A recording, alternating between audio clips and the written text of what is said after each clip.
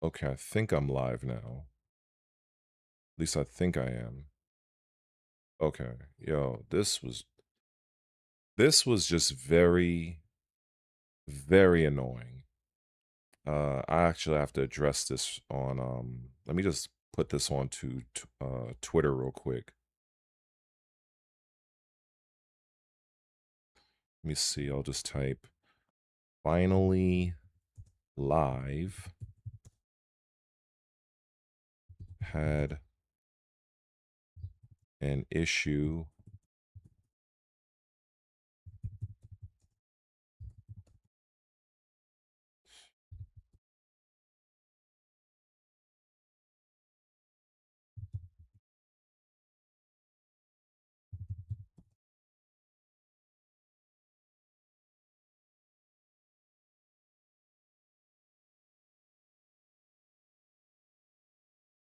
all right.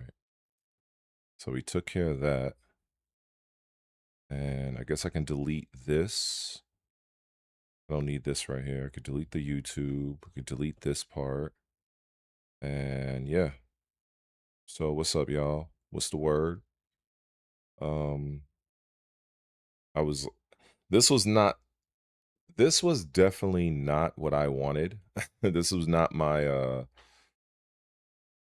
not the type of start that I wanted. I wanted to start this at 2 o'clock. It's like almost 2:20. And I'm assuming I'm coming through clear. I'm assuming. Yeah, so my whole stream element just like my whole shit just bombed out on me. I went to go live, and then I'm noticing on my OBS it's saying I like you have to re-authenticate. So I'm like, I mean, I've seen it done before, and every time it's annoying because I'm like, why the fuck do I need to re-authenticate my stream elements? Because it's a I guess it's like a plugin. So I added it. Anybody that's a content creator will probably know. Um, so I can see if I had an update to OBS, which there was not one today. So I'm like, why am I having to re-authenticate stream elements? And so I'm like going through the process, going through whatever, and I'm just getting fucking annoyed because if you factor in my annoyance of the fools that I've been interacting with on Twitter today, which has been quite a few, a lot of dumb fucks on that website. And then when I want to go live for something I schedule, and then I'm hit with, oh, re-authenticate. I go to re-authenticate, it ain't working. I go to streamelements.com to reconnect my stream. And then I'm basically, it's like, it felt like I was back in the dial-up era. All I saw was stream elements kind of swirl around and around and around, loading. I go to connect my Twitch, nothing. I go to connect my YouTube, it it moves over to the part where, okay, which channel of your YouTube you want, because I have two different channels. I have a dummy channel, like it's something I test out with, and I have my main channel. So I select my main channel, and then here we go back to swirling, loading, and an error. So I'm like, what? Now at this point, it was like 2:02, and I'm like, all right, so I've already missed my window. I do this like about 3 or 4 more times. The same fucking thing happens. And it's just very, very annoying. I don't know what's going on with that. I have heard reports that Stream Elements, I heard that they're in some sort of a buyout, or I heard that they were going out of business or some shit. I don't fucking know. That aspect of things, I haven't really looked too deep into because there's so much other things to concern myself with. But I even took a few screenshots. I don't know if they can appear in the stream. I don't know, but they're just very fucking annoying. Just how that went down. I have no idea what went wrong or what's what. I was contemplating going with another provider because they have this one called StreamerBot. That's what it's called. I was thinking about that. Streamlabs is something that's a little bit too hardware intensive for my laptop. And the main reason why I chose Stream Elements is because I'm able to monitor multiple chats. So I can monitor YouTube, I can monitor Twitch, I can monitor Kick if I ever wanted to stream over there. So I had to like disengage the Twitch from my OBS and reintegrate YouTube as the primary, which is why I'm able to stream here now. So I had to go through all of that for what? Like it's like it's like shit like that just annoys you even more. Like it just fucking annoys you even more. You're like, God damn, can anything go right today? Like this shit is crazy, man. And like I said, dealing with the fools online, I was kicking this idea around and it was just this thought. And I was like, you know what? It feels so much easier. Just, and I know I might be ignorant to some aspects of it to where it seems less stressful to just be a fucking streamer. Just stream a fucking game, play a fucking game for 5 hours a day, have a few comments in the chat, maybe the occasional maybe a fucking $5 or $10 super chat here and there, and just leave and call it a day. Because it feels to me that dealing with these dumb fucks on Twitter, it's I try to not be. It's very difficult. It's very difficult for me to not overtly crucify these people online. It really is, and like let me give you an example. Let me give you an example. So this one particular guy, and I'm debating if I really want to show his tweets because I'm like, I don't want to expose people, but it's like they're just some shit that it just needs it's like a teachable moment. This guy compares the sales of Ghosts of Tsushima to Ghosts of Yote. And I guess what he was getting at is, I guess he didn't like Ghosts of Yote because the game obviously has some controversy attached to it for various reasons. However, to substantiate his point, and with him trying to say that Ghost of Yote was a failure, a flop, or what have you, he's comparing the sales of Tsushima, a game that has been out for 4 fucking years, to a game that's only been out for 1 year. So regardless of your biases of one particular game, you don't compare. It's like this shit is incredible.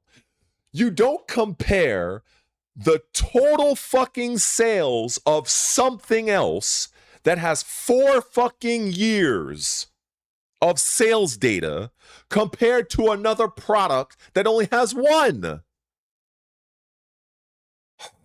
Oh my fucking God, yo. This shit is incredible.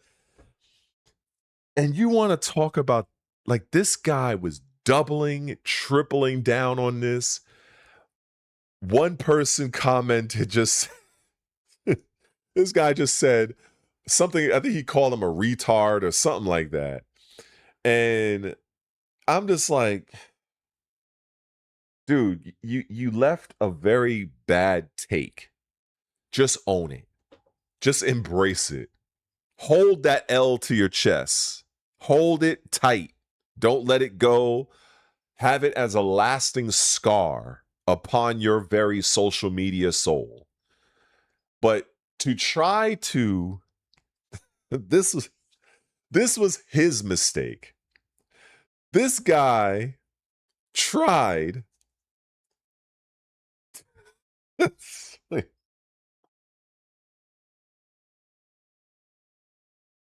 I'm just laughing at this because I'm trying to find the words to break down what the gist of what happened. It's like he's trying to argue his point against me. And this is like telling somebody 2 + 2 is 15.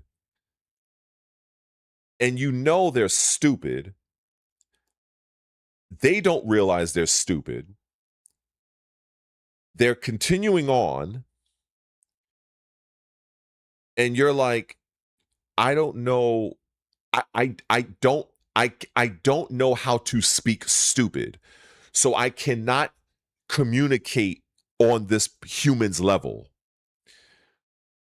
There is far too many of these situations on Twitter. It is absolutely absurd. Absolutely absurd. I have never, like, I've dealt with some dumb fucks in my time. Truly. Like, if you've ever been through Facebook, there's a lot of stupid people on Facebook. There really is. If you go into some of those groups, you know, I don't want to say all. I will never say, I try to stay away from absolutes, but based on my many years of being on Facebook, which is why I don't fucking go on there anymore, unless some of my people have like a birthday or something and I leave them happy birthday, some shit like that. But in terms of like real engagement, fuck no. And so I migrated over to Instagram.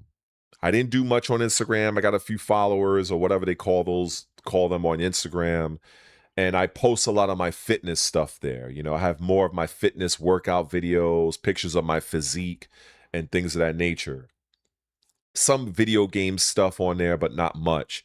I was contemplating maybe doing a shift where I would put more of my gaming stuff there, but I don't know if it's worth it. Then there's, the TikTok situation where I have a TikTok, but with that, I don't interact with it that much. I probably should.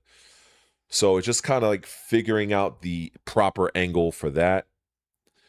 So that leaves Twitter.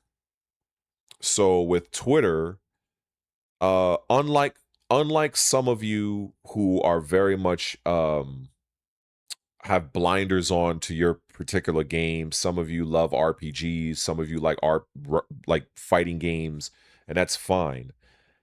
I'm in this space to cover as much about the gaming landscape as possible. So I don't focus so much on one particular genre over another. Unless it makes headline news, that's where I'll go. So you have people on Twitter that overestimate what they know or what they think they know.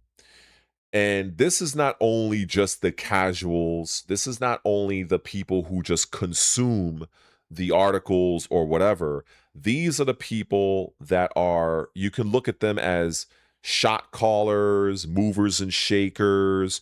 They have very large audiences, upwards to like 100,000 and up, and they are pushing a lot of bullshit.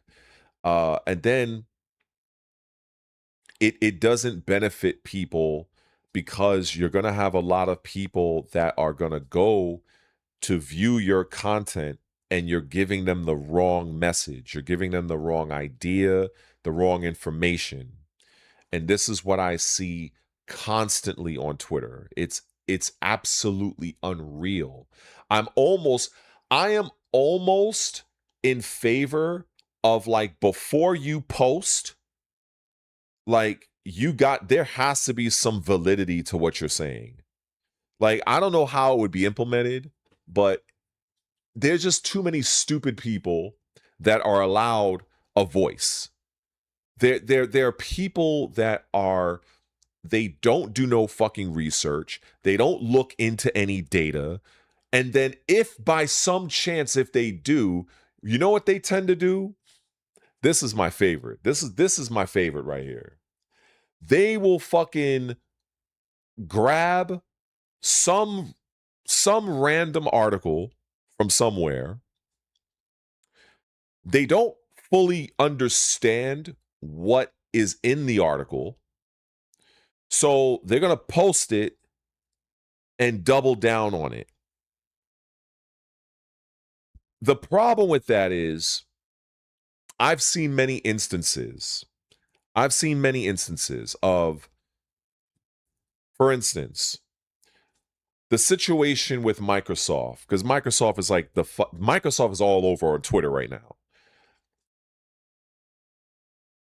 Back when the whole company started porting games over to PlayStation, it did not surprise me because I have explained to my very small yet growing audience that Microsoft decided to remove themselves out of the console war mentality at the end of the 7th generation, going into the Xbox One, PS4 era. They removed themselves from the console war strategy and mindset. However, many people on Twitter, I guess they didn't get the memo. So there have been people that are, I guess you can say that they are content creators for Twitter and they have their YouTubes and so on and so forth. One particular guy, he posts an article from another content creator that also, because all right, let me set the table. Some content creators and streamers, but like content creators in general, some of us, we speak about matters about X, Y, and Z. You have some other content creators that also has websites. Like, for instance, you have a channel called Geeks and Gamers. Some may have even heard of this. So, for instance, Geeks and Gamers, they also have like an actual website to where their people will take the news from the industry and type up their own article with their own headline. You follow me? So there are other content creators that do this, and a lot of times they're very large. They have the money to do this. They have the money to hire staff and also to maintain a website domain. I'm not there yet. I don't even think I'll ever do a website or whatever, but you have some that do it.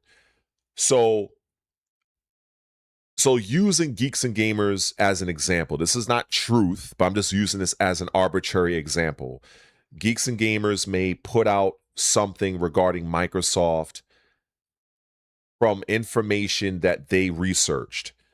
They got the information wrong. They come up with an article, title the headline, Microsoft said they would only put 4 games on PlayStation. Now they lied. Let's just say, hypothetically, if that's what the case was, you would have another individual that would take that article, post it to their account, and that particular person might have 100,000 followers. So what ends up happening is those people that will look at that guy that has the 100,000 followers will in turn look at that article. It's wrong on all fronts. And now that is being taken as truth. And it is not until you actually go to the fucking source of the actual Microsoft interview where you see in bold black lettering that Phil Spencer stated, "We are experimenting with 4 games we intend to bring over to PlayStation." He lists the games and he then goes on to say, the person asks him, "Will this be it?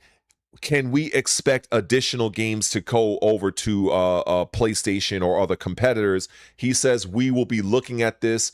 on a case-by-case basis, but we're just looking to see how this pans out.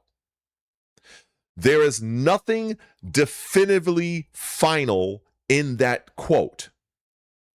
But yet and still, you will have people that will drum up their own entire article. And I just want to absolve geeks and gamers. I just merely use them just as an example. So don't come after me.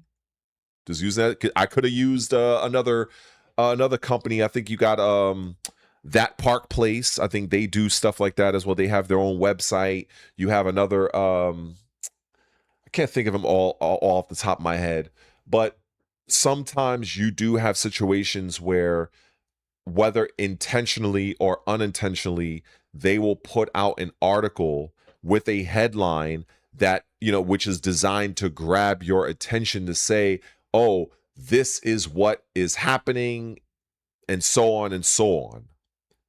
Now, to the average viewer, like you probably watching this stream, you're likely not gonna go and try to find the source of where the information came from. You probably don't know how, or you probably don't even have the time, or you don't care enough to do so. You're just taking what is being shown to you at face value. But somebody like myself looks at that and immediately sees it's bullshit. But by that point in time, you have over 100,000 plus people that's taking that as fucking truth. That's the shit that I can't stand.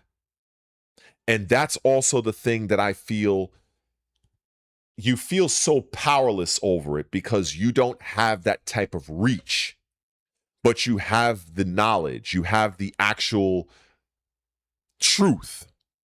So it's like you have 100,000 people spewing that 2 + 2 is 55, but then you're like the only one in the fucking corner off to the side saying, no, 2 + 2 is 4. That's how I feel on Twitter. That's how I feel on Twitter. And the inevitable question, this is the $1 million question. Why do you go to Twitter? That's the $1 million that's the $1 million question.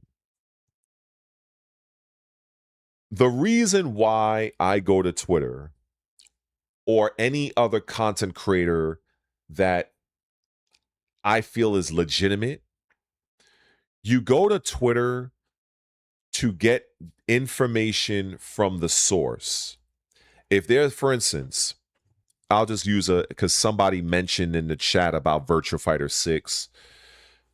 If I want insight on Virtua Fighter 6, I could give 2 fucks about what some random has to say about it. Well, actually, that's not even true because I still get triggered. But I'm looking to see information directly from Sega or the developer that is directly working on the game. Much like on my Twitter, I was going to post this thing from CI Games. They're the ones that's creating Lords of the Fallen 2, which is, I can't wait for that game. They just recently announced that they have another episode on their channel breaking down the game. I think it's about 40-something minutes. New things they've added. They've added several new challenges. They're showing off far more gameplay, and they're showing off the katana. They're bringing that into their world. So that is fucking epic. I was going to repost it, or should I say quote, because you can repost something, but when you quote it, it's like you're reposting it, but you're also adding your own dialogue to it. I was going to do it, but then I thought, I'm probably going to go live today, so maybe I'll just play it during my live stream, and plus it'll be good to have it in the background when I go to the store to get my Celsius. So I could probably do that. And then even last night, there was other deep dive videos I came across. Now, the stream I did yesterday, I think it was yesterday, I stay getting off track. It's my own fault. I definitely need to work on that because I had the intent to show some deep dives. There was one on State of Decay 3 that's still out. There's one, I think, on Fable. There was one on, did I say Tomb Raider? No, there was one, yeah, on Tomb Raider. And while I was going through the Xbox YouTube channel, and this is like maybe 3 in the morning. I was like, oh shit, they have deep dives on a few games that they showed during their show, which I had interest in. There was one game during their show, as well as Summer Games Fest. I did come across a few games that were shown there that on their own website, on their own YouTube channel, they were showing further deep dives of some of their games. So to clarify, some of the games, for those of you that watched the Summer Game Fest and the Microsoft Showcase, between both shows, you had a plethora of different games. Some of those games, their respective developers also has a YouTube channel. When I've gone to a few of their channels, I've seen that they have further gameplay on their channel. Some, have been picked up by like IGN and others, but a few are kind of like more like separated. There was like a samurai style game. I don't know if it was during the Summer Games Fest or the Xbox show. It looked fucking phenomenal. If you've seen both shows, you probably have an idea what game I'm talking about. It looked completely next generation. It was very visceral. I think it was called Blood Message or something like that, or Messenger of Blood or something. So I was like, I wanted to show a few of these things, but of course, I got into my fucking rant and about, and it's not like I wasn't saying anything that wasn't true, about the industry and the agenda with the DEI and shit like that, but I guess I never got around to actually showing the other stuff. So yeah, I gotta get better at that. But yeah, so just since I'm here, let me just show you what I mean. Let me see. Oh, let me do the OBS thing because I gotta switch it to show what I'm watching. Where's the shit? Because since my stream elements kind of messed up on me, so it altered how my OBS looks. So things that would be on the lower left-hand corner is now off to the side. So I'm like I'm all messed up. So so just bear with me here. Okay. So we got that. All right, so that's on the screen now. All right. So let me just go on over to YouTube, and then you'll see what I mean when I go to the Xbox part. Let me just type Xbox. And they had several things here that I wanted to look at. Let me see. So if you go to the videos, so there's a few that they've added here, right? You got the Cyclops reveal, which I didn't really care. So this is what I mean. So you see here, you got a 30-minute demo of Fable, 40-minute demo of State of Decay 3. So you have that. And then you also have a deep dive, which I kind of watched. I didn't watch all of it, even though it shows the red bar. I didn't watch all of it, but you have 41 minutes of Gears. So I was like, yeah, I kind of felt like showing some of this.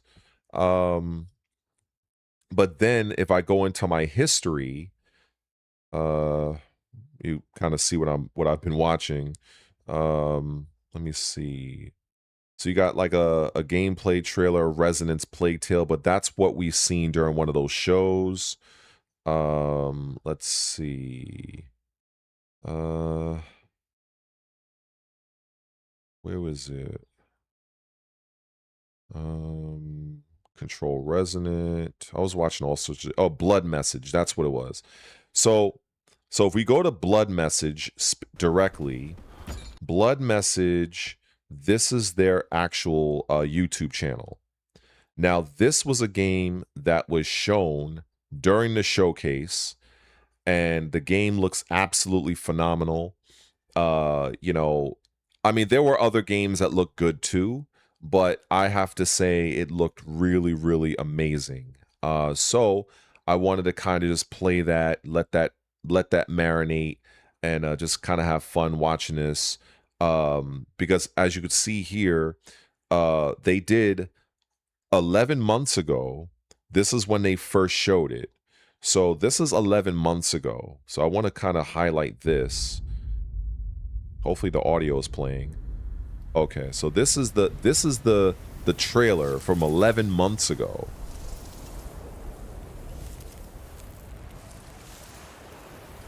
大唐还在的时候，丝路上的灯火从西域一直亮到长安，能点亮天上的星河。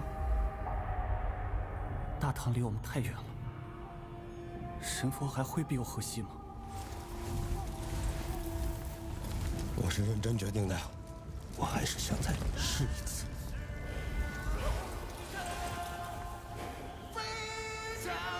今日我们所流的血，是为了把大唐带回来。我们必须在破城之前把安宁带出来。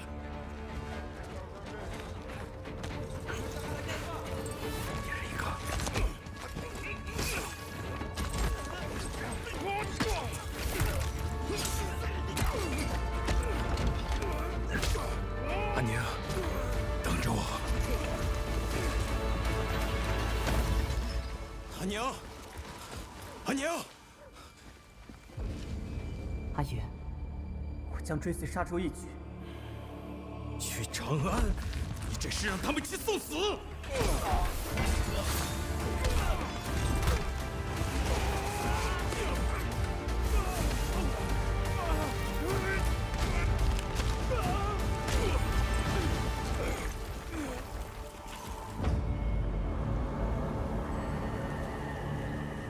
输赢成败，皆如沙上之塔，风来即散，为众生之苦，长漫于天地之间。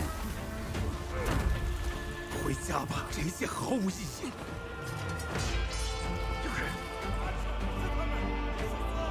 天命所归，我才是大唐。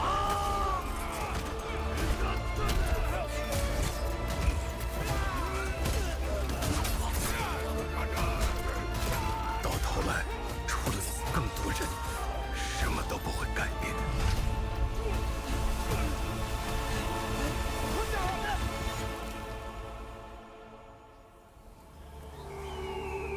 没有我的帮助，你走不出这片沙漠。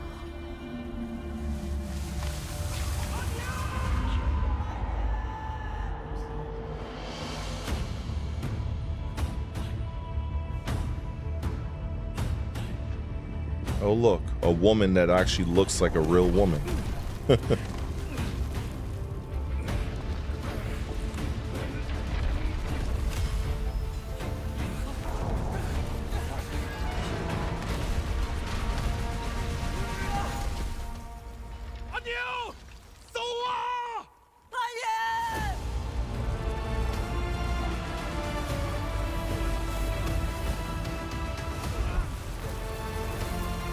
如果神不肯拯救我们的部族，那就让我来。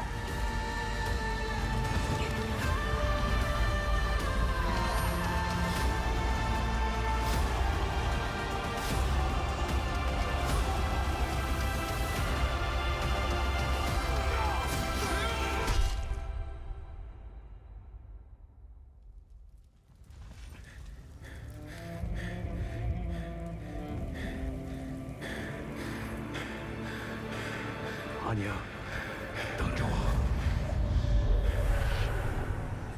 是对信使，每个人都做好了有去无回的打算。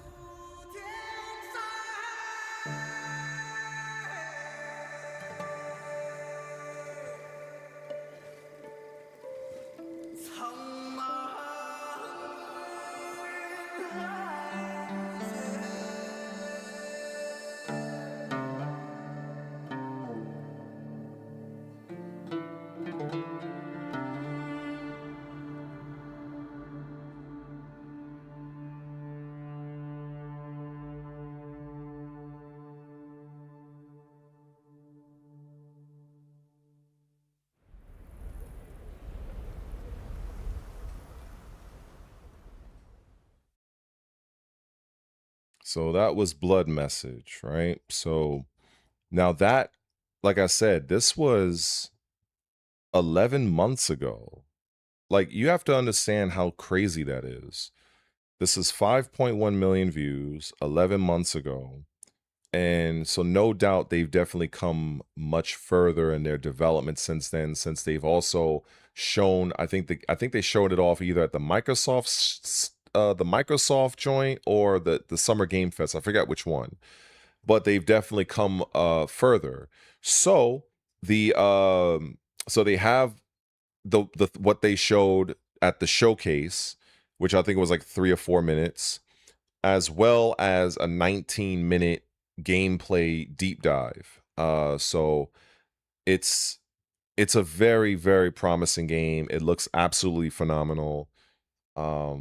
This is not the only game that I've seen that interests me, but it definitely is something that is worth people's attention if they're looking for this style of game. Obviously if you're a Call of Duty guy, it's probably not going to be for you, but for people who enjoy adventure and this type of setting, 100%, it is definitely very, very good.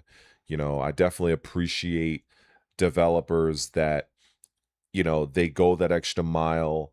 You can see that they take great pride in their work, and it's not easy to do this level of detail. It isn't, and I just wish that more developers over here on the Western side of the world were to drop a lot of the agenda-driven bullshit and get back to just making quality games.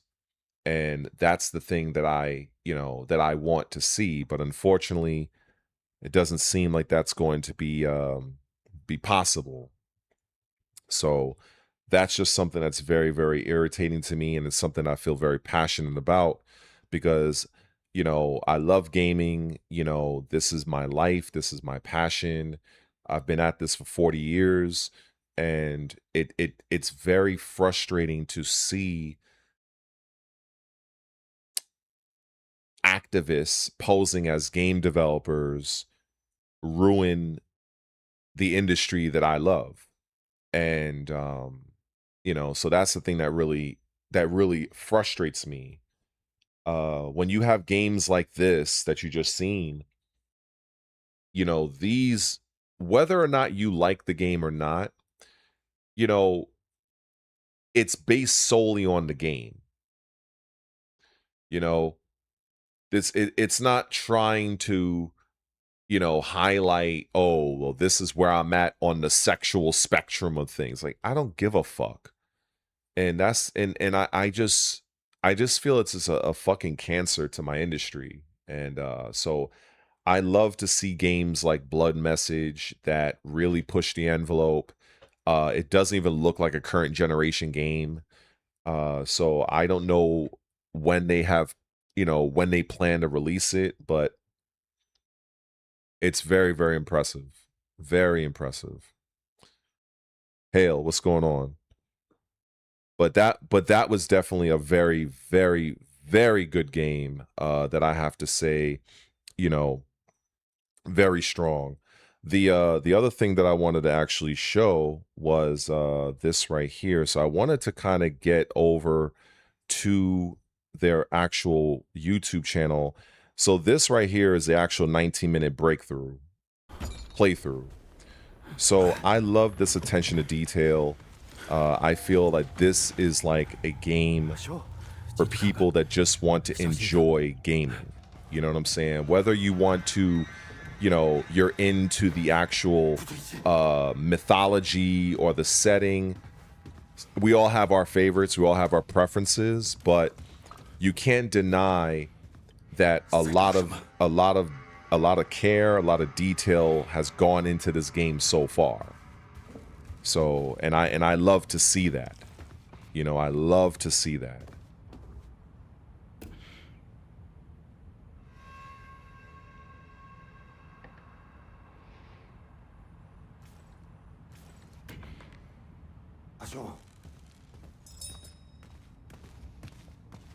Yeah, the camera work, along with like the cinematography and things like that, those are things that I feel is oftentimes not so recognized, especially when it comes to like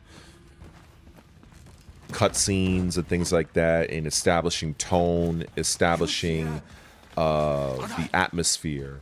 You know, when you have that dialogue between characters and you see how the camera angles can pan and sweep from one character to the other, capturing the scene, you know, I think that's very, very good. I'm actually not even listening to the game right now because I don't have my headset on, but it is playing for you guys. Maybe I should put my headset on and stop being lazy.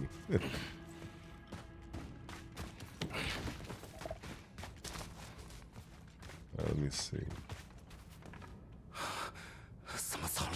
That's the thing with this microphone. For some reason, like if I plug this in, when the microphone is plugged in, all audio is just it's dead unless I actually have an actual like headset to listen to it. Some microphones don't do that though. So as soon as I activate this, it's gonna be a moment where you're gonna hear nothing because I have to switch the audio.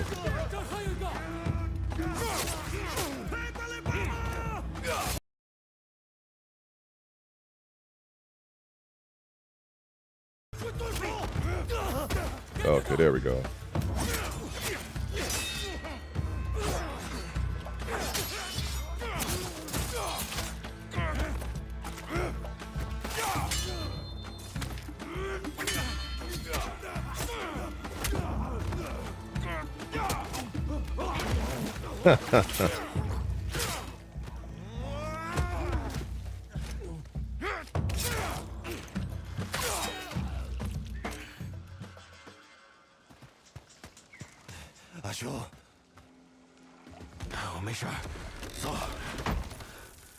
That was absolutely crazy. Now that I'm listening to it, hearing like the actual, like the clanging of the swords, I mean, they definitely went an extra mile when it comes to the actual sound design, and then even the parries. I just want to rewind it a bit. Let me see. Yeah, let me go here. Let me be, sorry, I just wanted to be annoying real quick. But sometimes you just gotta slow it down. Because I want to see all of the beauty right here. Let's go.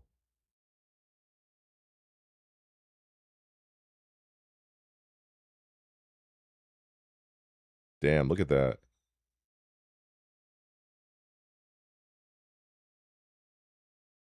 Yo, the technique there was really fucking good. I wish I had better control over this, but I'm going to try to freeze frame it. Of course, nothing is going to be perfect, but if you just look at how he's swinging it with bad intentions, great animation, great follow through, right? You can even see the way he's actually, like, it looks like he's actually penetrated flesh. It looks like he penetrated flesh and he's trying to get the weapon out, but then he gets caught pretty good, right? Look at his anime, look at his face. They're clearly struggling right here. And he has a presence of mind to turn away and shield himself. Like, this is what you call choreography. This is what you call choreography that's really good. So he's shielding his self with his blade away from the other guy's blade, giving him time to wrestle himself free. Of course, there are some, we have some clipping issues, of course. Like I said, nothing's perfect. It's still a game in development.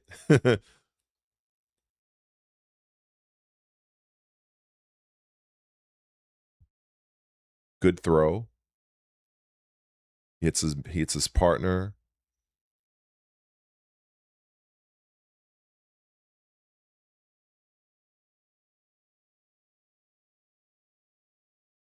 Look at that parry.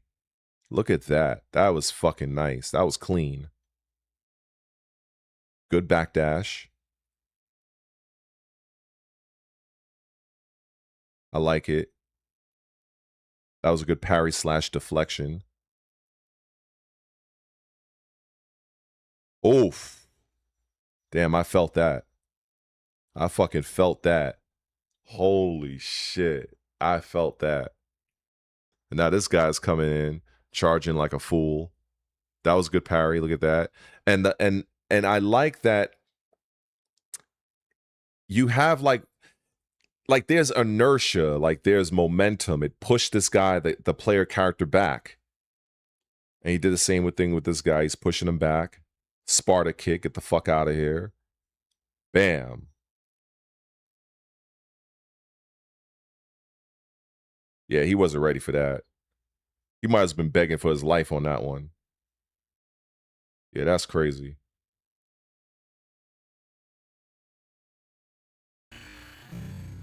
Let's get back to... I just really appreciate that sort of stuff. Let's get back to the regular speed. 阿兄，我没事儿，走。阿兄，你去找208，这里有我。还是一起。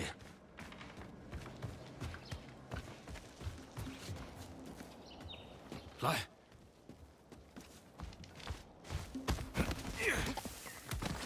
Because a lot of times, like, you're not going to see everything at normal speed.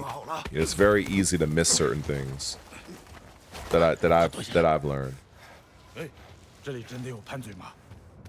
哎呀，上面吩咐的，咱们照办，别多问。屁！一群不安分的猪口。哼，杀了领土的，这下就安分了吗？老边闺女。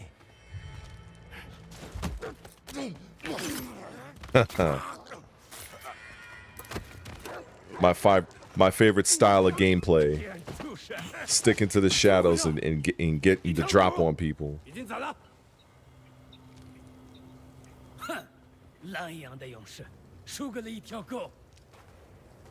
I hope there's a demo for this.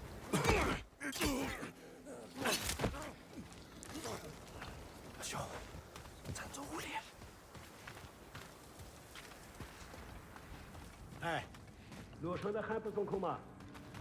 嘿，咱们手段多的是。 Double sneak.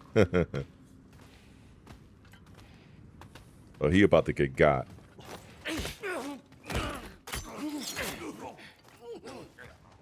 Yeah, there's a lot of games I'm sure we all have a backlog on. I mean, it's just... We're just gonna have to sacrifice some games and just, you know... Oh, that was pretty cool. You saw how the birds affected him? He reacted to the actual birds. That was pretty cool. Oh, shit.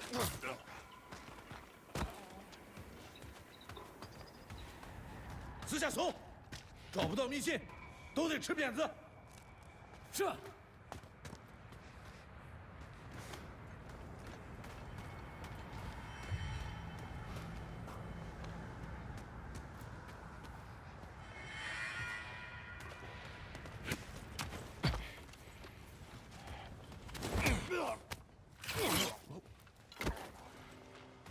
Nice and easy.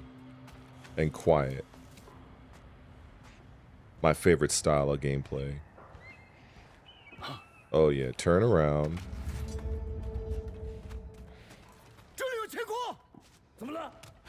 There we go. You didn't see nothing. Death from above. Come on.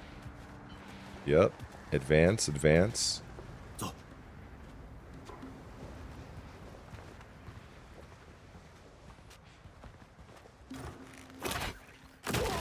Ah!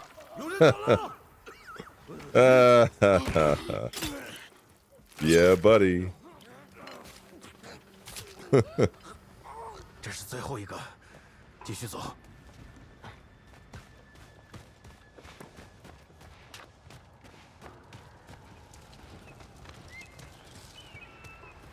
来吧。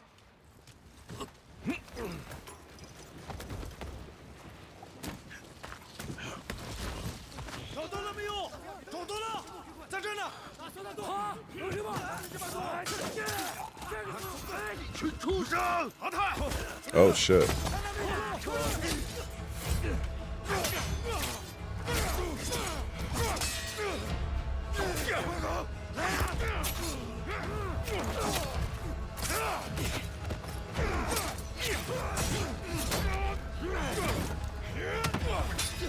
Oh wow, that's nice.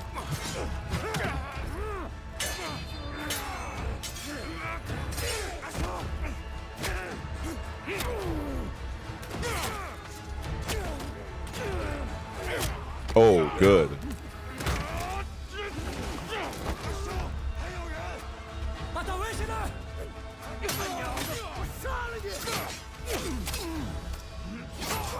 Reverse guard, reverse grip. What? That's crazy.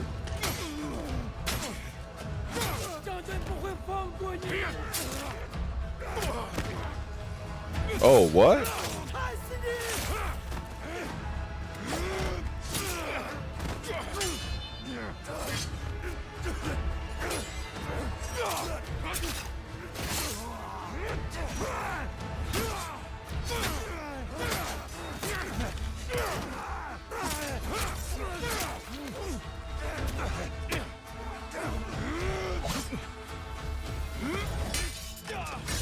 Nice.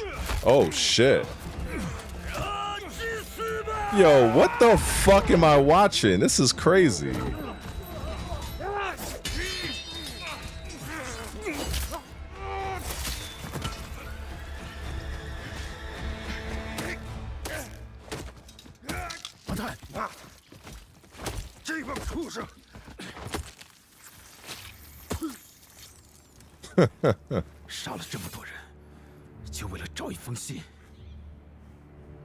That is crazy.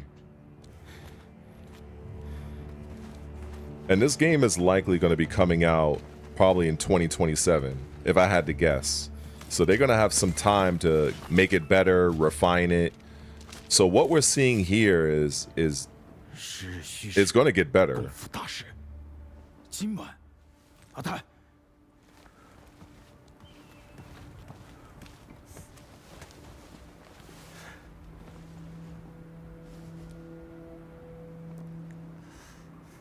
I guess that was somebody he cared about. 其实可能泄了风声，我得去告诉乌镇大使。好，一会儿家里见。嗯。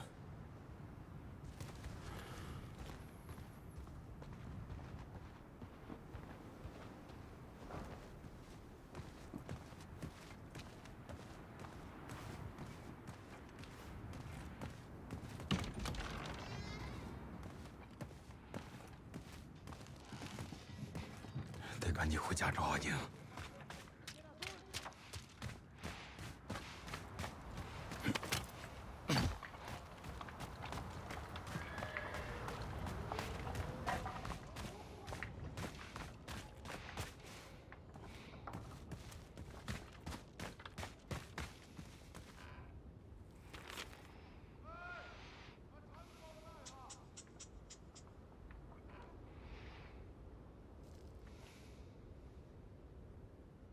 有一个可怜人，今晚一定得走。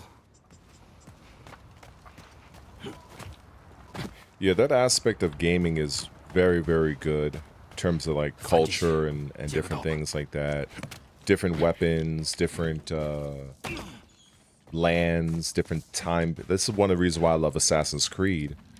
But, you know, games like this that kind of dives more into that, you know, more ancient Chinese way of life and the way of things is very intriguing.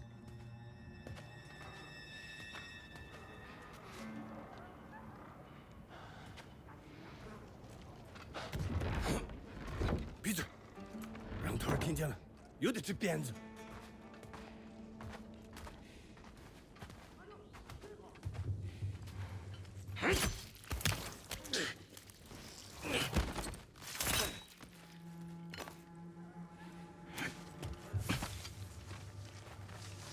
你，先去送那边的尸体。是，是。这么多人，得绕过去。 Now, looking at this, of course you do have the option to probably go in there and fight like hell, but, you know, I would take this approach also. If there's ever a time when I could be sneaky or stealthy, I'm gonna take it. 搜了2遍，反倒激动者都送上去了。继续搜，凡是带子的，都别落下。是。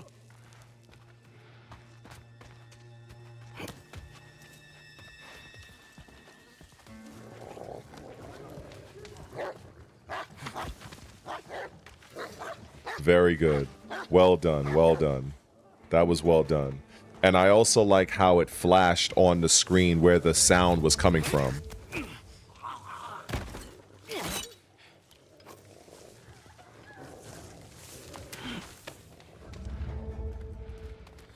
These are aspects of a stealth style game that I do appreciate when it comes to like the manipulation of sound and how it can be used to either affect, like help you, or make things more difficult for you. 去东方。是。图，这些叛贼像沙漠里的火一样。宁杀光，不放过！滚！是。 Oh damn.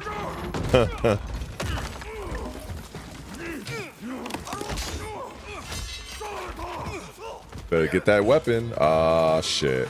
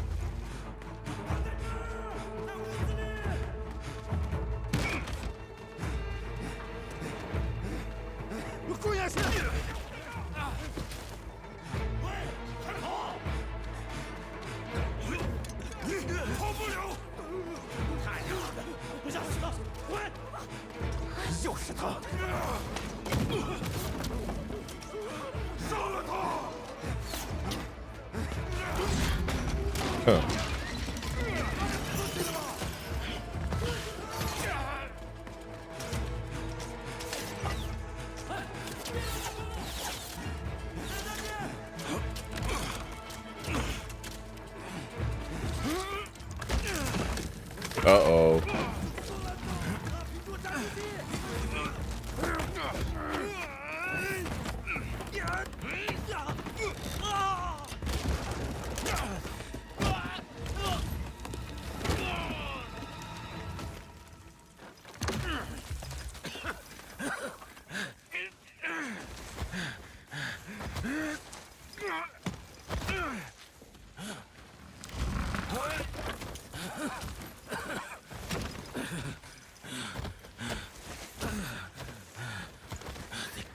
Xiao，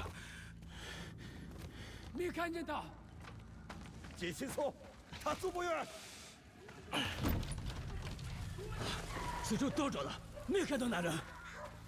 哼，看亲自来抓，他还能跑得了？I hope there's a demo for this. I hope so.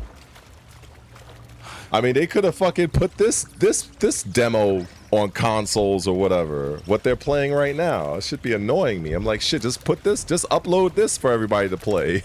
Shit. But, you know, I understand a few reasons why they choose not to, but it's still annoying that they don't.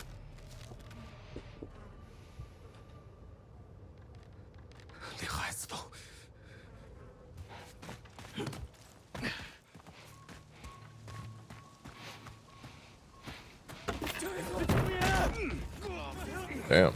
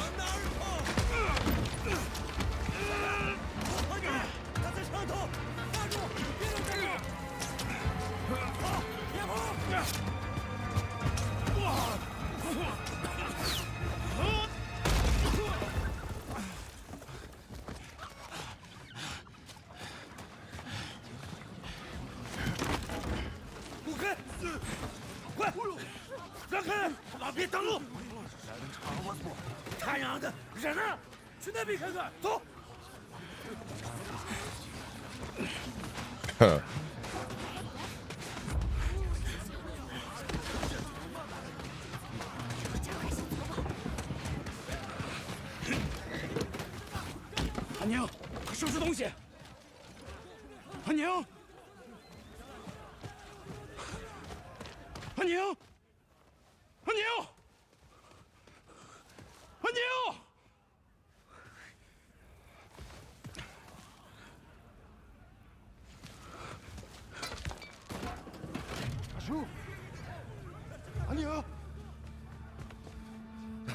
阿兄，哎，阿玲呢？这啥？去追随张都督。阿兄，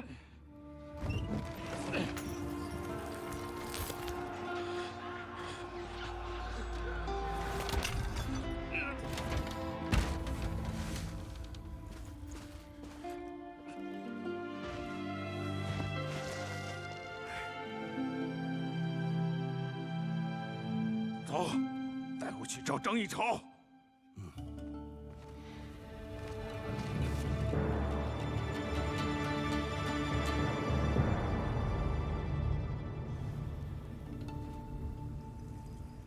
Damn.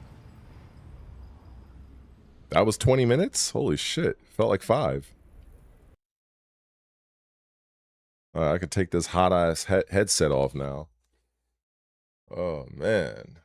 That was something. That was something. Definitely looking forward to that. So if I actually have the nerve to, I don't even want to check my notifications on Twitter because dealing with these fools on the internet. But yeah, they talk their shit. I'm this, I'm that. Like, I'm just like, bro, these people just have. It's like this, like, for instance, I just walked. So this is one of the idiots in basically he's pretty much saying how, yeah, Gosu Yote is this, it's that. Like, first of all, I don't even care either way. But the only thing I called this guy out on was that you're comparing the sales of the first game off of 4 years, and then you're comparing Gosu Yote's 1 year of sales. That's all I was getting at. And then it just spiraled into this bullshit where I'm just like, this guy's rattling off his fucking resume to me and shit like that. It's fucking losers online, I swear to God. But anyway, let's see. What was it called? Blood Message? Let's see. Blood Message. Yeah, so I want the actual I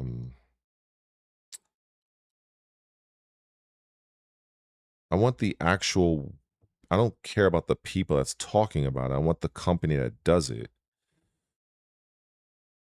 All right, 24 Entertainment. Let me see if I type that in.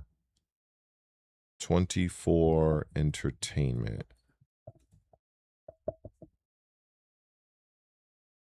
Okay. Still not getting anywhere.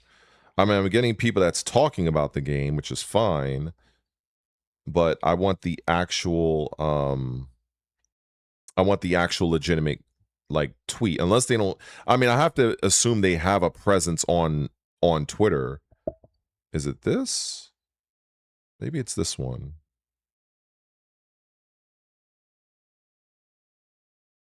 No, it's not this one. But at the end of the day, I mean, for me, I have their fucking YouTube. So this is their YouTube channel.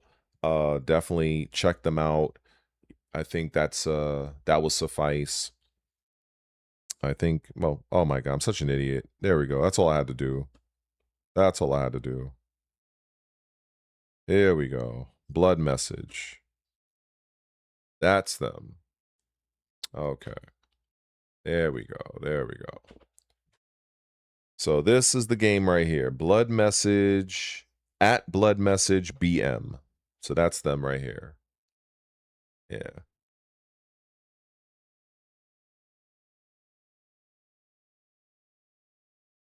This is definitely going to be really, really interesting. Really good.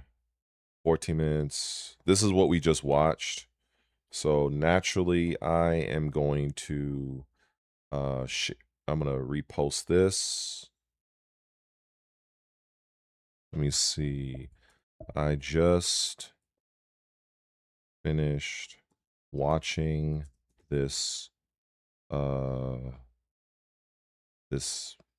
I guess the showcase, I guess. And it is very impressive.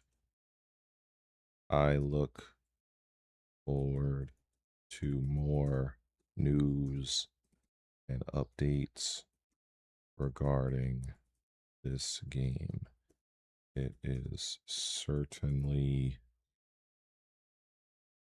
on my radar now. Also, please provide a playable demo for us console folk and PC as well.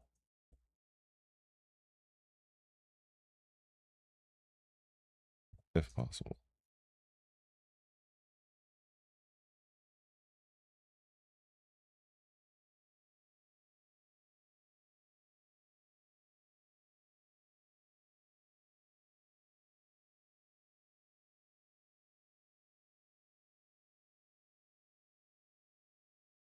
Let me see.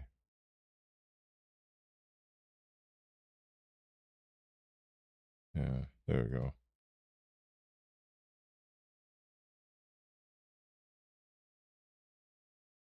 I think the game looked really, really nice. And yeah, I think probably it is probably in the works, if there is, because sometimes when you do come out with a new game and you're looking to put a demo out, a lot of times Sony and Microsoft, they both have their own, like, you know, practices they want developers to follow. I've heard that it's much easier for developers to put their demos on Steam, which is the reason why I see so many demos there, because they don't have to go through as much, I guess, red tape to put their demo out. So I gather that both Xbox and PlayStation, they have certain guidelines that I think that the developer / publisher has to, I guess, sign off on, or they have to provide, or whatever it is, in order for a demo to be on either of those platforms. I have heard of that in the past. I don't know the full scope of it, but it does lead me to understanding why, you know, I tend to see more video games demoed on Steam than on console. So that's actually the main reason why I even got a Steam profile. I actually have a profile on Steam, only because when I learned that Ninja Gaiden Ragebound, you know, the 2-dimensional Ninja Gaiden game, they had a demo, but it was only on Steam. I was like, motherfucker.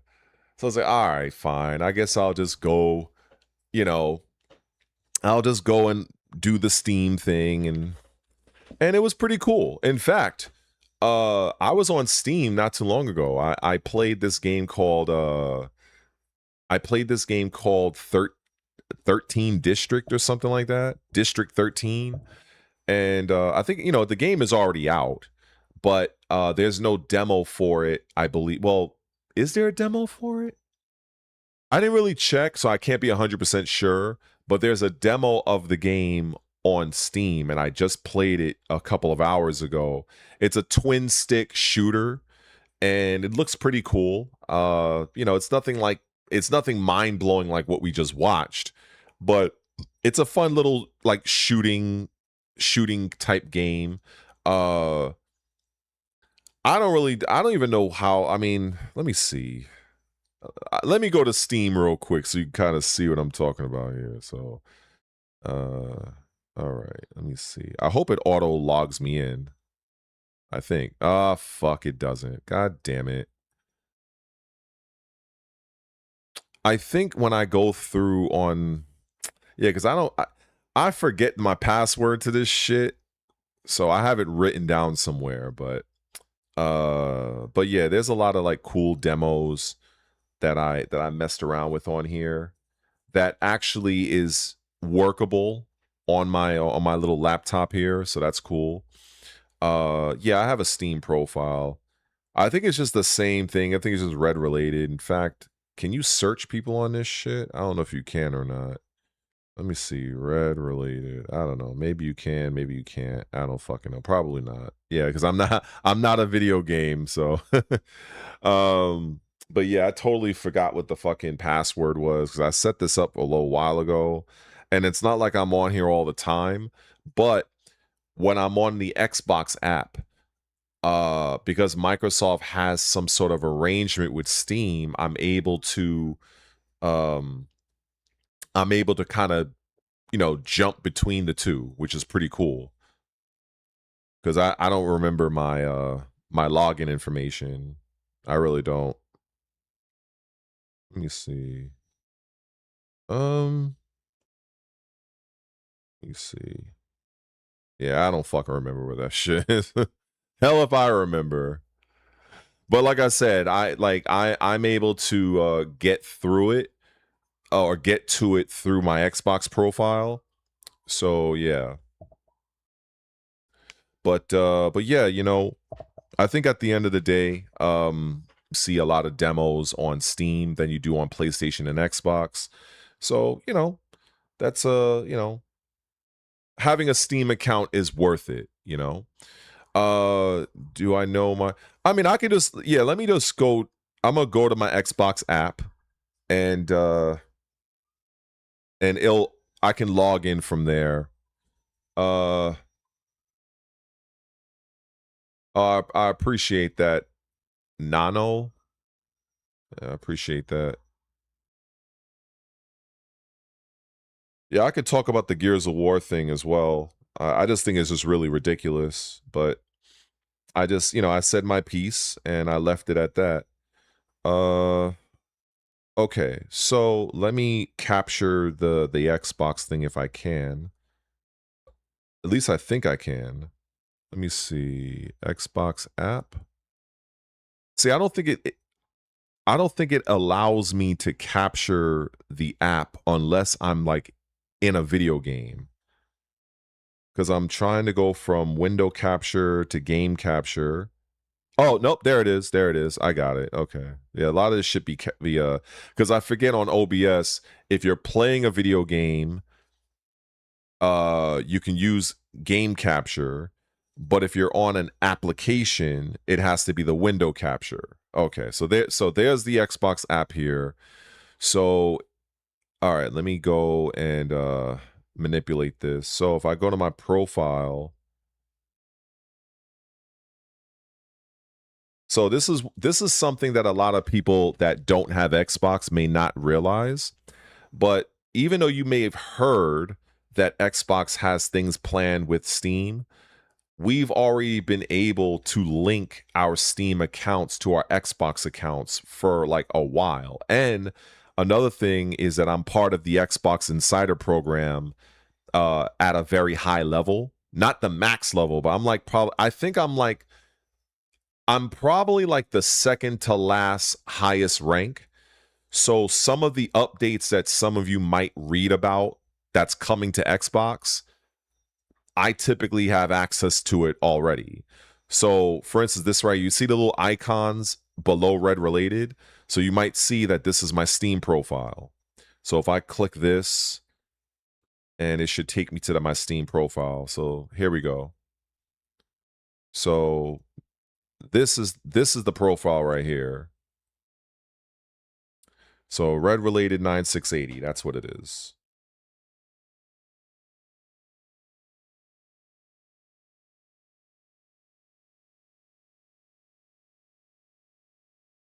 But for whatever reason, like I don't know why, but I was able to kind of have access to and play things, but I don't know. But that's the profile. Red Re1ated 9680.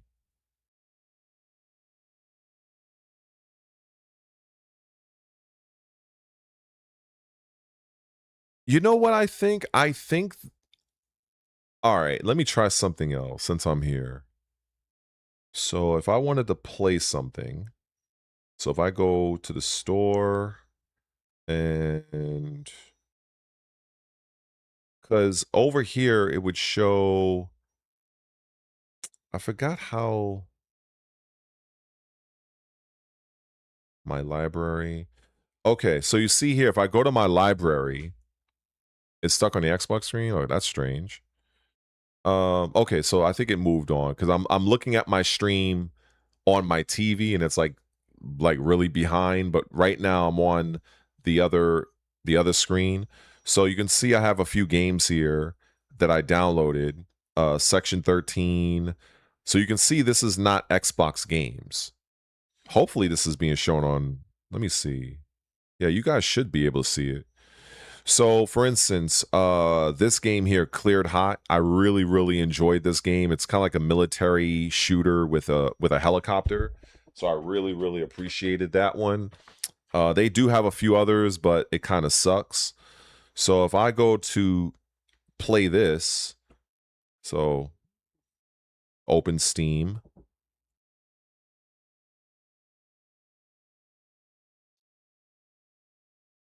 Oh yeah, I might as well put my controller in. So launching. Okay. So it should be, unless I have to move on over to this icon. Do I? Wait a minute. Play. Open Steam. Okay, yeah, that's me. I'm wondering why this is not happening. Is there a reason why this isn't happening? Or do I have to...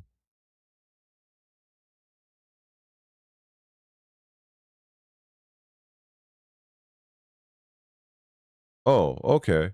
I saw your request. I'll take care of that later on. Okay. Let me see. Yeah, I don't know why obviously I don't know my login. I mean, I could find it out, but doing the password reset and all the bullshit, but I don't feel like doing all that. Because I was just playing a game on here. but I don't know why all of a sudden, it might be because I'm streaming, maybe, but I was able to go and play something off of Steam. The icon is available. I don't know if it's glitching out.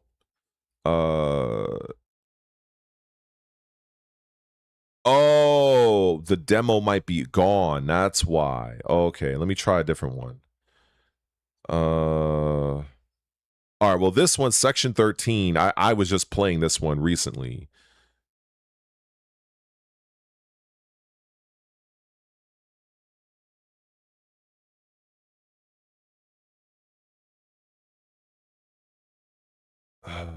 Okay.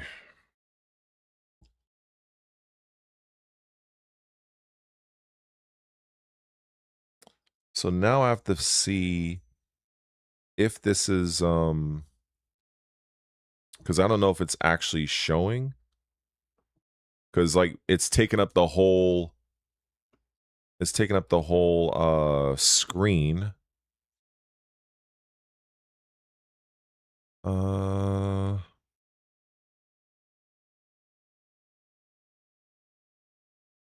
All right. Hold on. Let me see if, okay. Oh, I can see it's not showing. I think I have to do the game capture now. And we go here. Section 13. I think we take that off. Okay, there it is. So I have to plug my controller in because I am not playing this without the controller. So let me plug this in. And yeah.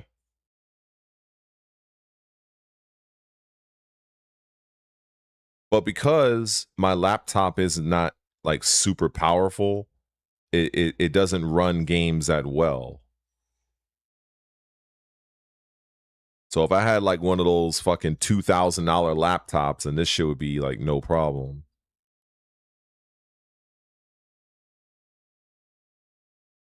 So I like these little side-scrolling shoot 'em up games.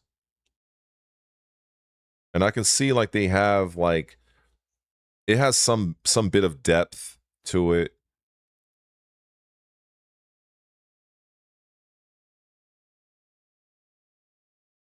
You have different weapons you can pick. You have your handgun. And even when I look here, and ironically, this character is like called Red. So apparently this game has like different characters you can play as, and they have different special abilities. You can gain like different weapons. You have expandable perks. I haven't really gotten any yet, but it does seem like the game does have some cool like expansions that you can add onto each of the 4 characters. I know for the demo, it's only one character that you can use, which is the character named Red.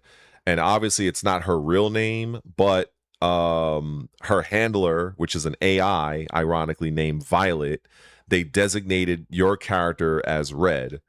So yeah, so you're in this facility, a lot of fucking zombies, hell is breaking loose, and you just have to fucking survive and shit, and you can roll, you can melee. So it's a cool little game.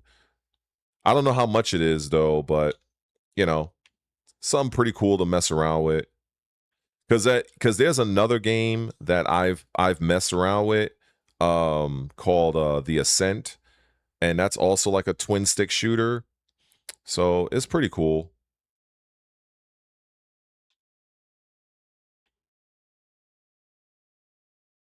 You know, the main reason why I don't really deal with too many demos is because I know my laptop really can't handle a lot of them. And it doesn't, like, for me to like mess around with them on stream, I feel like I wouldn't really give them a good representation of their game, because my hardware is not good enough to showcase it. But I can see like potential here. But then again, I'm also a fan of twin stick shooters, so people who might not be a fan of this sort of style, like, they're probably not going to like it anyway. It's like no matter how good Forza 6 is, if you're not really a person who's into racing games, probably not going to move you. So yeah, I just feel like it's a good little game. I mean, obviously, you know, with, you know, if you have better like computer hardware, you know, it'll definitely look a lot better for you. And of course, that's how I also played this game, this one right here, which I don't even know if it's even showing on the screen. I think I have to put it in a different window.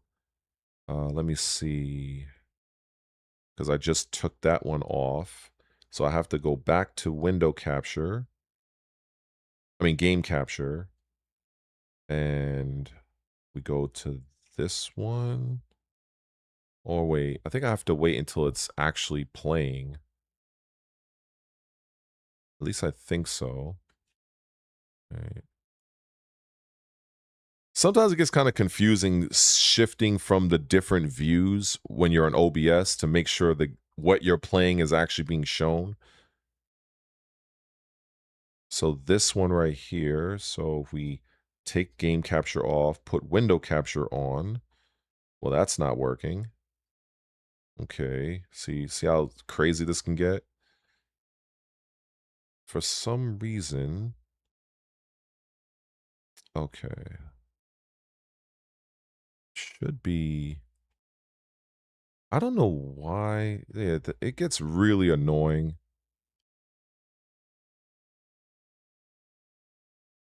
Let me see. So we got that. Yeah, for whatever reason, this just does not. It's just not working for me right now.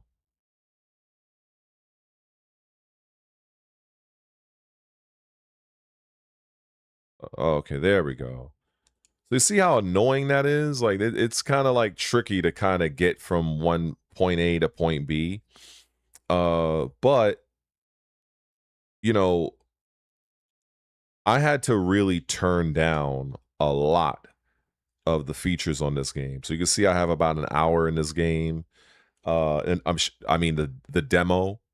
So I really love this game. I think it's right up there with like the other games I've played in the past, you know, growing up and stuff like that.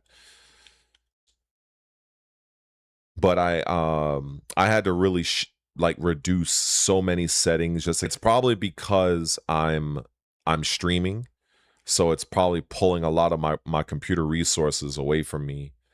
And it looks like my stream. Did my stream end? Oh, no, it didn't. Okay. Yeah, this shit is brutal. Yeah, this is brutal. So this is what happens when you try to... So when I say my computer isn't exactly the paradigm of performance, so look at... look at...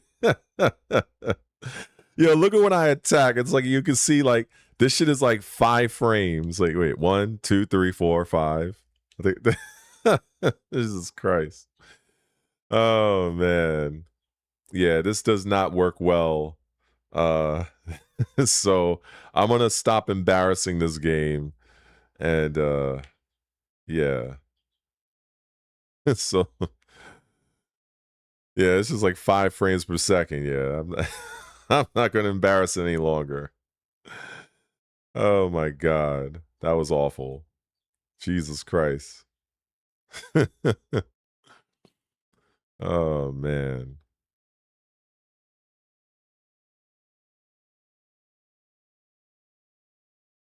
Yeah, when you're doing a lot of different things on a laptop or just your desktop, you know, it takes resources, you know.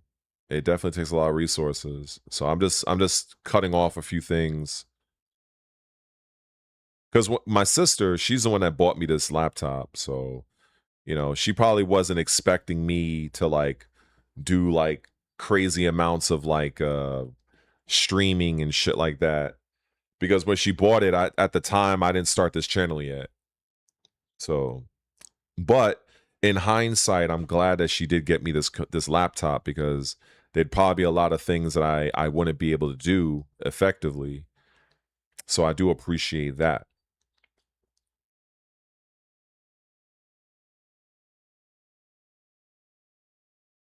But yeah, you know, there's like a lot of different gameplay demo showcases going on while you know, while I'm at the store. Let me see. I think, which one? Let me see.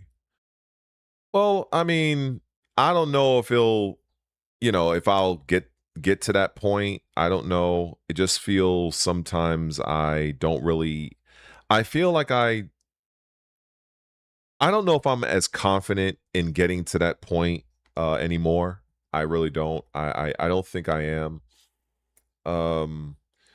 I think I'm torn. Let me just bare my chest real quick, like, or my streamer content creator's soul here. I it is frustrating that I have all of this information and I have all this knowledge on the industry of gaming that I have, but it's like it's hard for me to, and I know I'm not the only one. I know I'm not the only one, but it does get very annoying and frustrating to try to pierce through all of the noise. All of the noise of, and what I mean by noise, I mean these other people that's out there that if they were doing a good job, I probably wouldn't be as annoyed as I am. But because I'm seeing so much bullshit being peddled to everyday regular people, and I know that they're not getting the real story, that bothers me. It shouldn't bother me, but it does bother me. So again, it kind of goes back to the example I said. It's like me saying 2 + 2 is 4, but I'm in the corner where not many people see me. So it becomes very frustrating. And then when you go and you make a video about it, it takes almost like upwards of 2 to 3 hours if you're really trying to go really like deep. And then it's like it barely gets a notice, you know? And so you start to question, like, is this really worth it? So then the other angle, you could just go for just a regular stream, right? You could just do video game streaming, which I feel is so much better, so much easier. Because, I mean, if you had to take the choice of arguing with dumb fucks on Twitter versus playing Crimson Desert or fucking Cyberpunk 2077, and you have like 50 people in your live stream that just wants to see you play a game, have fun, that people are talking about the game, they're talking about, you know, they're talking to each other in the chat, they're like, ooh, this is my favorite part, oh, what decision did you make here, oh, this last boss kicked my ass, like, that is where I feel you are really building a really good community. Unfortunately, I am very, very, very, very small in that realm. So, you know, it's kind of like, damn, you know. And then, of course, when it comes to streaming on Twitch, the person that's on Twitch, you know, through ads and stuff like that, you know, that's how people make their little bit of money, of course. And people who don't want to watch the ads on Twitch, they can go and do this Twitch Turbo or whatever it's called. But if they don't want to spend for that, if you're an Amazon Prime user, which I am, you have one subscriber tier membership that you can pass to any creator once per month. So if you want to watch a particular creator on Twitch and you don't want to deal with any ads, you can use your Amazon Prime subscription to that creator. Amazon, and I think it's like $5 in total, but it's free for the person. Amazon gets $2.50. The creator gets $2.50, but no money is coming from the viewer.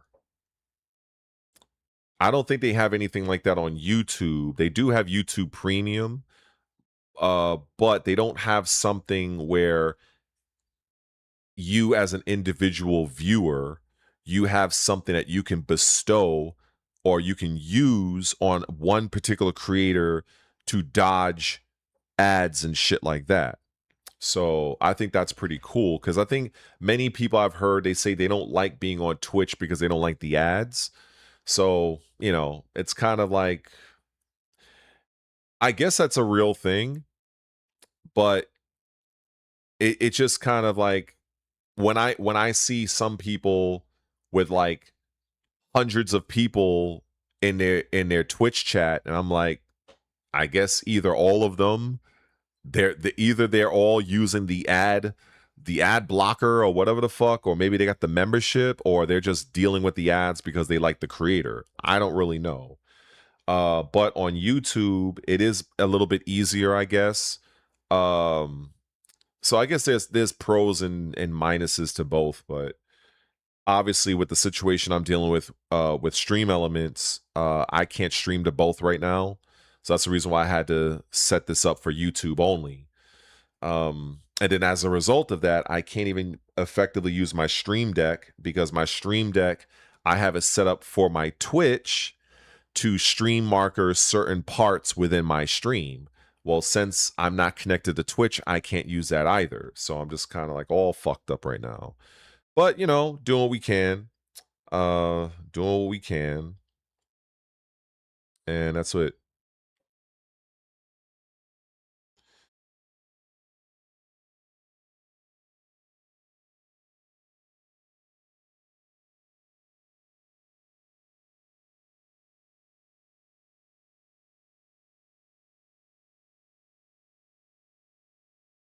All right. But I definitely want to say what's up and shout out to everybody that is here. And I hope everybody is doing fine with whatever they have going on. Definitely lots of great games coming out. Mine is definitely Lords of the Fallen 2, Blood of the Dawnwalker, that Elliot game that's coming up. I think June 18th, if I'm not mistaken. A couple of days actually. So I'm definitely looking forward to those games, as well as the upcoming Exodus game. For those people who might have played Mass Effect, that's a one to keep your eye out on. And of course, a couple of DLCs. You know, you got one for Doom the Dark Ages. That one looks really, really good. So I'm definitely, you know, there's no shortage of like good games to mess around with and kind of like get invested in. The only thing is like, you know, for people who have like really significant backlogs, it might be tough for you to, you know, find that time to play whatever you want to play. But yeah. Let me see what I want to do here.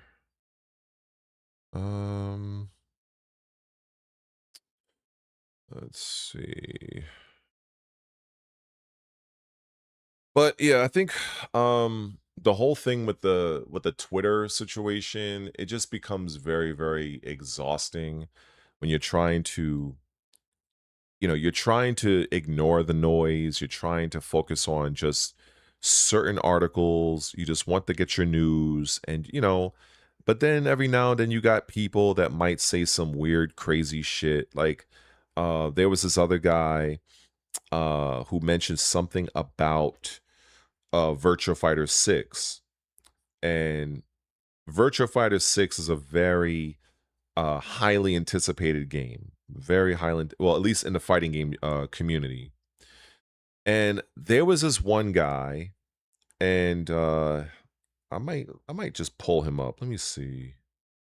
Let me see where he's at. Let me see. I'm looking to find where he's at. I think I'll just share this real quick. Let me make sure it's showing. Okay. So kind of scrolling through this because I've had so many people I've dealt with that I probably shouldn't have because they're completely idiots. Let me see. Let me go back.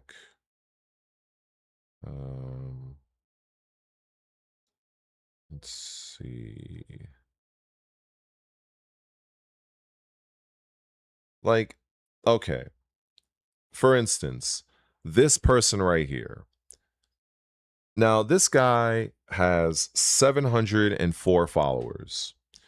And so he says, responding to this article, saying, so they left potentially 100+ million in revenue off the table by pulling Gears and Clockwork off of PS5 and Switch 2 so they could shove Blue Chew and Rockstar energy drink ads into your games.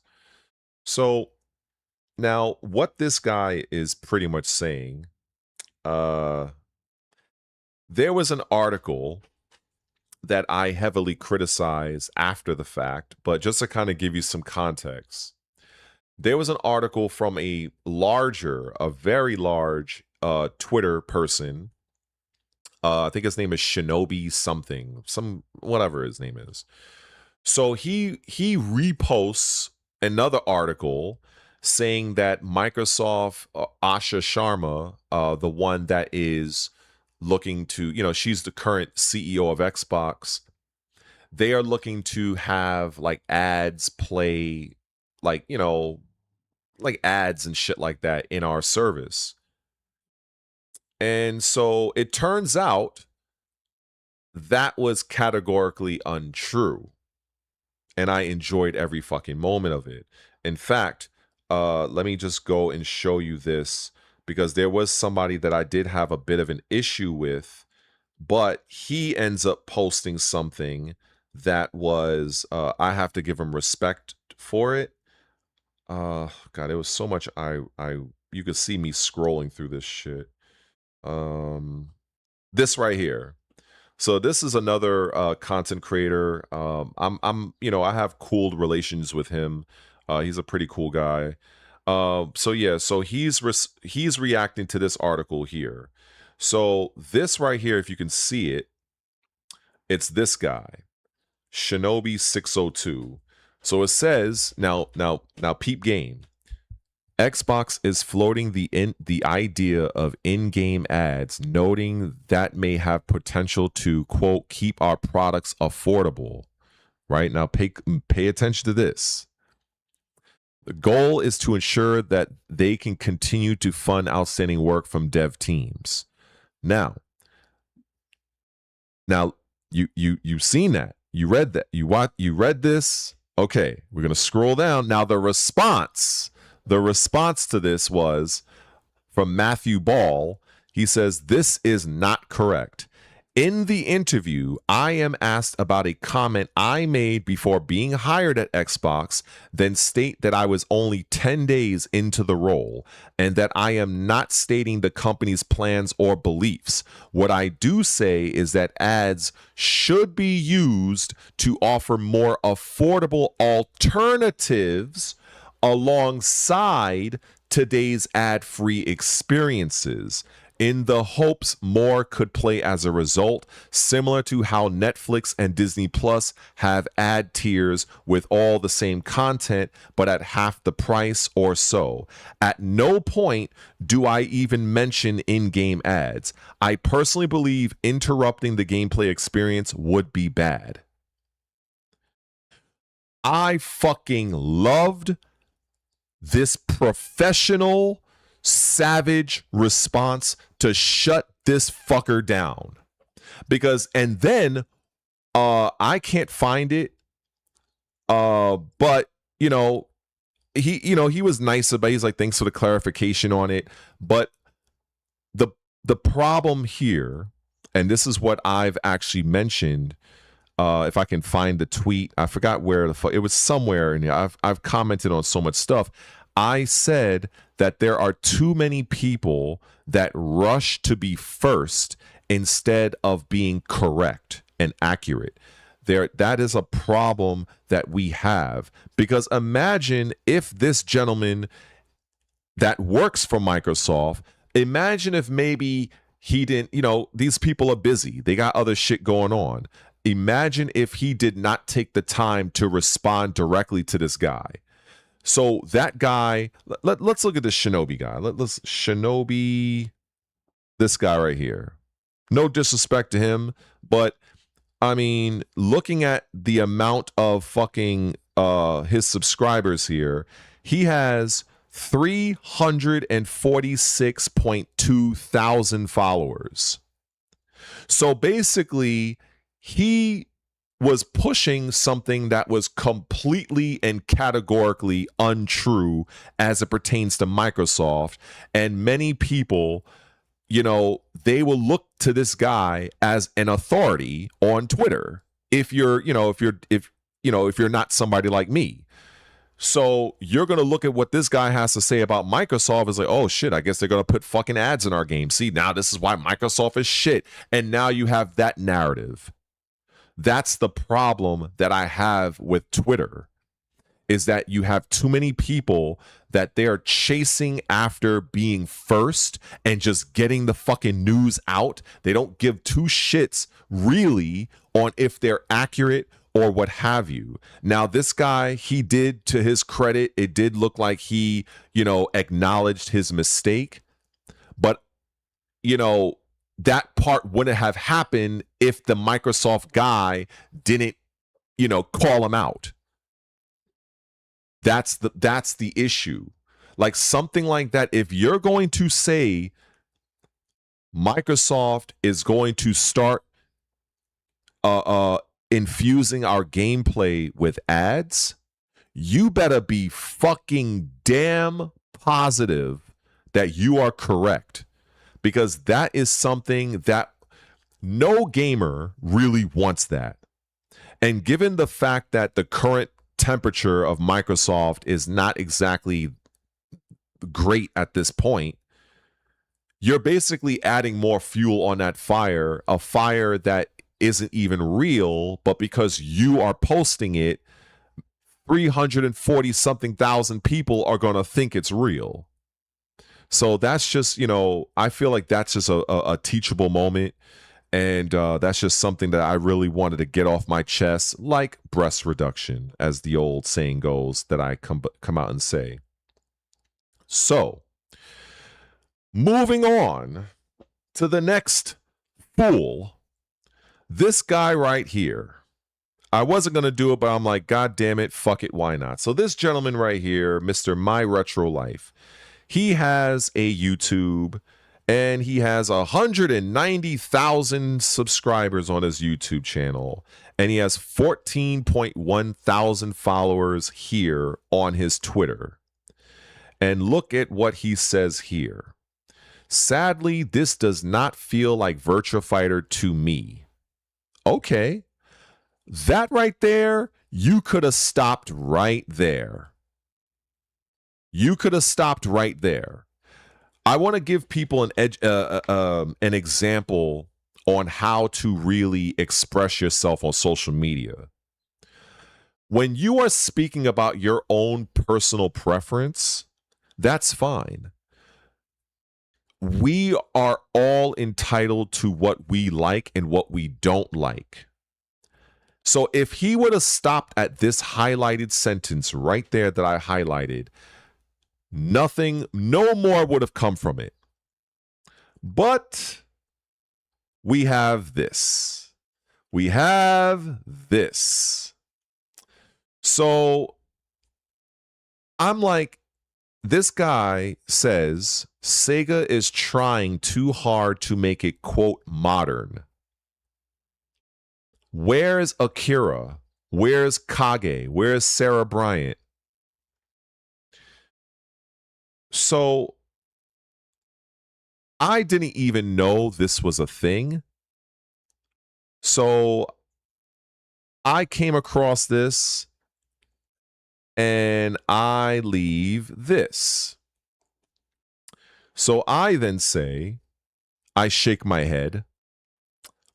A horrific take, because it is. It's an absolute horrific take. I had someone in my own comments that had a similar take, and I'm like, you know this game is over a year away from release, and Virtua Fighter Legacy characters are in the game. Shake my head. This story mode is great, and now joins Tekken and Mortal Kombat for having lengthy story modes. Now, of course, I'm limited to 140 something characters on Twitter, so I can't really go that deep. So then we got here. So this guy, he asked, well, what specifically about Crossroads doesn't feel like Virtua Fighter to you? From what they've shown so far, the gameplay looks like a refined version of the already existing triangle system that's still focused on realistic, grounded martial arts. And then my friend here, this is my man's right here. He goes off. He says Akira was the first character shown off. Sarah Bryant, or Stella, and Kage was shown off in the VF Crossroads developer presser. Please enlighten me as to how you failed to pay attention to the details provided in the Virtua Fighter presser and continue eating corn the long way. And he says, this you? And he says, anyone know of any PS Plus free trials or have any codes I could use? Would be seriously thankful. I was going to stream Virtua Fighter Ultimate tonight, but I'm not sure if PS Plus would be used enough or something like that. So he says, and what's your point? Oh, this gets good. This gets good. So he says, bet you failed to acknowledge Akira, Sarah, Stella, and Kage shown off in the VF Direct. You're crying because of swearing. I guess he doesn't like the fact that there's cursing in the game. In Virtua Fighter, despite RGG Studios, Jules, for you, RGG Studios are the ones that is making the Stranger Than Heaven game. So for those that are excited for Stranger Than Heaven, you can see firsthand how skilled and how very good at their job they are. That is the same team that's essentially making the Virtua Fighter story mode. So, yeah. So he says, yeah, despite RGG Studios being the developers to which all of their titles have swearing in it, hope you are claiming this ain't it. He says the fact that Team RGG is providing what looks to be a godlike single-player experience for a fighting game that real fans and tournament players have been waiting for, only to be criticized for swearing, comes off real nitpicky. Adapt or play something else that's easy on the ears. So he responds. So he says, oh, when I say this ain't it, I'm speaking for people who might happen to feel the same way I do. If you like the game, I'm very happy for you. And personally, I hope it's great. It's just a tweet. I hope for the sake of all Sega fans that it's a hit and that everybody loves it. So my friend, he's not letting him off the hook. He says, I'm calling cap on that this ain't it. It sounds like you got soft in regards to the direction Virtua Fighter is going. Make like Batista and deal with it. It's a good turning point, especially for the Virtua Fighter lore monsters.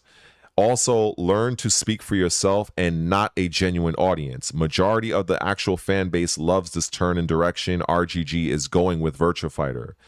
So this guy, he says, hey, you seem pretty passionate about Virtua Fighter. That's awesome, man. I'm going to do a video with a buddy of mine talking about how you're not really into the direction, how we're not really into the direction of the new game. You seem to be someone who really likes it based on what you've said. Want to come on my show.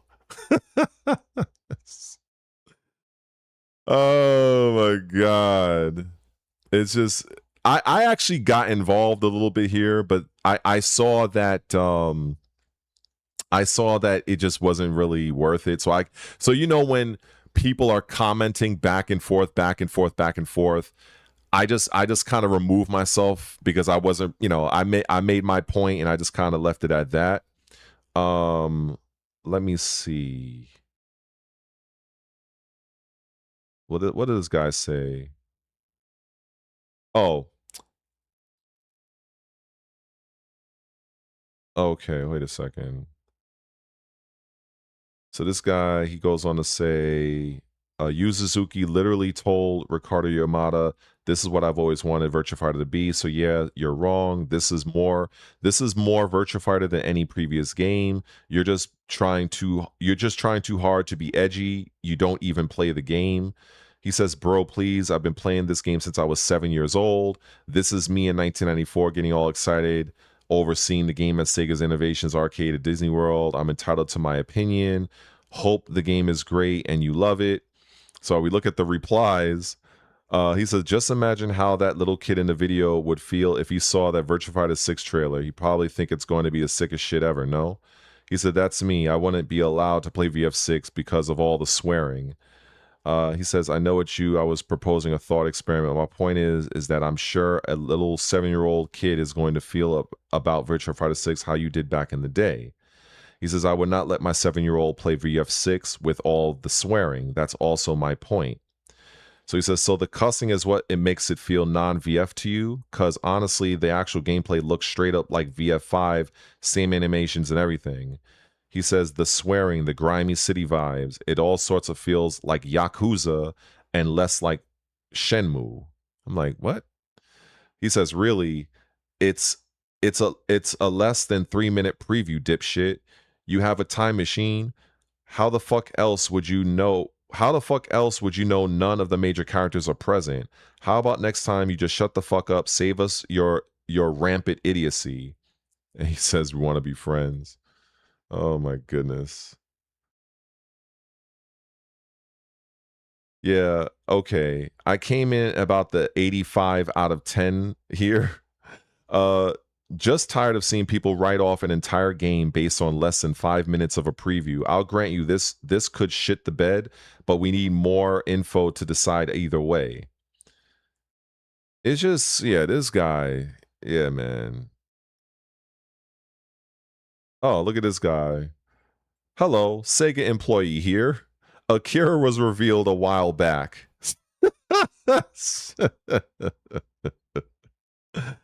Oh, Jesus Christ. Oh, my God. I'd spit in your face if I could. Yo. It just... You know, when you come across several people like this, it's just fucking... Oh, remember that part I was talking about before? This is my response to the guy that was trying to be first. So this is exactly what I said on that front. I was trying to find it, and that's why I said this is what happens when people with an agenda or even those without wish to be first instead of accurate and correct. So I guess, you know, quite a few people seen that one, so that's good. But yeah, so going back to this My Retro is Life or whatever. So I go to his profile here, and let me see. So look at what he says here. Look what he says here. So he says, I genuinely hate social media. What a cesspool. I've concluded it is impossible to have an opinion on anything without the most miserable and mean people raining down blows upon you. Going back to just posting my content, y'all have a nice day. And you know what I responded to? You know what my response was?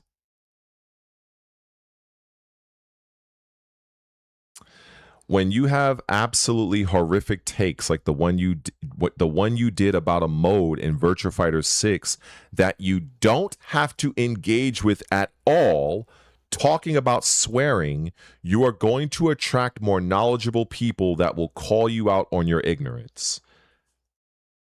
That is my measured response to that fool, because now he's trying to play the victim here. Like, oh, look at everybody is attacking me and everybody is coming down hard on me and this, that, and the other. And I'm like, when you say some really dumb shit on social media, you know, people are going to call you out on it.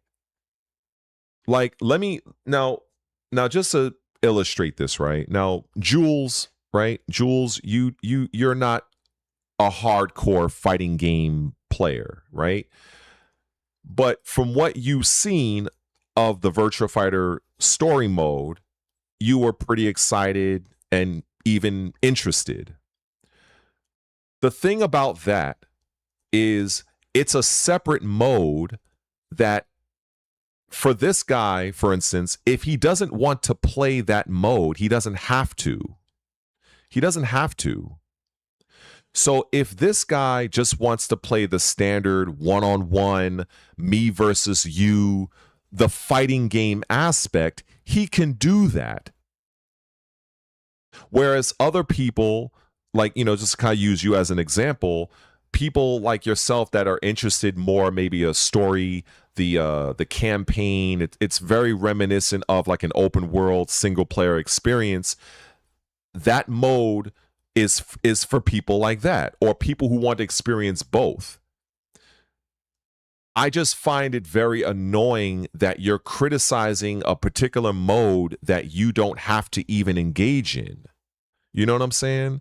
So if you're the type of person that just wants to experience the story mode, you know, press a few buttons, explore the world, I like that Sega has decided to add that into a fighting game, because it's going to bring more people to the game.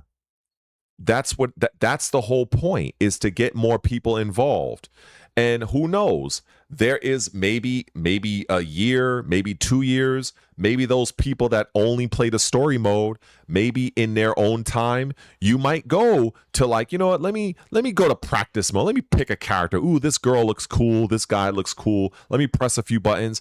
That's how it goes, because even when you play a fighting game, you don't have to play the game online. You don't have to play it against the hardcore sweats. You can literally stay in practice mode, mash your buttons, learn the game, or you can play against the CPU. Put this shit on very easy, and because even when you're going through the fighting game mode, each character you pick at the end of I think it's like about at the end of like 5 or 7 fights or so, that particular character has their own story ending. That's how all fighting games are. But I like that Sega has decided to add like this very robust story mode that's it's a part of the overall package, but it's like a completely separate mode that you can play through at your leisure. I love that they've decided to add that and make it as an entire package. That's what it is. You know what I'm saying? So I intend to play it. I think it's kind of silly to think I wouldn't play the game. I mean, that's kind of, you know, obviously I am going to play the game. It just annoys me when there are people online like this fool here that's basically complaining that people are getting after him. But I bring up saying like, look, when you have horrific takes and you're talking about shit you don't know what you're talking about, you are going to attract people that are going to call you out on it. That's it. That's how this works. And that's what I had to say to him right here. You know what I'm saying? Like, I'll admit, you know, I'm not the most expert. I'm not the foremost expert of the Yakuza games. You know, I'm pretty ignorant to them. I'm aware of them. I'm aware of how profitable they are, but they just weren't games I really got into. It wasn't until the Like a Dragon game came out, that's where I was like, okay, it's you know, it's more of an RPG style. You know, it's a turn-based play. It came out with the I think it came out launch day for the Xbox One, if I'm not mistaken. And I played it. I enjoyed it. And it served as the entry point for me for the Yakuza games. So this story mode for Virtua Fighter 6, that can be a new entry point for people to try Virtua Fighter. Even people who may not play fighting games, if it's, you know, it's your game to do with with whatever you wish. You know what I'm saying? So if, you know, and I've, you know, I've been using Jules for the example here. So let's say, you know, Jules, she goes and gets Virtua Fighter 6. She enjoys the game, plays through the story, very impressed with it. There might be a possibility. I ain't saying it's, you know, we don't know the future, but maybe, you know, she's probably playing the game. She's like, you know what? Let me try the practice mode of the game. Let me, you know, it's just me playing it. I ain't got to worry about some hardcore sweat online bashing my brains in. I pick a character I think that looks cool, you know, whatever. And, you know, oh, okay, I go through the practice mode. Okay, this is how you do this move. Oh, okay, that move looks cool. That's how people get into things. they ease into things at their own pace.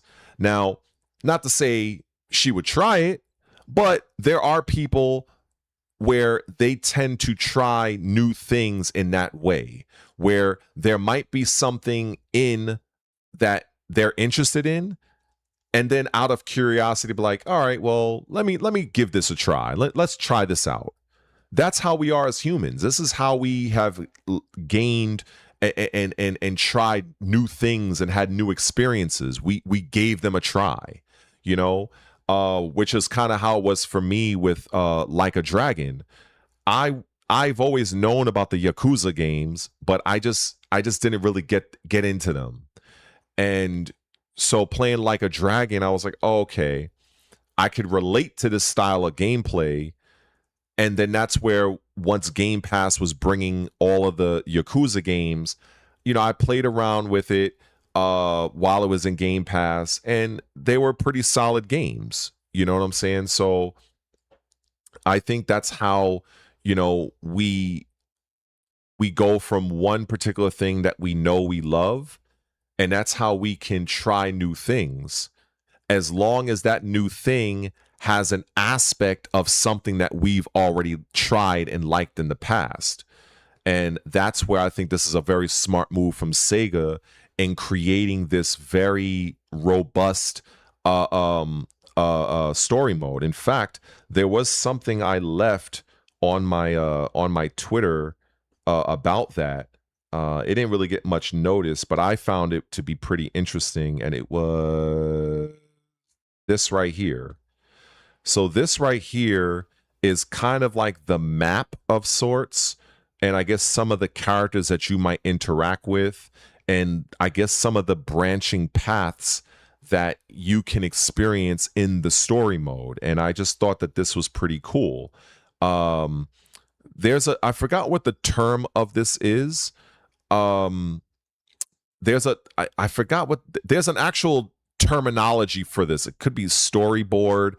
But I do like that it kind of gives you an idea of, okay, you have the center character, which is Cielo, and this is how, and this is who he's interacting with, and kind of like a loose like relationship that he has with those characters and what their relation to him is. And I think that's pretty cool. So if I kind of zoom in, for instance, so you got Cielo, this guy Cisco, right? It says trading partner of a sort. Kids got promise. So if I understand how to really read this, obviously it starts from him in the center. So this guy, Enrique, okay, so they kind of go, it says here, partner and little bro, goes way back. And it even has the dialogue aiming. So, okay, so going way, so you see, okay, I guess you guys could see it. You see, go way back. That's what Cielo is saying. And this guy, he's saying partner and little bro. And you see this one, I think I'm reading it right. It says here,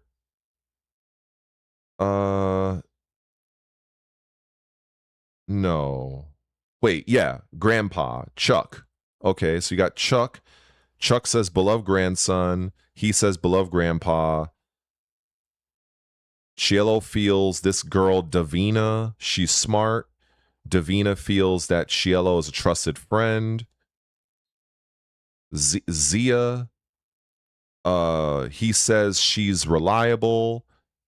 She says that Cielo is always smiling, only family she has. So it's a pretty cool thing here.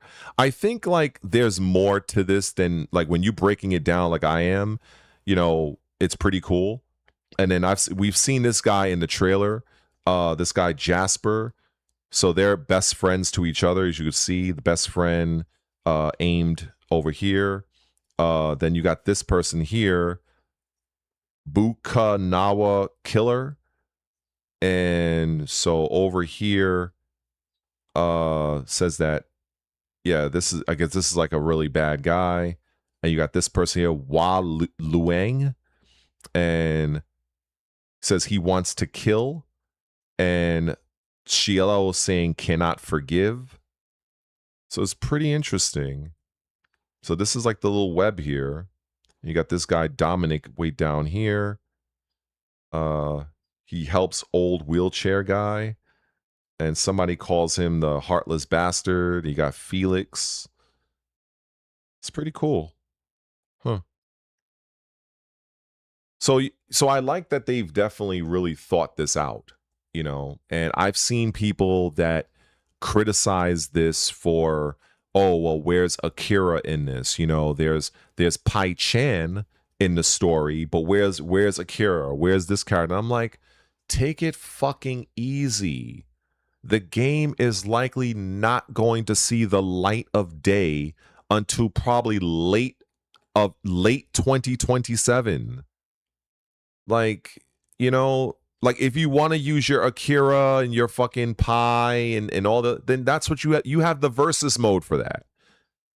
But in the story mode, they are wanting to tell a very specific story, and I suspect you might come across Akira in these travels. I suspect. But are you going to come across every single Virtua Fighter character? Fuck no. Why would you? So people that I've seen that criticize the Virtua Fighter 6 story for that, they're fucking stupid. They don't know what they're talking about.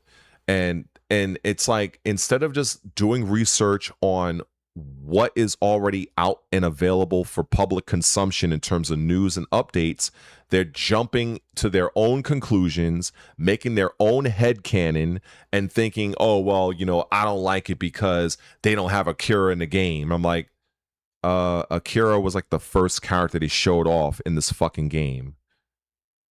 So this is why I say there's people who are just stupid.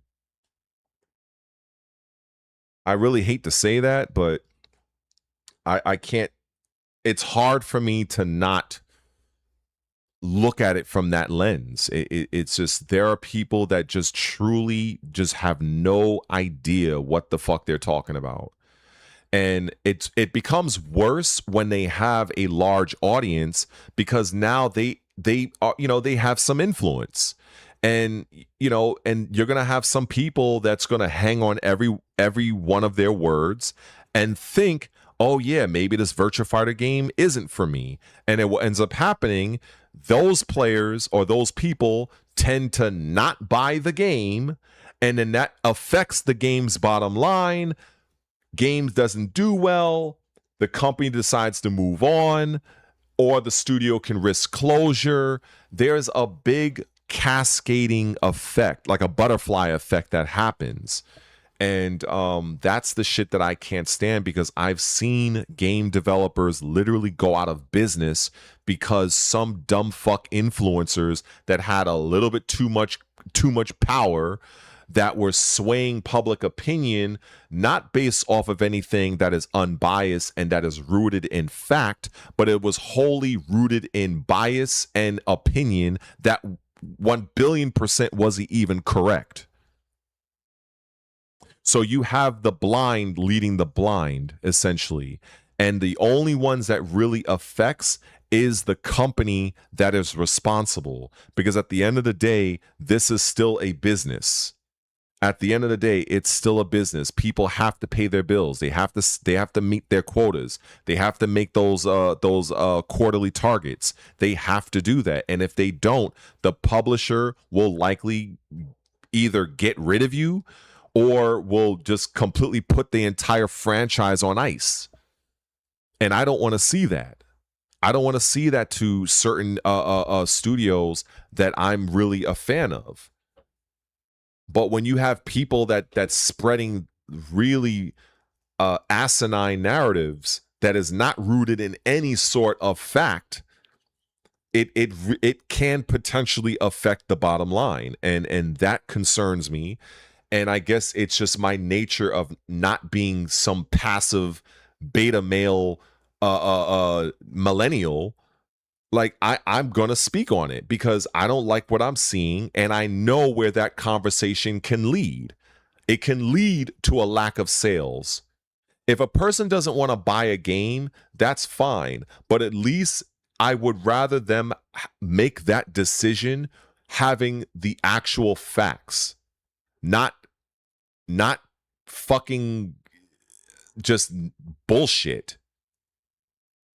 Like, you know what I'm saying? You can have your favorites, and that's fine. You know, we all have our favorites, but it's another thing to not be accurate. You know, you can have your opinion and say, hey, you know what, this game is not for me. Some people, I remember when Like a Dragon came out, for instance, right? Because I was following it because it was an Xbox launch title, an Xbox. Adjust myself real quick. I'm stretch my legs. So where was I going with this? So when I first saw the like a Dragon, for instance, I was like, well, I hadn't played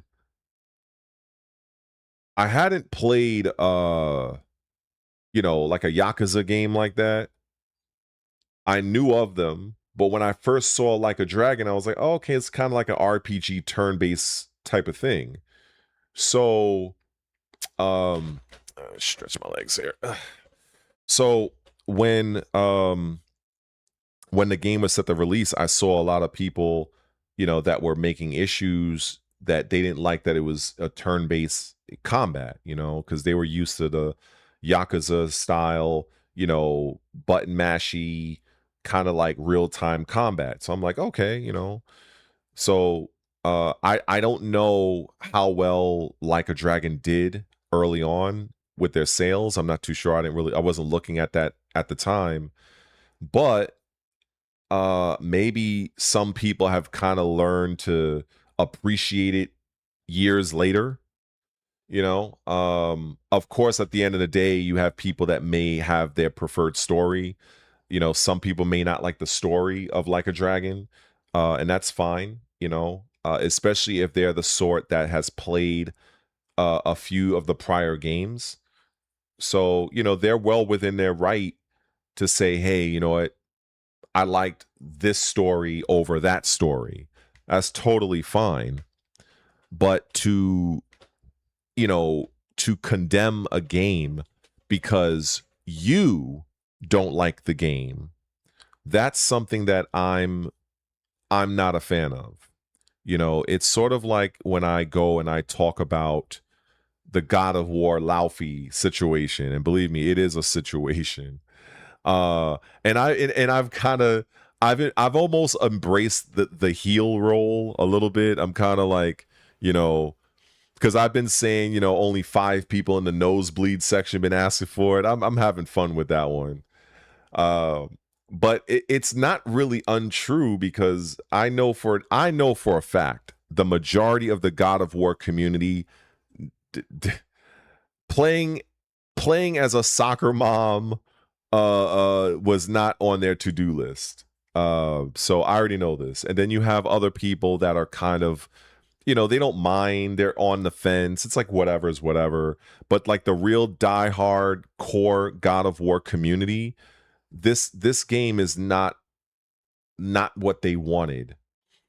Now, when you peel the layers, this is not to say that the game itself is bad. It's not to say that. Maybe it is. Maybe it's not. I don't know, because I haven't played the shit.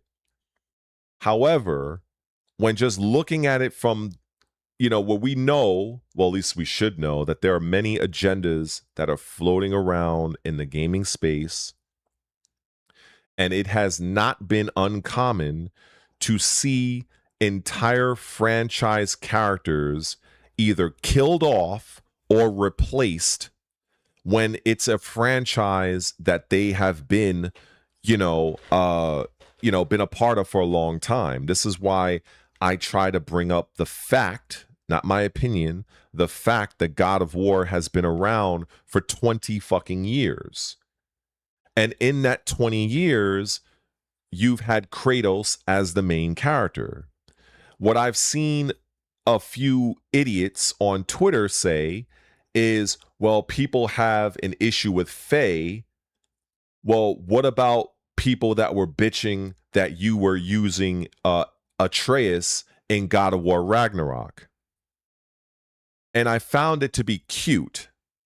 I found it cute that that is the angle that they wanted to go by. Now, that is something that would work on people that don't really know much about the industry. But for people like me, unfortunately for them, that doesn't work. Because you using Atreus in God of War Ragnarok, Atreus is not having his own game. It's not even a fucking DLC. It's a moment within the game of God of War Ragnarok. You know, I don't own a PlayStation, but I have seen the fucking gameplay at least 4 times already from beginning to end. So I've watched God of War Ragnarok a lot. And the times where you did take control of Atreus, that's exactly what it was. It was a segment of the game that you took control over Kratos' son. What they're doing with God of War Lao Fei, this is not that. This game is you, an entire game, an entire fucking game dedicated to this chick. That is a complete fucking difference. That is about as polar opposite as you can be from day versus night. Polar fucking opposite. But yet and still you're going to have people that's going to try to argue and die on that hill and say, well, you know, we had Atreus in Ragnarok. Yeah, you played as him for certain parts of the game. That's not the same thing. That's not the same thing. You cannot possibly think that's the same thing. And to be quite honest, you know, I don't mind playing as Atreus because at least throughout the game, in addition to Freya, who is the character I feel really should be put front and center in my opinion, those two characters you've become emotionally invested in throughout both games. Like, I don't understand how some people can't seem to grasp this premise. And again, all of what I'm saying, I'm not condemning this wife of war, because I mean that's pretty much what that's what she is, right? She married him, so she was the wife of war, right? So I'm not critiquing the game. I'm not saying the game is like the worst in the history of gaming. I'm not saying that. I'm just saying that, in my opinion, the story that they're using for the Faye character to tell this sort of like standalone game, they literally could have made an entirely brand new fucking game just for this character. That's it. The backlash is because it's God of War, and people they're reading in between the lines that you're trying to replace Kratos. That's where this shit is really coming from. That's where it's really coming from. Because people, not everybody is stupid. There are some people out there that are well aware of what's been happening in television shows, in movies, and in some video games, where you have the developer, in an effort to appease some sort of modern audience and, you know, trying to, you know, push out the male patriarchy and all that other bullshit. So when you look at a franchise like God of War, that is quite frankly one of the pillars of just the male energy. For you to come out of fucking left field and make an entire dedicated game for a female character that, quite frankly, the vast majority of people don't give a fuck about, were not really that invested in. She was just somebody that she did X, Y, and Z. She lived her life. She and Kratos hooked up. She popped out Atreus. She was capable. At least that's what they have us believe. She was a giant of Jotunheim and all that stuff. So she wasn't some random, pushover. I don't think anybody is saying that. And if they are, that's not true. The problem is the way it looks is like you're really trying to replace Kratos. And it's hard for me to not see this. Like, the way they talk about this character that has been wrote, I think about 4 to 5 years ago. I think that's when they created the character, maybe even longer. And they definitely made sure that this character was very much on par with Kratos. So much so that it would almost be indistinguishable between them. I don't know if anybody notices that. And now, oh, well, we're going to differentiate and give her the ability to jump, something that Kratos wasn't able to do. Okay. So basically, she's the upgrade. Okay. And you wonder why there's backlash. Yep. Because the idea or the notion that we as male gamers, we don't appreciate female protagonists, it's not 100% untrue. You do have, and it's unfortunate, there are some men out there that they cannot stand playing as a female character. They exist. I won't lie. I wish it were not true, but there are men out there that they absolutely cannot stand the notion of using a female protagonist. So games like Heavenly Sword, Metroid, Bayonetta, Tomb Raider, what's the other one with the dinosaurs, the futuristic dinosaurs? What's that one called? She's in the future, I think. She's fighting robot dinosaurs or some shit. Forgot what the fuck that one's called.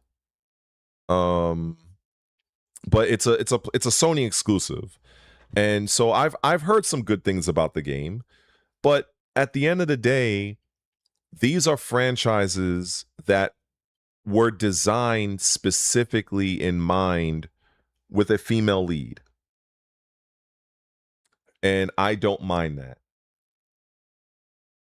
My issue is when you take a very, very well established franchise and you're trying to do the switch.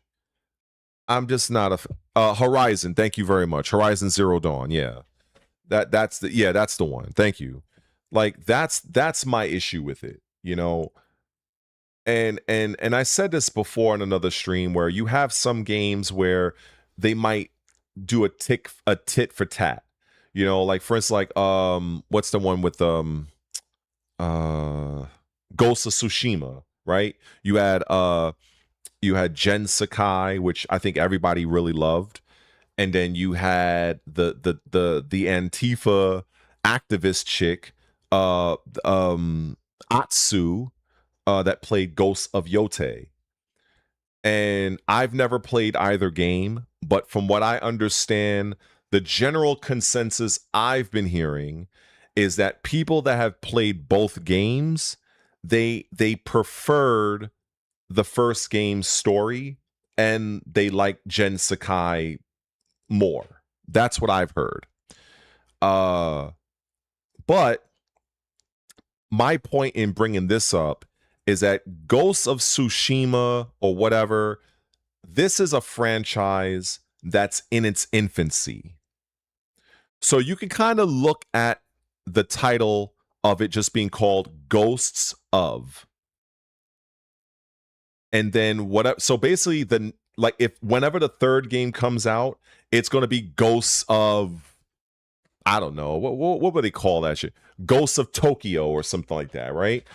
Like that's what I see the development studio is going to do with that franchise. So it's likely probably going to have a brand new character as well.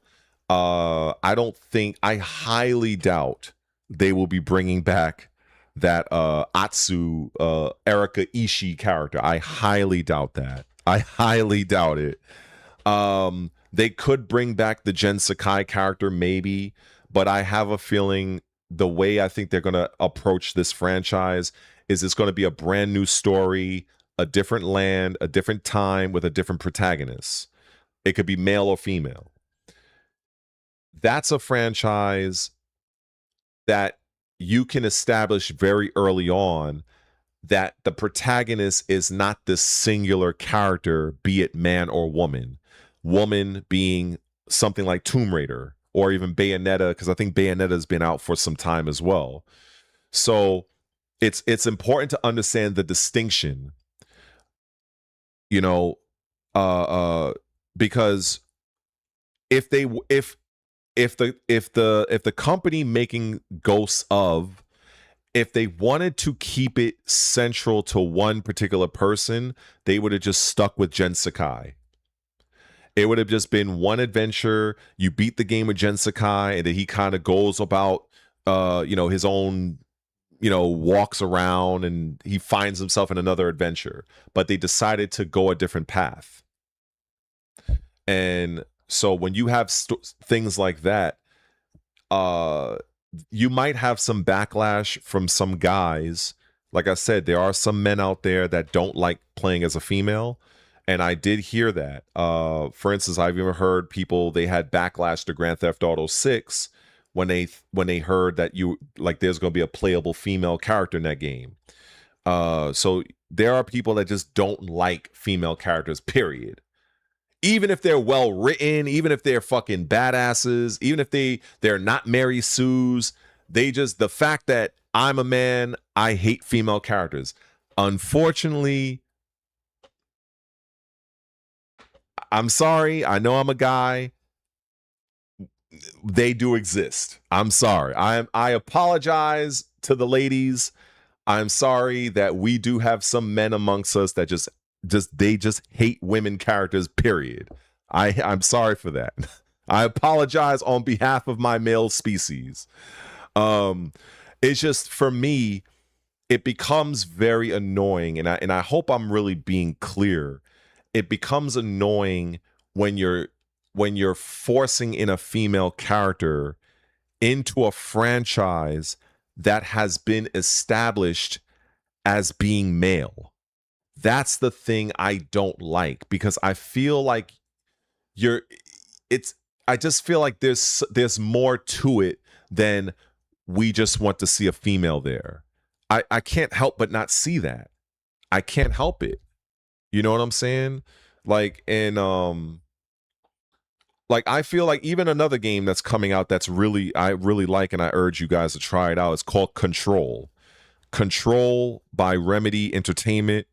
It's a very good game, pretty cheap at this point. It's been out for a number of years. You're playing as a female character.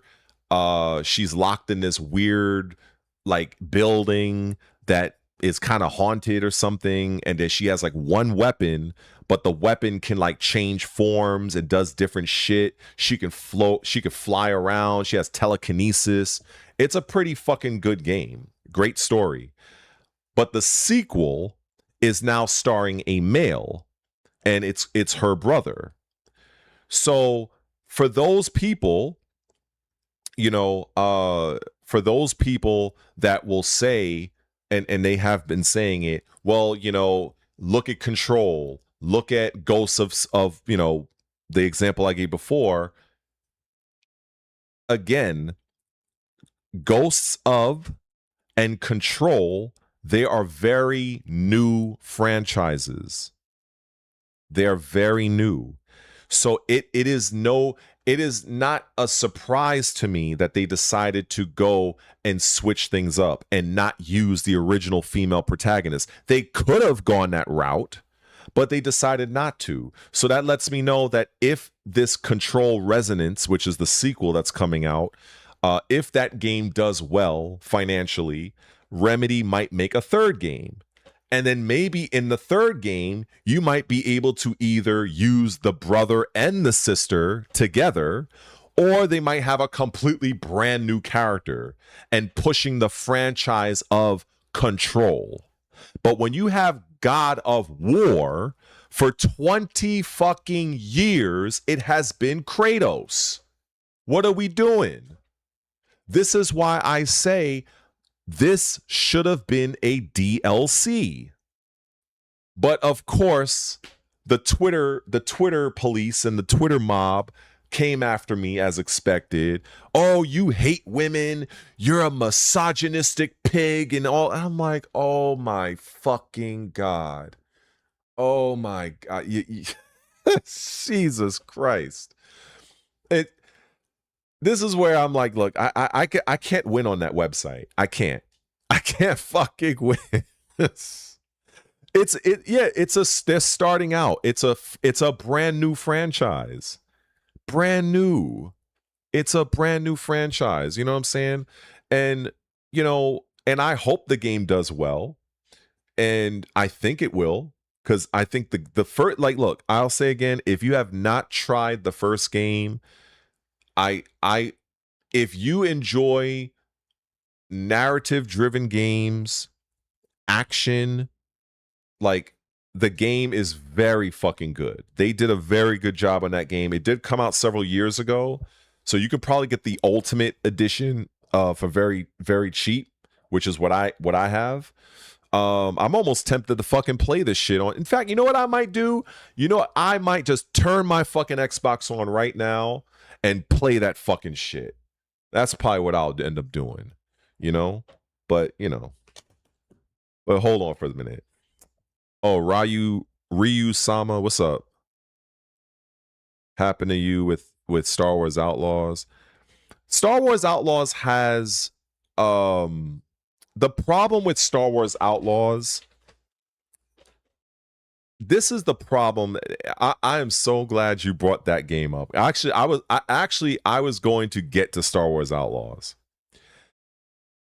The problem with Star Wars Outlaws for me is the K-Vest, the K-Vest character is it's a very hideous character model when you know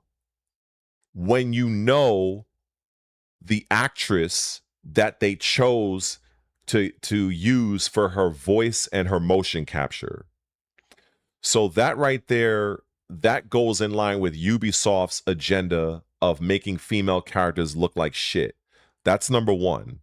Number two, Star Wars Outlaws had a very bad launch. The game, from a mechanical standpoint, you know, there were a lot of things that people were really complaining about with the game. This was at launch, when the game launched.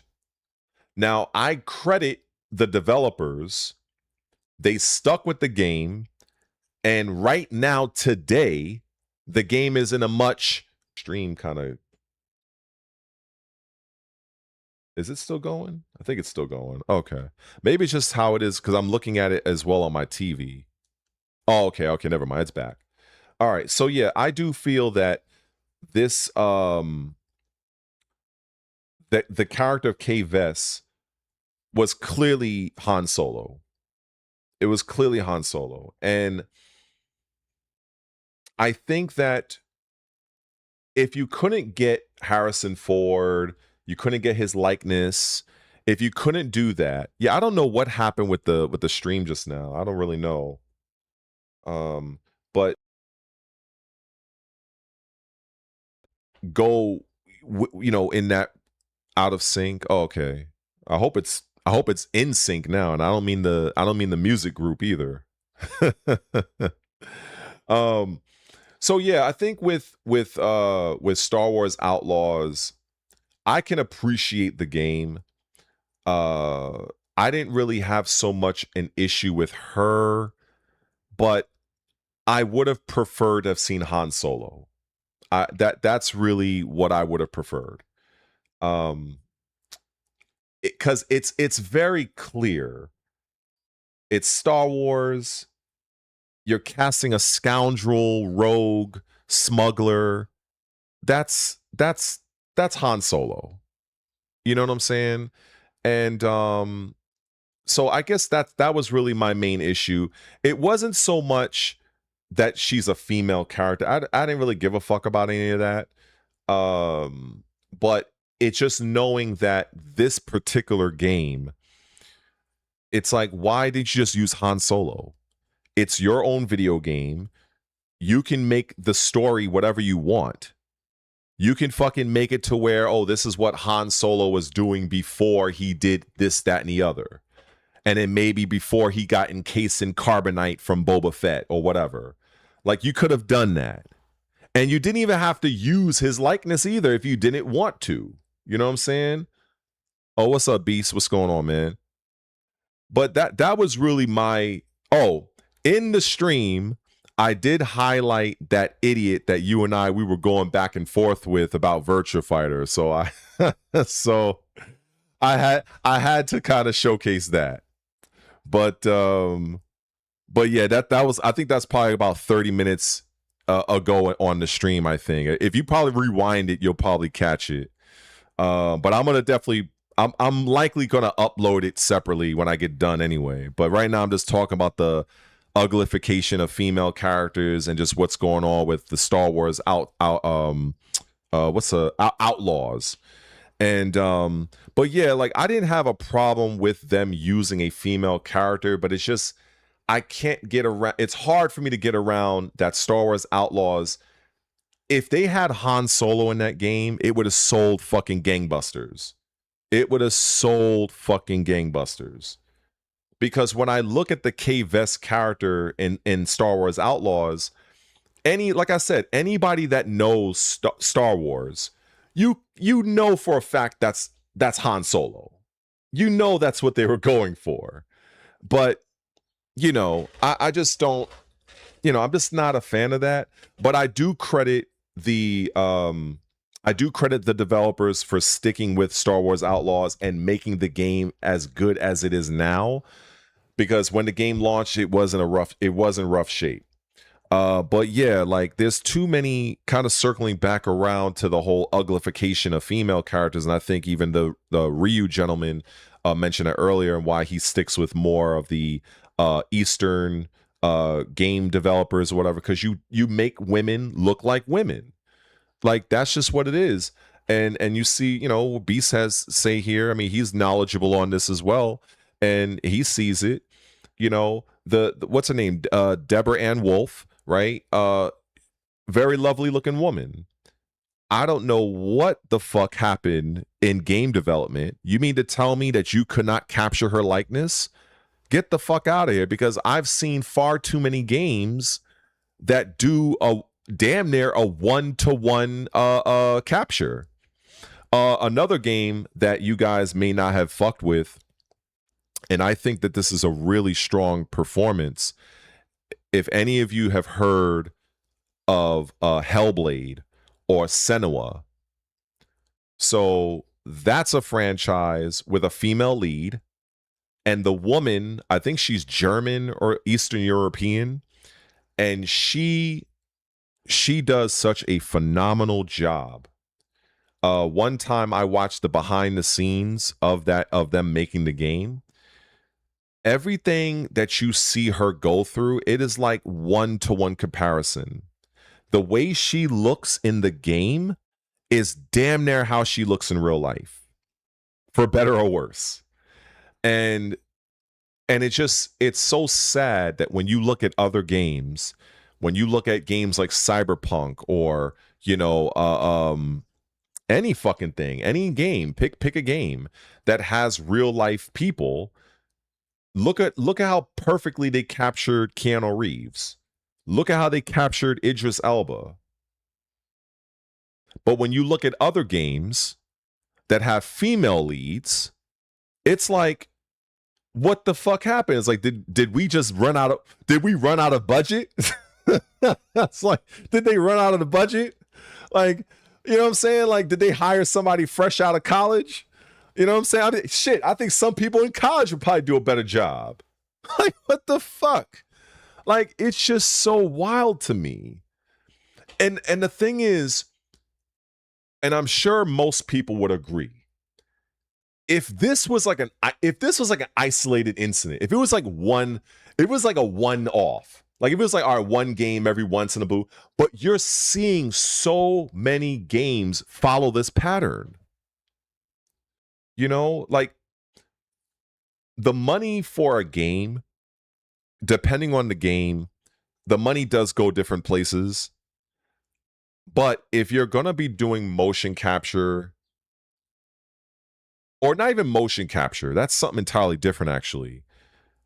But if you're going to do facial recognition and scanning the person's face, I just do a better job. Do a better fucking job. It's just really ridiculous because that really, it's hard to not see the agenda there. And then once we have seen the official document that was revealed about Microsoft, unfortunately, and like I said, you know, people know I have no love lost for Nintendo. I have no love for them whatsoever as a company. However, I will call out Microsoft on their bullshit. And unfortunately, there was documents revealing that Microsoft has a mandate to not push curvy women. And that's something that I can't stand. I'm ashamed to admit this, but I want to at least be as honest and as authentic to my audience, as it were, that, you know, while I am a Microsoft mark, I do see the underbelly of Microsoft, and there are parts that I'm not a fan of, but it's like you kind of have to take the good with the bad. You know what I'm saying? You know, it's like that part it's like that part from one of those movies that Denzel Washington did. I think it was The Equalizer, and he says, you know, sometimes when you pray for rain, you have to take the mud too. So let me show you what I mean. Oh, I love this is why I like to show shit on good old Red Related. So let me just find this for you guys real quick. Let me open up a new tab. We're going to go to my live stream topics, and I added it. Where did I add it? I added it right here.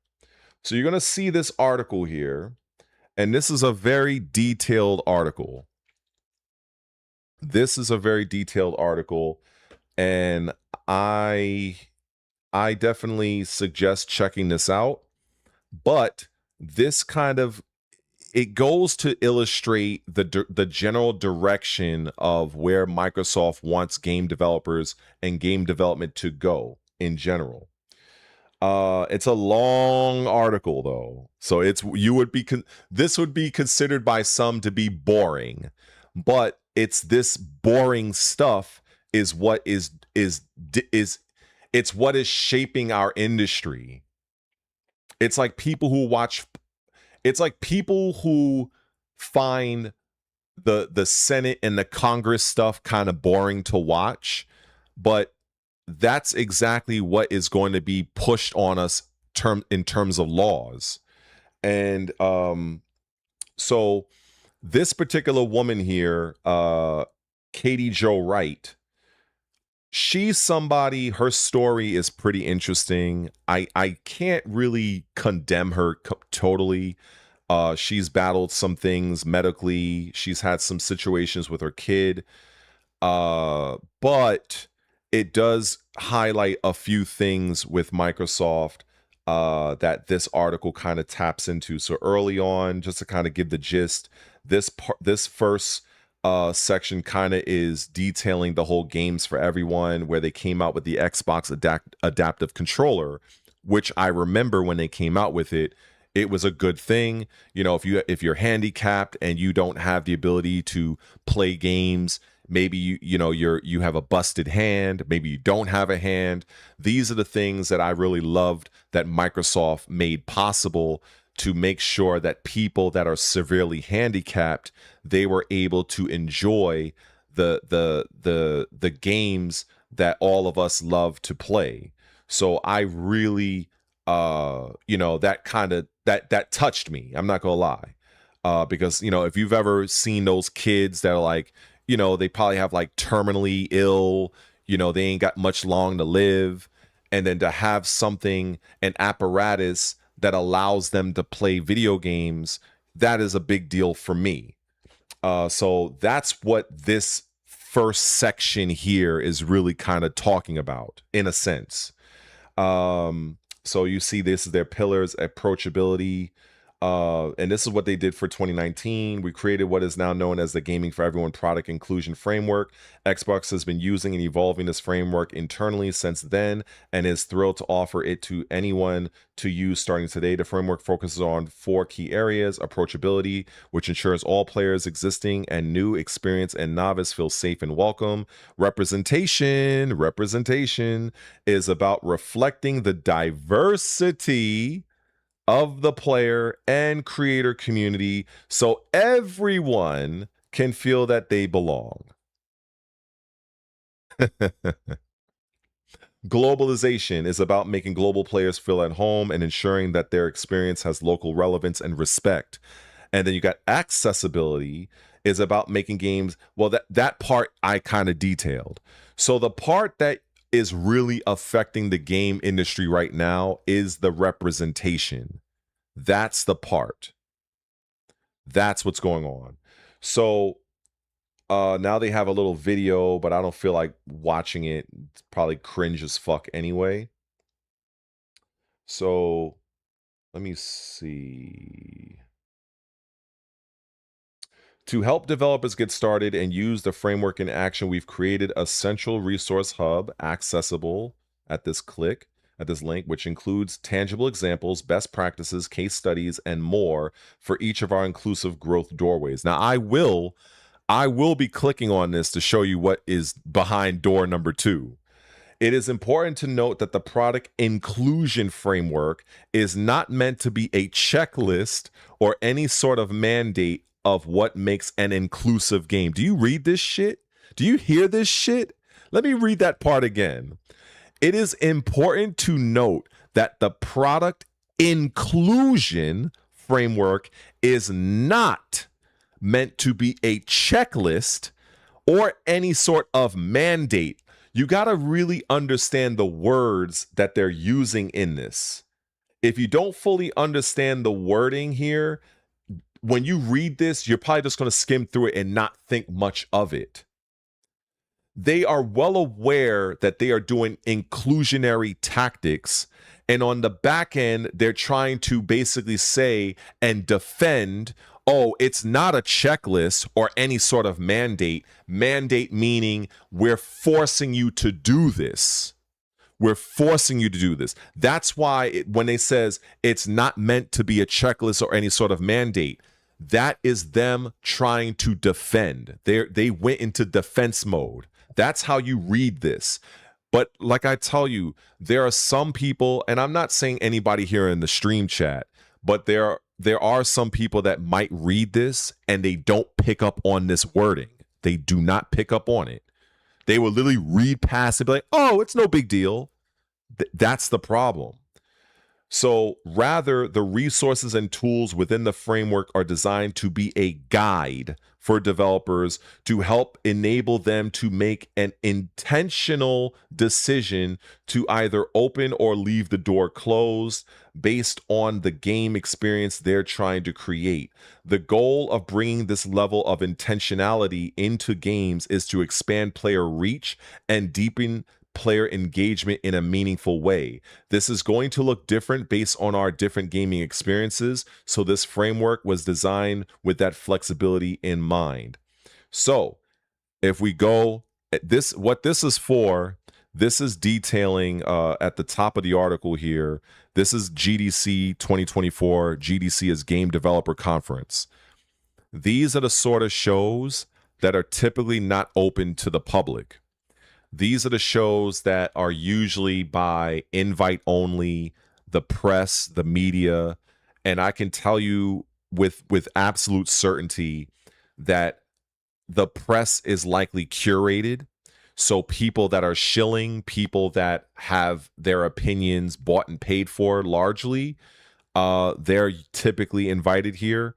Unless GDC 2026 or 2025 was different. But I do know that GDC 2024, this is kind of like what's been going on. So these are sort of the things that's happening behind the scenes. But it's very important to be aware of this because this is what shapes a lot of the games that we all play. And this is why when I go down here to this part, you see this, these are their pillars. Now, out of the pillars, this is the one you want to focus on. This is the one, the representation. That's the one that's the cancer. Everything else, approachability, that's fine.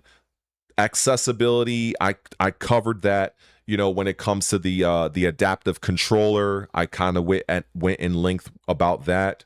You know, I do, you know, when you see a child that, you know, doesn't have a hand, you know, can't speak or whatever, you know, for them to be able to play some video games, you know, that's enough to bring a few tears to my eye. So the you know, that aspect I'm all for, but somewhere along the line, this representation has gotten so indicative of a cancer to the gaming industry, especially on the West, not on the East. The East is where they make women look like women and they fucking make actual video games. On the West, it's all about making women look like shit and making characters lecture you about pronouns. So there's a stark difference there, you know? And so let me go and click this link here because it says here we've created a resource hub. So let me see what happens. Here we go.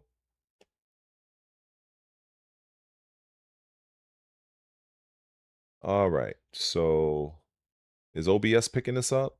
Okay, it is. Good. So all right. So we're here. So this is what happens when you click the link. And so now let's look at representation. So they fixate on all of these measurements here, these aspects. So let's go to the representation specifically. So here is where we're getting into the nitty gritty, ladies and gentlemen. In fact, I think I'm going to put the laptop on my lap because I need to manipulate. What's up? I put this hot ass laptop on my lap now. I got to move this out the way. Let me turn on the light because I ain't got no light in here. So y'all can see at least see my face somewhat. All right, so let me see how I look in OBS because right now I can't see the chat from right now. Okay, so I'm pretty good. Okay, so let me go into the article. So we have, let's look at this graph here. So how important is it to PC and console players that games feature any of the following? All of the values in the chart are listed in percentage. Diverse characters, diverse stories. You see that? That right there. This right here. Very important to recognize this. So this was sourced from 2022, by the way. So obviously these things are probably different. And if I had to guess, it's more widespread.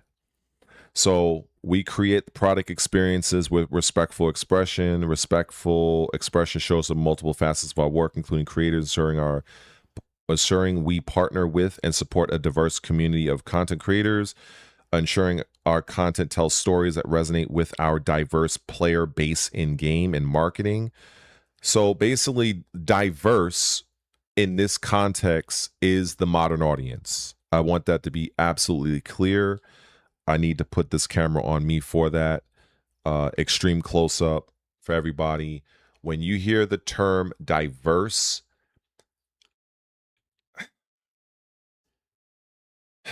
let me put it this. So if you were to look up diverse in the dictionary, there is a true definition of the word. However, these companies have hijacked certain words and has turned their meaning into something entirely different. So you can't look at when they say diverse in the true definitive sense. You have to look at it from basically think of it as corpo language, corpo speak. When they're saying diverse, they're saying modern audience. And we should know what that modern audience actually is.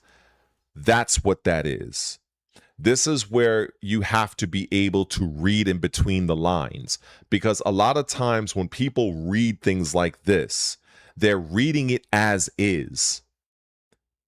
Many of the actual terminology that companies really do mean is hidden in plain sight. It's like speaking in code. Like I can tell you to do something, and then we can have 5 people around us that might think, oh, they're going to the store. Yeah, but between you and I, me telling you to go to the store, that means something only you and I both know. That's how these companies speak. That's how these companies speak. The modern audience is, without getting too deep in the weeds about it, because I don't want to lose my train of thought with what I'm kind of showing here. The modern audience is a collection of mentally ill people, extremists, hyper feminists, and people that want to destroy the patriarchy. They want to remove the nuclear family. They want to disrupt the family. They want to push mental illness in our schools. They want to push male and female ambiguity to where the lines are blurred in front of our children and in our schools. They want to push the agenda that a man that is a fucking man is able to pursue a career in women's sports. They want to have men go into female spaces, locker rooms, bathrooms, and so on. This is all a part of the modern audience. Every single part of it. It all stems from weak, beta-mailed, fucking borderline homo men that are in the Congress and in the Senate and other levels of government within your respective country. They are the ones that's pushing the legislature for this fuckery to even take place. And then as they push the laws, everything gets trickled down through different mediums, whether it's shows, comics, animations, cartoons, movies, and now video games. That's how this works. To somebody that only fixates themselves on gaming, they miss the entire plot. They miss the entire plot. So I try to do what I can on my little tiny channel, for like the few that even care, to try to educate and pass on what I know and what I've discovered to people so that they can have that same understanding and understand why something is the way it is and what the fuck is going on. Because there's too many people out there that just have no clue. They think they do, but they don't know how deep this really goes. All of this homo gay bullshit that's in video games, this is like some form of psyop. This is some sort of fucking, it's like it's a campaign of war, essentially, to try to get something that is not normal, that is mentally irregular, and trying to get the rest of us to view this as normal. We are basically being slowly conditioned into believing that a grown-ass man that is going to chop his fucking dick off and put on a dress and a wig, Adam Apple and all, that's normal. So now when you have that fucker working as a teacher and you have your son or daughter in their school and you have this fucking freak of science that's coming to teach your child from a book that's basically telling you how to fucking suck dick to a fucking child. That's the shit they feel that is normal. And that shit burns me to fuck up even talking about it. This is why I hate this shit. I hate it with a passion because I see where it's from, I see where it came from, and I see where it's going. And it's people are just not waking up to this shit. And then the minute you start to speak out about it, you're a homophobe, you're a transphobe, or some other bullshit ass fucking word. So it's almost like they're trying to turn society against you for recognizing that this shit is not normal. Now you're free to do whatever the fuck you want to do with your life. If you want to jump off of a goddamn bridge, that's your life to do so. But do not come over here expecting me to partake in your fucking psychosis. To where now all of a sudden the English language has to fucking be changed to suit your fucking ass because you want to be referred to as they, them. That shit burns me up, and I swear on everything, this is why if only I had a much larger reach, if I had a much larger platform, if I was on a much larger platform,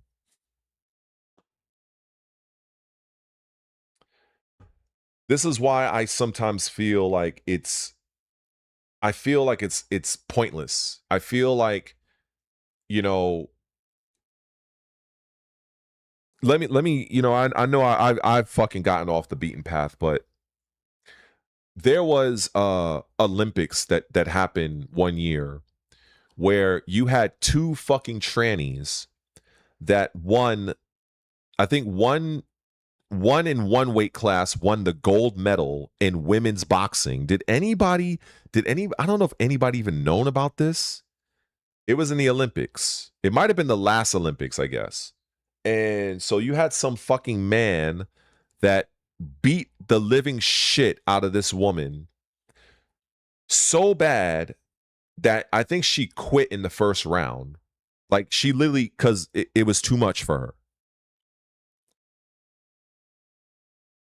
Now, at that time, I was commenting on this. I was commenting on this in Instagram Reels. Not, they have like a different Instagram section. I forgot what the fuck it's called. Threads. So I was reading and I'm like, you know, I'm like, this is a fucking man. Like, how do you allow a fucking biological man to compete in women's Olympic boxing? Are you? I was so mad, but I was so hurt and angry for the women that they spent when you do anything at that level, you put your fucking life to become the best you can be. And it's hard enough as it is for a female athlete because, you know, from what I understand, women don't have a lot of the opportunities that some of the male athletes have. But I do think it's shrinking. I do think the divide is shrinking down. But I just found it so deplorable that the Olympic Commission allowed a biological fucking freak of science to enter into a boxing ring and beat the holy hell out of the female fighters. And then you had a bunch of fucking no counts to society that were praising this fucker winning the gold medal. I was so active in those threads. I caught so much heat from people for calling that shit out. It was I don't even know if I could find those threads anymore. It's probably been over a year or so now, but I caught so much heat. But then I later went back because I think several months later, they even though we all fucking knew, they did tests that proved beyond a shadow of a doubt it was a fucking man. And then you know what I did? The very minute that came out, I went back into I had to find that IG thread. And I think it must have been like 6 or so months later. And I posted that fucking article and I said justice was fucking done and served. And that fucker was stripped of that medal. I can't stand that shit. I cannot stand it. I hate it. And, you know, you have, and it's not just that, you know, there's been other times where I've seen not that long ago where there was this black woman that was competing. I think she was doing like powerlifting or something. And she ended up losing to some fucking dude in a dress. I forgot what country it was in or whatever, but this was maybe could I find it? Let me find this shit because this was really crazy. See, again, I got sidetracked, but hey, you know, it is what it is. It's a live stream. We get sidetracked here. Let me see. I don't know her name. Like, let me see.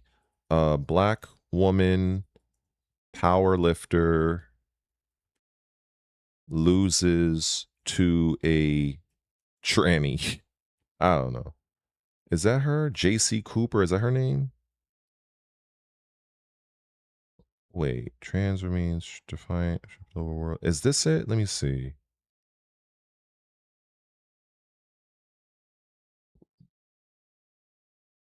Bruh.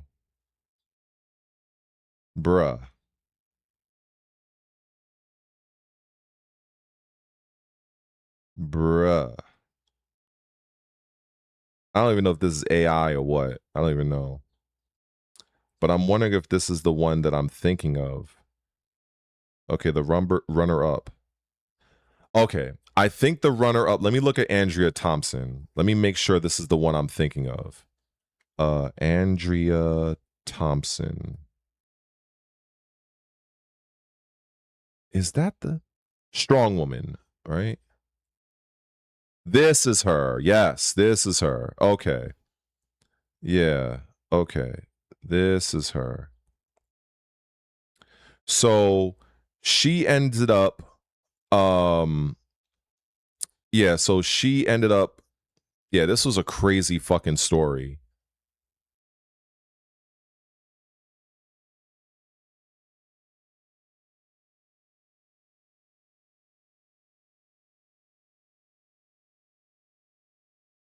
Yeah, in the wake of Booker's disqualification, organizers noted the rules stipulate that athletes must compete in a category that aligns with the biological sex at birth. Runner-up Andrea Thompson, who called Booker's title bullshit as she stormed off the podium, was named the winner, with strongman officials saying they were investigating Booker's participation. Had we been aware, or had this been declared at any point before or during the competition, this athlete would not have been permitted to compete in the women's open category. Other participants were reportedly unaware of Booker's gender at birth. Trans women, people born male, should not be competing in the women's category. Three-time champ Rebecca Roberts said in a statement prior to Booker being stripped of the title, "What happened this weekend wasn't transparent. None of us knew. Not even the organizers knew. And when fairness is taken by surprise, trust in the sport begins to crack. I was beyond mad," Jay Dickens told Fox News. "Had I known, I definitely would have done something about it prior to the event being over, but nobody knew." Booker was later revealed to have performed in hardcore adult films under the moniker Jammy J, and was nominated for the Trans Erotica Award show in 2020. And oh my God. So yeah. I'm very I'm very much against mental illness bullshit that's being pushed. And like I say, a lot of this it's not just video games. It's not just video games. There's a lot more that's going on in this society than meets the eye. And gaming is just one of those few things that, you know, this is where they're starting to kind of get a foothold in. This is why you're seeing so many people creating these stories where they're pushing their identity, they're pushing their pronouns, they're wanting this to be normalized. They're wanting this to be normalized to where even having male and female is insane. In fact, you know what's funny? And I've always wanted to talk about this because since it came out, but you know, unfortunately, I live in New York. I live in Brooklyn. In my city, in my state of New York, a bill was put on the table calling for the removal, and you guys are not going to believe this. There is a bill in New York that's on the docket, and I don't know if it's been passed, but it probably will be, that is going to remove the legal legal termination of mother and father. I'm going to say this again. In New York, there is a bill on the table that is seriously being looked at that is looking to remove the terms of mother and father, and it will be replaced with, I think, gestative person or some shit like that. Yes. WTF? Oh, no problem. I will find it. I will get it right for you. And I think I already had it set, or did I might, you know what I think? I think I was so disgusted. I think I just got rid of it, but it's an easy find. So let's say New York to remove terms of mother and father.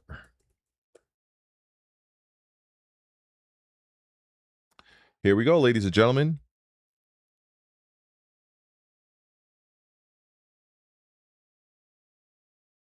I hope you guys can read that. I zoomed in a bit. So just for the sake of reading it, New York has passed. Oh, they passed it. Okay. They passed a bill replacing the terms mother and father with gender-neutral alternatives such as gestating parent and non-gestating parent in family and domestic law. New York State Legislature approved Assembly Bill A8. It's kind of far from, wait, A8382, which remove gendered terms from family court, domestic relations, and education law. So mother is replaced with gestating parent, father is replaced with non-gestating parent or simply parent. Paternity proceeds are now called parentage cases. Putative father is relabeled as alleged parent in official documents. The law also updates related terminology in statutes concerning custody, support, and legal recognition of parents, aligning with modern family structures, including same-sex couples and so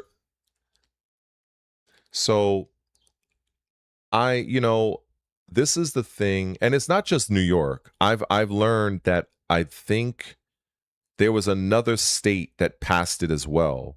I don't think it was only New York, and it is pathetic. Yeah, it's unfortunately I don't have the resources to just up and leave New York, but I've been here all my life, so I guess I've been here for 45 years so far, but yeah. So when you look here, supporters argue the changes are technical updates to reflect current legal practices and diverse family structures.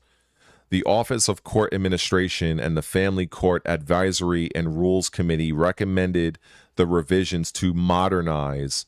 You ever see, this is why whenever remember when I said, and I just really want to highlight this, and I just said it not too long ago.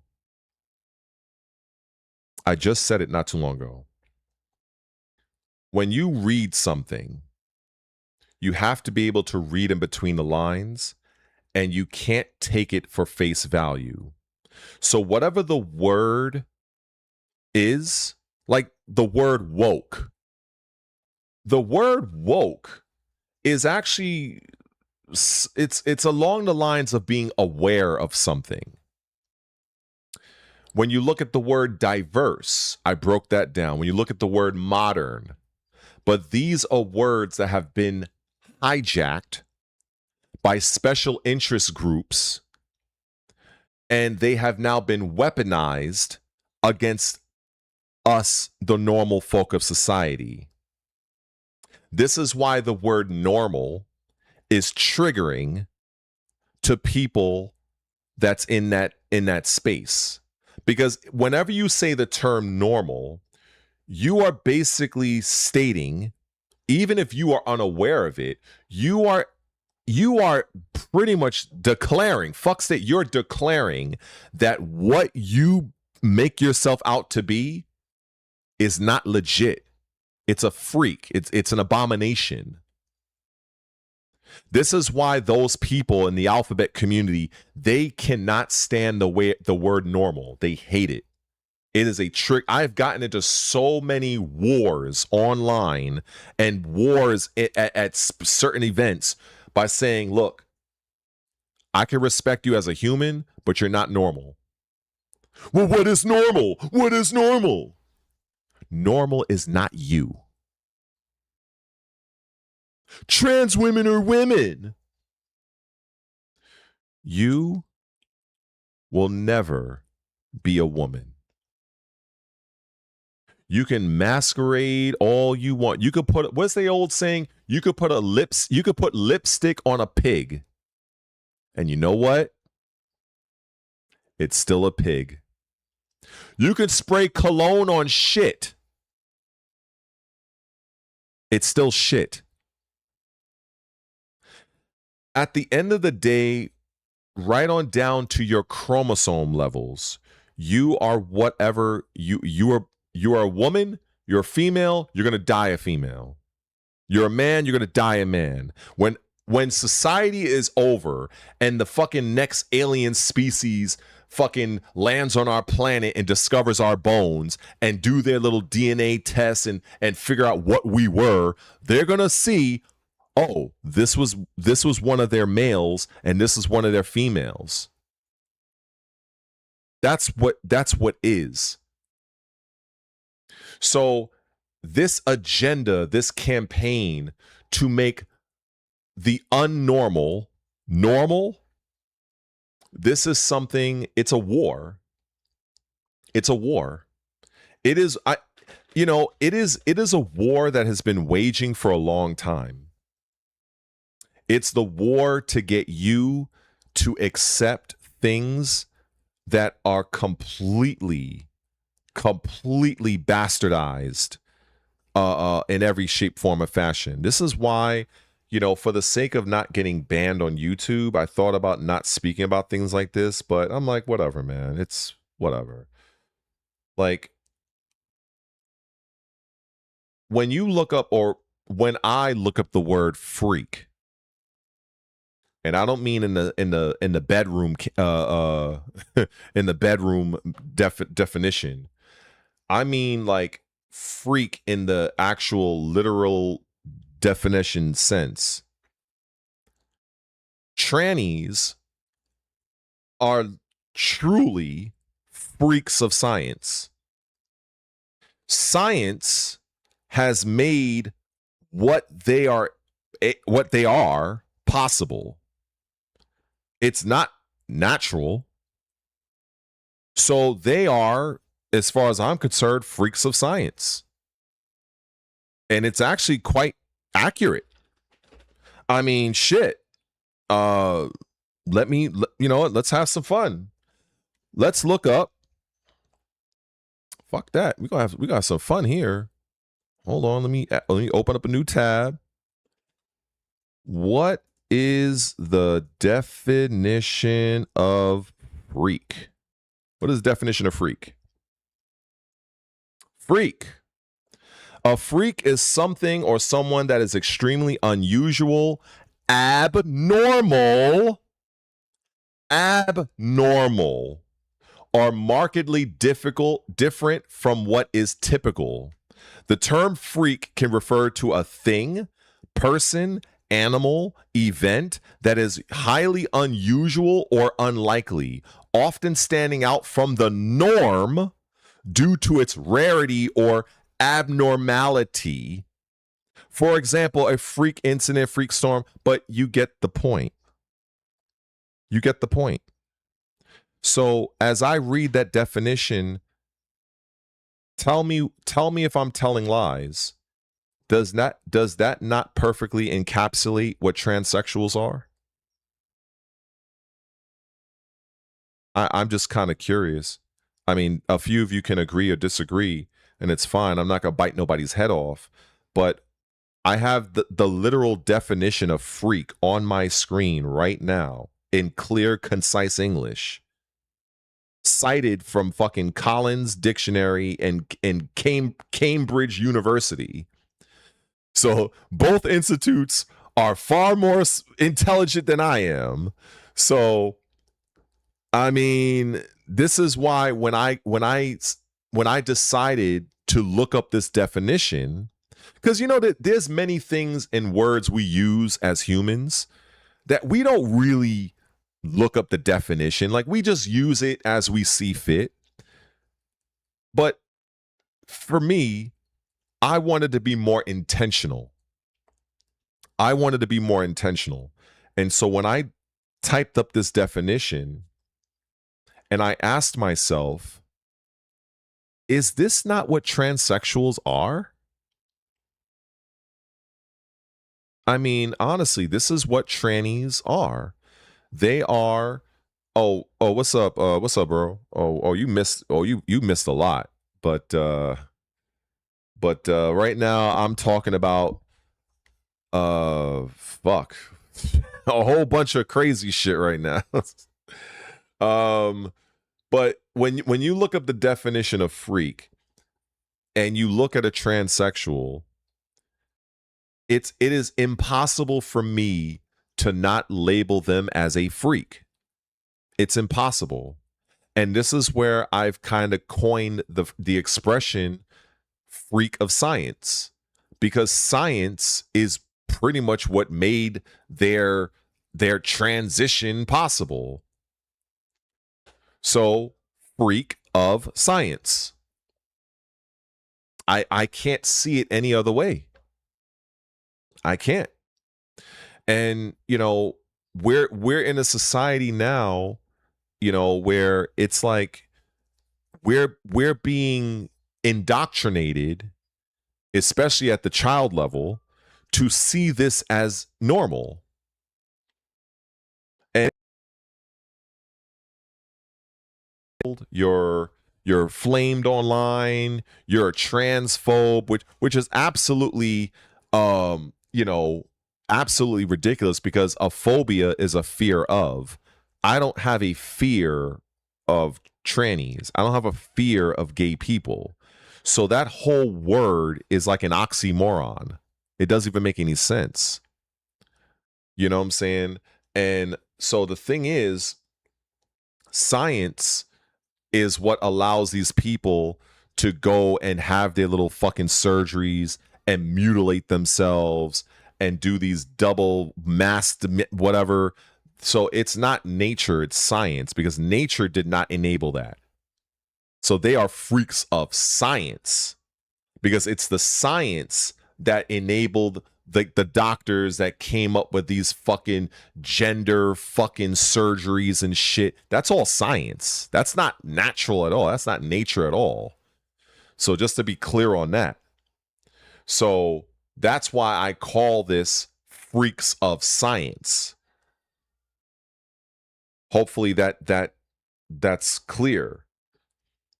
Because nature didn't make these people. Nature made them as a man, and nature made you as a woman. That is where nature ends. Nature made you as you are. It's the science that made you into the freak. Hence, ergo, freaks of science. That's what that is. You know what? I think the safe word I've seen people, and I think even one of my friends, Beast, actually, he even mentioned Transformers. So I kind of like that one. Every now and then I've used that one. But sometimes I'm just like, fuck it, the 80s comes out of me, and it's fucking trannies, because that's what we used to call them in the 80s, So it is what it is. But yeah, I think I got here, like, if I were to trace my route and how I got here, it must have been like I was talking about the Microsoft aspect of, what they're doing with the representation and the diversity and all the nonsense that they're pushing. And somewhere along the line, I ended up talking about this, and that led into that. And then I brought up what's going on in my state of New York, that they passed a bill that removed the terminology of mother and father. That's just it. That's just it. And it's just wild. And this is why, to be perfectly honest, I was not really I was not really into politics like that, especially being a lifelong gamer. I care less about politics, but I wanted to understand, why am I seeing more and more alphabet community queer elements in my video games? Why am I seeing more in my shows? Why am I seeing more, like, I'm watching, and you might have seen this before, where you're watching a show, you're really invested, the show is going great, and then all of a sudden you find out that there's like these two dudes that like are fucking flirting with each other, or they got some fucking side quasi romance going on in the background, or some fucking lesbian bullshit that's going on. And it's like, oh my God, bro, like, do we really fucking need this shit? And it's just like, and it's like, and they do have shows that are like geared toward their community. They have like their homo stuff, and that's fine. I'm not against people trying to make something for their own, whatever. But at least I know from the beginning, I know the marketing. I can tell from the fucking, like, if I happen to see a commercial of it play on YouTube or something or whatever, I can identify that that is the nature of this fucking show. And I know not to bother watching it. But when it is like in something that is promoted and marketed as just being your regular standard, you know, standard fare show, and now you might sit down with the whole family, you might have your kids around you or whatever, and now all of a sudden you got some two grown men humping each other, and you're like, whoa, whoa, whoa, where in the fuck did this shit come from? That's, you know, that's where I'm like, where is all of this coming from? And that's what got me into politics, because I wanted to understand somebody at the other end is pushing this. And we're, or should I say gamers like myself, we're getting it, but I wanted to understand, well, where is it originating from? And that's where I was like, you know what? Let me see more into this politics stuff. Let me see, you know, I've heard, especially in, I don't know how it is in other countries like Canada or whatever. I've heard some things in the UK, but in America, we have Democrat and Republican. Now, you have some people that will fucking say, you know, both sides are part of the same coin. And I guess, you know, who's to say? Maybe they're right. Maybe they are. But with what I know and what I've seen, pretty much every democratic state in the United States, my country, or we say every blue state, has horrific crime levels, has fucking illegal aliens like through the roof. Our laws are a joke. Our economy is shit. And we tend to have mayors in our cities that don't know jack shit about the city that they've been hired to lead.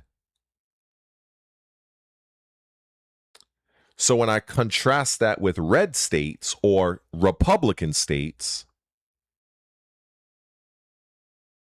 less crime, stricter laws,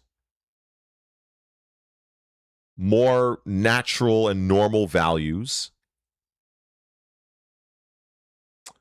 Gun laws are a little bit more, well, actually a lot more less stringent.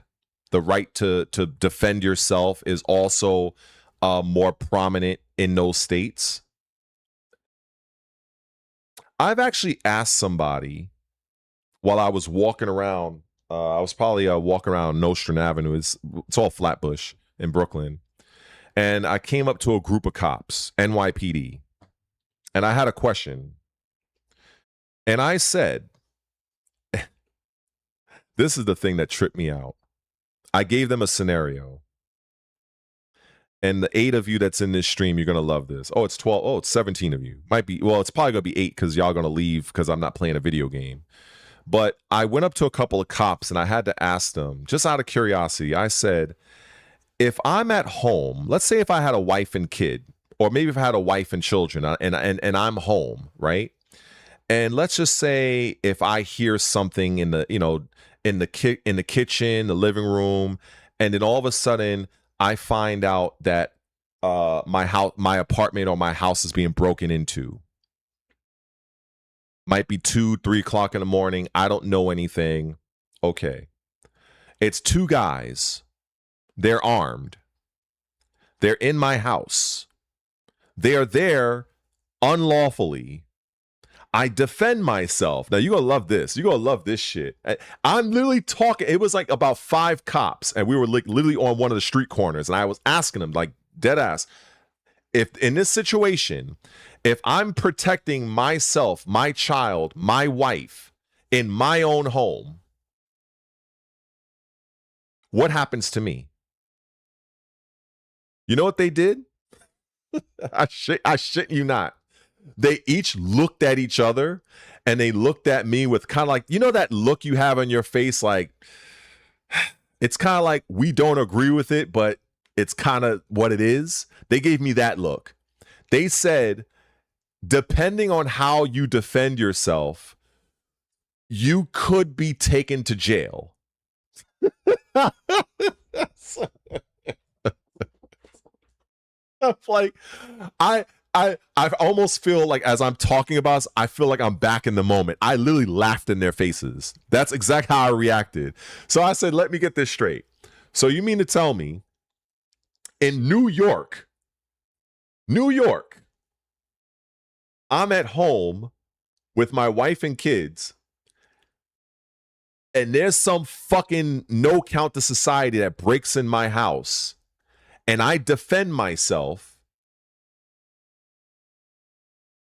I could be sent to jail? What? So what this is where when you know I usually I don't go the political route on my channel on good old Red Related. I try to stay video game related, but when you try to find understanding of why there's so much homo bullshit, why there's so much gay bullshit, when you try to understand that and you finally realize that the majority of these practices, the majority, if not all of these asinine fucking blueprint that exists from the Democratic side, and if you live in a Democratic state like I do here in New York, you come to realize that this shit makes no fucking sense. So then when you look at the other side, you're like, okay, well, let me look at what's going on the Republican side, because especially, and here's another thing, especially as black folks, because I know for those that might not be aware, my father is a proud black man. I lost him at the age of 31. He fought in the Korean War. He was black and Cherokee Indian. I am very much my father's son. It just, unfortunately, I didn't get as much melanin as I probably, maybe should have. I don't know. But I say that to preface this, that in democratic states, amongst black people in general, we are collectively taught to vote Democrat. Republicans hate black people. And then the more and more I start to open my eyes, and I'm like, wait a second. Why is it every single time, and I didn't notice this before, but when it's close to election time, I'm seeing all these people, I remember there was a time, I think, where Hillary Clinton, she went on, what was it, the Breakfast Club show? Oh, it's like a radio show. I think it's in New York or whatever, Charlemagne the God or whatever. He's kind of an idiot, but, he has some, I gotta respect his grind, but I don't really agree with his takes. But I think she went on there and talking about hot sauce or some shit like that. I'm like, bitch, what the fuck your old ass know about hot sauce? Like, the fuck? Like, you know what I'm saying? Like, it just, this is where I started to understand the nature of pandering. These are terms I didn't understand when I was growing up, even in my 30s, because I wasn't really looking at this part. All I wondered was, why are there so much gay homo bullshit in my fucking video games? Why is there so much gay homo bullshit in my fucking shows?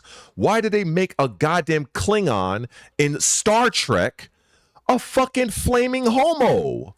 Like, what? What in the fuck? So I wanted to understand, what is the root cause of this shit? Where does this originate from? At least in America. I was like, oh, that's what's going on. Okay.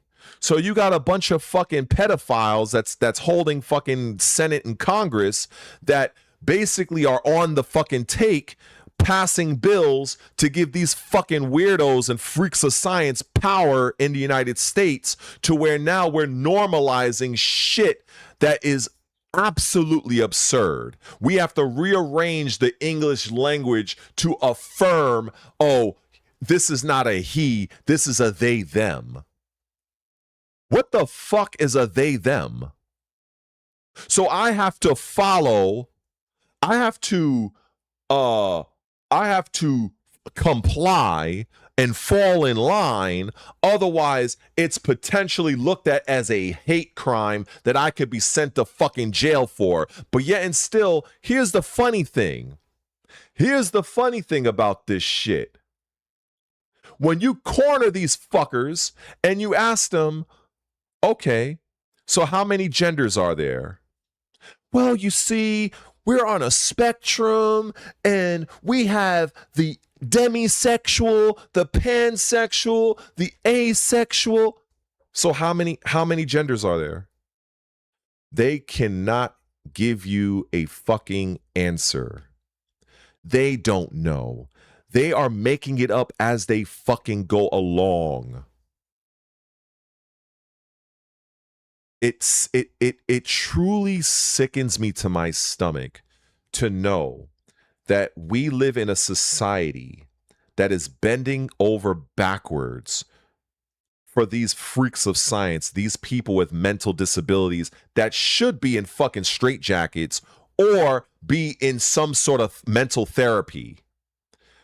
But instead, this society is encouraging this behavior. You know what that would be like? That would be like saying, you know what? I turn on the radio and they're calling my name on the radio. But wait a minute. The radio is not on. Yeah, it is. You don't hear it? You know what you're supposed to do? You're supposed to tell the person there is no radio that's turned on. It's in your mind. You know what we do in this society? We coddle them and we say, what's the radio telling you? See the difference? Instead of getting to the point where you're calling out mental illness and calling it out for what it is, people continue to push and support this. And while I am aware that this has existed for a long time, because I have my own theories on those types of people that I am not going to get into on live stream, but whatever they want to do on their own time, that's fine. I don't care. You do what you do behind closed doors. I don't care. But the problem is when you have these people that are hired in leadership roles as showrunners, as game directors, leaders, and instead of creating media, games, shows, movies, and making compelling stories, instead they are using this as a vehicle to push their fucking narrative. That's the difference. That's the thing that I absolutely can't stand. And it's all connected. Once I learned a little bit more about politics and how these things are spread, and I learned about certain special interest groups where I've learned about things of like BlackRock, State Street, Vanguard, and other large financial holding companies that basically run or own almost everything. They were instrumental in pushing the early conceptions of ESG, which is environment, social governance. And DEI is one of their measures that they use. And that is the origins of DEI.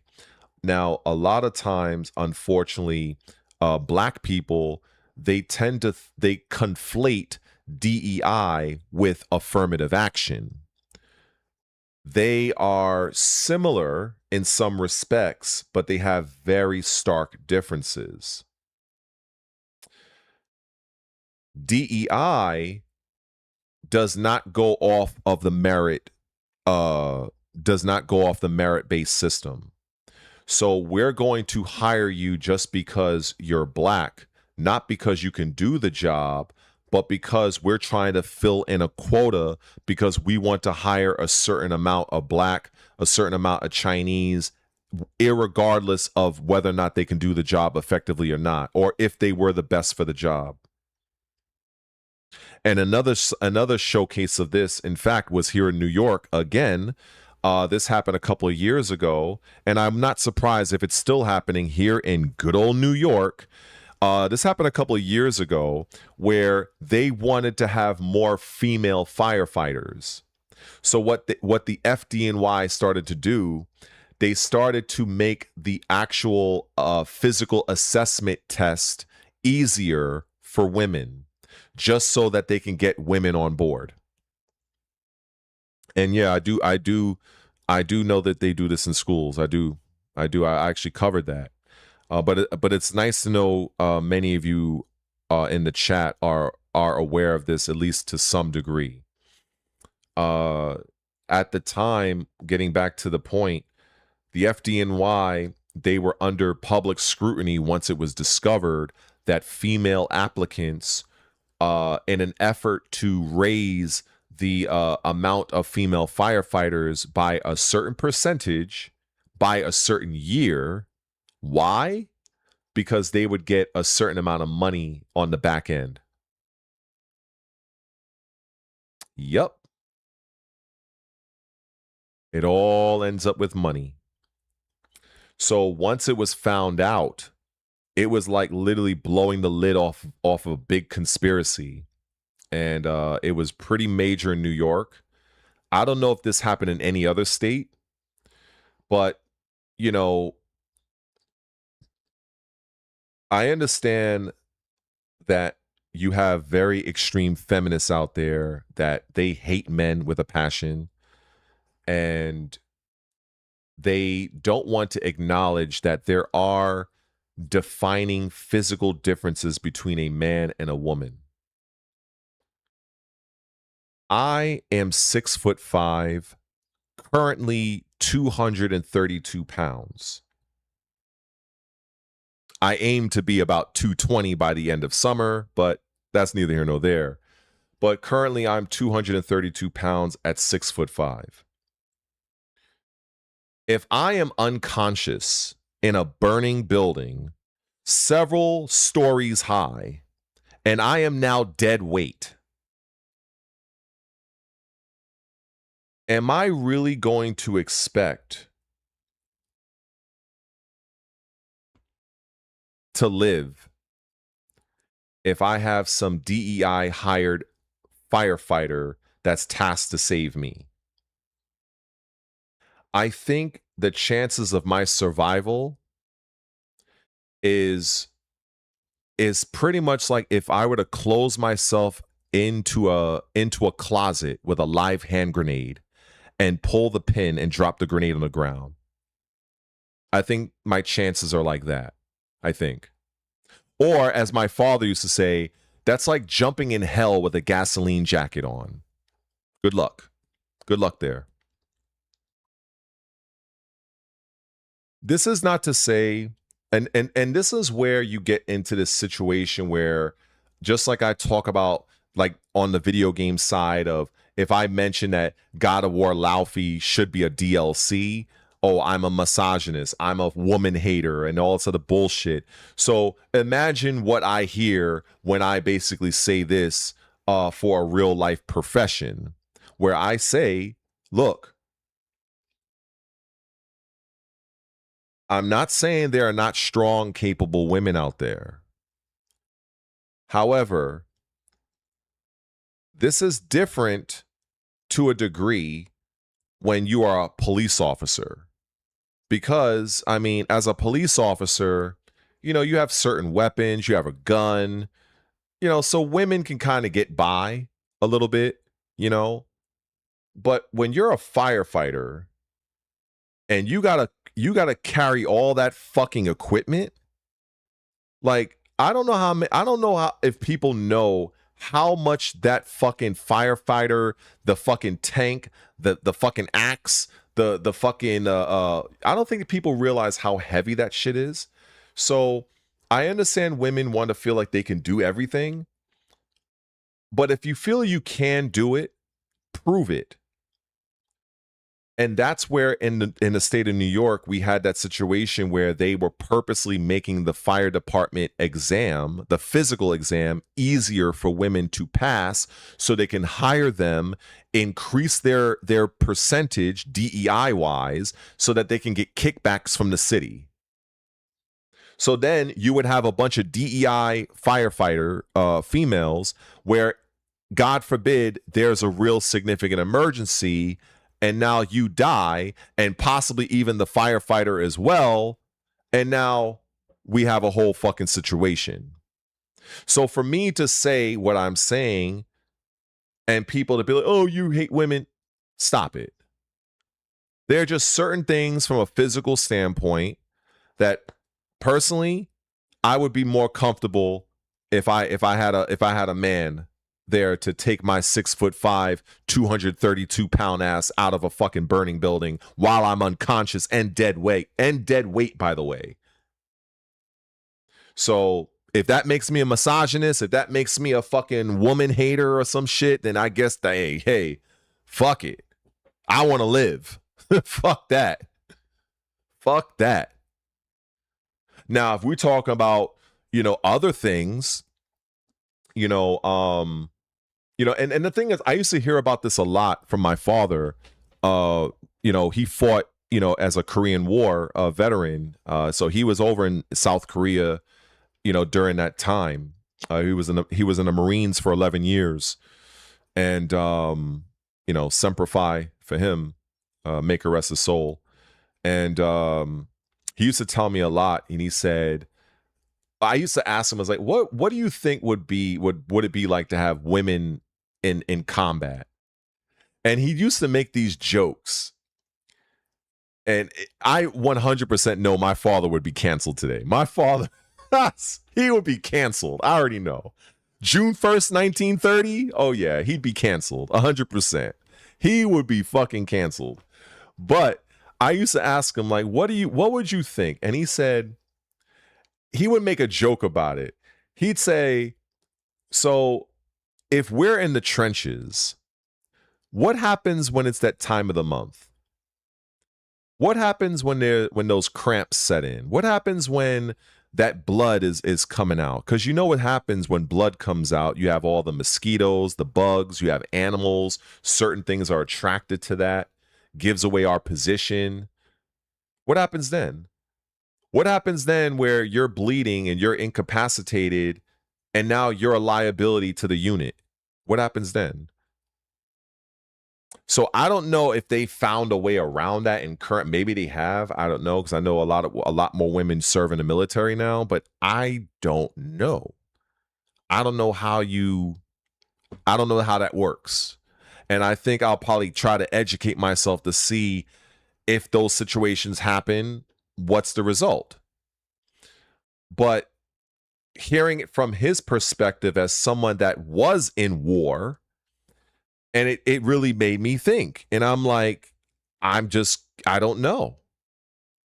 Now, this is not to say, for instance, this is why in situations of, let's say if you have a woman that's an assassin, I totally can buy that.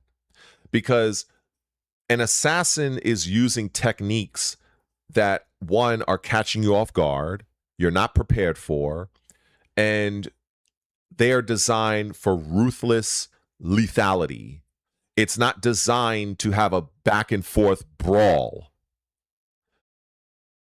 This is why when I look at, like, say, even though I've heard historically that there were no female ninja or female shinobi, or as they were called, the kunoichi, not in that way. They served a different purpose.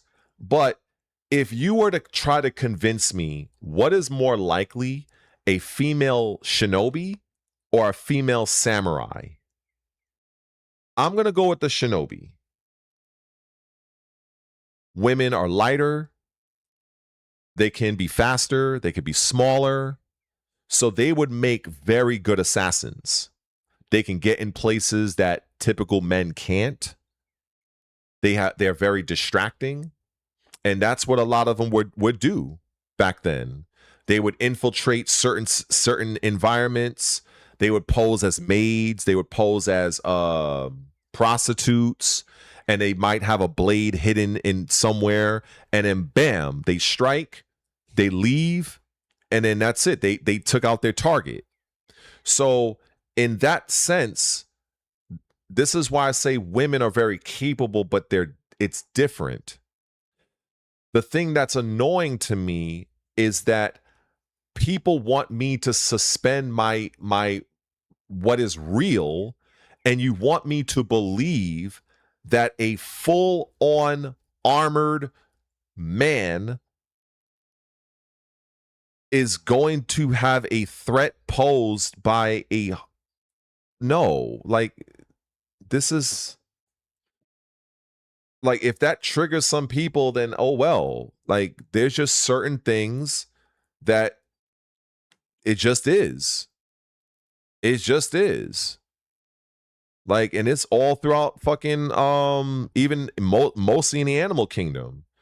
Of course, you have certain exceptions, like that's more matriarchal, like hyenas and lots of insects like spiders and stuff, where the female is usually the larger.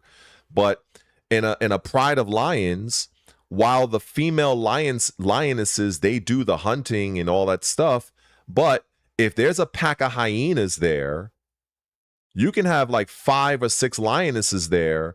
They ain't doing shit. But the minute a male lion comes up, they scatter like roaches.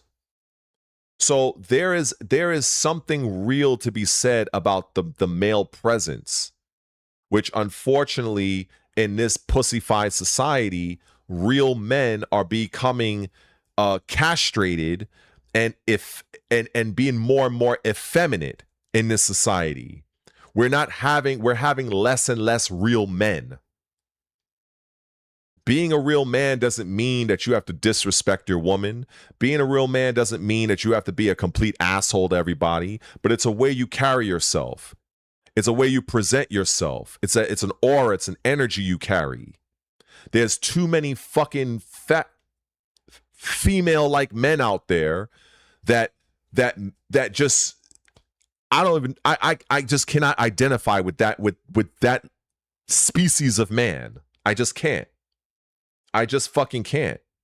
So it's like more and more we're getting like, we're forced into this like bizarro land that women can be men and men can be women. And I'm like, what the fuck is this shit? And then you look at, again, I go back to look at your video games. Look at your fucking anime. Look at your cartoons. Look at your movies, your TV shows.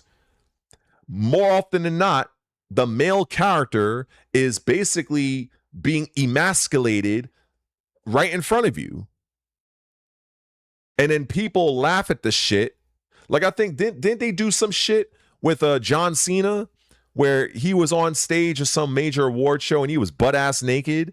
And he, like, I'm like, people like, yo, humiliation ritual. Done.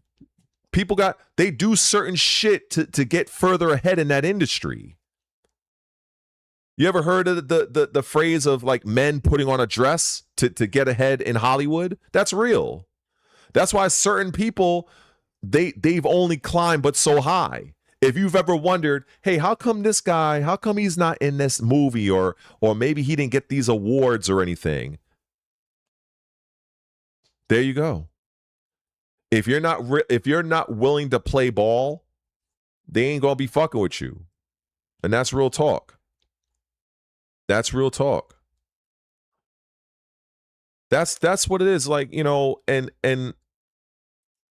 I don't want it to be. I don't want anybody to get this twisted.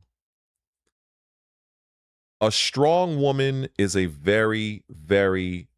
It's a very welcome thing. But it's another when in society we're being led to believe that the only way a woman can be strong is if you nerf the man.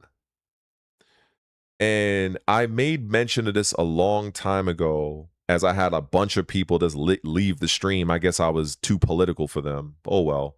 But you know, it was a game, Outer World 2, and I was really bothered. I will admit this. I was really bothered by how they did the intro of that game.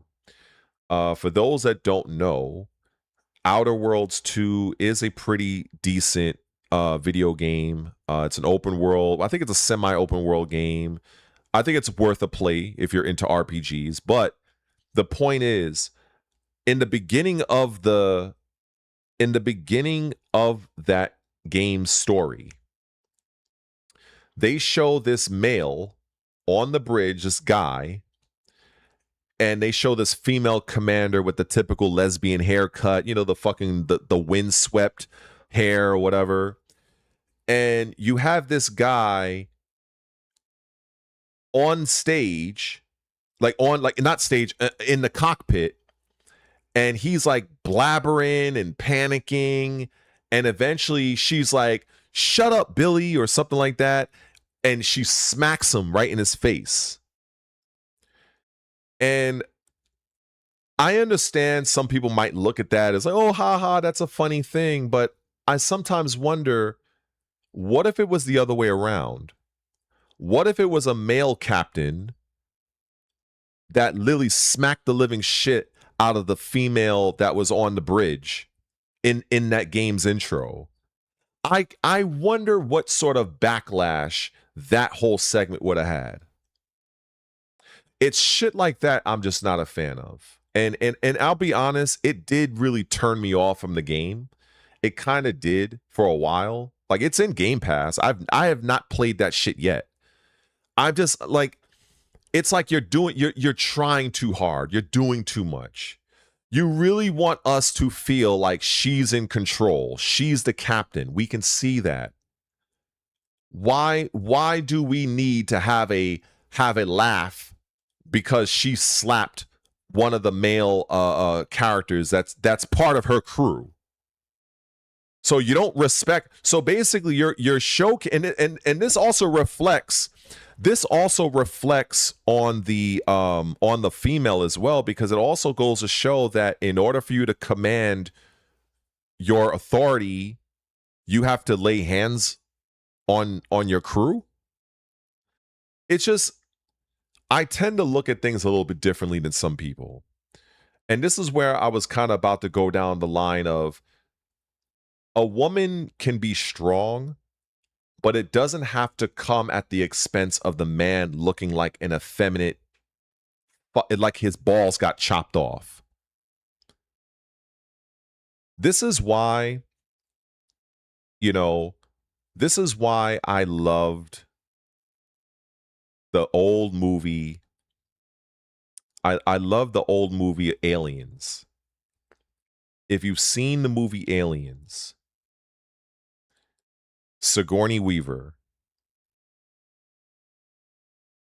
that was, as a kid growing up, she, along with other women, you had another woman, she was a martial artist, her name was Cynthia Rothrock. She was, she used to do a lot of the B-rated old martial art movies back in the, I think in the early 80s and stuff. And so there has been very good women like Linda Hamilton. I'll throw her in there as well. But using Sigourney Weaver as an example, Sigourney Weaver, or Ripley, she was not physically strong. Like, I think we all fucking know that she was like olive oil. She was like a toothpick. But she showed her strength through her composure. She had rational thinking. She had a plan. And she was willing to take command, which she did. And she did a damn good job of it. And there was a scene.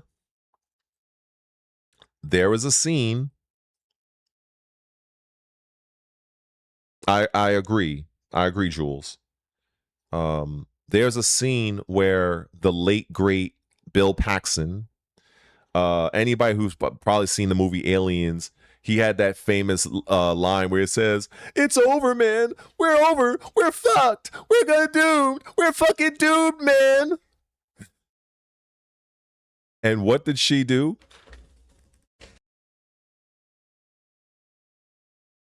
I would assume that there's some of you that's seen the movie, even if y'all are young. And she said, this was after they were trying to get a pickup from the Sulaco. That's kind of that just kind of you know, tells you how much of a nerd I am with the movie. But they remote dropped the Solanco or something like that to take them back to the ship in orbit. But an alien, no, sorry. There was a ship already landed, but they were like, look, let's get out of here. We're gonna destroy this from orbit or what have you. And then an alien killed the pilot. So you see the thing approaching them, but then it crashes. Oh shit, fucked up my mic. So it crashes, right? Then it's like, okay, well, we have to wait here on this planet until we are classified as late or something like that. And I think she said, well, how long is that? And I think what's his name? Michael Biehn, the guy who played in Tombstone, another great actor. He said about 17 days, I think he said. And he said, and that's what Bill Paxton said, 17 days? We ain't gonna survive here for 17 hours. And then that's where Sigourney Weaver said, this girl right here survived here with no military training and no nothing. And Bill Paxton says, well, we'll find and put her in charge. And Sigourney Weaver, her character, without, putting hands on anybody, without smacking nobody, without, she's basically like, look, what can we do? Let's focus on what we can do. And that's when Michael Biehn said, well, in order for us to radio for he says we can radio for another ship to come down, but the communications tower is fucked up. So we have to get it fixed. Okay, let's get it fixed now. And that's where she talked to Bill Paxton while he's still panicking. And she's like, look, we need you to do this. Can you do this? And he's like, yeah, I could do it. All right. She's like, breathe, relax. He gathered himself and he did what he needed to do. I mean, unfortunately, he did get killed toward the end of the movie, but in that part, that was a great representation. If you ever want to see, in my opinion, to designate it female strength, I always look there. I always look at movies like that, because strength doesn't always have to be, oh, I'm like this physical fucking juggernaut. The ability to stay calm under pressure, the ability to turn nothing into something or something into nothing or what have you, what that character was able to do, that was strength. And that's something that should be respected and acknowledged. That's what I like to see. So, trust in your team, exactly. When you're in a situation where, the chips are down, sure, people are, I'd probably be freaking out too, probably. But you're stronger united than you are apart. So when you have somebody that's able to rally you, that's able to kind of get you on board as a unit, to where, okay, let's put our minds together. How can we overcome this situation? So, that's what I like to see. But again, when I saw that intro to Outer Worlds 2, it's like, I understand they did it for a laugh, but there are other ways you could have did that. Like, there's other things you could have done.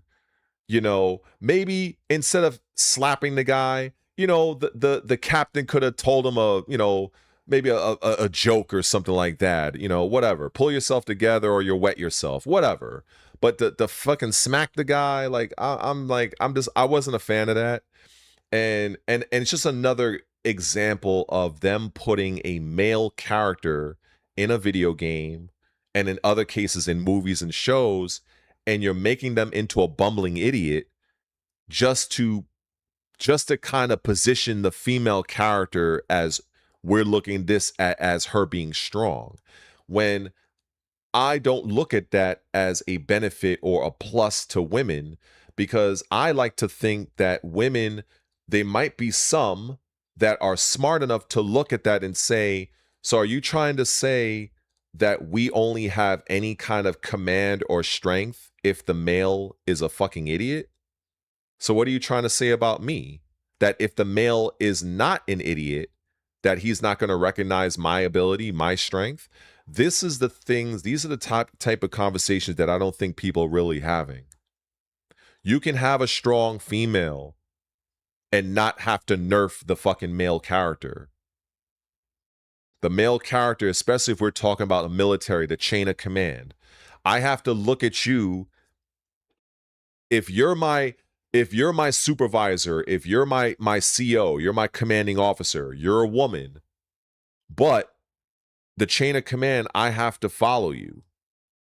But also at the same token, you have to demonstrate to me, to your unit, that you are fit for command. Otherwise, mutinies are real. People can mutiny.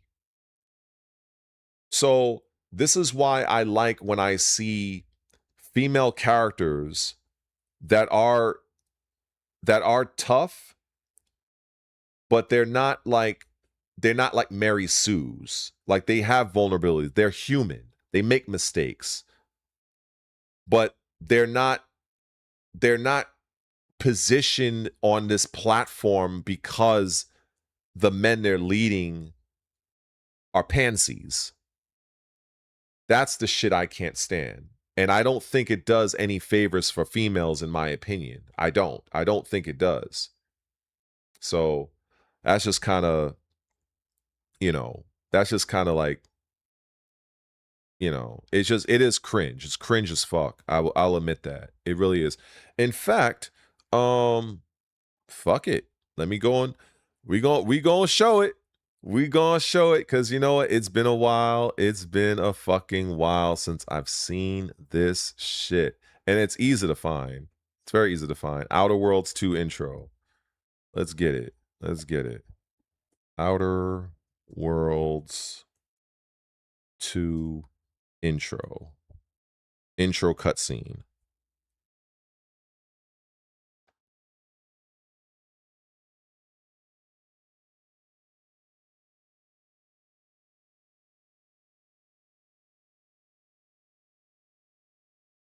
Oh, wrong tab. There we go.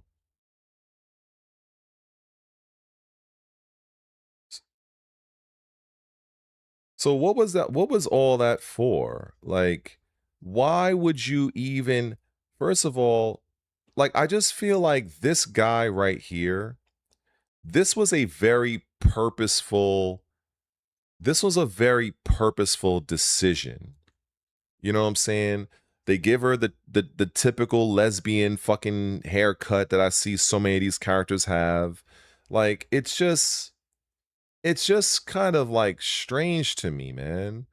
You know what I'm saying? Like, I feel like this could have, like, they could have done without this. Like, we know what the Outer Worlds is. We get it. It's slapstick humor, but this is what you feel you needed to do. I'm not a fan of that. I'm just not a fan. I don't know, but some people find it funny, but it just, for me, speaking for me, I just don't like it, because I feel like even them creating a scene like this, right? It's a video game. They could have put whatever characters they wanted into it. what wouldn't it have been enough just if you wanted to push, you know, the female aspect of the game, wouldn't it have been enough just to have her as being a captain and she has a crew that's listening to her, that's respecting her? Wouldn't that, for an intro cutscene that's only what 4 seconds? But no, you gotta have her girl boss it up against clearly an effeminate looking man or teenage man. Like I'm just not a fan of that, and I see what they are really trying to convey to the audience. I can see what they're really what the true point of that scene was, and I just don't like it. You know what I'm saying? I'm just not a fan of it. You know, they definitely could have cut that scene, just like I'm seeing what you're saying here. They could have easily cut the scene out or done something different, or in fact be by herself and have her command her team and have her crew report in. You could have done that. There's a lot of things that they could have done, and you know, I don't want to say that it ruins the whole game. You know what I'm saying? I'm not that type of person, but it really, I will tell you, I played The Outer Worlds 1. I owned the game, the physical game, when it came out. I enjoyed it. Thought it was a cool game. Now they have like a new version. I'm thinking about messing with it, playing it.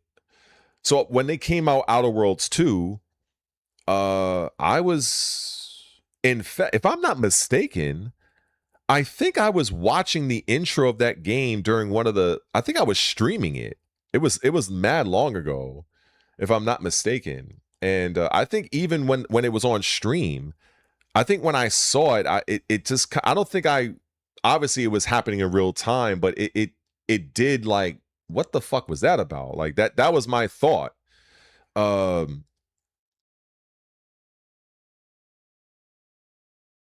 Yeah, you know, and the thing is, I don't understand, you know, the fascination with that particular haircut. You know, I guess maybe that's they're trying to say, you know, they're trying to attribute a hairstyle to the sexuality.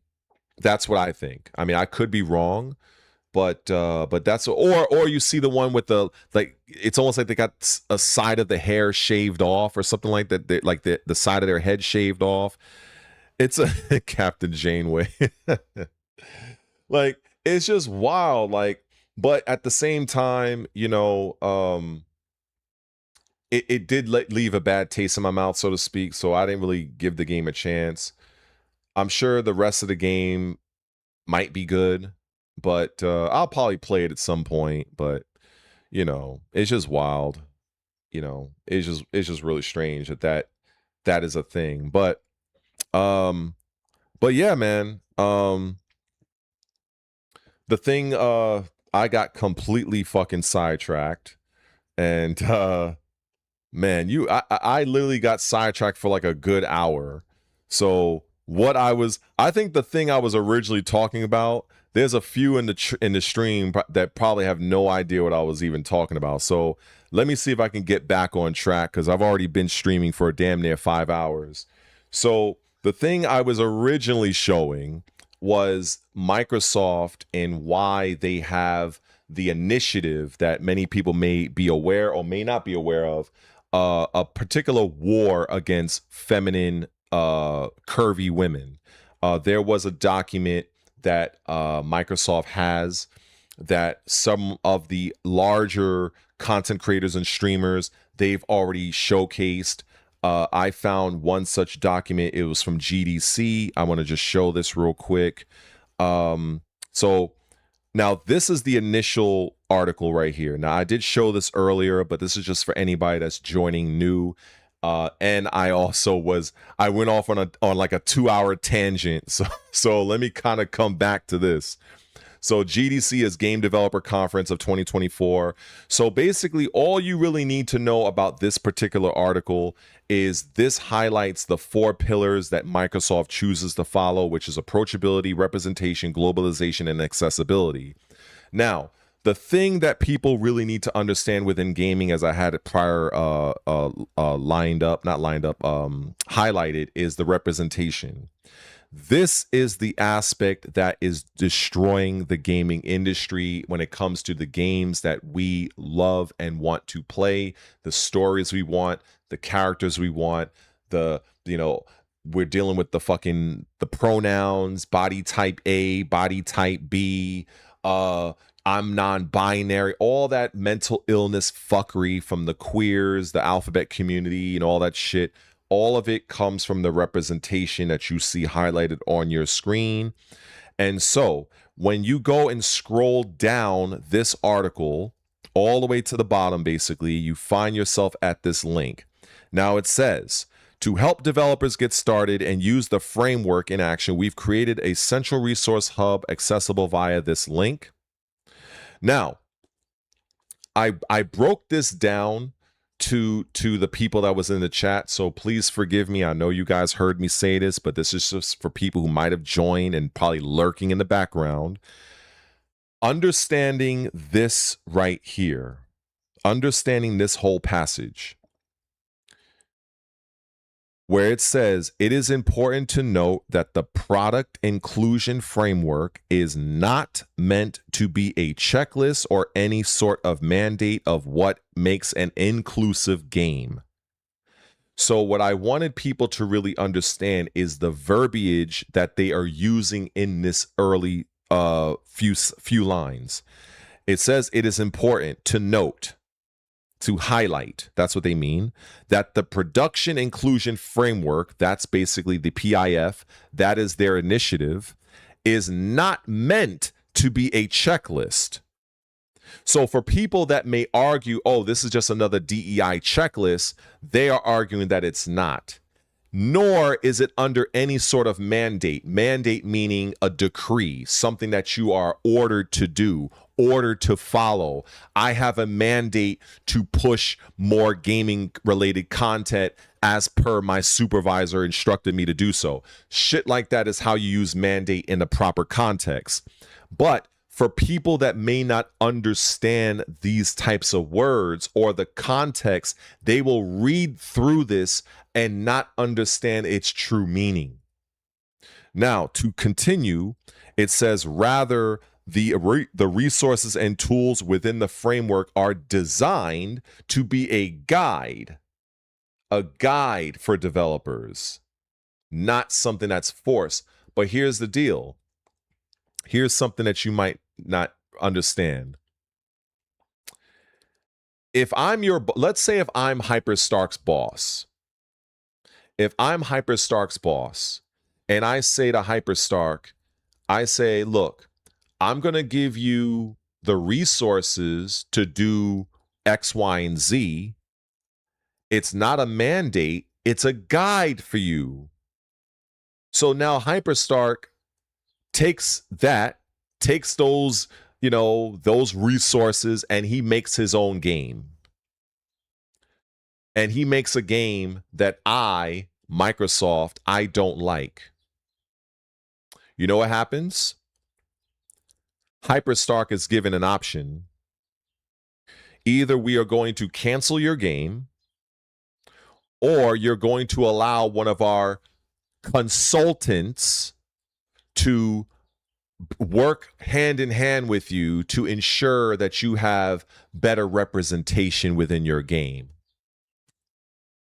That's what happens. That's where the Sweet Baby Inks of the world come into play. They are basically commissioned to work alongside the development studio, the development team of a particular game, mandated to ensure that particular game is in line with their DEI and so-called inclusionary aspects that reflects on the parent company. This is why when I go and I make a lot of these videos or these streams, I do my absolute best to try to pass on this sort of information, because honestly, even me as a viewer, when I am looking through YouTube, I see a lot of brain rot bullshit. I do. I see a lot of fucking brain rot. And there's too many people that just don't understand what's going on with things. And And the thing is, even if you're an independent, you also have to factor in these particular situations where if you are an indie developer and you're making a game, you have to fund that game for yourself. You have to pay your employees. You have to, unless you're using like something like Linux, no, Unity. I believe Unity is like a free game engine that you can use. I think it's Unity, if I'm not mistaken, or it was one of those. I think it was Unity. I might be wrong, but don't quote me on that. But definitely, if you want to like use like Unreal Engine 5, you have to pay for that. You know, so if you are doing your own thing, you're likely going to have to come out with your own graphic engine, which you have to create from scratch, or lease or rent someone else's, like an Unreal Engine 5. And then you have to learn that engine. That takes time. You have to deal with your own marketing. You have to do your own distribution. You have to pay your employees. You have to deal with any possible issues that might come up during your development of your game. Everything is on you. And so a good example of this would be Kingdom Come Deliverance. That might be a game that some of you might have heard of, you might want to try, or maybe some of you have tried it. So that game was created by Warhorse Studios. They were, I think, a Polish company, if I'm not mistaken. And they were an independent studio. And I think they did a Kickstarter or GoFundMe or something to help with the cost, and they did well. They made the game. It turned out to be an absolute hit. I think it came out in 2018, if I'm not mistaken, 2016 or so. And they caught lightning in a bottle. And what ended up happening?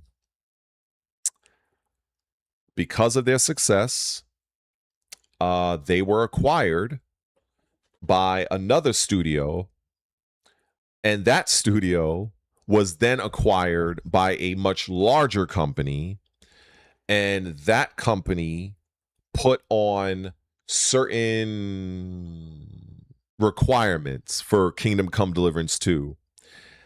And so, in order to get that game out the door, in order for that game to realize its potential financially, and to maintain the, you know, the money coming in to support the project, that is when Kingdom Come Deliverance 2 turned Henry, the protagonist in the game. Well, I want to say turn him, but they created a homo-gay relationship in the game for that character with his best friend, where they can literally fuck each other. Literally.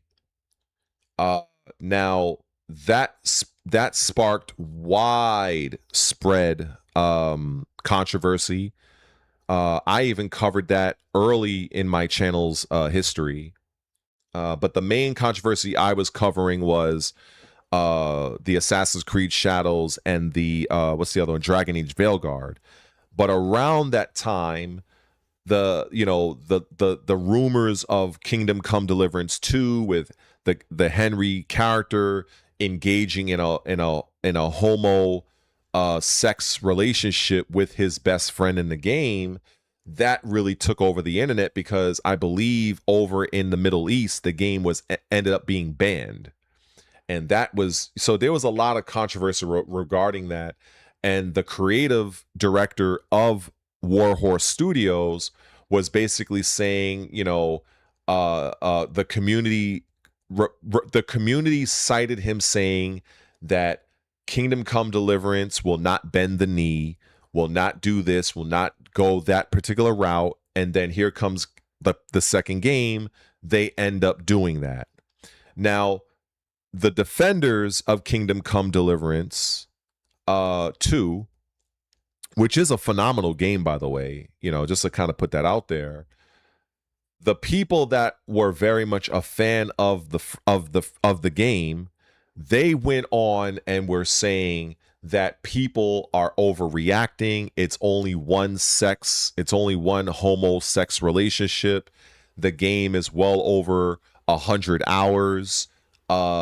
in order for you to even engage in that sort of relationship, you have to make a lot of different choices that are very deliberate. So it became something that I only covered on my channel, very, very brief. In fact, here I am fucking doing another deviation.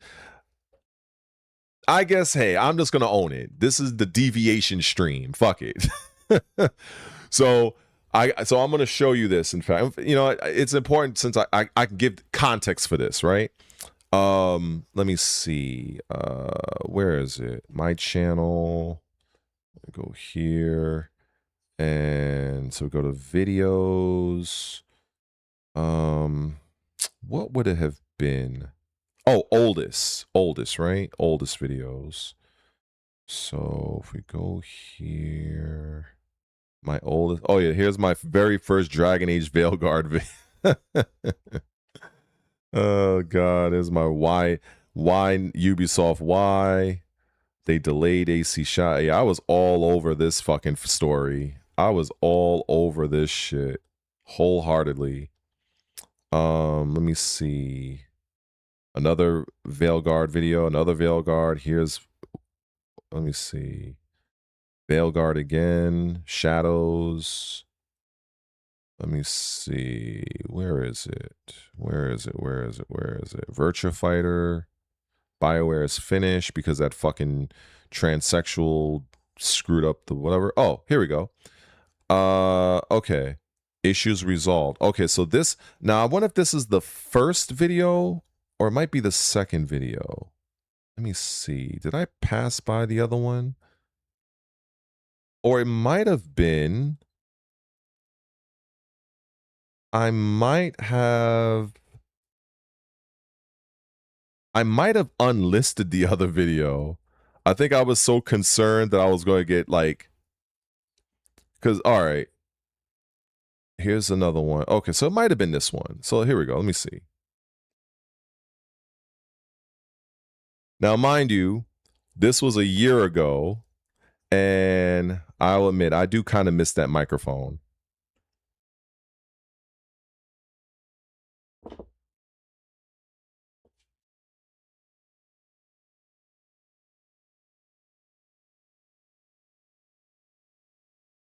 Oh, I didn't even realize the fucking audio is not playing. I didn't even realize it. Oh, shit. Let me turn the fucking headset on. I just peeped that. I was like, yo, isn't the audio on? All right, let me see if it's on now.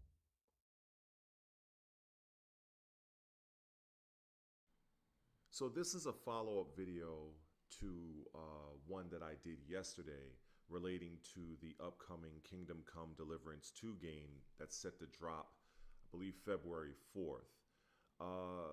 In that particular video, I was reporting on the little bit of controversy that was kind of taking shape at that time. Now, the game's creator, creative director, has come out, I believe, today, and kind of denounced a lot of the rumors that was going on. So let me at least do a quick little recap in case this is your first time coming across my channel, or the first time you're even hearing about this type of controversy. So pretty much the first article that I even did on that video yesterday was this one from That Park Place. Now this is the exact article. As you can see, January 17th, Kingdom Come Deliverance 2 reportedly banned in Saudi Arabia over rumored controversial scene, etc., etc. So if you scroll all the way down, this is the original tweet or the X message. So basically, it's urgent and official. Kingdom Come Deliverance 2 banned in Saudi Arabia due to unskippable gay scenes in the story mode. Now, that was significant because I'm like, you're missing an entire region of the globe. And now, to be fair, I have not played the original KCD1. I actually have not. I recently bought it, but back then when it was first released in 2018, I didn't play it. Now, from what I understand, That game was very good. It caught lightning in a bottle. It was crowdfunded. Warhorse Studios at that time was an independent developer. The game was based off of 14th century medieval times and everything surrounding that. So it was kind of like almost like an RPG simulation of medieval times. So at that time, on the 17th, Vavra responds to this. So it says, turns out that we are once again in the middle of a rather bizarre culture war, this time from the opposite side than usual. And it goes on. He says, the game is exactly what I wanted it to be. No one has tried to influence me as an artist in any way. And anyone who knows me knows I wouldn't let them anyway. Every character in the game. Yeah, the first game was crowdfunded, yes. To be where they are, which you'll understand when you play the game. So a lot of people were kind of concerned that this particular answer wasn't really addressing the situation as a whole. So I wasn't trying to create any kind of video that was damning him and the game and calling for a boycott, because I didn't really have all the information. But because of this answer and him not really really attacking the rumor, it was a little bit suspicious for me. So then in that video, I kind of came to my own conclusion that maybe the parent company, the company that now owns Warhorse Studios, was probably making him push the agenda. Either way, I really did not know for sure until the information that has been revealed today, or should I say yesterday. So here's what he says. It is time to address wild claims some people spread that are apparently based just on one screenshot and a poorly translated tweet. And so he goes through 10 points here. So number 1, there are no unskippable cutscenes in our games. Anyone who claims otherwise, eliminating that right there. Number 2, we are not nor ever were banned in any country, at least not that we know of. Number 3, as much as I don't like forced diversity, nobody was forcing us to do anything, and we are not forcing anyone to do certain things. So that kind of speaks to my position I had when I made that initial video, because I was thinking that maybe he was being forced to put that in the game. So I'm glad point number 3 eliminates, what my thoughts were. Number 4, gay characters were already in KDC 1. I kind of already knew that. Number 5, KCD is an RPG. You are responsible for your decisions. If you want Henry to try a same-sex adventure, feel free. If you don't want to, you don't have to. All affairs are and were in KCD1 purely optional. The characters are perfectly aware that it was a forbidden sin. So I wanted to jump in real quick. I don't know if I really want to talk about the whole thing here, but damn, it's raining outside. I should have went to the store earlier.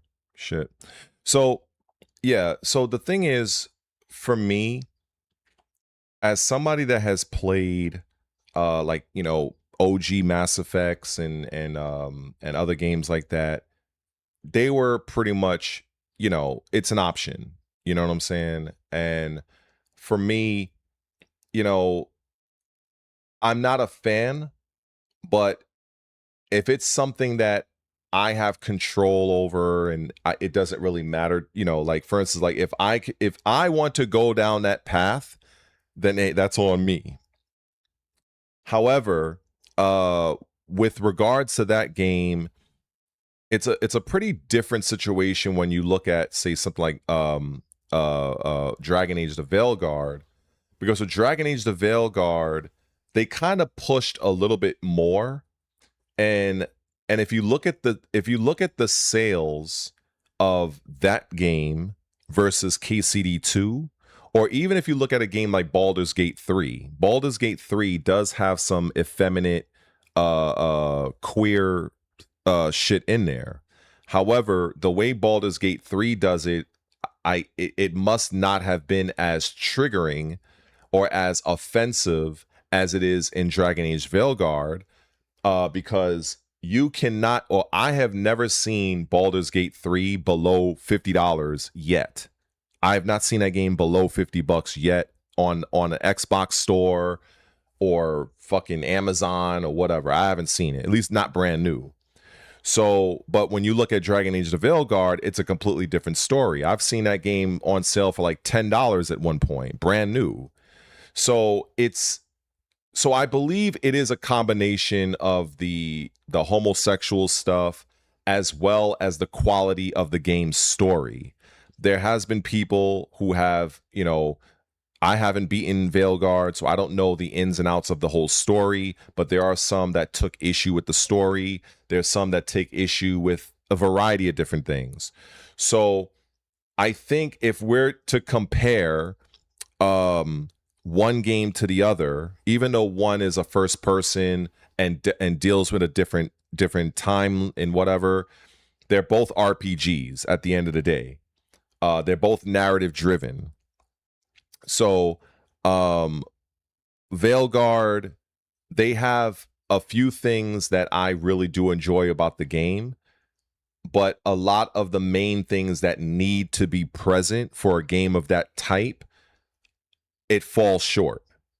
Whereas if you look at something like Baldur's Gate 3, the majority of people I've heard talk about that game is many people, they say they don't like how I think Act 2 ended or something. I've heard many people talk about this, that Act 1 was great, Act 3 was fine, Act 2 was kind of like, it was kind of weird, where there were just certain things that, I don't know, but I have heard that Larian Studios were trying to do patches, and I think they released some patches to address some of those concerns. But I think ultimately Baldur's Gate 3 did a better job at doing what an RPG style game should do, and that is tell a good story, relationship building, and actually having impactful choices where your choices do have some consequences. In the entire game of Dragon Age the Veilguard, without me, I guess I spoiled it for myself, there were only three or four choices in the entire game that has any significant change in the game world. And for Dragon Age, as a franchise, that is a stark departure than what Dragon Age fans have come to know and love. And this is why, from, you know, the point of view that I have, that you had a transsexual, a transformer, leading the creative development and doubling and tripling down on so much of the gay, homo, alphabet community stuff, right on down from the non-binary stuff, the top surgery scar shit, it was just really, it was way too much. And they put way more emphasis on that than actually creating a viable story that Dragon Age fans really wanted and deserved for waiting 10 years from Dragon Age Inquisition. And that's something that I think is a stark contrast from Kingdom Come Deliverance 2, because while it does have that homo aspect in there, it is, as the guy says, it is an option. If you don't want to engage with the option, that's as far as it goes. So in some respects, I kind of looked at the outrage that people were manufacturing on Twitter at the time a little bit overdone. You know, for a game that is as long as KCD is. Now, I haven't played the game, so so I don't know. But based on what the director said in my video, or not, he didn't say it, but I'm reading his tweet. If I'm to take him at his word, then outside of that particular situation that I don't really even have to engage in, then that's it. The rest of my 100 or so hour journey is just gonna be me hacking away with a sword and doing wild shit. So this is where I don't want to be associated with those people that rage out for every little thing. I think they call them grifters or something like that, because there are things that I don't like and there are things that I do like, but I try to find some kind of balance. I try to do my own little research and everything like that. And even looking at Dragon Age the Veilguard, people were up in arms over the transsexual scene where you could become a tranny in the game, basically. However, I don't know if there were several people like Asmongold, very large channels, and others similar to his size that were like really going off on that. And so was I, because I didn't play the game yet, so I didn't know that it was a complete option.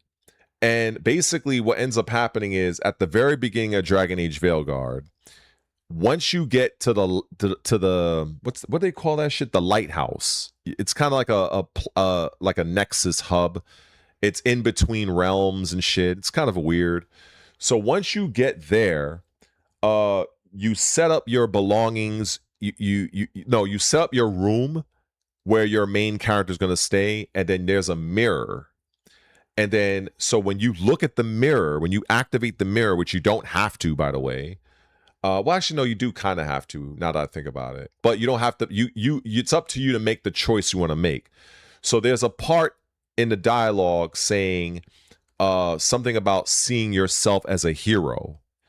And then I think it said, like, I see myself as something else or something like that. And it shows a transsexual option or whatever the case is. So at that point, when you select no and you move on with the rest of your game, you can't even interact with that mirror anymore. So once you make that decision to like, hey, I'm not going to be a tranny character, that's it. Unless you reload it and make a different choice. The issue that I am not a fan of with Dragon Age the Veilguard is just there were other aspects that were added into that game that really turned off the fan base. And as a result, many people did not buy the game and it was a commercial failure. And as a result, the franchise is doomed. I am pretty good at playing around certain things, like all right, if there's like some homo scenes in the game, I know that I don't have to interact with them. It's an option. You'll either have the homo option or you have the straight option. You pick the straight option, you move forward with your game. I've been doing that since fucking Mass Effect Dragon Age early Xbox 360 era. The issue is that there are people that literally will not give the game a chance the minute they even see that as an option. The games get heavily criticized and the sales tank and the possible studio gets closed. And, for me, I guess you could say I can deal with it to a degree.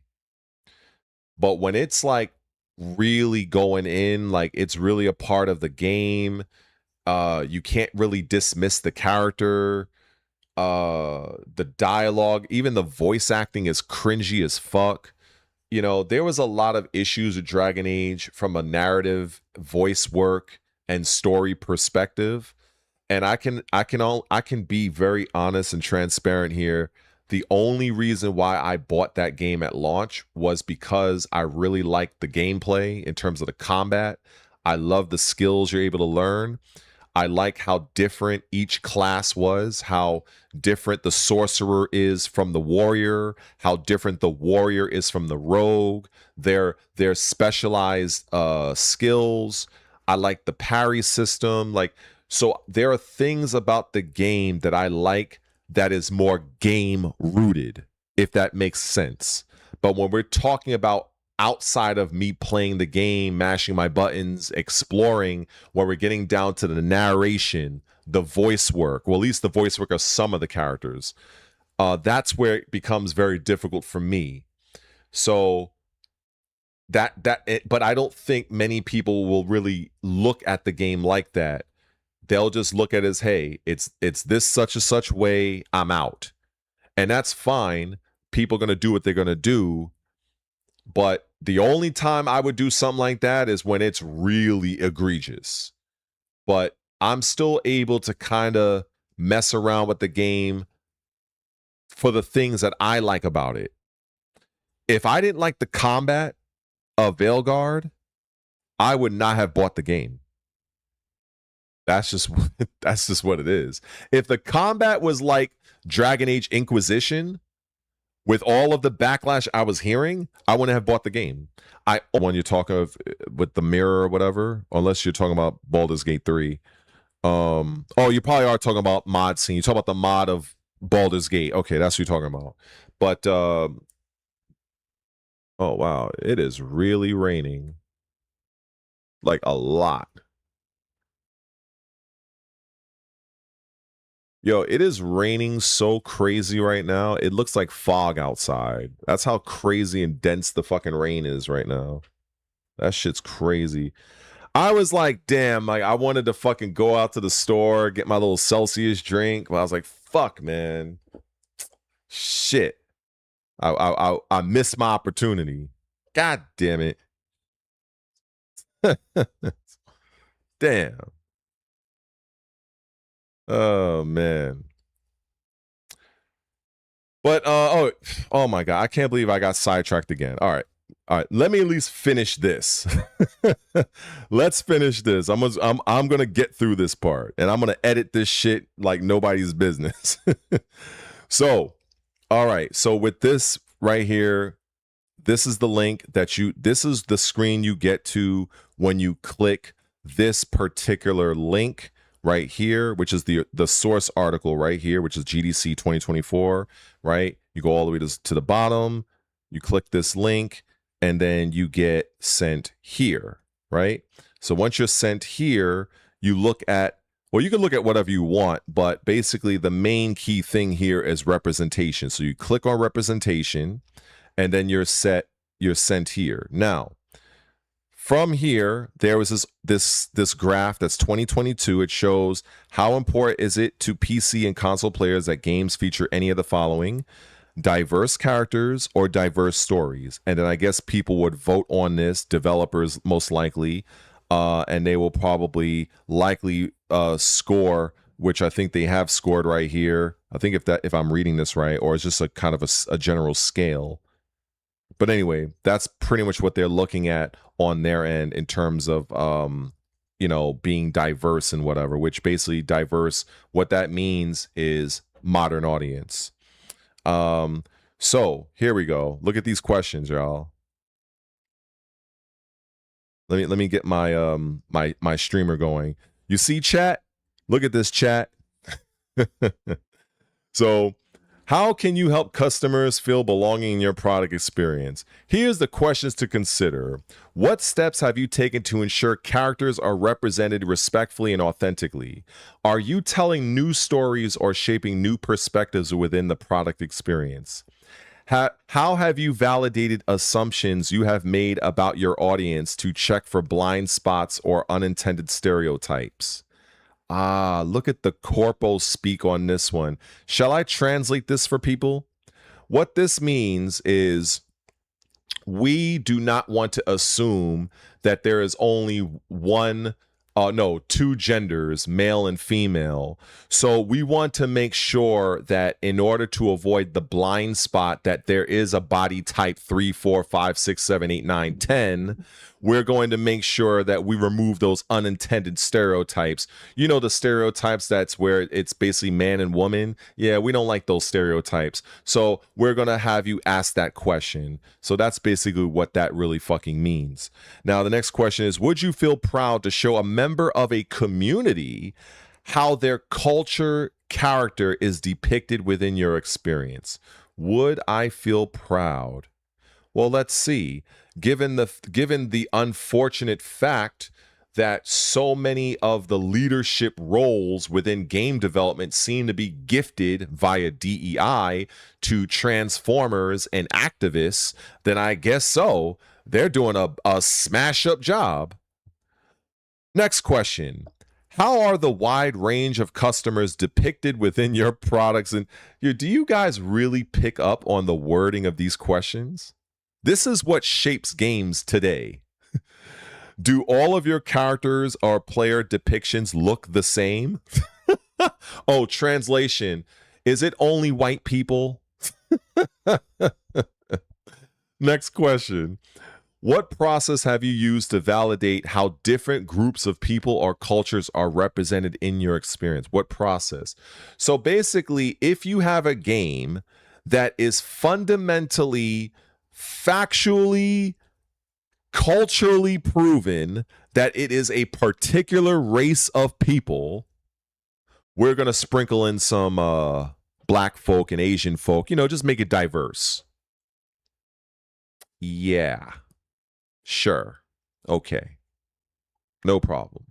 So that's why I guess it's going to be interesting when we finally get a white man that plays Malcolm X, or we get an Asian guy that's going to be Black Panther. You know what I'm saying? So they do this across multiple genres, across multiple facets of our entertainment, video games, movies, you name it. They do this consistently.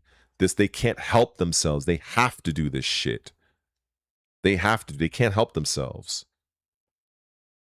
But anyway, so do you have a process to review key decisions with the lens of respectful expression?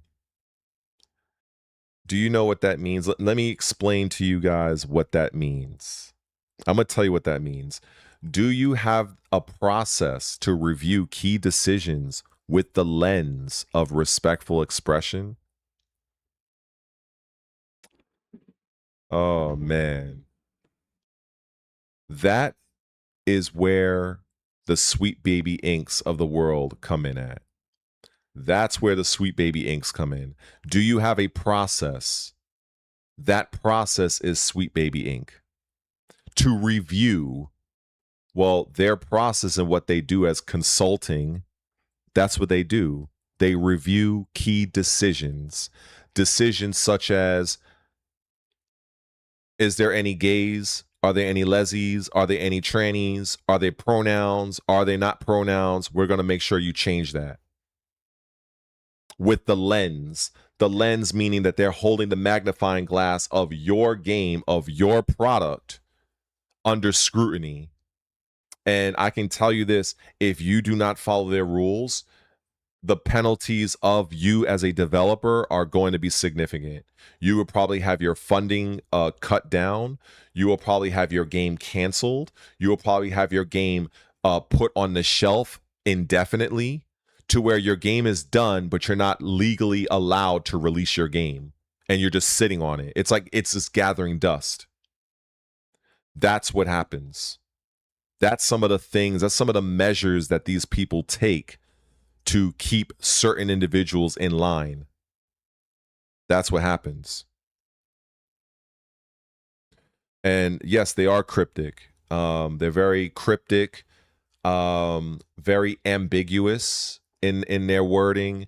And I can tell you, it's almost like this is why when they say, when you sign something, have a lawyer present. Because it's not a matter of you being able to read. This is not an issue of you reading. It's you comprehending and understanding what you are reading. What is the double meaning of what you're reading? Because if you don't understand that, you're taking things for face value. What they are talking about is not face value. This is code talk. This is code talk. That's what this is. This is why, like, I feel like I probably, if nothing else, I really should clip this part out and really edit these parts together to eliminate the sidetracks and try to see if I can kind of cohesively put all this together like some fucking jigsaw puzzle. But I'll see. I know it's going to take a lot of work, and it's probably going to be like 50 views. But if, hey, if somebody learns something that's good, it's well worth it. But yeah, when you look at the wording, you know, of this sentence, that's exactly what this means. Do you have a process to review key decisions? Oh, you don't? Oh, okay. Well, we're going to arrange a meeting with Sweet Baby Inc. We're going to have some representatives come by to your studio on such and such day and time, and they will go over and review key decisions that they may find in your game. And if they happen to not go in line with our core values, to where it more represents a more modern take on things. See the words? See the words? See I'm playing it? This is how you do it. This is the corpo speak. This is the shit that these fuckers on Twitter, they don't understand. They don't get it. I can talk their language. I understand their language very well. Very well. Probably a little too well. So when I see certain terms, and sometimes they hide it pretty well. Like, if you're looking for certain keywords like modern, you may not see it, but the way in which they connect certain words, it basically adds up to the same thing. It's almost like in the fitness industry. In the fitness industry, we are told to look after certain ingredients. Sugar is bad for you. Basically, everything that is bad in the human body in terms of ailment wise, dementia is basically sugar in the brain. Diabetes is sugar in the blood. Things of that nature. Excess sugar, basically glucose. Because once you ingest sugar, okay, all right. Full disclosure, this is the fitness part of the topic real quick. So sorry if I'm offending people who hates fitness. But when you consume sugar, any kind of whatever that has sugar aspects in it, carbs, it gets converted to glucose, and then it is stored in the muscles and in the liver. About 300 to 400 grams of glucose is stored in the muscles as glycogen, and about 100 grams is stored in the liver as glycogen. And once those two are filled and maxed out, because you're probably being lazy as fuck and not doing anything, you're sitting down, sleeping all day, you're eating, not walking, not working, and not doing anything, everything else you consume, because the liver warehouse is full, the muscle warehouse is full, now it triggers your adipose cells. Adipose is basically the fat lipids that's within the body. So now you cannot eliminate fat cells out of the body, but you can reduce them in size via diet, water fasting, and so on and so forth. That's how this works. So whenever you have somebody that has type 2 diabetes, where you have an increase of sugar or glucose that's in the actual bloodstream, that is now spiking your pancreas to deliver high amounts of insulin to bring that level of sugar down, your blood pressure, your glucose level down, so that the energy from the food that you ate in terms of glucose, sugar, and stuff can be sent directly to the mitochondria of your cells. Believe me, I'm a nerd when it comes to this shit. So, but instead, what ends up happening is when you spike your blood glucose so much, think of it this way. Your pancreas is sending out insulin. So let's say if it sends out a signal of 5. If I'm telling you, hey, we have a job to do, blah, blah, blah, blah, you're not hearing me. You as the cell, you're not opening up. You're not allowing me to do my job. So now instead of a 5, I now have to basically be at a 10.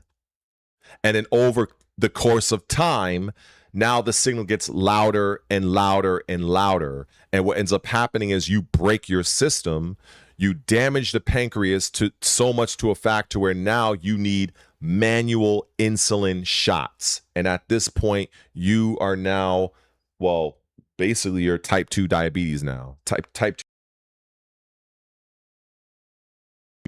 Of course, I believe that there is a stage before that. I think it's called ketoacidosis. I believe that's one of those things. But all of this is very, very preventable. And you know, so yeah.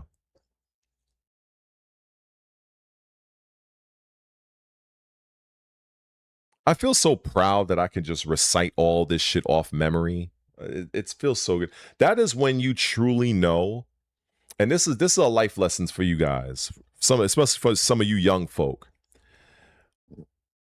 When you learn something, you don't truly know it until you are able to recite it in your own words, without the dummy cards, without a script in front of you, and you're able to recite it in a way where most people can understand. When you are able to do stuff like that, that is when you have a firm command and understanding of what it is that you are talking about. And so I take great pride in this because I have been a part of this industry for, I guess, since 16 years old. Back when I started to take creatine monohydrate eons ago. To where now I know that shit frontwards and backwards. Arginine, carnitine. Like, anyway, there's a lot of shit out there. But yeah. Oh yeah, so that's what I was saying. I think the reason why I brought this up was because from a fitness standpoint, much like the modern audience in gaming and other shows, they tend to do a lot of bullshit in terms of how they word things. They're not really they're saying things that is going over your head. They really are. It doesn't mean that you're stupid. I want to be clear of that. It doesn't mean that you're stupid. You're not stupid because you don't understand this. You're just simply ignorant. You're ignorant to the way in which they communicate. And this, I think this is the reason why I brought up the fitness, because in fitness, you can take certain supplements or eat certain foods and you're thinking you're being healthy, but they are really masking ingredients that are not good for you. Like, for instance, one common ingredient in protein powders, for instance, is something called maltodextrin. Maltodextrin is a horrific ingredient. They say an old saying, if you know better, you do better. Hopefully, if you do any research into maltodextrin, you will make a concerted effort to avoid products that have it in it.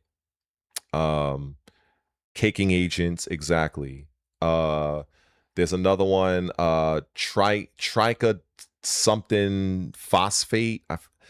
I forgot what it's usually. It's usually it is classified under the caking agents, and then also you have your seed oils and stuff like that. You know, there's so many things that you think that are fine that they're not really that bad for you. For instance, there's another one called polysorbate 60.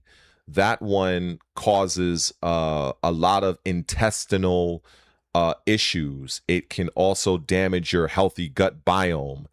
I learned about this a couple of years ago. Unfortunately, you know, it's like, fuck, it is a part of one of my favorite fucking jerk barbecue sauces. I was like, fuck, you know, but you know, I had to put it down. I switched to another sauce, so that one is, you know, I'm glad I found an alternative. But you know, you have to be a researcher. You have to put forth that time and effort. Who the hell is messaging me? Oh, I'm just getting a lot of messages on my phone. You have to make a concerted effort to watch what you're playing, watch what you're consuming. It's very important. Because a lot of times you're not going to always have somebody that's going to lead you down the right path. You know, it's like another one of my favorite things. Yeah, seed oils, and also like excessive carbs and stuff like that. many of these things are like milk, cheese, things of that nature. They are inflammatory. You know, they have very high inflammatory outcomes. What's the word I'm looking for? I'm fucking getting tired. But what you want to do is you want to look up, and it's wild how so many people, they're so busy checking their phone to see if somebody is liking their post, which is fine, but many people don't use the internet to really dive deep and learn, hey, what is in this food? What is this ingredient? Is this good for me? Is this bad for me? You know, like if you're taking like things like turmeric powder and stuff like that, that's very good with anti-inflammatory. You know, if you're having excess water weight, people think bananas is like the end all be all with potassium, when in reality, avocados has more potassium than bananas, also minus the extra sugar. However, it is possible to gain better usage of bananas by letting them go ripe, because when they go ripe, while the sugar content is increased, there's something else that's more beneficial. So there's so many things, you know, that, you know, I could do a whole fucking video on that alone. But in terms of like taking garlic, taking oregano oil, which is like super fucking powerful. If you're sick and you have the flu, oregano oil, manuka honey, elderberry syrup, raw garlic chopped up, making sure that you're getting that garlic oil, because it has alanies, I think that's what it's called. That's the active ingredient within garlic. And so that's, man, I'm going real deep on this shit. Fuck. See, I tell you, I nerd out over this shit. I fucking nerd out over this shit. All right, let me see. Where am I at in this gaming shit? Let me go back. Let me try to get back to where I was. So I was be charging some of y'all for this information. Shit. But yeah, man. A lot of times you may look at certain ingredients and certain like phrases, and you just have no idea of like what you're reading. You know, it's not an issue of your reading skill. It's not an issue of you being able to read it. It's your ability to comprehend and decipher what you're reading and understand the terms.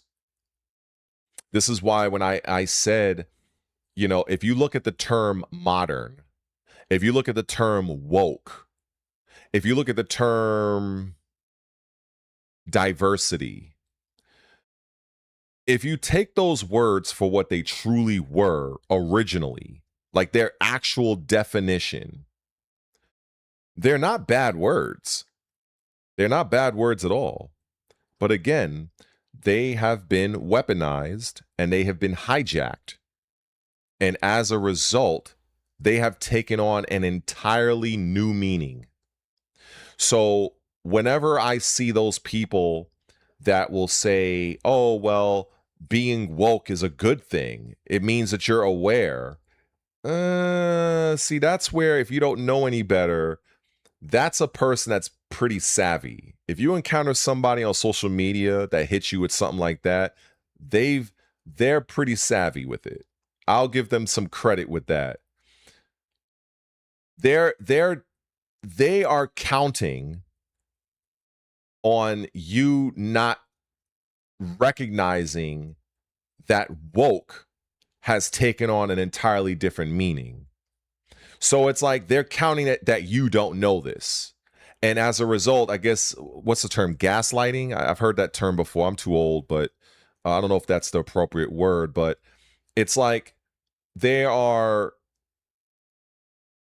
it's like they're trying to use your own definition as what you know the word, what the word is by the word's definition by default.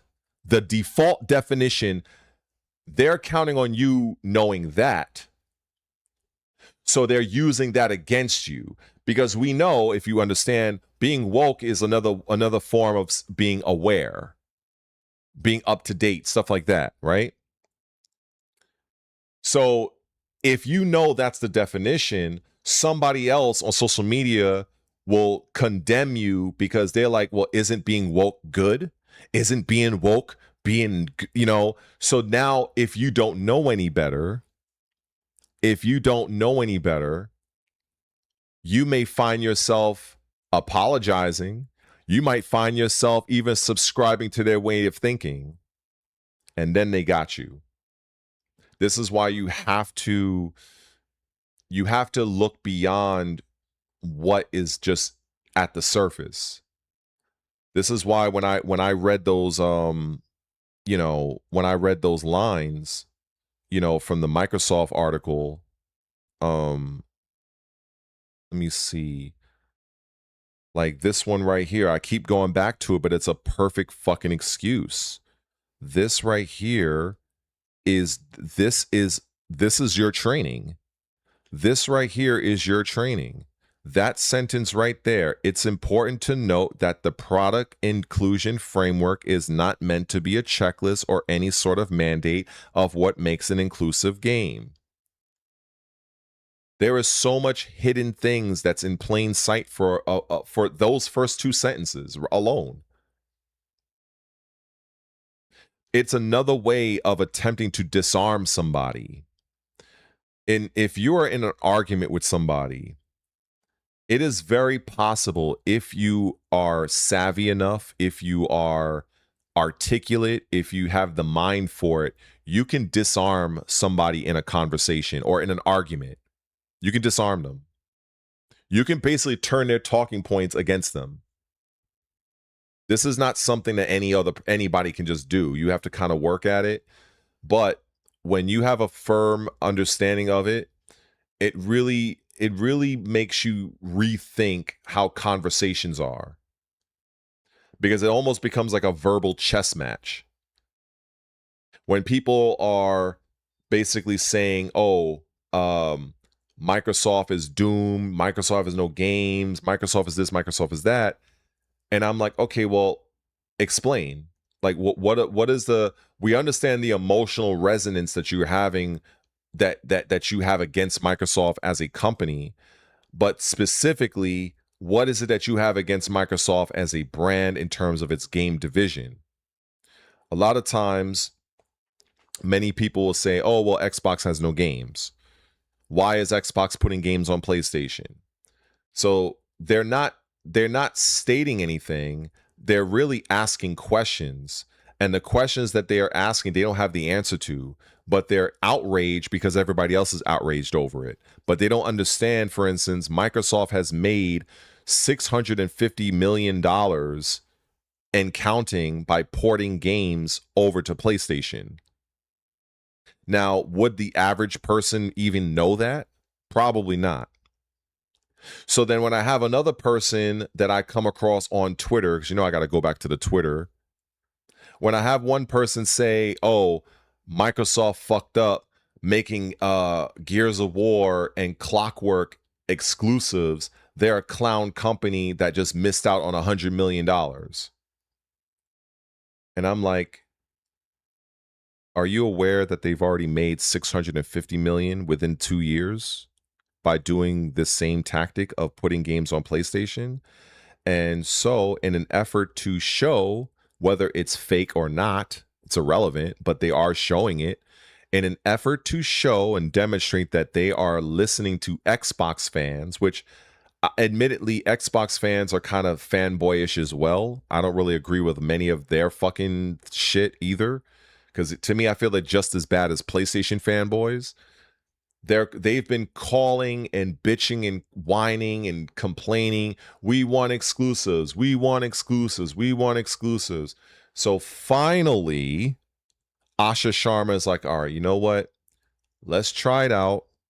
We're going to give these fuckers their exclusives. But let's see how many of these people actually go out and buy a game. Now, to be fair, some of the Sony fanboys, I will say, they did clap back quite well and said, okay, because you know I think they call the Xbox people Xbots. I think that's what I've seen it on social media. So they say, all right, let's see how many of the Xbots are actually going to buy Gears of War 5 and Clockwork Revolution instead of just playing it in Game Pass. I have to admit, that is kind of a sick burn. I gotta admit, because it is kind of true. You know, if you really want to make that, if you want to make your presence known, you got to put your money where your mouth is. And a great example of this is, I think they've done something recently with Destiny 2, where I think it was like either today or yesterday, where Destiny 2 had like a new all-time high viewership on Steam or something like that. And so this is people that's taking matters into their own hands to make a statement. This is kind of goes back something I mentioned many months ago, where I was calling out Tekken 8 content creators as being hypocrites for shitting on the game, hating Tekken 8, but they're still playing it and promoting it and this, that, and the other. You know, that's the thing that I feel is, you know, I think we at some point you have to take a stand. And I can tell you, at least for me, as much controversy as Assassin's Creed Shadows has, and as much as I hate Ubisoft for doing what they've done, I ended up and I bought Assassin's Creed Shadows. I bought the fucking physical copy of the game. I went and bought the physical copy of Cyberpunk 2077 because I wanted to show my support. I wanted to put that out there. I wanted to, you know, and at that time, especially at 2019, 2020, you know, I was kind of still like, I want to, you know, thumb my finger in the face of the people that's trying to force digital. And I was still on my, you know, I want to buy the physical game, yada, yada, yada. Now I'm a little bit more changed. Now I kind of see it's all digital. It's just a matter of time. You know, it is what it is. It's all going to be digital, subscription services, AI, cloud. That's basically the future of everything, unless something really crazy happens. So it's just coming to that realization. It was like, but you know, I still decided to go and pick up the game. Now, for me, I am not a Gears of War like Mark. I'm not really that's not, I enjoy it and maybe I will buy it, but I'm not a huge enough fan of it. You know, I respect the franchise. I've played them, but you know, for instance, I'm looking to buy Lords of the Fallen 2. I'm looking to buy Blood of the Dawnwalker. I'm looking to buy Exodus. I'm looking to buy those types of games, you know. I'm even looking to buy Ninja Gaiden 4. You know, even with its controversy regarding the Yakumo character versus Ryu and so forth. You know, I'm looking forward to buying that, you know, as opposed to just keep playing it on Game Pass. And also, you know, there's no guarantee it's going to stay on Game Pass. So I figure, fuck it. When you have Game Pass, you also get additional savings on games, you know? So at some point, I'm going to end up buying Ninja Gaiden 4. But I probably would like to just have the physical copy just to have it. You know, that's just kind of how I get down. But yeah, you know, sometimes you have to kind of put you draw your line in the sand and be like, hey, this is where I'm at. This is what I believe in. And this is what I'm going to financially support with my own money. I'm going to put my money where my mouth is. And so when I see a few Sony fanboys, when they actually tell Xbox people that, I can't be mad, because even Asha Sharma, I'm pretty confident that even she's looking at that, because I've said Microsoft has gained around 650 million off of just porting games to PlayStation. So it is already a proven tactic that works. It's already proven. You place certain Xbox games for PlayStation folk to go and play, you're going to have fans on PlayStation that may want to play Halo, that may want to play Gears of War. Gamers are gamers no matter what. We just have a different plastic box. That's it. Like, we all love video games. You know, we may have different types or different, you know, different preferences, but, you know, if there's a game that's on another console that you want to play, that fucking sucks. That sucks. Like, I'm telling you, like, there's like, I love Spider-Man. I am, if anybody just, you know, for shits and giggles, you're like, hey, Red, what's your favorite character? Thor and Spider-Man are like, I mean, there's like so many out there, but Thor and Spider-Man, they're definitely up there as far as like my favorite characters. So imagine how I felt knowing that Spider-Man signed an exclusive deal with Sony. Like, you know, like, imagine how frustrated and annoyed I was. But, you know, I played all the Spider-Mans that were on PlayStation and even some other consoles. Like, I've loved the character. I love what the character represents, you know, and so I was salty to learn that all of those fancy looking Spider-Man games are PlayStation 3 and PS4 and PS5. I'm like, fuck. You know, but I don't, you know, I don't have the money like that. You know what I'm saying? I'm poor. You know what I'm saying? Like, I'm not gonna lie. Shit, I'm poor here in New York. You know, I ain't got the money like that to go and buy a PlayStation 5, you know?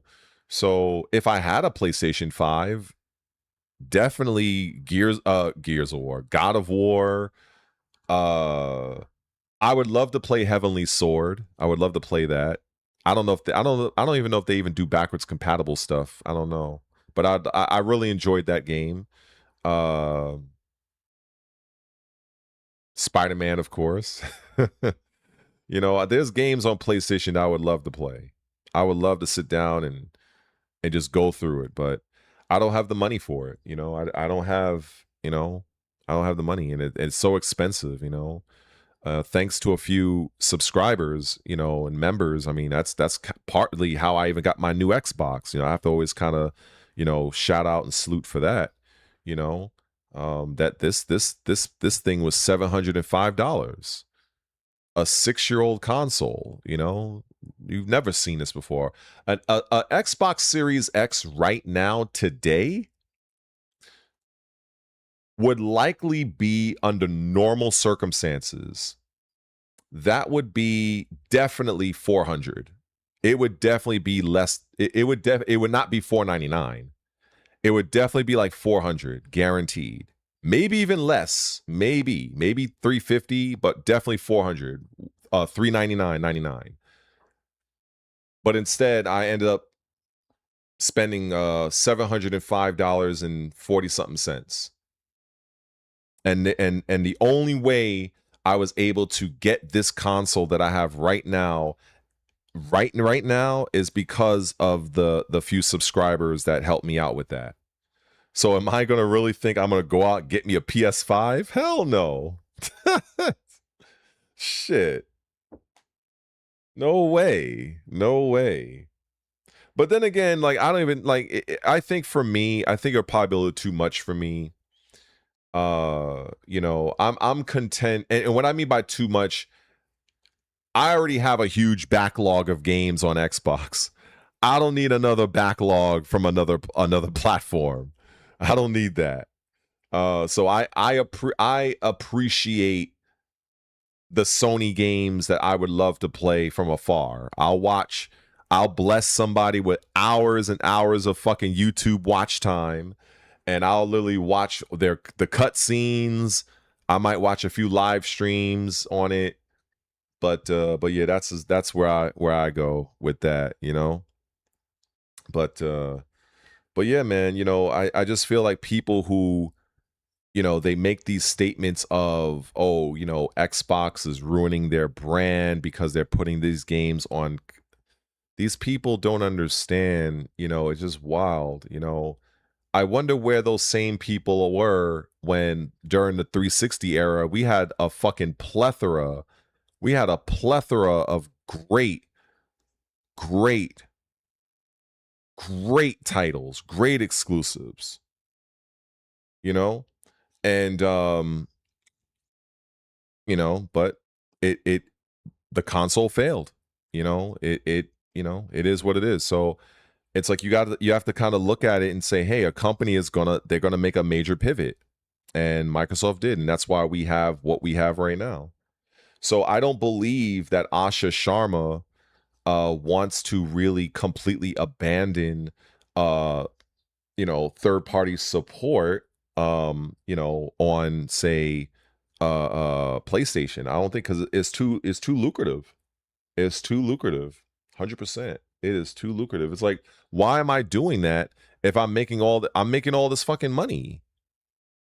And it's not affecting anybody that is on the Xbox side, because if a PlayStation person plays, you know, Gears of War, how does that affect you on Xbox? What, the minute a PlayStation fan turns their PS5 on and boots up Gears 5, Gears E Day, it shuts off your Xbox? Like, now if that happened, now I can understand. But, you know, it's just ridiculous. It's like literally tribal mind console war bullshit. Like, it's fucking stupid. So, you know, that's really the only reason why Microsoft decided to pull the Gears of War from PlayStation. You know, that's the only reason why they did it. Now I'm hearing reports that they never intended for it to go there or something of that nature. I can't be too certain, but I have heard that there were arguments saying that this was a last minute decision that Asha Sharma did. And then I'm hearing reports that it wasn't. So now I'm like, I don't know, another bit of controversy. So I don't know, somebody's lying. So I haven't really looked deep into that. So I don't want to speak, and, you know, I don't have all the facts behind that. But what I do know is, because of the outcry of the Xbox fan base on the console specifically, they wanted exclusives. Microsoft had a few open dialogue forums for people to sign into and voice your opinion on things, and I think they said at the end of it, the number one thing was console exclusivity. So in an effort to not completely abandon you know, what's the word, I feel like I got something here, there we go. So in an effort to not completely abandon console you know, ports or whatever, because they're making a lot of money from it, you know, but they're going to also give a few exclusives to the fan base. And that's why it is important for people that are clamoring for Gears of War. They better go out and buy 2 copies of that shit or whatever. Like, they got to really show that, hey, there's about 35 million Xboxes right now on the market. There has to be a sizable amount of that goes out to buy Gears of War, whether it's digital or physical. It can't solely be from Game Pass. Can't. Not this time. Because if it does not make the type of splash I think they want it to be, then Asha Sharma could rightfully say, in a nice public corporal way, well, we did try the exclusive model for the 9th generation, toward the end of the 9th generation.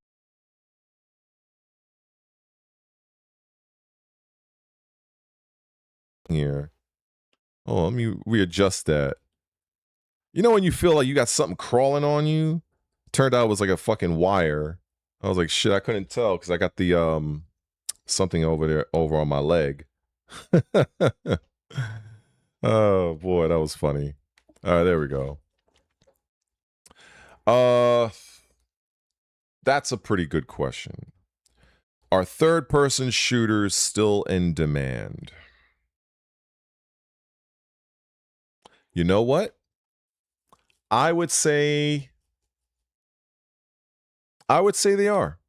I would say that you're going to have people, there's going to be a fine balance.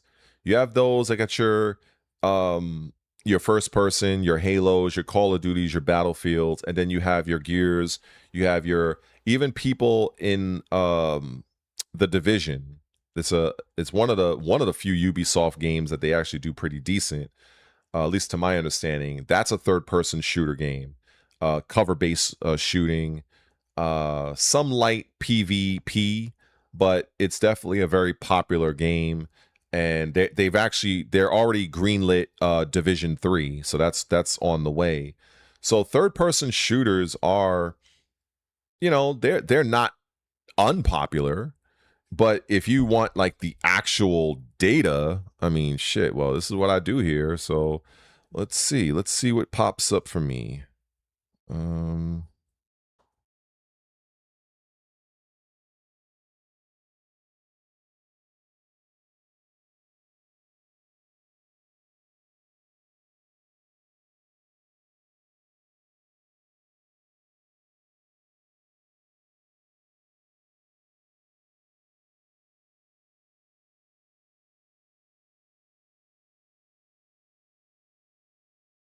Yeah, okay.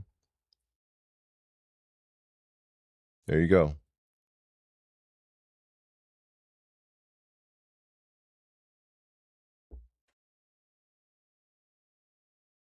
There's all the info you need on that one. I mean, well, there's lots more, but it's up to you to do your own search. But yeah, third-person shooters are very much popular, in demand. There are some very strong third-person shooters, so that's not going away. Now all of them don't necessarily have to be, competitive, but you do have your competitive, right? You have your Helldivers, which I think is some PvP aspect, I think. I know was it Arc Raiders? I know that one is kind of like an extraction shooter, but still third person. Oh, they even have my control on. Yeah, the game I was mentioning.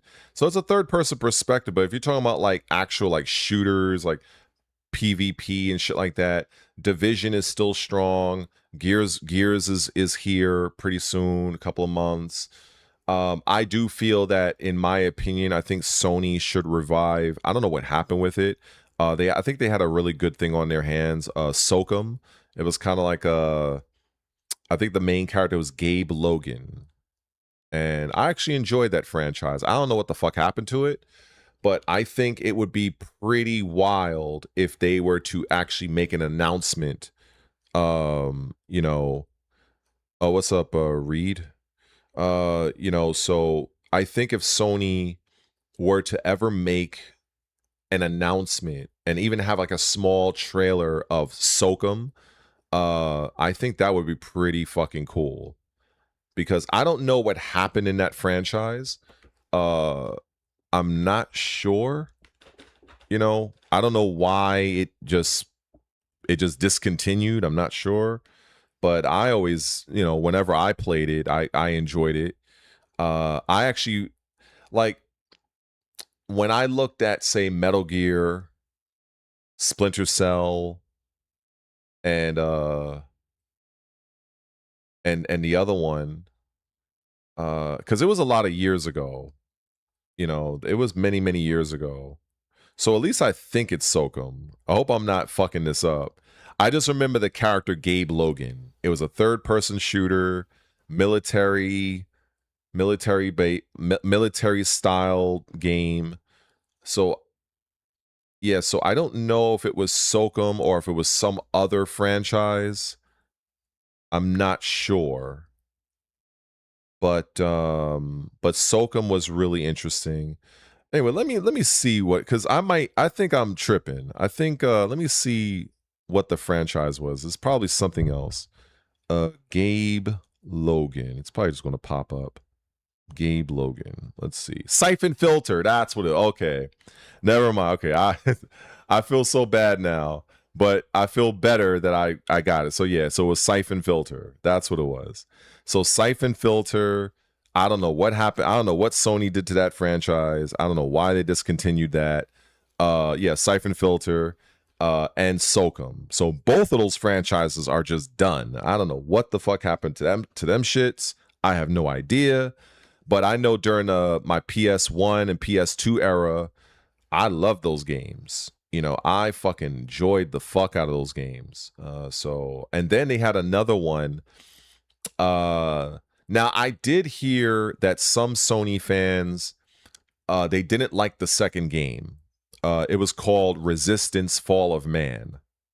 So I do remember that one. That was a launch title, if I'm not mistaken. I could be mistaken. Or it might have been in the launch window. But Resistance: Fall of Man was one of those games Sony was really promoting hard. I think it was for the PS3. And at least I think it was PS3. It could have been PS4. Let me see. Let me make sure. I don't want to like be inaccurate. Let me see. Resistance: Fall of Man. Oh, it was PS3. Okay, I was right the first time. So I played that. I played Marvel Ultimate Alliance. I played a lot of those old Sony those launch titles for PS3. Now you might be wondering, well, if you didn't have a PS3, how the hell did you play that? That's a fair question. That's an actual fair question. And I got a story to tell about that.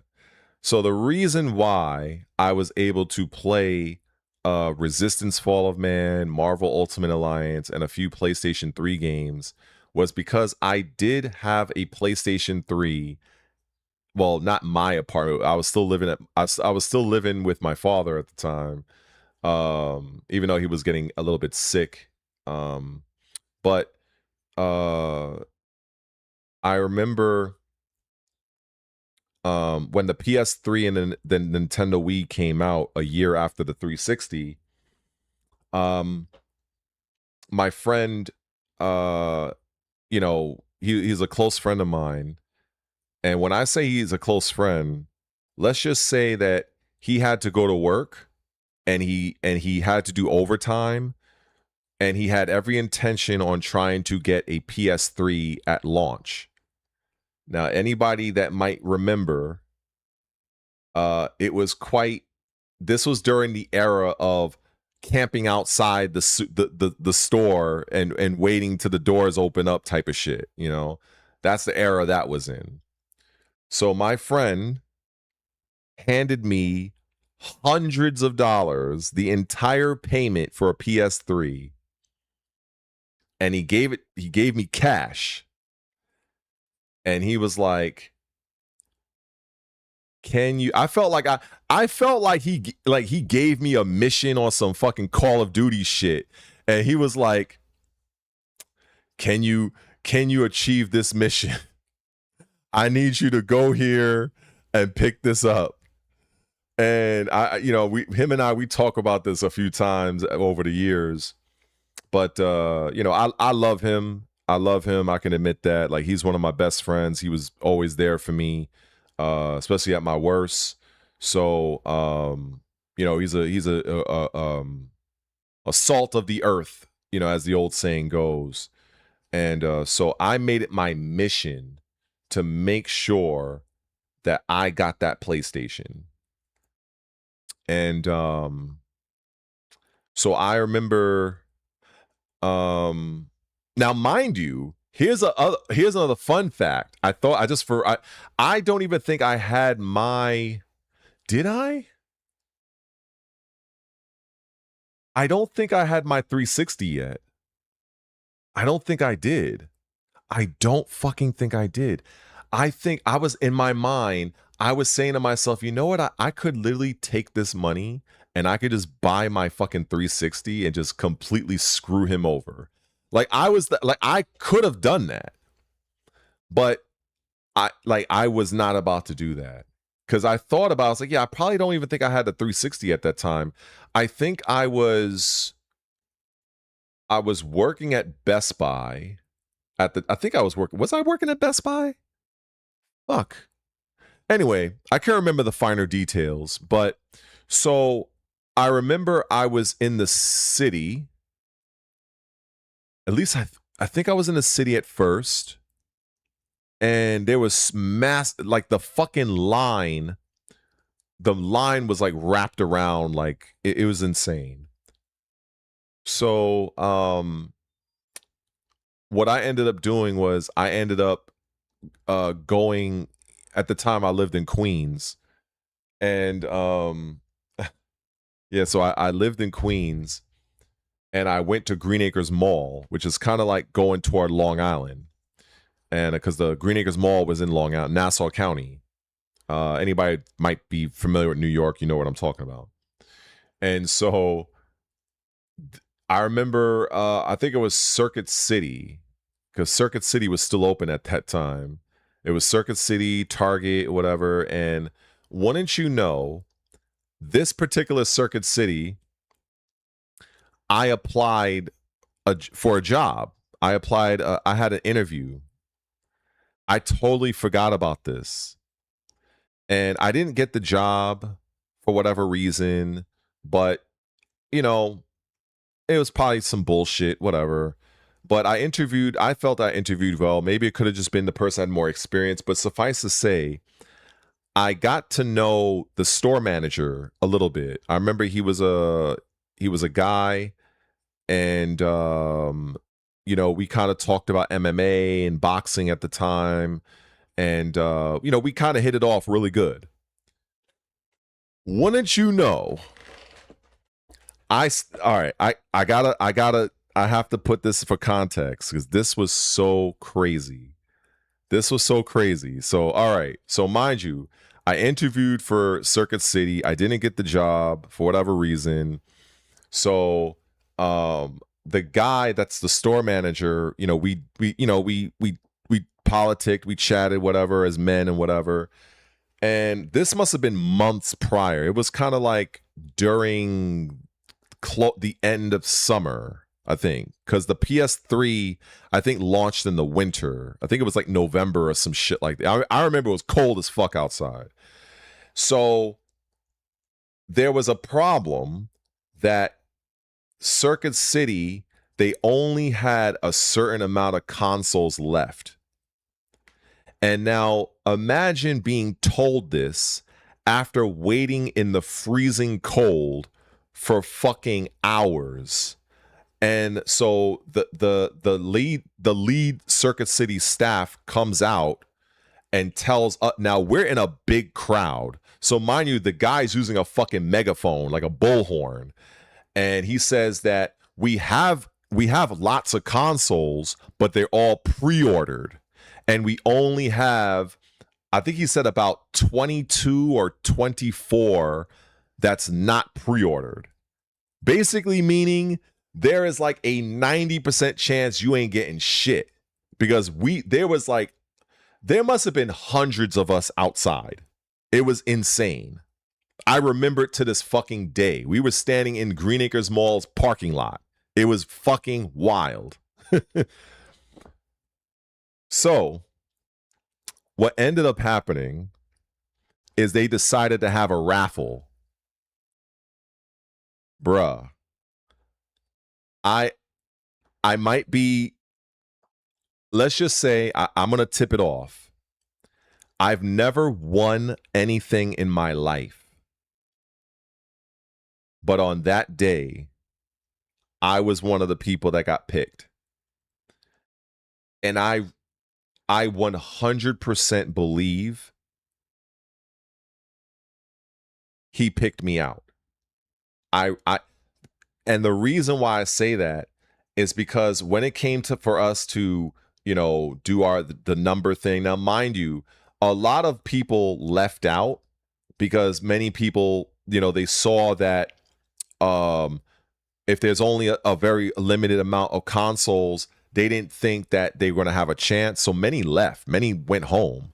So we went from hundreds of people to like maybe it was a lot of people fucking left, pissed off, whatever. So it wasn't that many of us by comparison. So each of us, we wrote our name on a piece of paper.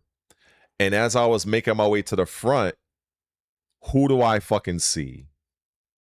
The guy that I had a little good of relationship with. And I remember telling him, this is not even really for me. This is just for my friend. I wanted to do him a solid. And I told him what my friend does for a living. Let's just say, I'll say my friend was in law enforcement. So, you know, getting off work and, you know, he had to do a double shift. So he was like literally out. So he could, that's the reason why he asked me to do it. And he trusted me to do it. And I took a lot of pride in that I was able to get that. And I do believe that it was because that store manager, he looked out for me. I do not believe I would have, I am 100% certain that when he was picking things out, I'm pretty sure that he must have done something. He must have held on to my little piece of paper in his hand and just probably like, you know, kind of kept his fist clutched or whatever. And like because when you're writing it down, whatever, it was wild at that time. And I remember when they handed me the PS3, and it was weird because it was the first time I guess in a way I bought, even though it was his money, but it was still like, you know, I was at the point of sale. And wow, like the last time I had that was when I bought the PS2. And so people that had the PlayStation, yeah, many of us, there was police there, Nassau County police, because motherfuckers was like trying some slick shit. And I ain't gonna lie, look, I'm 6'5". At the time, I was probably like maybe 212, 215. I'm a great fighter, but I am not fighting off a mob of people starving for a PS3. I know my fucking limits. I know my fucking limits. So I remember the people, the staff was like, do you want us to call you a cab? I was like, fuck that. Fuck this shit. No shame. Fuck that. I took that shit straight from Green Acres right over into, I think at the time I was living in Rochdale and Rochdale, Queens. And boy, man, I felt so proud. And, you know, I remember I called him on the phone. I was like, guess what? And then I think, you know, I was playing it and like, he was like, oh, you got that shit? I was like, yup. And so obviously he was excited to play it, but he actually, now you have to understand how significant this is. At least that's how I felt it was. He actually let me, he let me use it for like a full day. He could have came over and picked, because it's not like, I mean, he drove and he didn't live far from, he could have drove his ass over as soon as I got him on the phone and be like, yeah, I got it. But he let me rock out for like a whole day. And I never forgot that. I never forgot, because he didn't have to do that. You know what I'm saying? So that was that was a moment that I'll never forget. It was a great moment. You know, it was really cool because I wanted to do something for my friend because he's always helped me out, you know, whether it was money when I was short on cash or, you know, whatever, you know what I'm saying? He was like one of those real ride or dies. So to be able to be in that situation where he handed me, I don't know what a PS3 was at launch. I think it might have been $5.99 if I'm not mistaken. And he handed me like a few $100 bills and was like, look, you know, I'm trusting you, but this is still like $600 something. Like, you know what I'm saying? Like that was real. You know what I'm saying? So I loved every moment of that. And every now and then, like as the years go by, we kind of rehash that. We talk about it, especially over maybe a few Heinekens or maybe some rum or something like that, and just reminisce and shit. But it's like, I just feel like now the era is so different. Gaming is so different now. It's like it almost feels like, I don't know if this is the right word for it. It almost feels like it's homogenized, almost. Like it just, like the excitement is not as present there, you know. I remember when I bought Skyrim for the first time. I remember I was in the Bronx and I bought Skyrim and I took a picture, and I think I had like the little helmet with the horns and shit. Yeah, that was good. That was just reminiscing. So we have an eternal 7360. What's going on? But yeah, it was really those are good moments, you know. So many people have different moments of like the things they love of gaming. I've seen people that were like really into first person shooters like Halo, for instance, and they would talk about, they would have like LAN parties and they'd invite massive amounts of people over and they'd hook up different Xboxes and they'd have like this big fucking get together.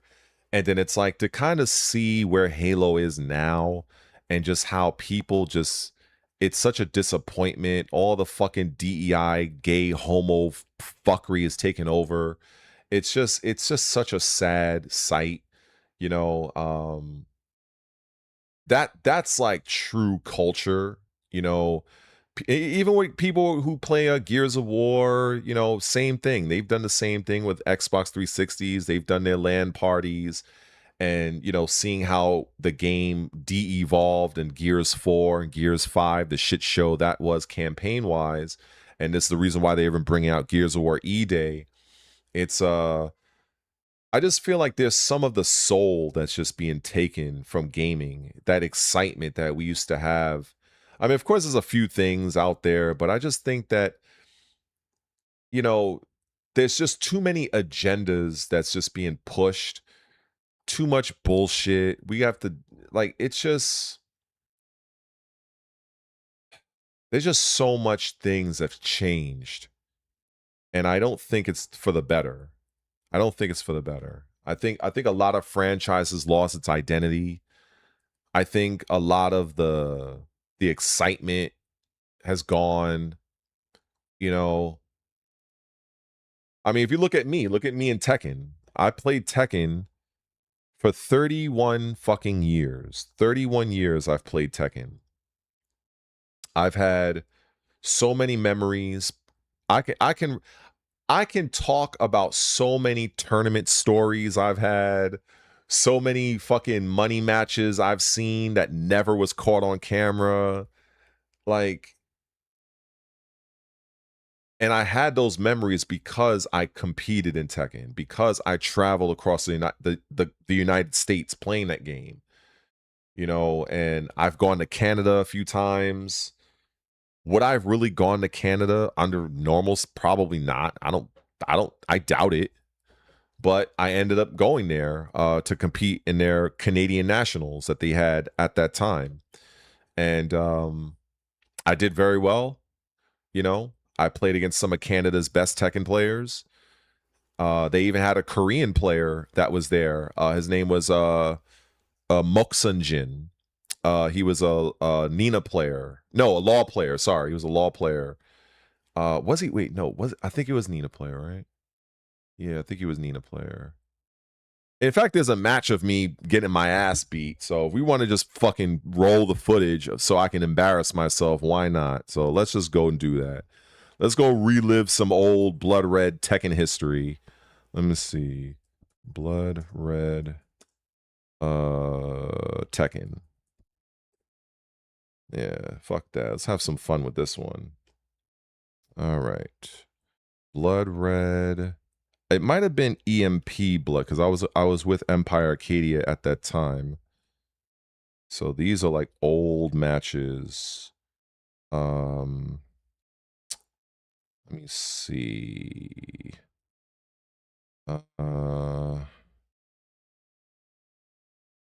Yeah, we digging in the archives right now.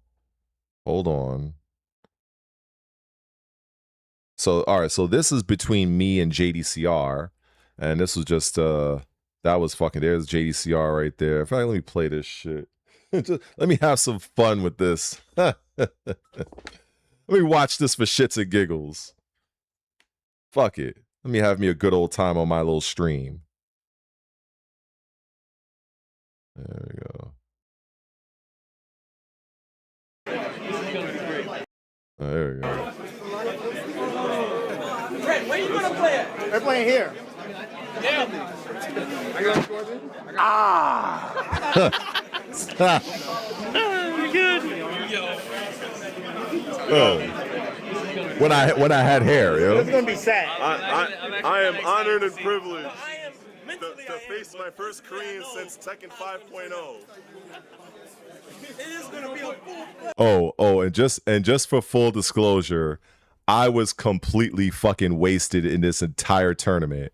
So I blame the vodka and cranberry on this. So in case y'all probably wondering, yeah, I was definitely tipsy out my fucking mind. I was drunken Master Red. You gonna put that Korean control. Oh, wait. I heard Red's gonna be having Korean liquor for a week after this. Oh, we got Right now, I'm already on Skid Row. we gonna get you some soju. This is vodka and food coloring right now. This guy's done. Yes. Okay, you wanna put some money on how many rounds right here? Fuck you. I say I got money on 1 round. You know what? We're gonna bet you on none. You should let me win 1 round so you can lose your money. money on Fuck none? that shit. Hold on. I did say I won. Come I on, won the one. 1 round? I the one I round. think you're gonna get 1 round too. Yo, these guys are No, I think assholes. you won. Yo, Red will get around. You say 2? So you want to put some money? I say 2. Oh, I man. got $2 on. I got $2 on 1. So okay. This is so bad. Yo, y'all are horrible. 0. 5 on 0. You better get 1. You better get 1. Oh Make sure god. that shit is playing. It's One playing. round. It's Come on, recording man. right now. Get that 1 round. I get 1 round because there's no late players in Korea. He knows. He knows it's gonna be true. It's just this. That's all I see. I don't see no ball, no lane, no link shot. Yo, Red, stop talking. I want you to get around. I mean, I'm not even Let's get to the match. Let's get to the match. You need to do a different video with the match. Just press. No, just press. I made 1 million views on YouTube. No round? Hold on. All right, ask him if he's gonna play. Oh Jesus. Obviously, I have to play the match now. fucking perfect. All y'all go to hell. Composure. Oh my God! Only in America they finish string. Only in America. Stomp on your nuts. Oh God! Oh. Uh-oh, punishable. Punishable. That was a good guess. Not very effective. Should have been on a light bar. Ready to look Come on, man. Make it look free. Come on, Rock. Look at that free in the back. Oh, that nigga serious about Yo, this ain't Tekken 5. Get out of here. Oh. Oh. Let's get it, Red. Oh, not punishable. Oh, my God. You put it Break the wall. My man just. Yo, look. No. Tag. That's that light. Get down. Okay, odds and even. So anyone want to change their bets? Anyone? Nope. I'm a grown man. I keep mine. Yo, grab that nigga, son.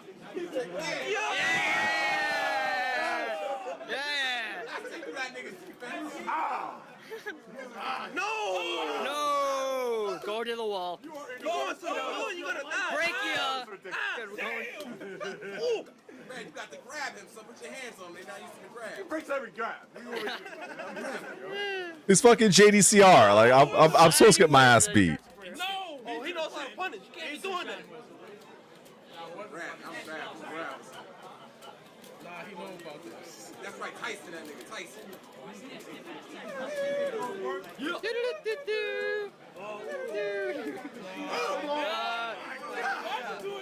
Say goodbye to your health I thought he was gonna fall for it. Fall for it. What? It's okay. It's not gonna lift. It's okay. No YOLO. No YOLO. He's done. He's done, so he's done. He's done. He's done. He's done. He's done. He's getting up. He's getting up. One more round, JDC. Red is in true form right now. How is he hitting me? I sidestepped this shit. You can't game slide that. You're going right. You need to go left. You're going right. You're going towards the strong side. No. That launch punishable. That is launch. Oh, man. Yo, JDC, you just sold yourself. How the fuck is that hitting me? Yo! Up kick. Up kick. Up kick. Finish the plate. Finish the plate. That's over. GG. No ring. Get out! Silence. Silence. Still got like a little bit of life. Oh, yeah. Not no more. And go. Back in the corner. Kick you right in the fucking teeth. That nigga Silence that shit. That nigga said, if you That was a pimp drop. Get that round. Get that round. You have a chance.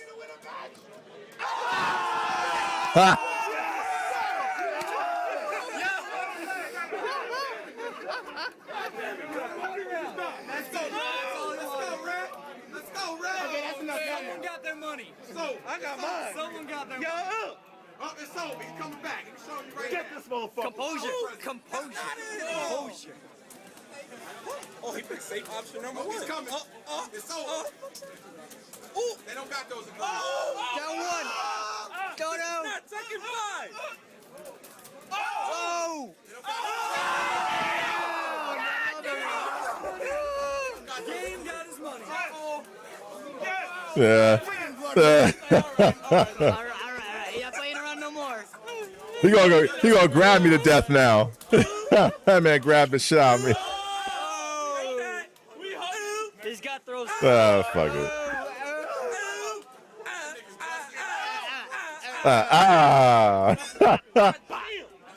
Just tank crash. Just do it. I know he's waiting for this shit. I watched the video. I watched the video, nigga. Oh man. Those are the days. I don't know what the fuck Tekken 8 is. I don't know what that abomination is, but it's problematic when you kind of come to the conclusion that this game is just not for you anymore. And so yeah, it does bother me 100%. It definitely bothers me, you know, with regard to where I feel Tekken is and whatnot. Tekken 8, I'm just not a fan. I just think it's just not for me. So, but I miss those moments. Like, that was my first time meeting JDCR. He could barely speak a lick of English at that time. Then I met Nee at MLG. He spoke a little bit better. In fact, that wasn't even the video I wanted to show. I don't even know where it would be. I even played Markman, actually. But we played against each other in an online tournament. I got so many matches here. Some just, you know, some I got absolutely fucking destroyed, steamrolled, probably nerves and stuff, but others was like really bad lag. Others was like online, like this is online right here. But still,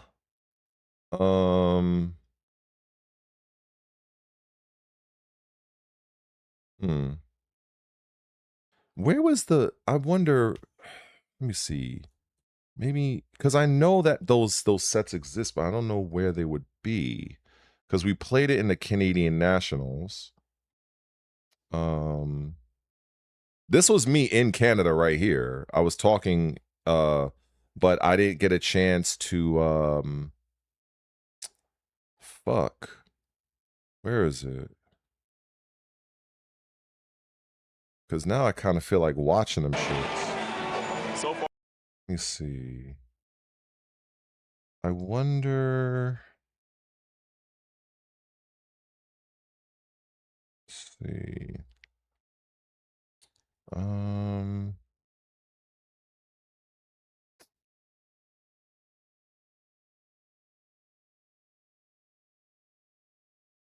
It's like really hard to find some of these old matches. Let me see. Blood Red versus Neo Russell. Tekken.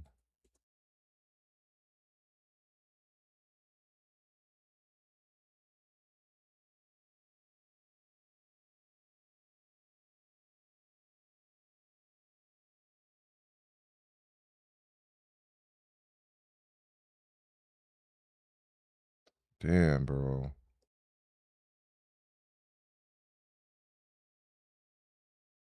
Because I don't remember the name of the event. And I don't know, maybe I could have saved the video, maybe? I'm not sure. I'm like really trying to find this shit.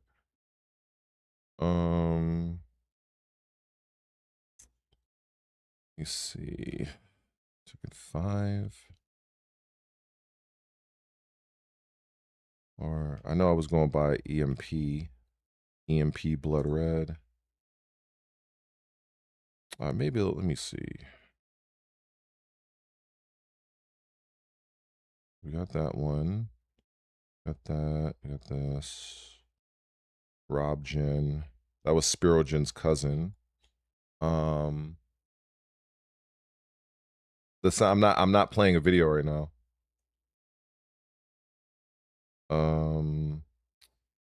Let me see.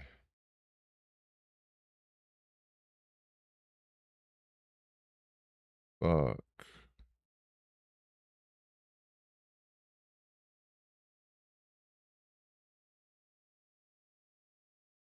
Man, I really don't know where these videos will be. Let me see.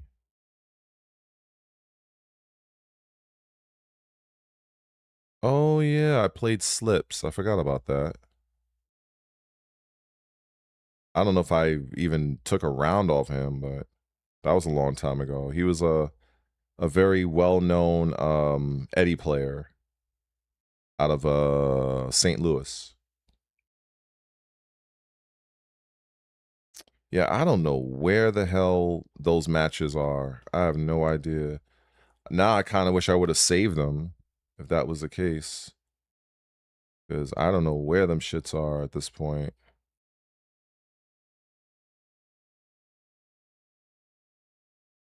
Or maybe it's under a different file name or something. I don't know. It could be.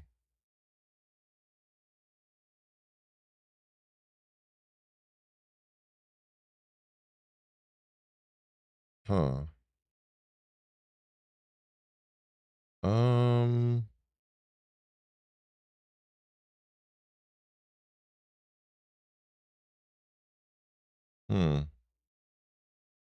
Yeah, I guess, I don't know. It's probably under a different name or something.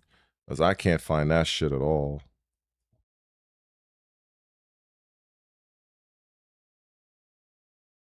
I know this was like my last match, basically. This was like my last, like, fucking tournament appearance and shit. I know that.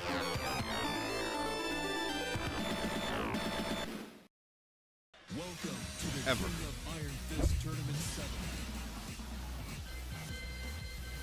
Damn, 2017. Holy fuck.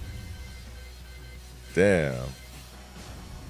And again, winner makes top 8. Loser goes home. Yeah, they will make top 8 losers. Well, they are perfect. Losers perfectly fine to come back tomorrow and Yeah, watch you can come top back 8 if they tomorrow, want. but you ain't gonna play. Yeah. You get some casuals. Oh. And we are going to the Kinder Gym. Get ready for the next Okay. Okay. This stage. This is before Lay was released in Tekken 7, by the way. Oh, Kinder Gym. It's so cute and adorable. You got the two most serious people fighting off in this place. Yo, what? Fight. It's like after hours when all the kids go home. Yeah. You just sneak in and decide to have a fight. Good evasion. Alright, Steve's actually kind of annoying for machiners in general because he can try to check electric with back one. Yeah. But we'll see. Like, Blood Red has the life lead. He doesn't want to do anything big, but he gets the flicker throw, the belly to belly.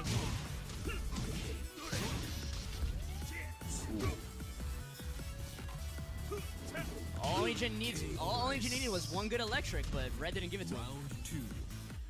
Fight. Yeah, no whip punish opportunities. Oh, that's trade.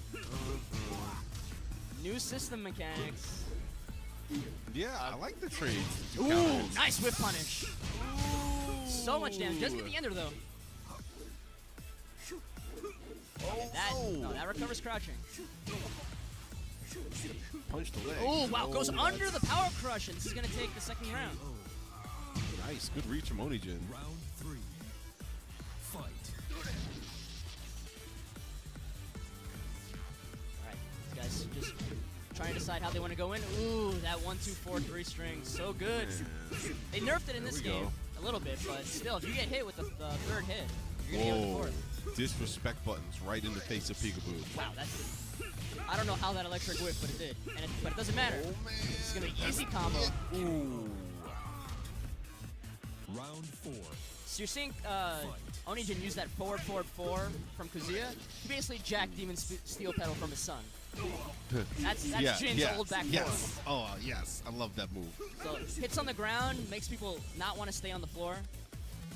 Which is good because historically Kazuya hasn't really had a good mid option for hitting people that just lay on the floor. Yeah, exactly. And that really fills up a hole in his game. Oh, Hell Sweep with punish. Get off the floor, dude! There it is.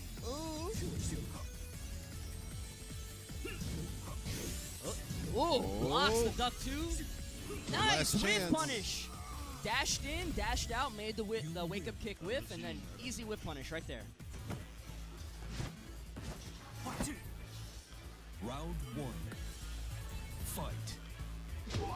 Forward through the start. Whoa, ducks under. Wow. That Steve Power Crush is safe, but it's high. So, ooh, another belly to belly. Dunked. And then champ sweep. Just get off. Ooh. Yo, Albatross. Oh, triple counter hit. Round 2. Blood Red is not out of this yet. I like how Onijin's using that duck jab to check Steve. Ooh, orbital punch. Man. Oh, I don't know why the fuck that happened to counter me. champ sweep again. All these counter hits. That it? Onijin needs to stop blocking with his face. Yeah, I don't know how I dropped that shit. Down 2. Round 3. Fight. Ooh, nice duck jab check again. Good whip punish. No combo though.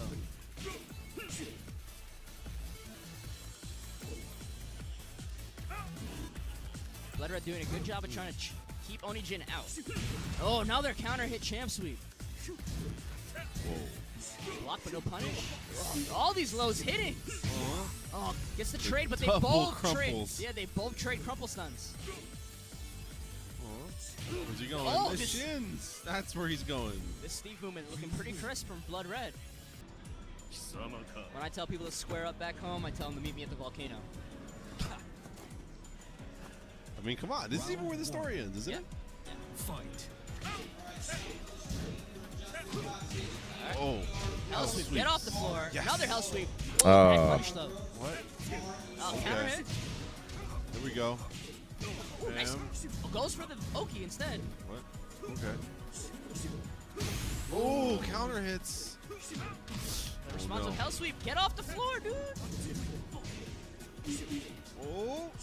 Oni-Jin's legs are looking pretty free throughout the set. Yeah. Round 2. I mean, it's kind of scary to dunk against these. Like, Oh, big electric from the start, God. though. Drops the combo, though. Another jab check. Oh. Good trades. Nice. Whoa. Oh, back ones him out of the Hell Sweep. Finally gets that counter hit back one. Nice Whoa. dog. Nice. Low, low. Ooh, delay object. That is his answer for all these lows. Get out of my face. Stop hitting my leg.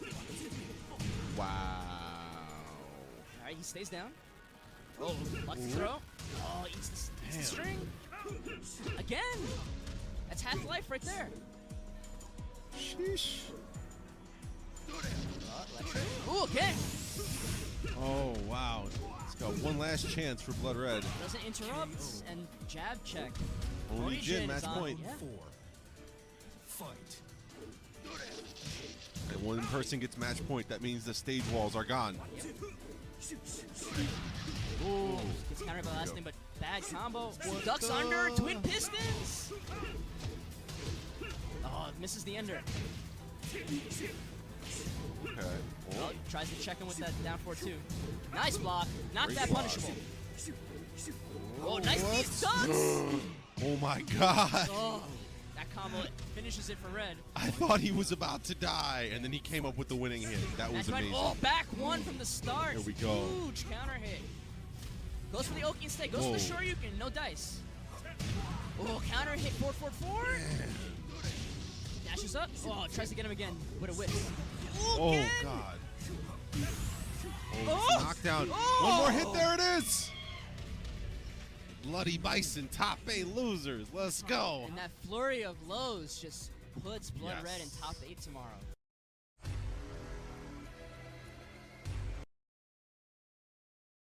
The good old days. The fucking good old days. So, I don't know. It's hard to deal with Tekken now. That shit is just... I don't know, bro. That fucking shit is trash, as far as I'm concerned. I have absolutely no interest in Tekken whatsoever. And it's, you know, it's sad that, you know, it's sad that, you know, I played this franchise for so long, and for it to be like where it's at. I mean, shit. I mean, let me see. I even thought I don't want to play it. Well, I can play it, but I played Lil Majin, but unfortunately, let me see. This was eons ago. This is when I went to Tennessee to play him. But I have to mute the audio because it has like copyright music and shit. So that's like fucking annoying.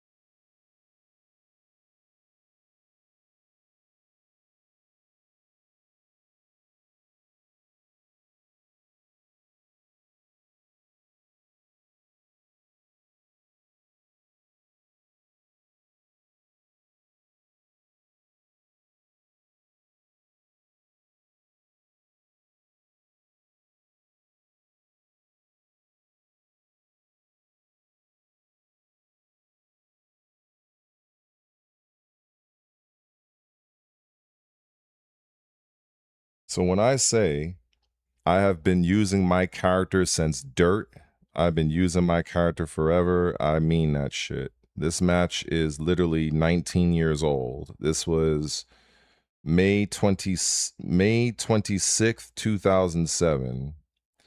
And this was just me being in Tennessee at the time. And my first time, I think it was my first time meeting Majin, but I was mostly speaking with his brother. So that was pretty cool. The second match, I mean, I won. Then the last match, he took the series. He was only like 2 out of 3. But I've been around. I've been around a long time. The thing is with me is I was stubborn. I was too stubborn.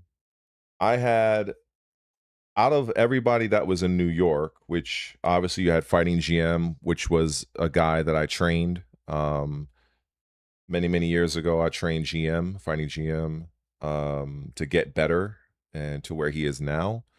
He took what was shown and he made it his own, and this was many years ago.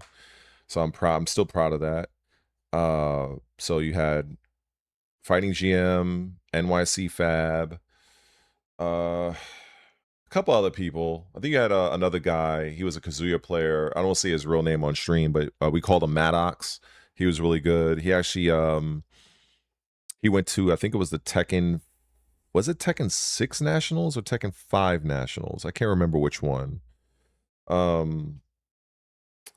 yeah, I was just too stubborn. I wanted to get it done with Lei. That's what I wanted. I wanted to get everything done using Lei. I didn't want to switch. I didn't want to change characters, even though I could have. But I felt like if I won with Lei, nobody can tell me anything. That's how I felt. I believed if I would have picked Steve, I would have definitely won a lot more of those matches I lost than if I would have picked Steve. 100%. I would have definitely gotten a few championships in my little life or whatever.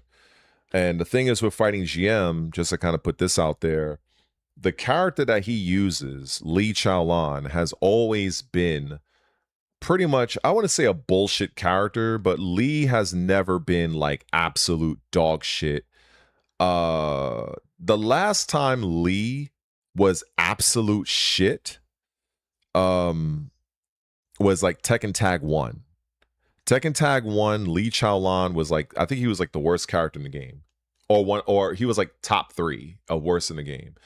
Ever since they did Tekken 4, Lee Chaolan was like a fucking beast. This was before GM even got into the tournament circuit. There was he had a silly name. New Guy. That was his name. Yeah, we just call him New Guy. And this person was fucking annoying. Like, it was fucking like nothing personal, but he was like really annoying because Lee was such a bullshit fucking character in Tekken 4. He was such a bullshit character. He wasn't as bad as Jin, but because in Tekken 4, like Ling Xiaoyu was bullshit, Kazuya was bullshit, Jin Kazama was bullshit, Lee was bullshit. Steve and no, not Steve, Heihachi and Paul, they were kind of bullshit in their own rights because their down 1 can hit you on the ground, so you had to kind of get up in a very specific way unless they're just gonna keep stealing life from you. It's really fucking dumb. But Lee as a character, he always had super like 1,000,001 ways to get you in the air. The character has like great pokes. He can play great what they call small Tekken, and he does massive amounts of damage. Not to mention if you factor in his just frames and stuff. So in Tekken 5, he was pretty good. Tekken 6, like the character was never like a bottom feeder character. And so when I was hearing people like complain saying that Lee was the worst character in Tekken 8 Season 1, I was like, excuse me? Are we not forgetting suck-ass Raven? Like, I covered that so many times on my channel. And I remember I made a video talking about Lee. How dare I talk about Lee? Even though I know the character inside and out, even though I don't have to use him, but I know, I've been around the character because I used to work with GM a lot. And so this one no count to society, I'm not even going to even bring up his fucking name. He's some cornball ass streamer. He's like somebody, if you smack him in real life, he's going to go to the fucking cops and bitch and complain. He's that type. So I can fucking tell. Like all that shit, you fucking talking online, and it's just really stupid. So all because I made a Lee video in Tekken 8 Season 1 where I was questioning, is Lee really the worst character in Season 1 of Tekken 8? And I based on my many fucking years of experience playing this shit franchise, well, I would say shit franchise, but this franchise, Lee has a lot of fucking tools that are effective that you can use. Now, if somebody just gets a read on you, I mean, shit, that's anybody. If somebody gets a good read on you, anybody's gonna win. So I think some people were downplaying some of the moves that Lee did have, and so I made this video, and I was like, all right, you know, here's a disclaimer. You know, I don't main this character. I think I said I don't need to main your character to understand how the character works. And I still stand by that, because the many people I have trained in Tekken over the years, they turn out pretty good. Like I know my shit. So so where was I going with this? So yeah, so I end up making this video, and then some fucking nobody goes into my comment section and was very very disrespectful, very like passive aggressive. And obviously I don't remember the exact like words, because it was like Season 1. So it was like fucking what, like a year ago, 2 years ago at this point, and like over like 200 YouTube videos later. So, but I remember it didn't sit well with me, and we had a bit of a back and forth, and I was explaining my case. I was explaining some of the moves. He did the same. I felt like, okay, we're not meeting in the middle here. You know, I agree to disagree. It's whatever. So this guy, now this, I had no idea this shit. So this bitch ass motherfucker, he ends up making a hit piece video on me about the Lee Chaolan Season 1 Tekken 8 video I had done, that he had fucking complained and commented all to hell on my video.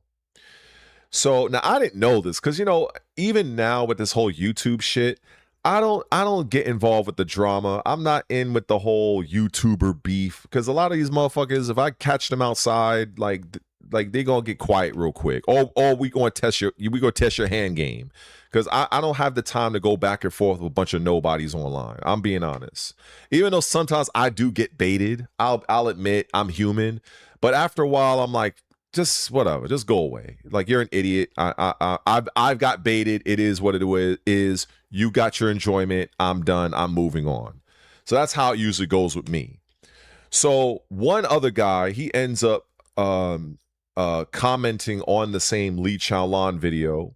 In fact, I could probably show you the fucking video I'm talking about. In fact, yeah, let's do that, because I'm talking about it. I might as well just fucking show it, right? So let me go into my YouTube studio real quick, and I'll pull up the video right the fuck now. So we go to content, and let me go to Tekken. I'm just typing this on my YouTube, and so it'll be an older video. I'll show this here. Let me see. I have like a bajillion fucking Tekken videos. But at least I know it was season 1. So let me just go to the last page. So the last page, Tekken 8 Tactics. Raven is the worst character. My thoughts, impressions on Virtua Fighter. Well, that was a while ago. Raven is the absolute worst character. My wish list for Raven. So you can see where I'm going with. All right, so it's not here. So it has to be. Let me scroll through this. All right. Showcase. Okay, so it was after that. Okay. So it's probably the next page. Let's look at the next page.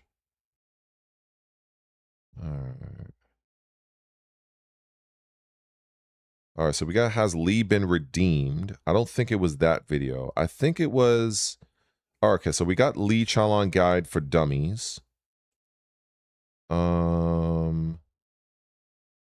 Understanding frame data.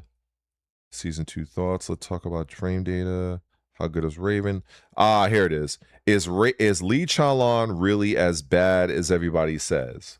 So as you can see, I had over 1,000 views on that video and over 100 something comments. Now, so let me see. Now I want you to hear the intro of this video. I want you to hear the intro because I'm sure it was this particular video. I'm pretty sure it was. Let me make sure everything is straight before I get started. I think it was this one, right? Get exclusive Mortal Kombat. All right, let me get past this advertisement. All right. If you clicked on this video wondering if Lee Chalon in Tekken 8 is actually as bad as a lot of these, YouTube videos are making him out to be, you are in the right place. But before I get into that, I want to take a moment and leave a disclaimer. Now, if you want to skip past this, I will have chapters that I will include in the video after it's uploaded. But I want to say this preemptively because I expect this video to ruffle some feathers. And it fucking did. Lee Chalon community. And it fucking did. I want to say, number one, I am not a Lee main. I never claimed to be. My main character for many years has been Lei Wulong, who's not even in Tekken 8. But I don't need to main your character. I have 30 years of experience in this franchise, and I am exceptional when it comes to breaking down a character. And to be quite honest, over the last couple of days, I've been seeing video after video of YouTube creators and some Lee mains complaining that their character is dead, quote unquote, their character is worthless. If I didn't know any better, I would swear that the character was actually the worst character in this game. So I don't expect to change the minds of some of the OG players that main Lee Chalon. So this video is more so for like some of the newer players who, who just, if you really want to hear a different perspective, then this video is definitely for you. And I have no problem engaging in the comment section. If I am wrong on certain things, I'm open to being wrong.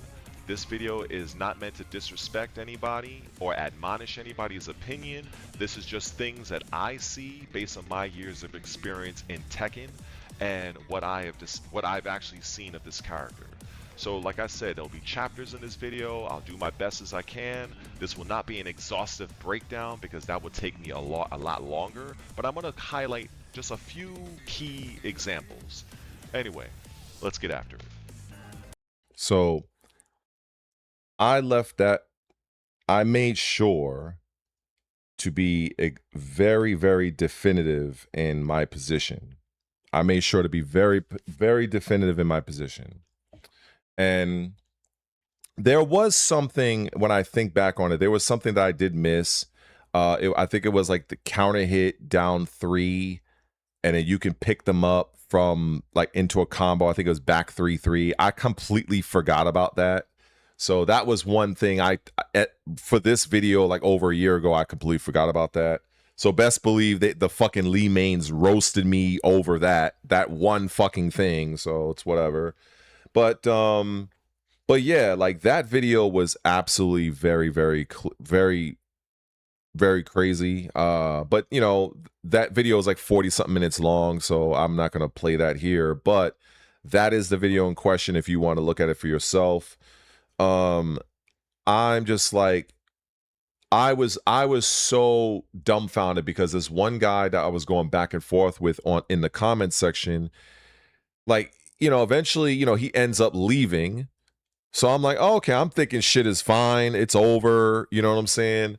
And then there's another guy, maybe a day or two later, he leaves a comment saying something about, oh, that guy that you were talking to, he made a video about you.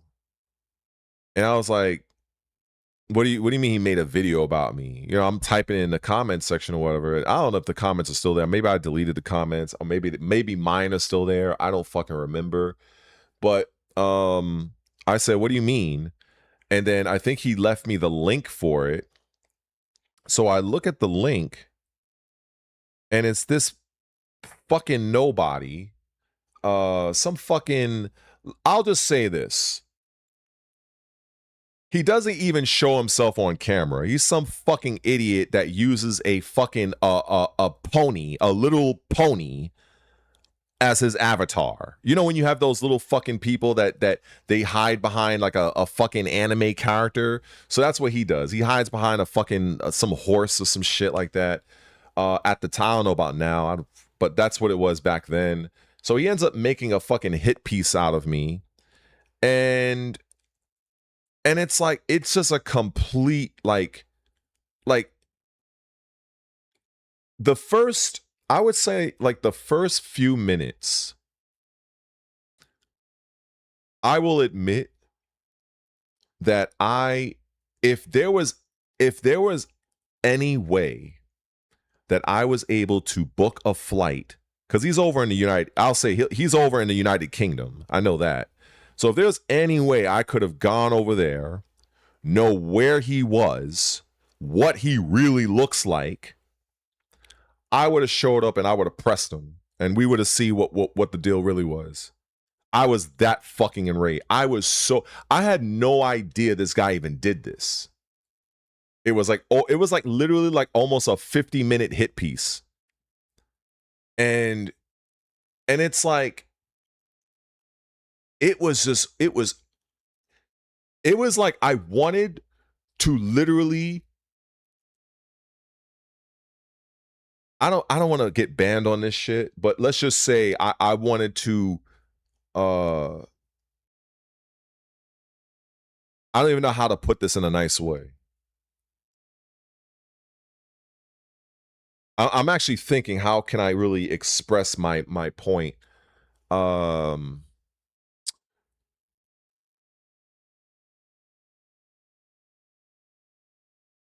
I don't even know. I'll pass.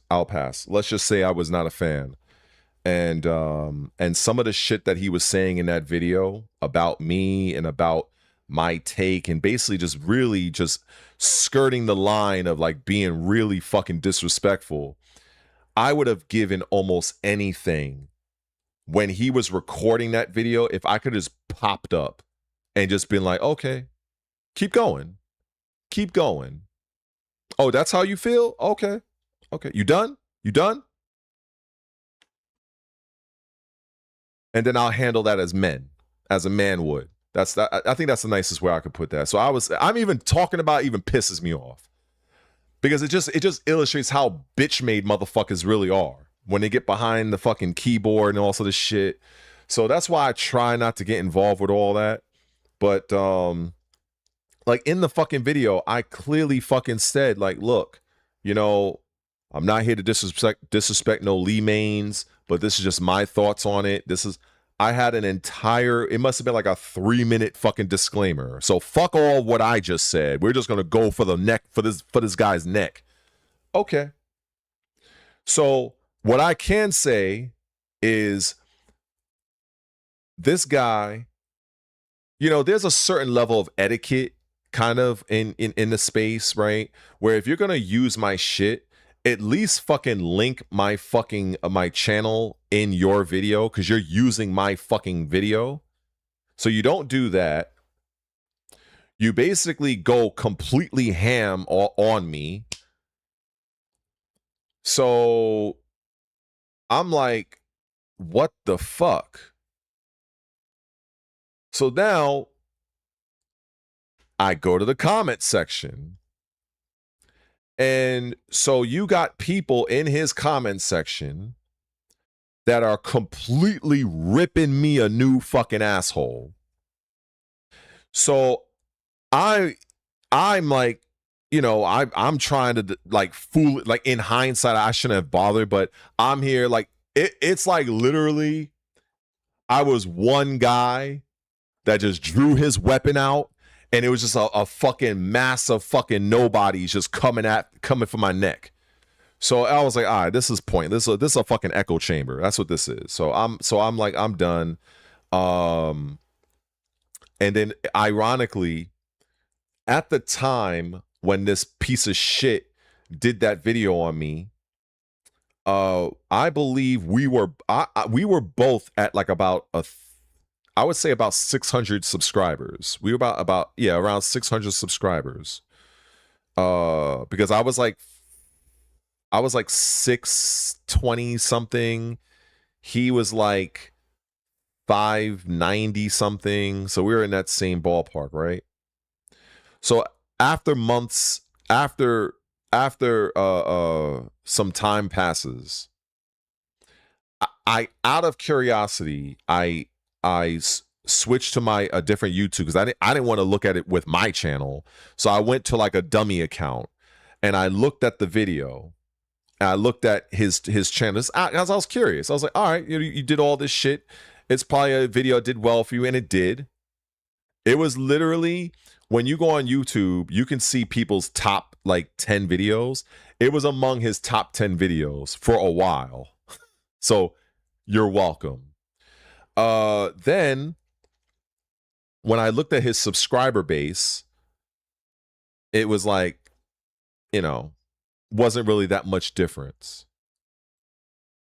So his channel was primarily, you know, hiding behind a fucking an animated horse, talking tough, not even being on camera, and basically using a character, Li Chaolan, of someone that years before, when he was getting started, I helped train, and he ends up becoming arguably one of the best Li Chaolan players on earth. So when I look at this piece of shit YouTuber that had all that shit to say about me, and I'm like, you really think that you're hot shit with Lee, and you're not even cold diarrhea? You're nothing. And that's how I felt. And I still feel that way. I still feel that way. Because, you know, that's something that wasn't, you didn't need to do that. You know what I'm saying? Like, I don't, even when I'm talking about the cash grab that is Dead or Alive 6, I know damn well who the some of the larger Dead or Alive channels are. I know a few of them. I don't mention them in a real disrespectful way. I think I may have mentioned two of them in one or two of the videos, and it was more like just a passing remark that I'll say it even here, that I feel like when you have a large channel and a presence in your community, and the company is coming out with a clear and obvious cash grab, and when I'm scrolling through my YouTube channel and one of your videos pops up, and all I'm seeing is you kind of tiptoeing around the shit, you're not calling the fucking shit out for what it is, and you're doubling down on, ooh, look at this new outfit, ooh, this outfit. bro. So yeah, in some moments I was kind of upset about that. And I seen a few of them make some videos on Twitter, and I was close to responding to one of them, but I was like I typed it out and I was about to hit post. I was like, nah, it's pointless, because the game comes out in a couple of days, about 2 weeks. I think it's a week or two, week and a half, and you know, nothing is going to be done. When I first talked about DOA 6 last round, and when the trailer came out in February, that was the time to really mobilize and do shit. Not now. It's pointless now. I can just bitch. I thought about making a video and bitching about something about the game, just for I'll admit, for clicks and views, because I've really said everything I felt I needed to say about that game. It'll just be me, just for people's entertainment and me getting clicks. But everything about Dead or Alive 6, I've already said about. There's only but so many ways I can say it's a cash grab. There's only but so many ways. So, but I could have definitely really called them out. I could have really dragged them through the mud, but I wasn't about to do that. And so this idiot that did that to me in Tekken that I was initially talking about, this guy literally dragged my whole shit through the mud. The guy didn't even have the fucking decency to even add my video into his channel. You know what I'm saying? On some decency type shit. You know what I'm saying? Because that's what I feel like you should do. If you're going to use somebody's content, at least link back to their fucking channel. Do something. You know what I'm saying? But it just shows how much a fucking scumbag piece of shit that he is. And, you know, even talking about it now, like like I can tell you right now, it would likely be on site. If I knew what he looked like, if I knew where he was, it would be probably on site for me with my mentality. I would demand an apology, and I would keep doing what I would be doing until I get it out of him, or until somebody pulls me off. So that's how it would be, because that type of shit, that was so fucking disrespectful. Like, it's one thing to like, I got a few people that might troll me, they might fucking annoy me in the comment section. I've dealt with all that shit. Like, I've dealt with, but this motherfucker, bro, over a fucking character. And even if anybody that's actually watching the video, I actually broke my points down pretty well. Sure, there was a couple things I may have missed. I'm not perfect. Like I said, I don't main the fucking character. But from a strategy standpoint, frame data wise, I covered all the bases there. I covered what you can do in these type of situations. I gave suggestions. Like, it wasn't like I was talking, I had absolutely no fucking idea what I was talking about. And this guy took my video and turned it into a damn near an hour-long hit piece. That shit burns me up, yo. You don't know how many times I was like, yo, I wish I could wring this person's neck, yo. Real shit. And I'm probably gonna have to fucking cut that out of this fucking video. Real talk. I'm being dead-ass serious. Like, that shit pissed me the fuck off. Like, I don't tolerate that shit from nobody face to face. Either you're gonna beat my ass, or somebody's gonna happen. Like, fuck all that. Fuck that. Something's gonna happen. But, you know, because I can tell by the accent, he's like all the way in the fucking UK somewhere and shit. So that ain't gonna happen. So it is what it is. But yeah, man, I'm just not a fan of that type of shit. And I never forgot it, because that was like the first and last time that happened to me. You know what I'm saying? Like, I'm like, look, if people want to take my video and make whatever, they don't agree, you know, there's a way to go about that, where, you know, at the end of the day, we're both creators, we're both YouTubers. So you're basically casting me in a very negative light, because you want to try to destroy me over a character that you took issue with, because I was showing actual solid things you can do at Li Chaolan, especially in Season 1, since he was allegedly the worst character in the game, which was absolute bullshit. How in the fuck is you a worst character in the game when you have a down forward 2, you have a fucking back 4 that's 20 fucking frames with 2 active frames that you could just throw out with reckless abandon. It's fucking -2 on block. Get the fuck out of here. He's the worst. That nigga Lee was never the worst character in the game except for fucking Tekken Tag. Fuck that. That shit pissed me off. Talking about worst character in the game. The fuck you talking about? Motherfucker, I've even highlighted one of the most bullshit moves in Tekken that you could fucking whore the fuck out, and that is Lee's standing 1+2. That move is a God button. That is a fucking God button. Homing, 21 frame startup, completely safe on block, counter hit combo on counter hit. Oh, on hit, doesn't matter if you go into Hitman, you're plus. Get the fuck out of here. That is literally the do button. You can that is what you call a God button.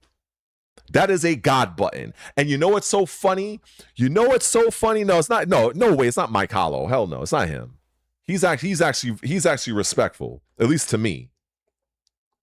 But that particular move, you know the funny thing, I felt so vindicated. I was so vindicated when main man Sui, love him or hate him, he is probably the largest Tekken creator in the space. If there's somebody larger, I don't know who he is. Everybody knows main man Sui. And he made a video, and I believe this was it might have been a season 2 video, but he admitted that he did not know. It was when I was, all right, I'm fumbling the words because I want this to come out a certain way, but it's like,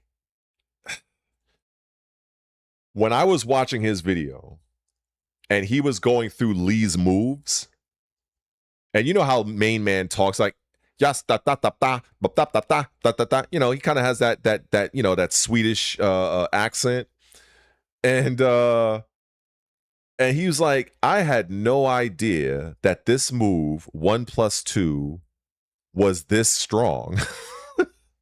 I'm literally watching it like I'm literally like looking at my big screen TV right now, and I'm literally laughing my ass off. And I'm saying almost at the top of my lungs, saying, I been fucking called this. I've been called this. He was talking about forward 2 at Lee. That's +5 on block. That happens to coincidentally, it's a high, right? Oh, but what a coincidence. You know what move that pairs up perfectly with Lee's forward 2 as a high attack? Oh, good. Forward 3. Yes. And you get hit with that move and it's a heat engager. Yes. Oh, and it's safe on block, by the way. Like, it's just hilarious to me when I hear people say, oh, this character's worst character in the game. And this is back when I was actually playing Tekken 8, when I actually gave a fuck about the game. Not now. I'm just talking about like how it was back in the day, back before. And it's like, I feel like, am I the only one that sees that Lee Chaolan, all you have to do is press the left punch button and the right punch button at the same time, and you have a move that tracks both directions. You can't, it's a homing move. It comes out at 21 frames. It does about 18 to 20 damage. On counter hit, which is not hard to land a counter hit with a 21 frame move. It really isn't. It really is not. Let's be honest. On counter hit, it gives you a full combo, not a tornado combo, a full combo, okay? On block, it's completely safe at -1 or -2. So if you try to mash buttons against Lee after that, Lee can power crush you, or Lee could probably sidestep, bait you, do down forward 2 or up forward 4. So even though he's only minus -2, -1. Slap on the wrist. Oh, and if he goes into Hitman from it, which is what most Lee players do, oh yeah, he's like +1 or +2. So if you try to mash, he can do Hitman 111, which now is a heat engager. Like, bro, people who, like, when you have all of that, plus a back 4, plus an up forward 4 hop kick, which is a knee lift, by the way, so you can't even attack reversal. That's another thing. That's the thing I don't like about King, because King's up forward 4 is a knee lift. You can't counter knees. How many people bring that up? Probably nobody. What else? Oh yeah, a nice down forward 2, generic down forward 2, get those easy combos, easy counter hit for that shit. That's been like that since Tekken 5. What else? I mean, there's just so many, like, oh, and then here's the funny shit. Oh my god, here's the funny shit. I'm gonna have a field day.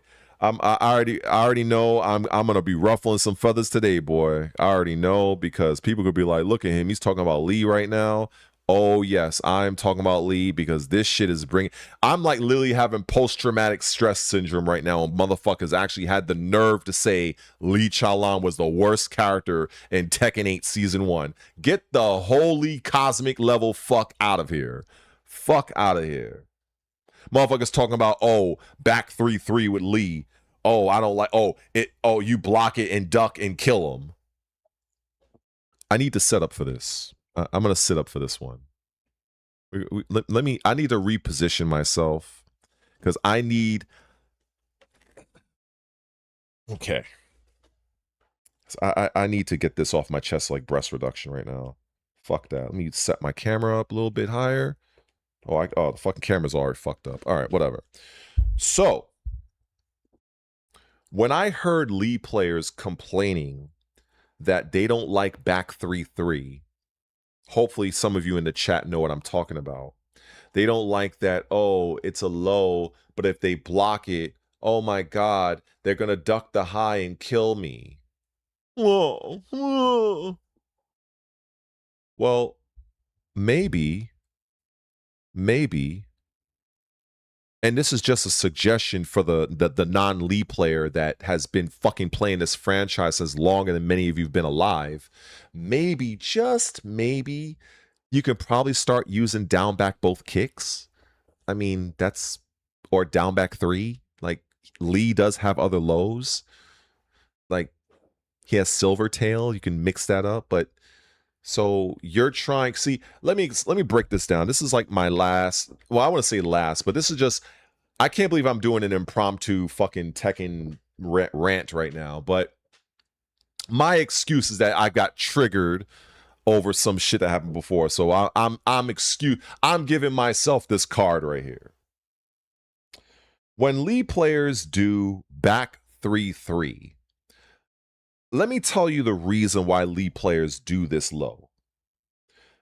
The only reason why a Lee player is going to try to do that low attack is because they want the plus frames from it to do their missed step bullshit. That's all. That's all. It's very simple. Probably people already know this already, but there's some that don't. So now, back 3-3, I forgot the frames of it. I forgot how many frames it was. But I do know that down back both kicks is kind of like a sweeping low attack. He kind of does with his rear leg. Isn't on counter hit, doesn't that lead to a combo?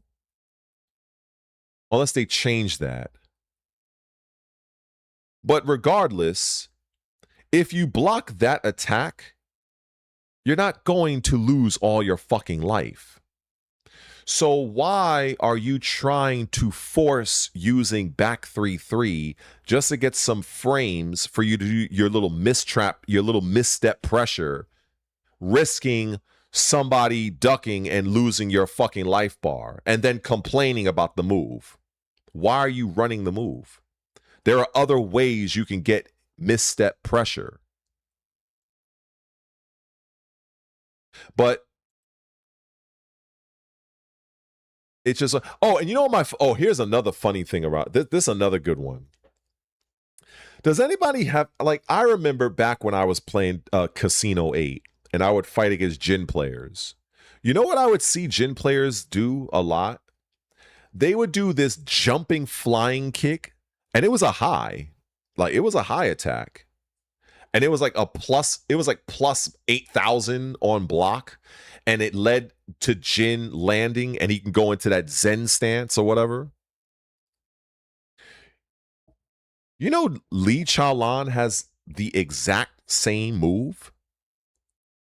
He has the exact same move. It does the exact same thing. Lee Chaolan. So the strategy that you will see some Jin players adopt in using that particular attack and go transition into that fucking the little Zen stance, whatever you call it. Lee has the exact same move. And when I found it, I was like, he has this?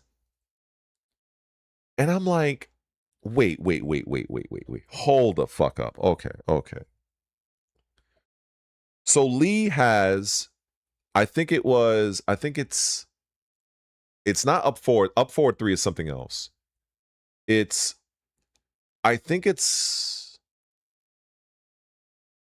God, I can't remember how to do it. Is it up both kicks? I think it's up both kicks. I think it's up forward or up both kicks. And if you were to actually, for any of you that even still play this shit-ass game, if any of you were to go into Tekken 8 right now and pick Jin and pick Lee, do the flying high kick that Jin does. Note the frames. Note the startup frames. Note the plus frames on block. And then note the plus frames when you hold forward, because that will take them into that Zen stance. Unless they fucking change that. So I don't know. But check it. Then make a note of those numbers.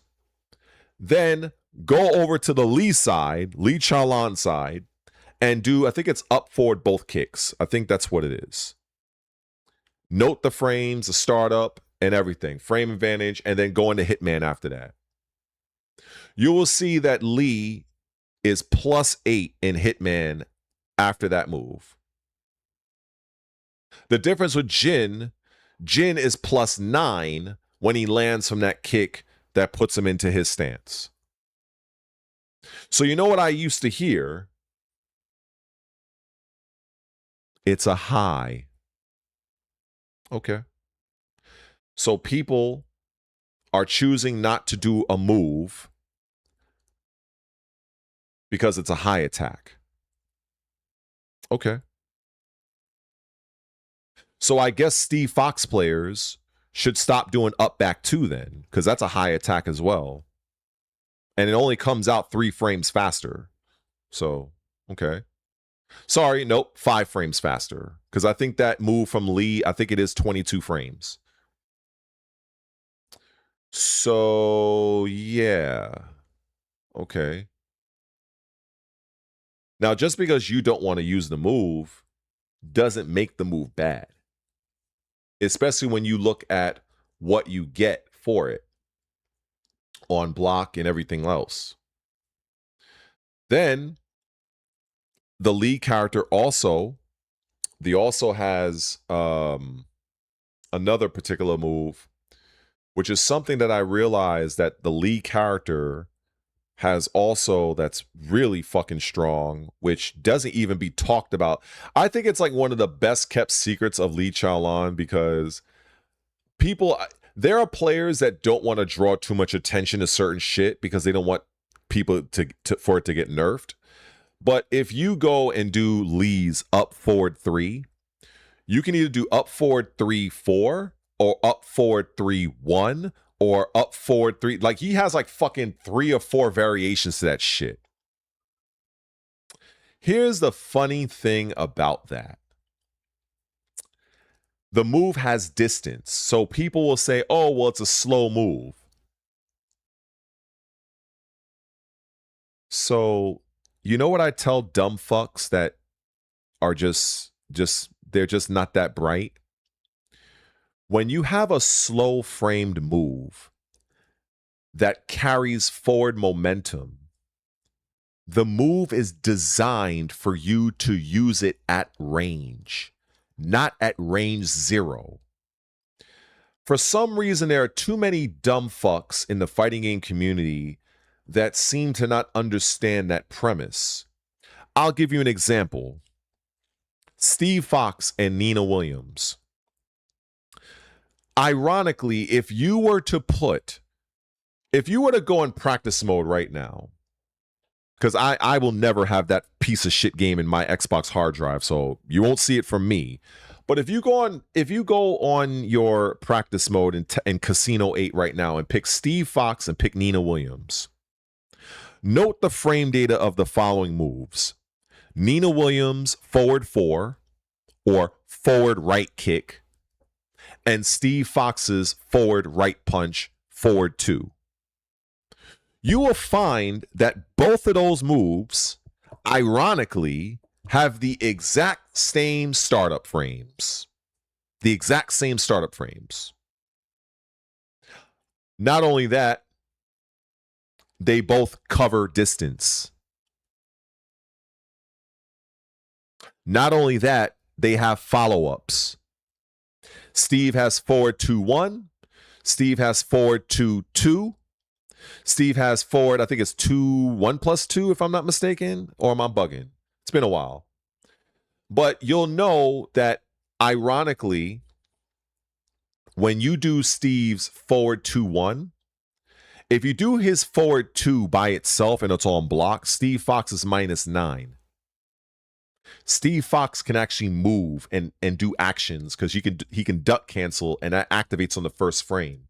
So if you really wanted to be clever as a Steve player, you could just do forward 2 at range, put it on their block. 9 times out of 10, they're going to mash jab. You duck cancel forward, neutral 2, full launcher, take all their life. But what do I know, right? What does a 31-year vet of this franchise know? Furthermore, ironically, since that move is safe on block, Steve, you can delay the forward 2-1. You don't have to commit to it really fast. You don't have to do that. A lot of people don't know that. Nina, on the other hand, same deal for the most part. Forward 4-1 or forward 4-2 heat engager. But what you're supposed to do with hers at range, your goal is not to hit your opponent with it. Your goal is to have them block it to where now she can sidestep seamlessly and mix between sidestep 4, which, oh, look, on counter hit, gives you a nice payoff. Or go into your Hayashida mix-ups. So when I go back to Li Chaolan, same deal. It's just 3 frames slower at 25. Up forward 3 from Li Chaolan is 25 frames. It's a move not meant to be used at up close. It's a move meant to close distance. That is the reason why Li Chaolan, like Steve Fox's forward 2, up forward 3 from Li is safe on block. It is meant to be used as a means to gauge how your opponent is going to react. Did they mash? Are they sidestepping? Are they standing still not doing nothing? I'm giving you motherfuckers gems right now. This is exactly the shit I teach people to go and play this game at an elite level years ago. I don't do that no more because I'm like, fuck this game. But it's all up here still. There's a reason why some mix-ups in Tekken I know some of you probably don't have no fucking clue of this, but you have certain strings in Tekken that you can delay and certain options you can't. They force you to commit on one option versus another. One of those options, I'll give you an example. The option of, there was one, I think it's up, yeah, it is up forward 3, 4 with Lee. The 4 is a high attack. You're not allowed to delay that. You have to commit to that. However, you can delay the 1 option. You can literally do up forward 3 with Lee, and you can take a fucking smoke break and do the 1 after. That is designed to gauge if your opponent is going to duck the high kick. Why? Because on fucking normal hit, Lee gets a full fucking pickup combo if that move lands. So in order to kind of balance it, they make it so that the Lee player has to commit to that option. But then on the flip side, they allow the Lee player to delay pressing the 1 mid option. Because the thing is, in those situations, and I used to do this with Lee, with my character Lei, a player is going to do their defensive option the minute they are blocking. What I mean by that is this, and I want you people to understand this because I'm giving you people gems right now. Fuck the trolls in the chat. Just pay attention to what I'm saying. If you do, say, standing 1, down forward 1, the opponent blocks it, and then you go for a down, like a low poke. If the opponent was going to Hail Mary hop kick you, they were already doing so the minute they blocked the down forward 1. Do you understand? They are already doing their YOLO options while they had blocked the move that was the setup move. So that's why I love watching the replay, where if you leave commands on, you can literally see your opponent's commands. So if you see yourself getting caught by like a fucking Hail Mary rage art or some shit like that, best believe that motherfucker was mashing that shit out the move prior. That's how this is. That's how it works. That's how it is. So, so when you look at the situation, Lee Chaolan has a move that he can run from distance, puts a safe mid attack on your block that's safe on block, that has built in, like, and I think he has like a 3-way mix up. He has the high kick, the mid punch, and I think he has something else. Wait, was it a low attack? No. I'm thinking of something else. No. So yeah, I think it's the mid, which is actually standing 1+2, and the high kick option. At least that's what I remember. Both options he can combo off of. Both options. One of the options he's forced to commit to, and that's the 4 option. And you can gauge whether or not your opponent is a mashy fucking button masher just by simply doing the up forward 3 by itself. Because the thing is, if they were going to mash, they're going to do it immediately.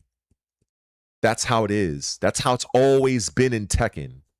In almost any fighting game. If you knock somebody down in Street Fighter and you're trying to throw loop them and you get hit by a level 3, best believe they were mashing that fucking shit out the minute you grab them. That's how it works. That's how it works. I am telling the fucking facts. I don't need to lie about a game I no longer, that's not even in my hard drive. But I know the facts.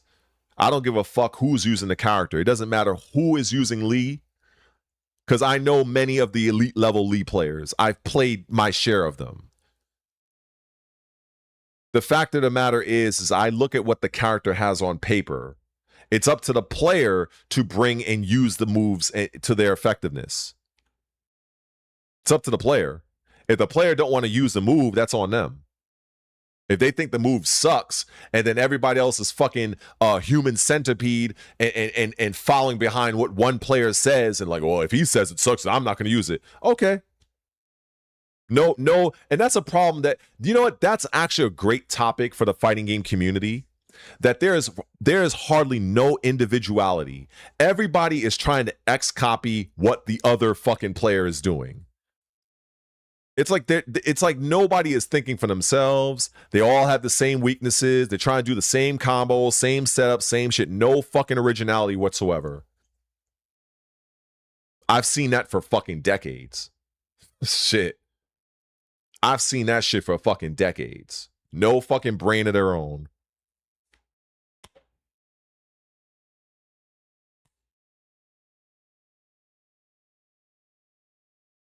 I was just talking about back 3-3.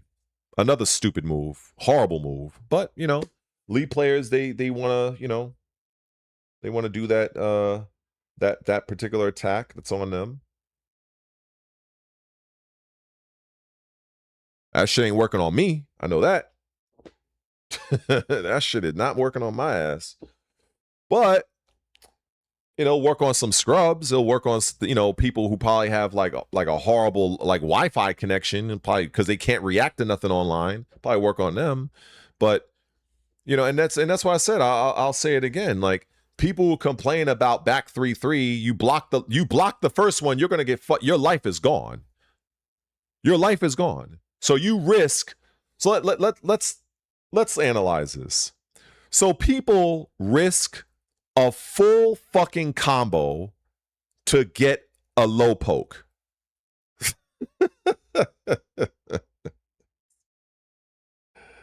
Oh my God. You can't make this up, man. These people, they're like infants compared to like my mindset. Like, it's like, why would you?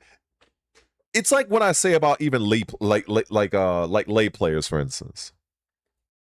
You know how many lay players I've seen in my time where they're doing good, and I've seen my share of tournament lay players. Believe me, it's my fucking character after all. But I've seen my share, and I would watch, and they're doing really good,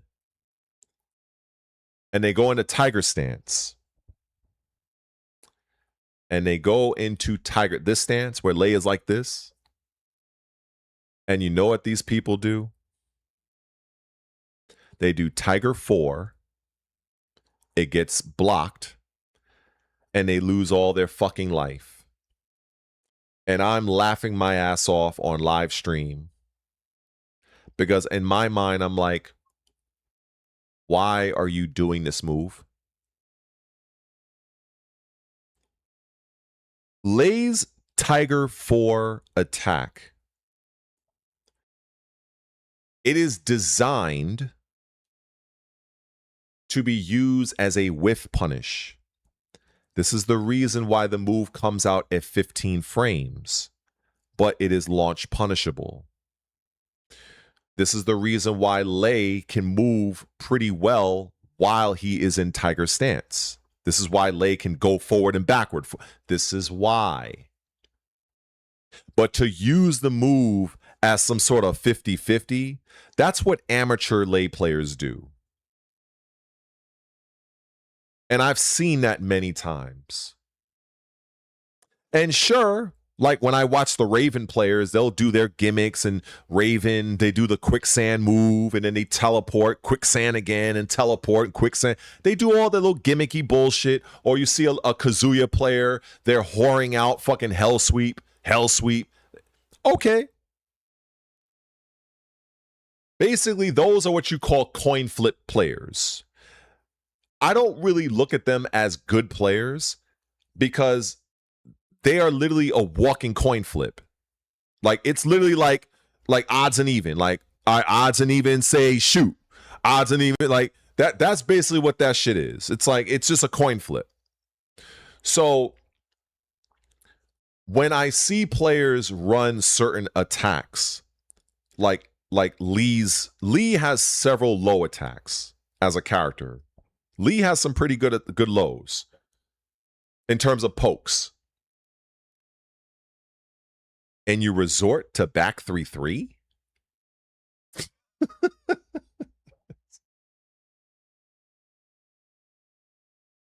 Oh my goodness. You have down, what is it? You have down back 3. That's a pretty good low. Good damage. Counter hit is strong. Good frames. You have down back both kicks, which has a little bit more range. It's fairly quick. Good counter hit. In fact, I think Lee gets a fucking combo off that shit on counter hit. If I'm unless I'm thinking of something else, but I know on counter hit, I know it knocks you down. I know that. And if it's blocked, it's like what, -13. But you're gonna risk doing back 3-3, and then if a motherfucker guesses and blocks your shit, you're getting sent into fucking sky. So was that 20 to 30 damage worth it just to get your little fucking misstep plus frames? Because that's really the main reason why people use the move. Back 3-3, hold forward. That's believe me, I know that. So was those frames that important to risk a full fucking damage combo? Because you know what they say, sometimes you get your hand, what they say, you'll get your hand caught in a cookie jar. All it takes somebody to guess that one time. That's it. It's not worth it. It's not fucking worth it. But people like to gamble. They like to.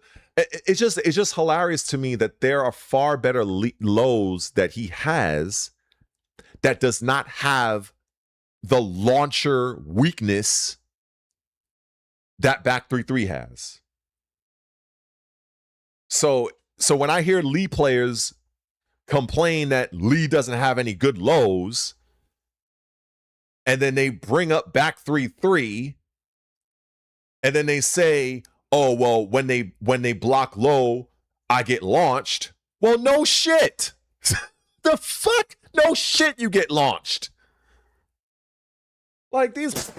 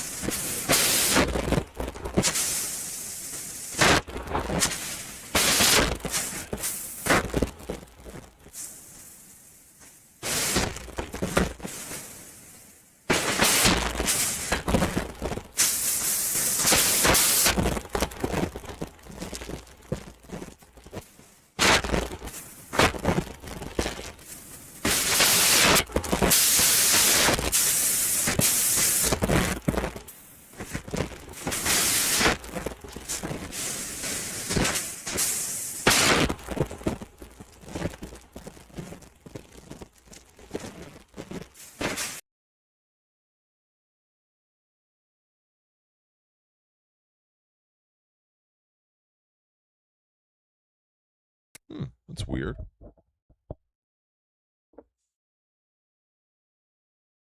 The fuck?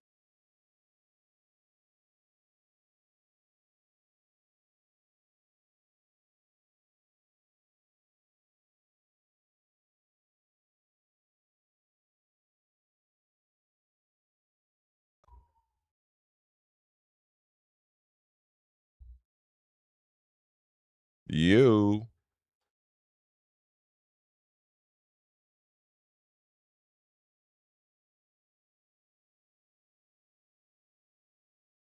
Yeah,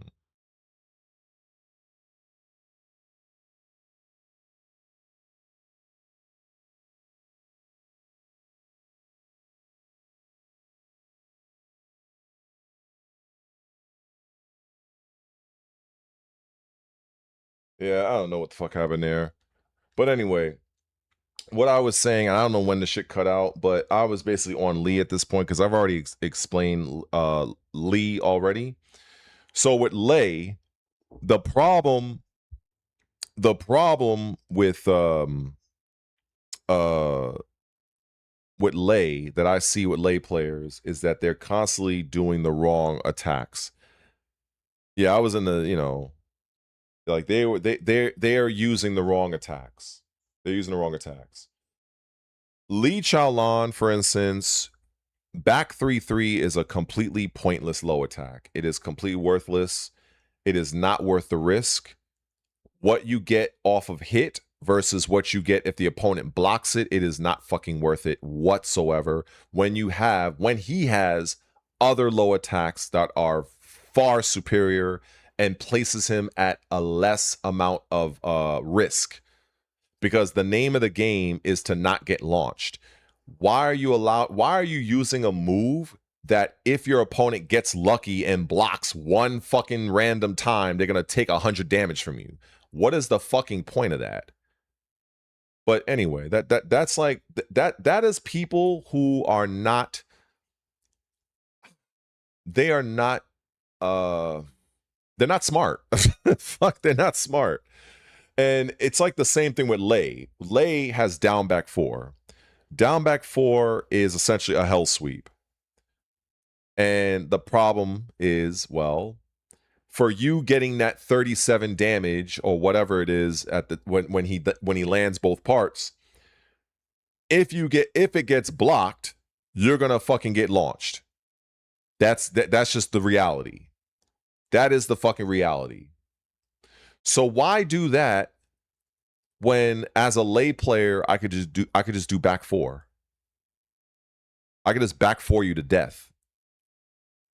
And you know when I realized back 4 with Lei, in my opinion, I was actually thinking it was like pound for pound the best low in the game in Tekken 7. But I changed my mind. But I would put it like top 5.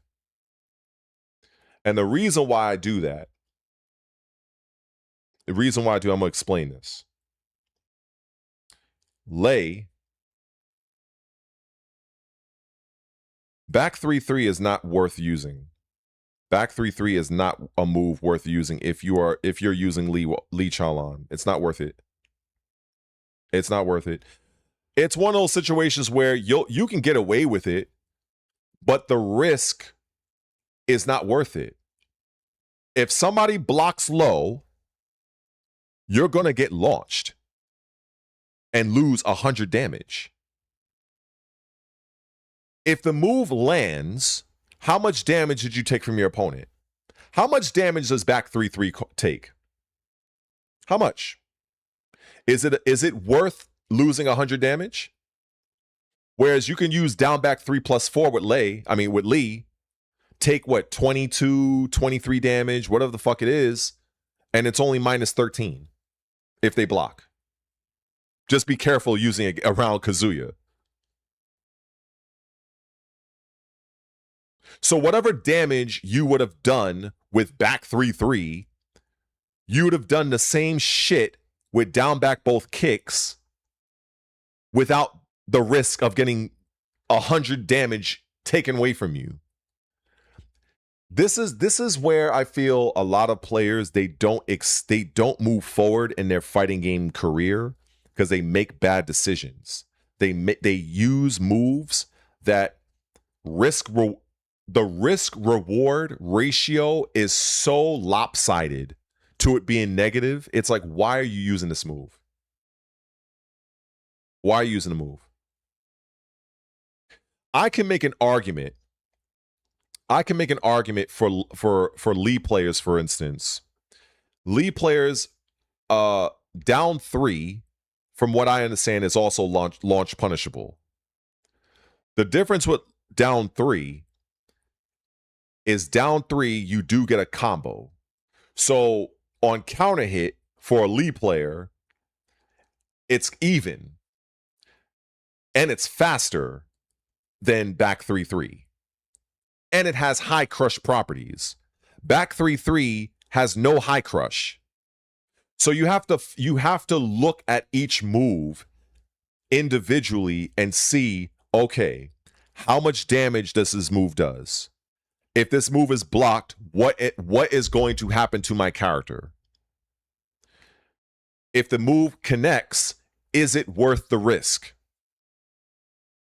Tekken players and fighting game people in general, they do not take inventory of these type of things. They don't. If somebody is just trash and they're just continuously getting hit by back 3-3 all day, then whatever, fine. I'm not speaking about the low-level trash players. I'm thinking from a tournament standpoint. I'm thinking about elite-level players. I'm thinking about players that got those hairline fucking fracture reactions that will call you out, like, okay, back 3-3, bam, got you. Now you die. Now the round that you needed, that you were on your way to winning, now it's my round. Or I might have took the set because you did that fucking move. Now you're in loser's bracket. Or you're on a plane ride home wondering why you fucking lost the tournament. It's not fucking worth it. It is not worth it. The only time, my only exception to this, if you're going to do moves like that, do it early in the round. Do it where if your opponent does block, you have the life to weather the storm of them taking you coast to coast in a full combo. But do not try to close out a round with a move like that. It is not fucking worth it. Because all they need to do is get lucky, and that's your fucking ass. And I've seen it many times with different characters, but similar situations. Similar situations. It's just not worth it. It's like watching somebody try to use a hell sweep to close out a round with Kazuya. I'm like,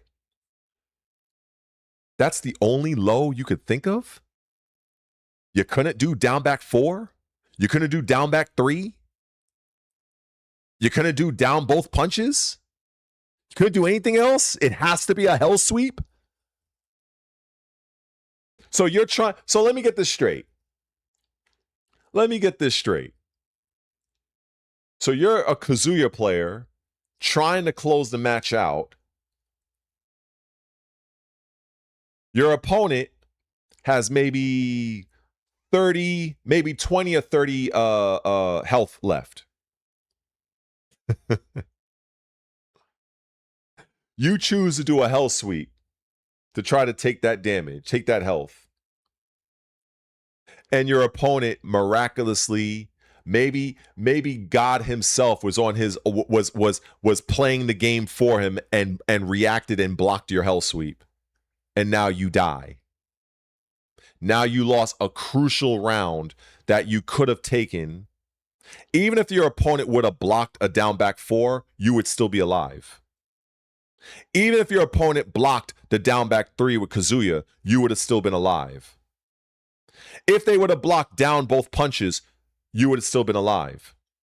But they block your hell sweep, now you're dead. Now you lost that round. Now instead of being up a round in the match, in the set, now you're down a round. See how that works? See how that works?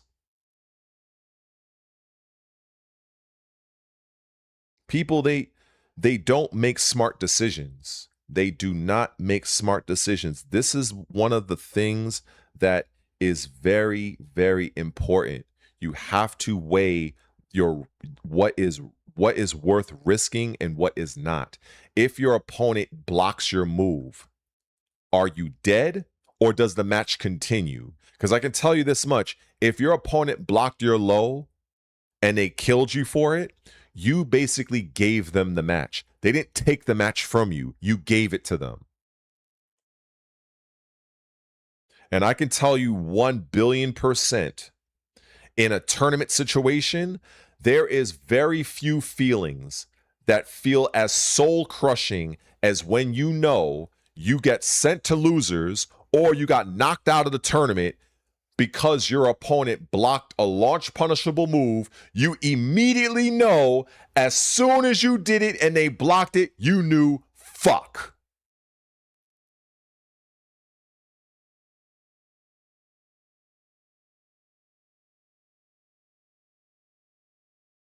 Because it's happened to me.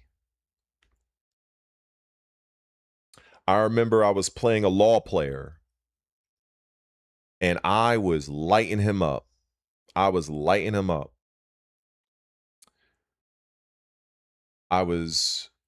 going in my snake stance. I was mixing with my tiger, primarily using Tiger 1, Tiger 2, just for frames, because I was thinking one move ahead.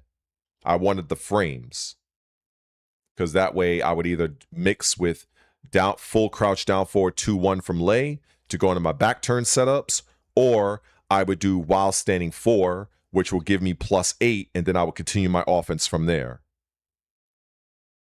So instead, what ends up happening, I got beside myself and I did Tiger 4.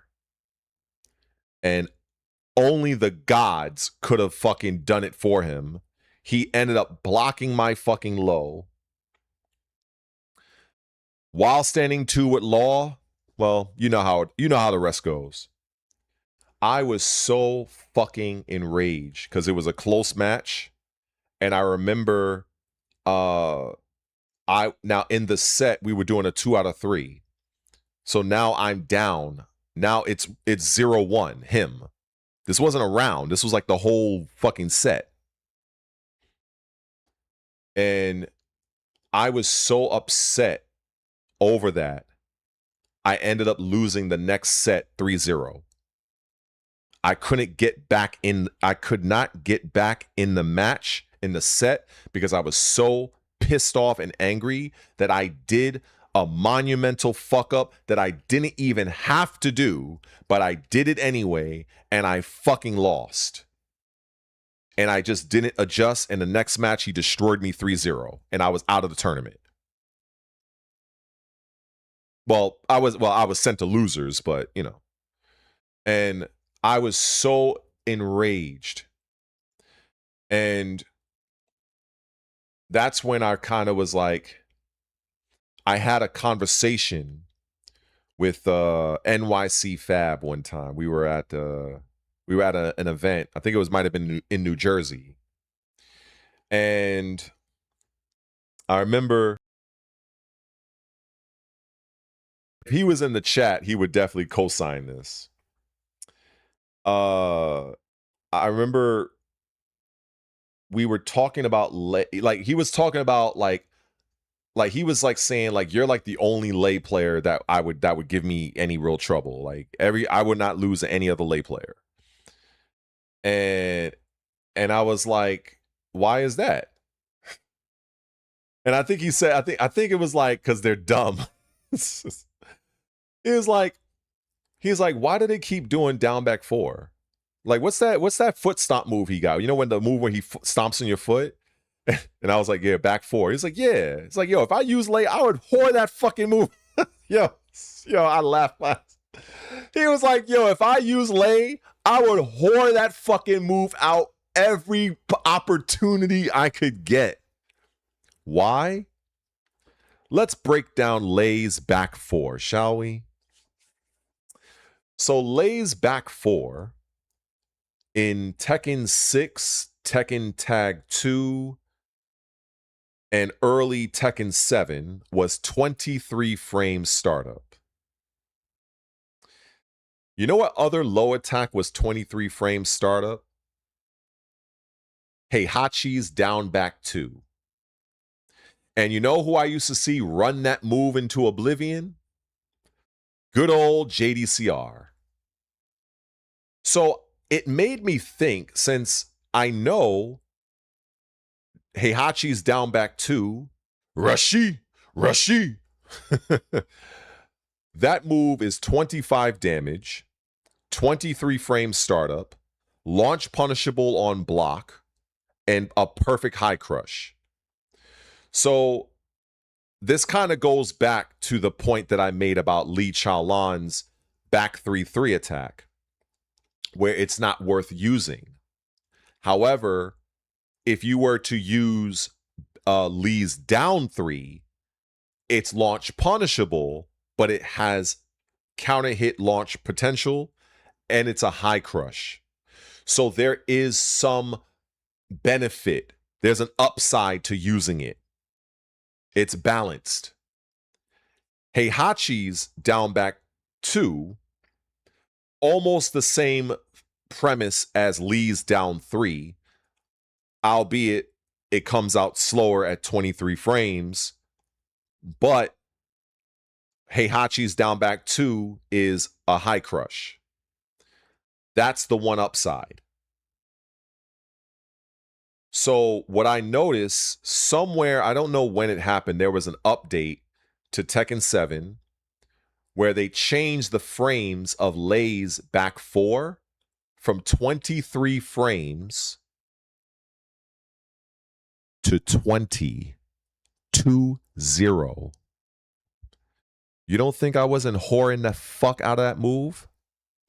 Here I have a 20 frame low with Lei that gives me +5 in back turn on hit.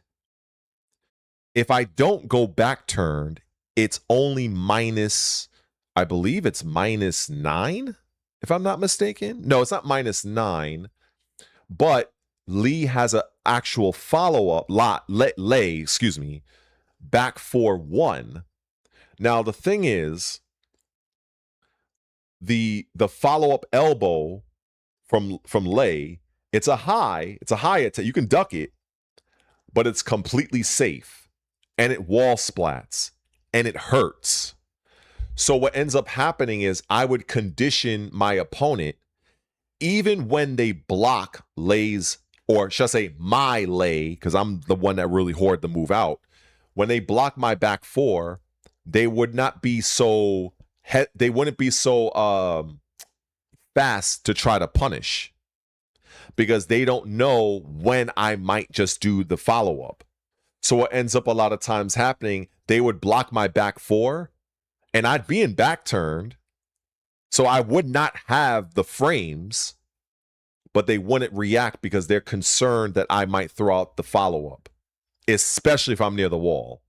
So I condition them. This is something that I feel that a lot of Tekken players, I feel like this is almost like a lost art of conditioning your opponent, getting them to do what you want them to do, placing a move on their block and seeing how they react. Do they mash? Are they sidestepping? Which direction they're sidestepping? Are they ducking? Are they twitch ducking? Because if they're twitch ducking, it means they're trying to fuzzy guard for a mix-up they think that was going to come.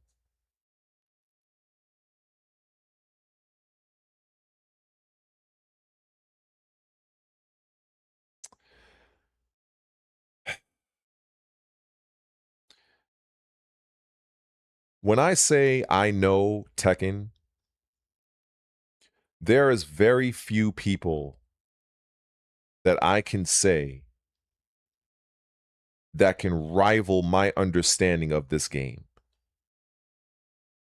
And it should go to show just how much, or should I say how little, I view Tekken 8 for that game to get me to quit after 31 years. If that doesn't illustrate how bad I look at Tekken 8 as being, I don't know what is. I want people to understand something. For the 12 of you that's here, I've been competing since Tekken 4.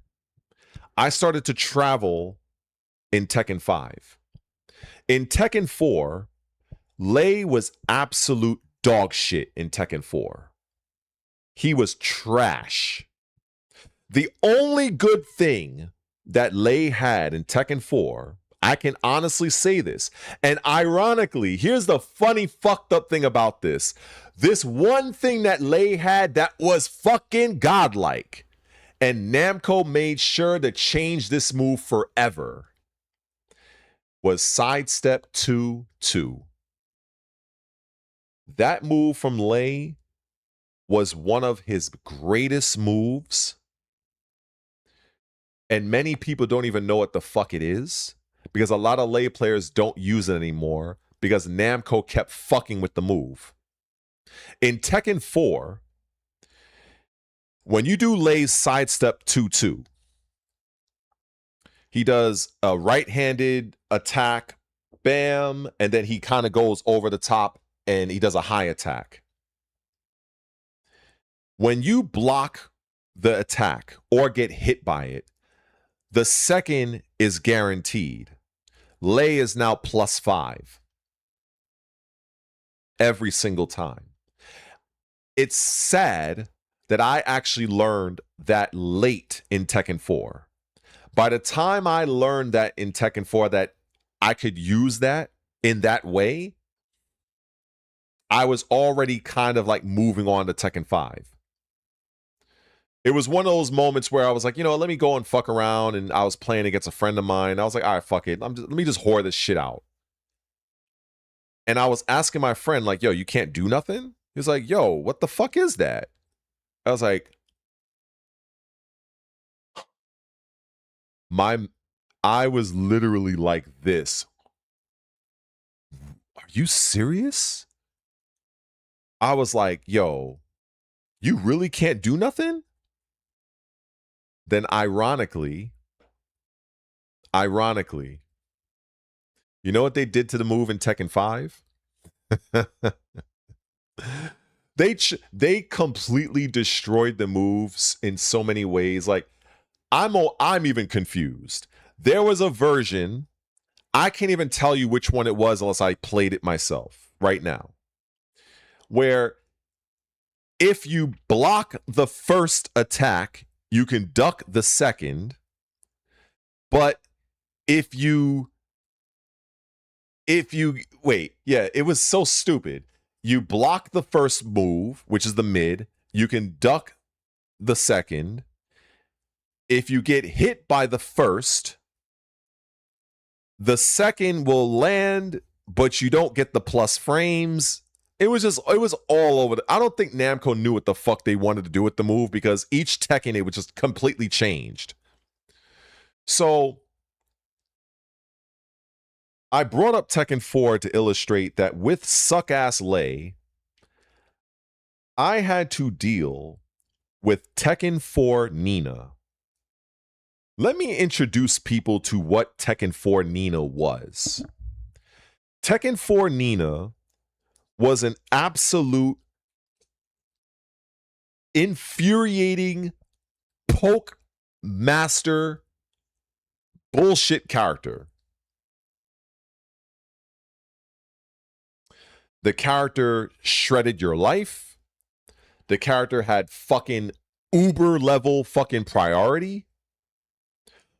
Oh, and how can we forget about the good old ivory cutter? 1+4. Ah, yes. The move that was +1 million on block and +2 million on hit. Ah, yes. Just run that shit into the fucking ground. Which is what Nina players did back then, by the way. And one such player by the name of good old Jin Master, a fellow OG to myself, I had to invent an entire strategy on how to beat this guy. And I did.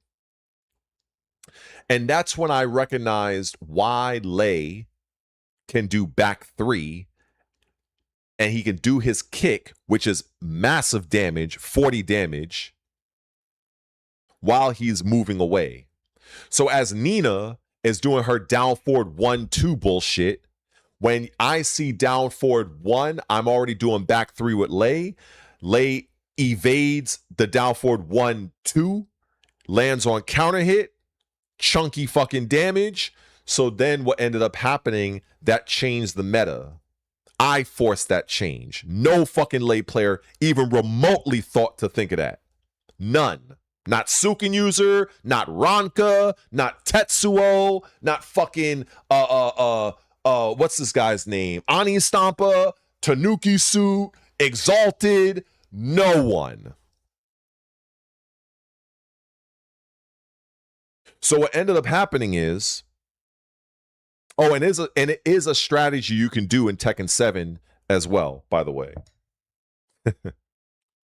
So what ends up happening is the Nina player or characters that have moves similar to that, now they're forced to just do down forward 1, and now they're trying to bait me to do my back 3 so they can catch me on whiff.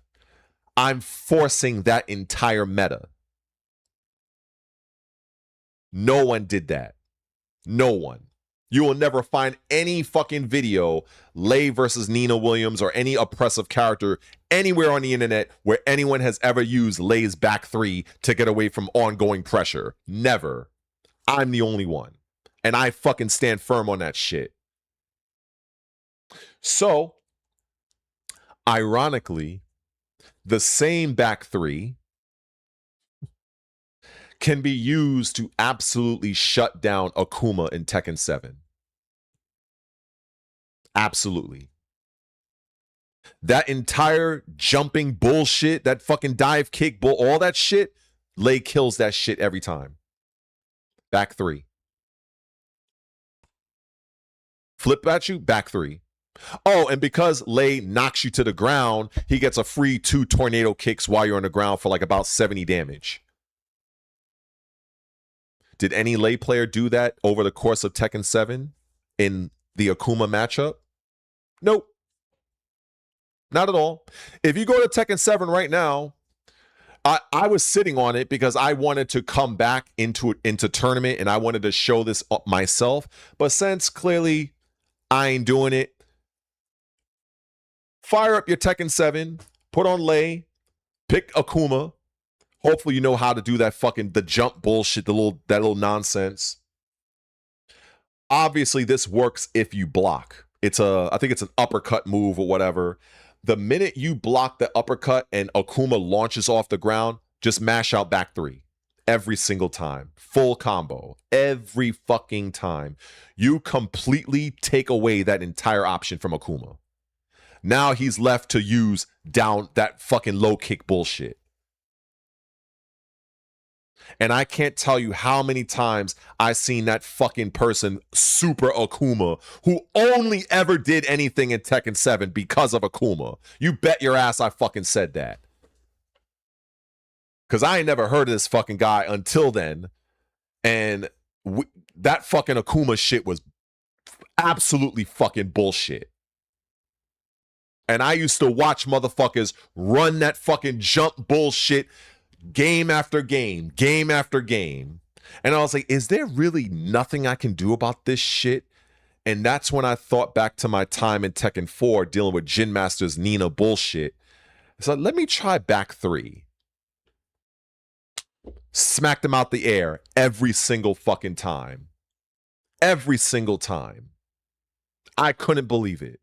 I could not fucking believe it. I felt I was on one of the greatest discoveries in Tekken 7. I really believe that. Oh, and not to mention that forward 4 from Lei is a homing attack that's not listed in the command list, by the way. You cannot sidestep that move. But yeah.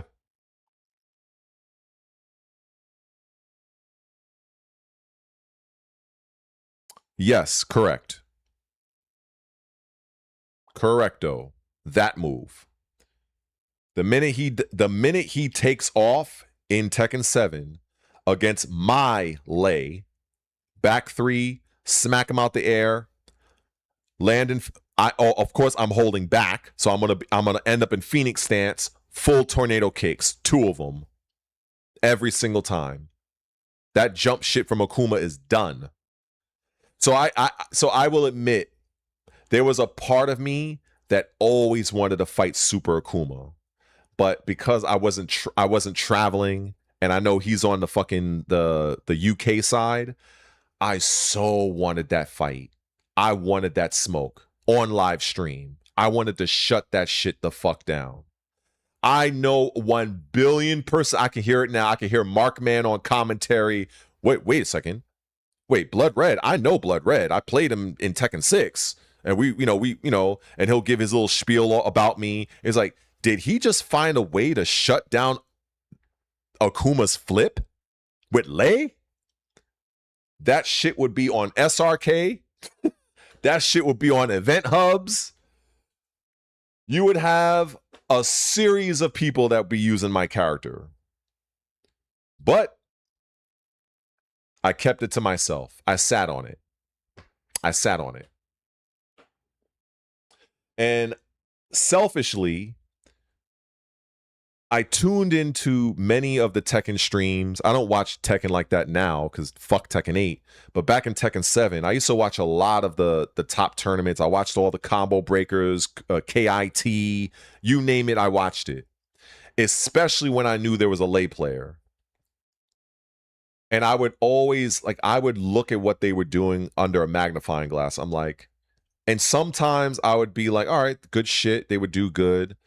But other times they would literally give the match away by doing some ill-advised shit. Like I said, risk versus reward. Why are you doing a down back four with Lei? Why? Why are you doing down back four with Lei when you have back four? You know, the funny thing about this is even Lei's Panther Scratch. If I had, I'm almost tempted to put Tekken 7 on. I'm almost tempted. I have to admit, I'm almost tempted to fucking fire that shit up. Fuck, yo. Shit. Damn.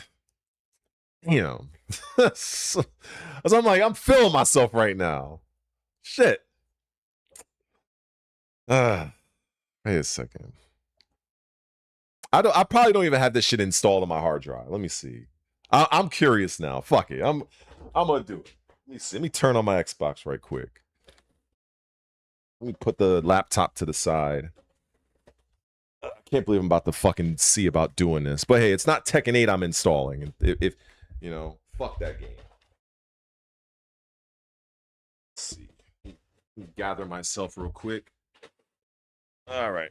Let me plug my little thing here. Because I might have it on because it's not a Series X game. It's a last gen game, so I might have it installed on my I might have it installed on my SSD on my side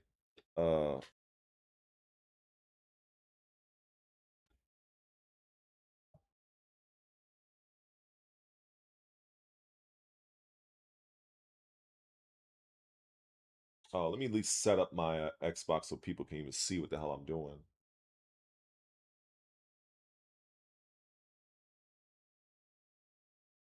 So, do I have it? Is it installed?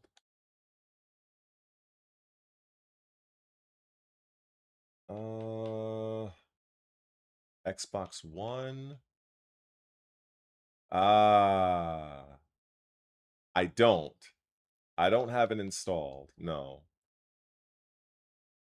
But fuck it, I got Tekken Tag. Fuck it, we'll do this shit. He has a lot of similar shit. Same fucking shit. Okay. Let me turn the remote on.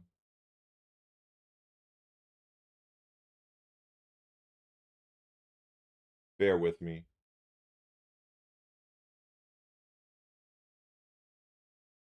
All right. I'm just waiting for this to start up. There it is. Let me full screen that. Oh, it's already full screen. Okay. So let's move that out the way. And let's go to OBS. Let's show that on screen. Do this. And let's go to game capture. Xbox. Xbox app. Highlight this. Take the win code capture off. There we go. No, they will not make another Tag 3. But if they did, it will definitely be after Tekken 9. All right. Been a while since I played this fucking shit. Yeah, I'm mad I don't have Tekken 7 installed, but fuck it. This is close enough. This is close enough to kind of to illustrate what I want to show.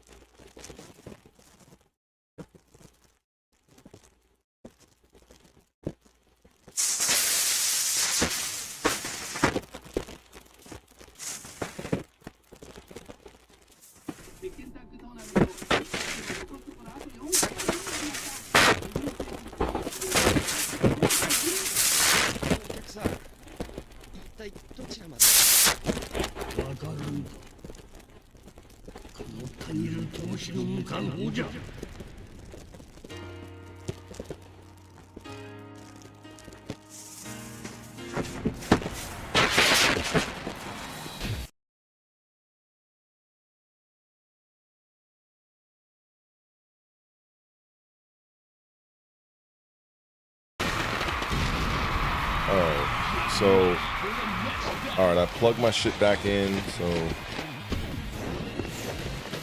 it should take mad long to download this.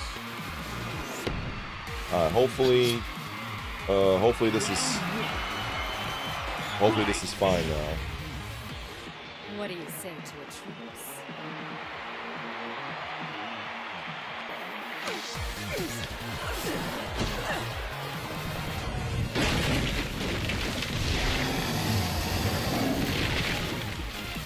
Man, this shit's taking mad long. Fuck.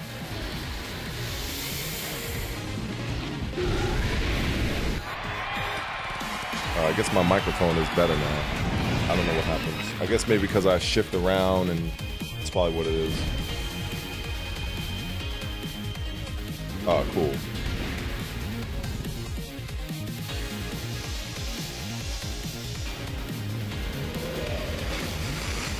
About time.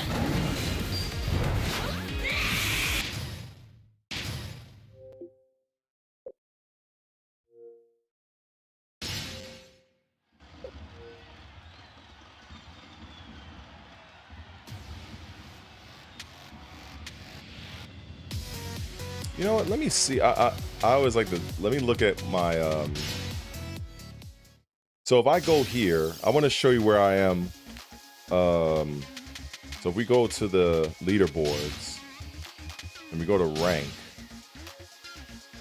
let me see. Is there a way to look at? Oh, maybe I'm thinking about Lei. I might be thinking about Lei.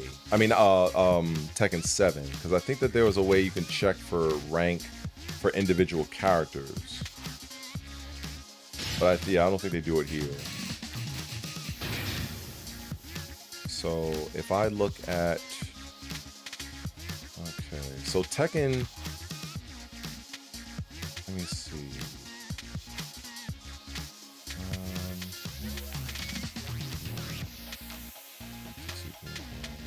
I remember I played the T-Virus a lot.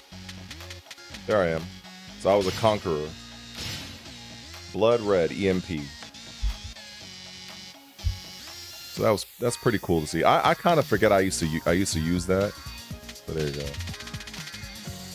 All right, let's get to what I'm just doing here.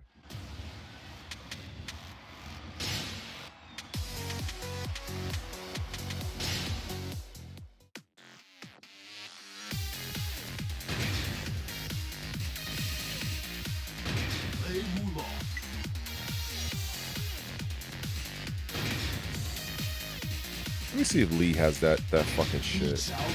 I'll check. I don't know. Let's put. What's her name? Wasn't Master Raven the chick in here? Or was? Oh, this. I'm probably thinking of Tekken 6. No, not Tekken 6. Because I see Raven here. Oh, that's Tekken 7 I'm thinking of. Okay. Almost had them confused.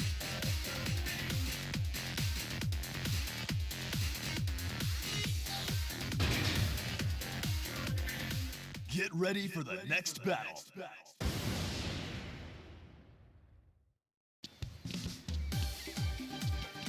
Oh, there we go. So he does have that move. Yeah, this he has the same fucking move. And then I think on counter hit. Let me see. Come on.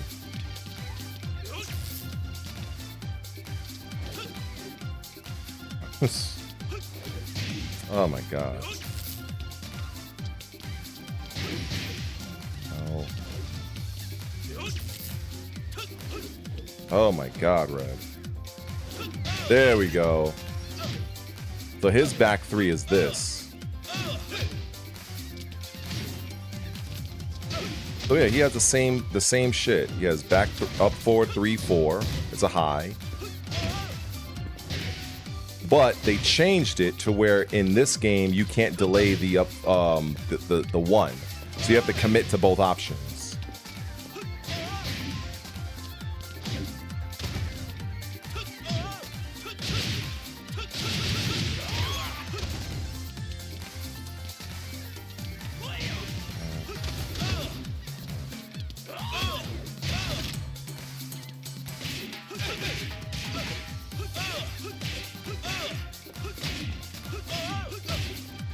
Yeah.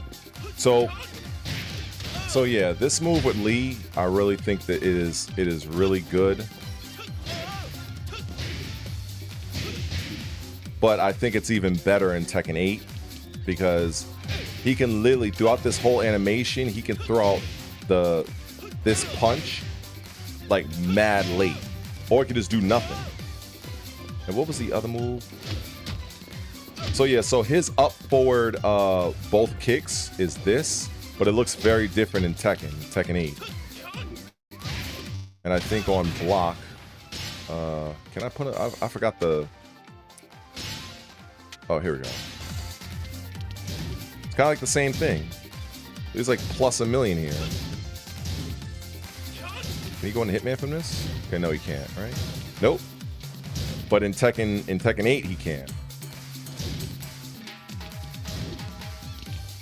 So I'm like, how the fuck do you fucking say a character is like worse in the game when you got a fucking what the hell? Wasn't there a advanced settings? Yeah, it's been so long since I'd used the fucking practice mode in this shit. Cause I'm like, isn't there a part where I can like, oh, position settings. There you go. You have to turn that on. Okay, so I'm like, I know I'm not bugging. I know I was able to do that. Yeah. So how is this guy the worst character in the game in Tekken 8 when you got shit? You can do this, full counter hit. Like, get the fuck out of here. Of course, they made shit difficult because you have to tap forward twice. So that was definitely more difficult. So they basically removed the execution of the character. Anyway, let's bring in my boy. So one of the things that are very like, let me put him on block.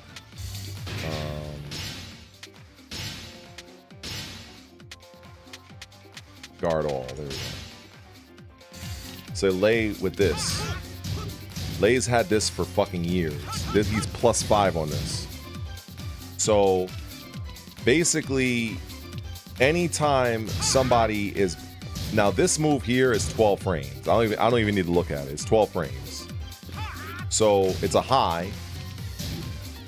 Now, the thing is, if the opponent is trying to mash out, I don't know how many people even know this. Some people already know this. So I'm going to just run this on myself if I can. Is there command capture in this fucking game? I can't remember. I'm trying to remember. Was it CPU train? No, it wasn't CPU training. Defense? No, it wasn't CPU. No, wait, is it? Oh, there we go. Okay, there we go. So let's see. All right. Okay. Confirm. All right, now let's play this back. So if you do anything, you're gonna get caught. Bam, you get that. Now if you mashing, that's a free launcher. Free launcher. Look at that damage. Look at that juicy damage. Now, of course, this is what I said about back three.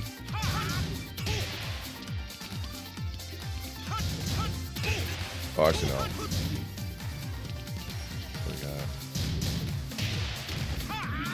That is something that Lei can do in Tekken 7. Do Lei players run that? Of course not. They don't know any better.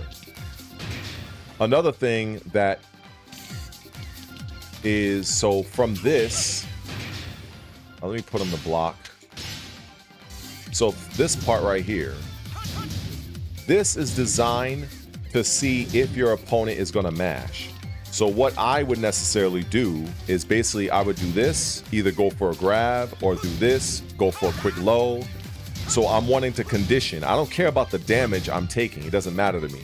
It's all adding up. I want people to start looking down, because once they start looking down, that's when you can just hit them. If I'm trying to think he's going to go low, I get that. And if it doesn't work, I'm safe anyway. So if I don't press anything, he's +5 at this point. Too many people have not been using my character properly. Now, back 4. An amazing fucking move. Why am I running this to get 28 damage? I think it's like about 37 in Tekken 7 or something like that. So this is 28 damage. Okay, that's fine. That is absolutely fine. And what happens when they fucking guess? Oh, good! I'm gonna lose all my life now. Yes, I'm gonna lose all my fucking damage. But why don't I just do back 4? I'll just do that. And if they mashing, okay, you gotta respect that. You gotta respect this. So, okay. So now you don't, now you're trying to either, you don't want to get hit by the high. You don't want to get hit by this elbow. So you're trying to bait me to do it so you can try to duck and launch me again. Okay, well, what ends up happening is now you don't do anything. Now you block, and now you don't punish me at all. Unless you want to roll those dice. Oh, good. Now I'm back turn. Now you got to guess. You had your opportunity to punish me, but you were afraid that I was going to do that. I want that. I want that fear. I love that shit. So,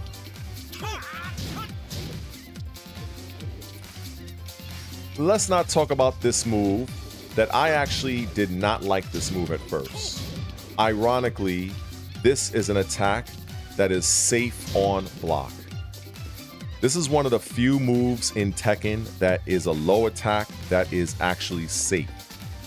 The minute I do this into that, into Phoenix, and just cancel, the minute you go to punish this, I'm already here and I've canceled the stance and I block. So I essentially have a free low attack. So my question for these so-called fucking Lei players that use my character, let me see. Where's the data? Where's the data? Advanced settings. HUD information. Oh yeah, okay. This damage. Wait. Okay. On hit analysis should be. Oh God, hell no, not that. Command history, no. Hit info, attack properties, hit analysis, hit input delay, no. Was there no frame data in this game? I fucking forgot. Like I said, it's been forever since I played this fucking shit. Let's see. Yeah, I forgot. All right, so if I land this, that's 28 damage, right? Okay. Well, if I do back 4, that's 22 damage.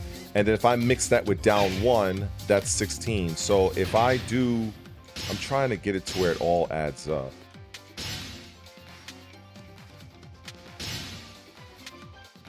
Damage information. I think it's this, right? Okay. So, all right. So that's 40. So if we do it all together, so that's 40 bop, right? So basically that's about what? 38 damage. So that's 38 damage. So between back 4, taking my plus frames and fucking annoy you with back turn down 1, I just took 38 damage from you. Okay. So why in the fuck am I risking getting launched doing this? Why am I risking that? For what? Why am I risking this? Maybe against the wall, it might, you know, right? You got the little wall splat there, but outside of that, I don't see the I don't see the upside. I don't see the upside.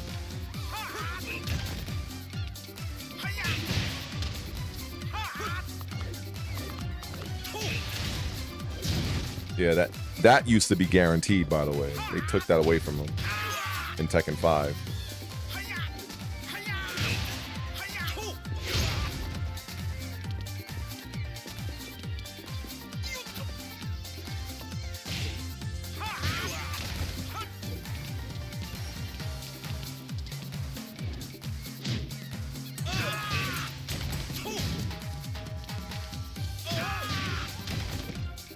Do they still have this combo, or is it just a Tekken? It might be a Tekken 7 combo. I think it is. No, because in Tekken 7 you can do 2 down 4 2s and just go from there.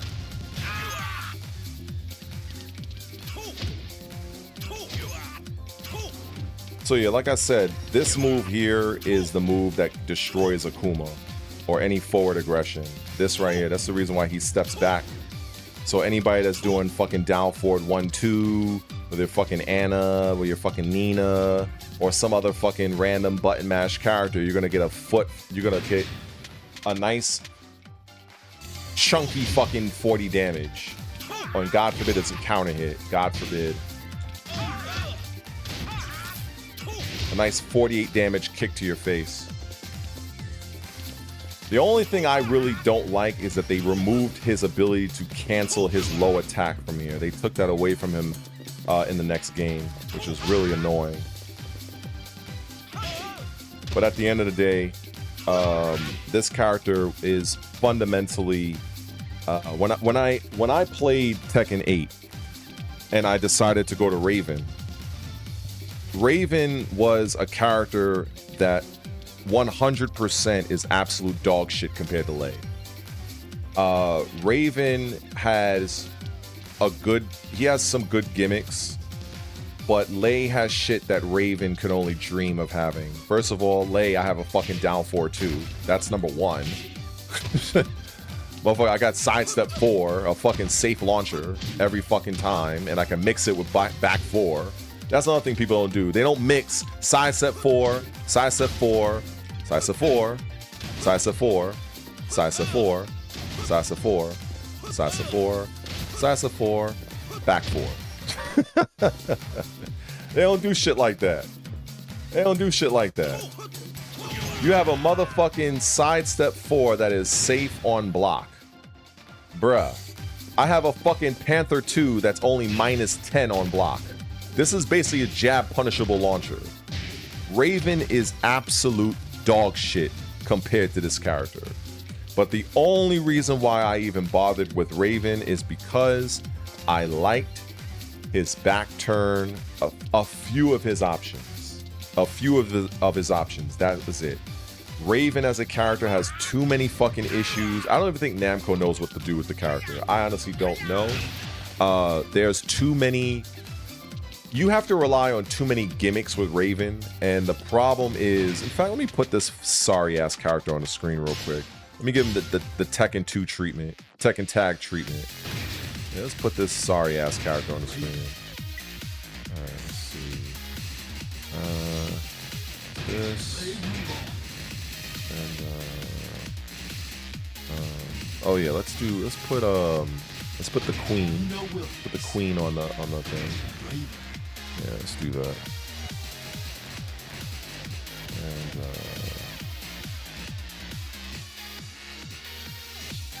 alright. Get ready for the next battle.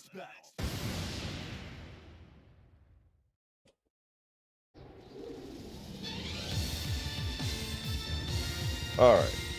So Raven, here's the deal with Raven. A lot of differences is that his up forward 3 no longer knocks down in this game, but it's a natural knockdown in Tekken 8. All right. Now, the great thing about Raven, as I've always illustrated, is the fact that I love the mix between this and this. I feel it is such a great thing. Why? Because both of those moves are basically, they're like one frame from each other. This is like, I think this is 29 frames and this is 28 frames, or it might be the other way around. So there's one frame difference. And the fact, let me see if I do my position settings so I can activate this shit. Default position. So if we look at range, look at this. Look at the fucking range of this. If we go back, reset, and I jump back, I can threaten offense from this range. That is something that a lot of Raven players, they don't do. Raven, Alyssa, and some other characters, they can start offense from a distance. Raven players don't do this. I tried to make a video. Actually, I did make a video about this for my channel members. But yeah, I illustrated why Raven has so many active frames on his slide. Why does Raven have Soul Zone 1+2? Why does it have so much distance? I explain all that. It all blends into one strategy of him being a distance. This is why his backflip is so fast and so smooth and puts him at the optimum position to threaten with these sort of moves. This is why he's able to do that. It wasn't done on accident. He's meant to be played in this way. Now, with this move, if you backdash, look at the distance. You see how I restarted the round, right? Bam, backdash. I could do down back 3 and still hit her from this range. I can still be a threat. So that means from this distance, I can be here or I can be here. Do Ravens do that? Probably not. Of course, you got Aqua. Well, wait, did he have Aqua Spider in this one? Or is it? No, oh, that's right. It was a different move. Yeah, there's Aqua Spider there. In fact, it probably would be nice if they allowed you to do the move and go in the back turn if you want. That would be nice.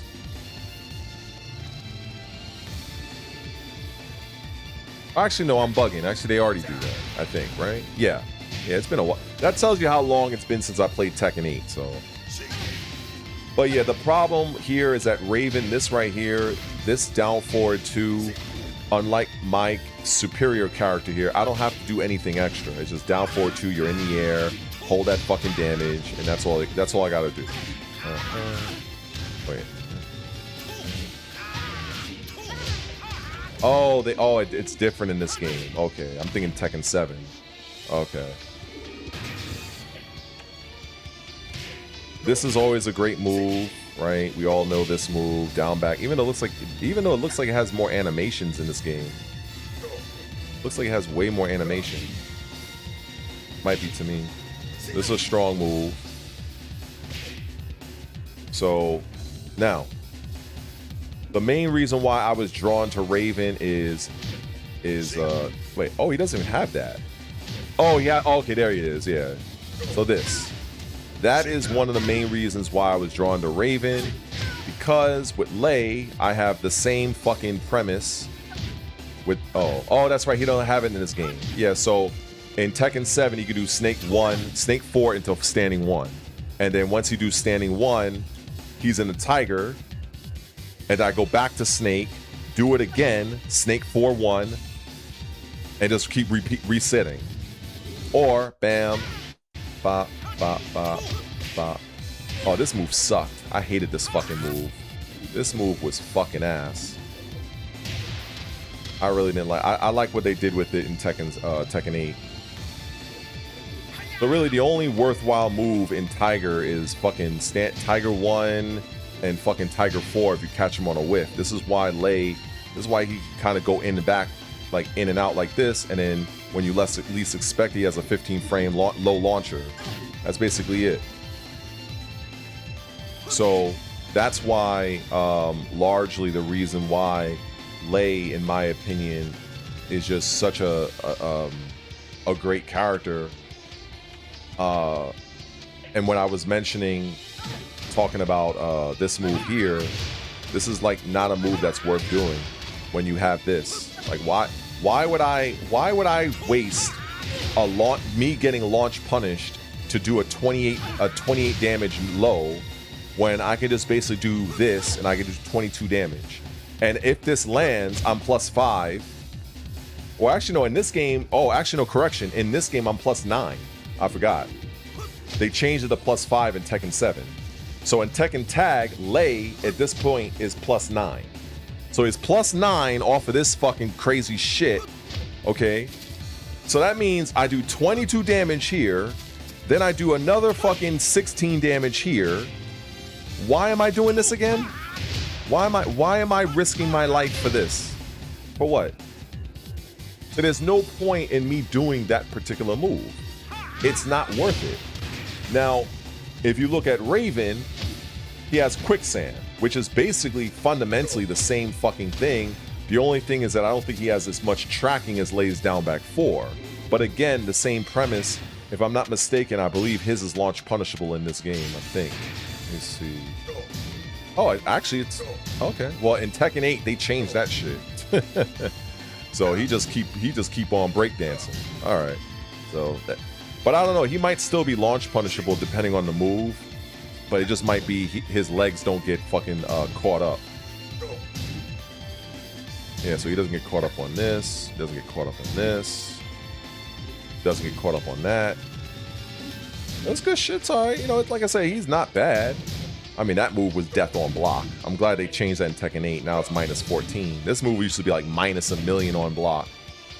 I don't know why the fuck they did that. Of course, I always like the... Let me see. Can I do it in this game? Oh, so you can't cancel the while sending both kicks in this game. But it looks like it's homing. I liked his up forward 3. You know, just for the frames. And of course he has... Oh, he doesn't have this. Oh, no, he does. Yeah, to me, this is the best fucking shit Raven has in Tekken 8. This is the best fucking shit he got. That is it. Everything else is like whatever to me. This shit right here, this shit's godlike.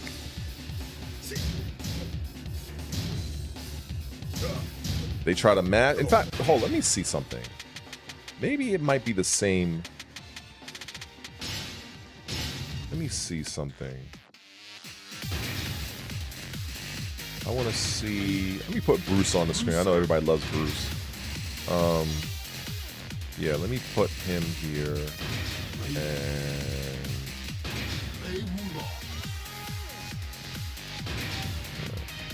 get ready for the next battle. Okay.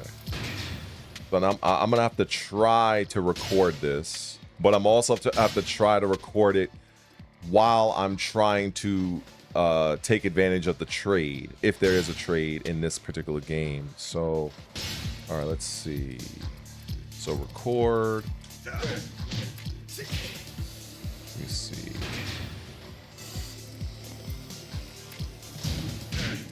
Ah, see, the trade doesn't work the same in this game. So the minute you trade,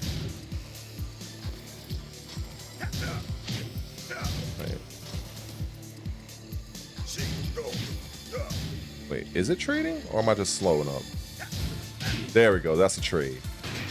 In Tekken 8, you get a free down back 2-1, heat engager. You have a free fucking 14 frame attack after that. 10 frame kick. They have to respect this unless they're going to get traded.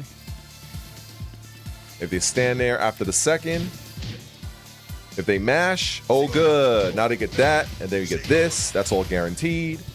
And Raven has very interesting things. In fact, I don't know why he don't have this move anymore. There we got fucking good old Bruce. Everybody loves Bruce. I forgot. It's been a while since I've done this.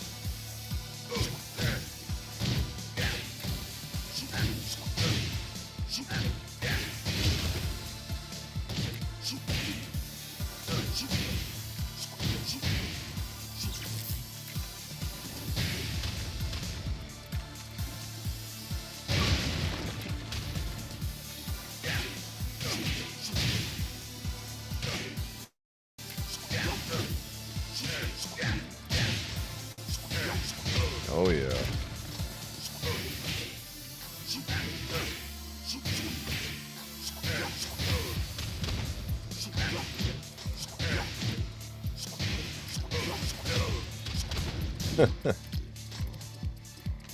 I've been on 2. I can't believe I've been on for fucking almost 9 hours.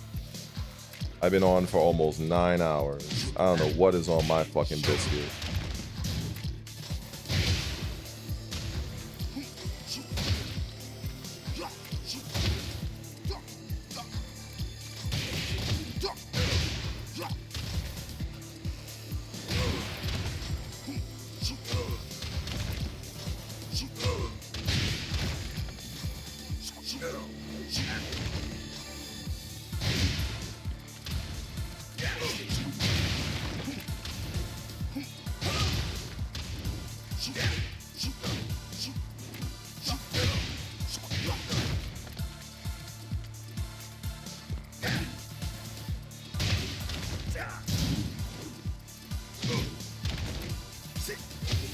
It's so interesting, like it's so interesting to play some of these older games and you kind of like find like different moves that were taken away.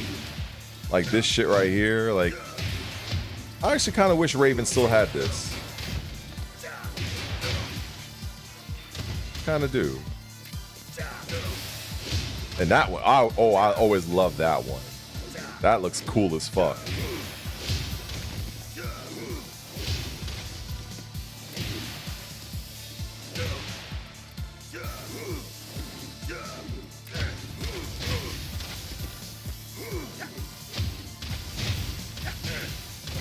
Oh, look at that. You had a possible combo situation here. They don't have that in Tekken 8. Yeah, they do not have that. They should give that to him. I totally forgot about that one. They did make comboing this much easier. You don't have to like fucking wait. Or actually no, you can't combo this at all. You know what would be wild? You know this particular move? You can delay that kick. I think it might be the longest delayable move in Tekken history. Like if you actually if you play Tekken 8, if you do this move, you can wait forever until you press the left kick button. Like I've seen, yo, the delay on that is like insane. But at the end of the day, I mean, It was a very divisive game, Tekken Tag 2, but you know, yeah, I don't think that they really wanted. I think they just wanted a more of a Muay Thai representative, in my opinion. I think that's probably what they wanted.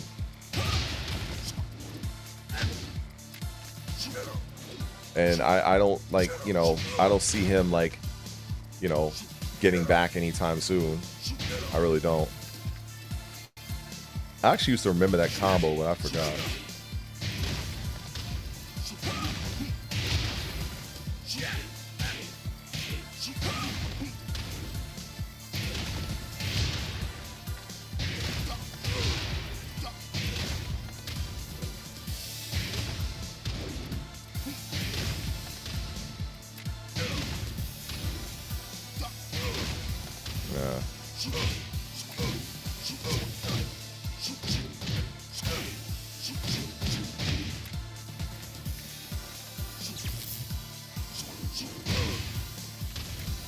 That's why he has that. Like, when you see, this is how I approach all fighting games. When you look at, okay, when you look at this string, I just did it. Forward 4, 3, 4, right? Bop, bop, bop, right? On counter hit, right? Bam. Okay. At least I thought it stunned him. Unless it, oh wait. Strange. I thought it stunned him the first time.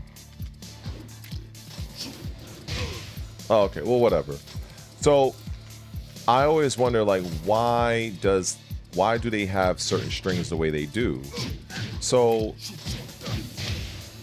I see that knee right here, that serves as the interrupter. This is the reason why it looks like the attack is cut short. So from here, if you get hit by this, that second knee, now you can go right back into your offense. You get right back to being busy. But he has that follow-up high. So ends up happening is after you block the second knee strike, you're already, as a defender, you're either like, okay, am I going to try to mash or am I going to try to duck? Okay, well, if you're going to duck, this is why I'm going to start doing my other shit to you. You know what I'm saying? So that's basically how, when you look at certain strings in any fighting game, you have to look at what type of attack is the string. Is it one that has a lot of windup? Is it one that looks like the attack is cut short? Because this, when I see this is an attack that is cut short. It's a very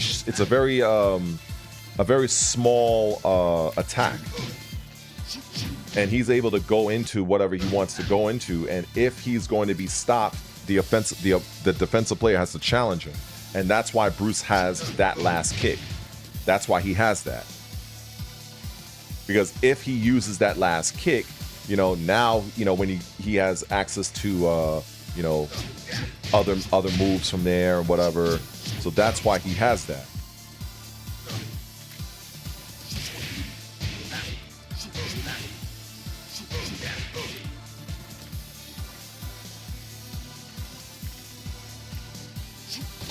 Well, unfortunately, Bruce is never coming back to Tekken.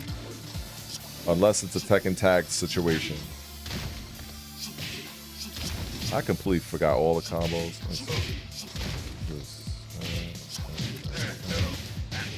Wait, wasn't there a... I could have sworn there was like a different move.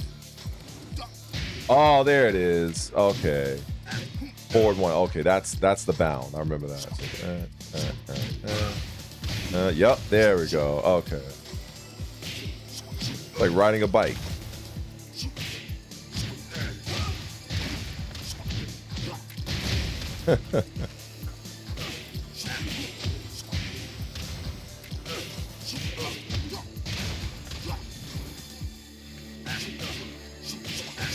Oh man, yeah, that was a good string. I used to see some people get blown up by the wall on this because they're like thinking like, he ain't gonna do the last part. He's just gonna do this.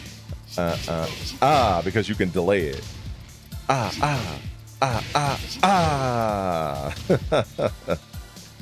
Oh shit.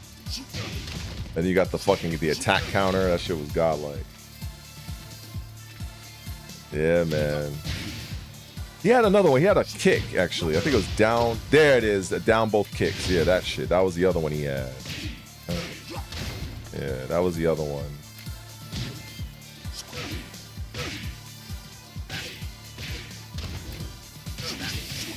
But yeah, I do miss this character because I feel like, I mean, just the way he stands, the way he moves. But ever since they just kind of like I think the minute they started putting like chickens on him, I think they I think it started when they did the customization for him and you had the option to put like little chicks, like little baby chickens or something. Like I just thought like, all right, you're just making this guy look like something he's not, you know. And then of course Michael Murray, him being a Muay Thai you know, a fan, I think he probably just wanted more of a traditional Muay Thai you know, character that's actually from Thailand.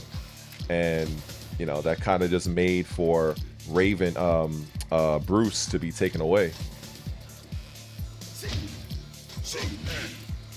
That's what it seems like to me, if I had to be perfectly honest, because I just don't see them bringing him back. I just don't. Same thing with people they wanted, like, oh, Christy, and I'm like, all right, that bitch ain't never coming back. She was just a palette swap. But Bruce, yeah, that's rough, you know. That's fucking rough. But unless there's a Tekken Tag 3, you know, I think that's the only time you're gonna get something like this. And I remember that you know, at the time, you know, if I'm not mistaken, I think Harada actually said that somebody asked him about Tekken Tag 3, and I think his answer was it's not on the to-do list or something, and he feels that the current audience, the current gamers, would find it too complicated to manipulate or something like that. So that was kind of like the gist of his answer. So now that he's left, he's gone, and the other guy left, and I'm sure Michael Murray, he's probably going to be leaving soon. So that might open the door to a Tekken Tag if enough people want it. Because if you look at what happened with Gears of War, they literally did Gears of War 4, Gears 5, should have been Gears 6, but now they're doing Gears E-Day. Because a lot of people wanted, you know, they wanted that story, and also because I do say 100% that Coalition fucked up with Gears 5. Nobody wanted the fucking girl boss.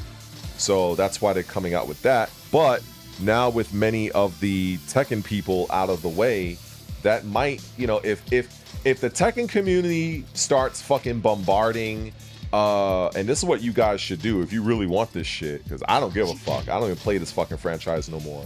But for those of you that still want this game, I would say just harass the fucking Namco official Twitter, and just be like, look, I want Tekken Tag 3, and maybe that you might get a few of the larger content creators that might follow suit, and that, you know, that might be something that they might explore. But that's not going to happen if nobody says nothing. So that's just how that goes. So if people aren't gonna say nothing, you know, what does it say? Closed mouths don't get fed. So that's just what it is.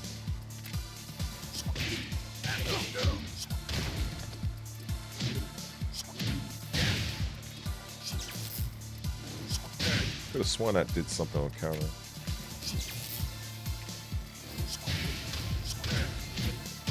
Oh, yeah. What am I doing?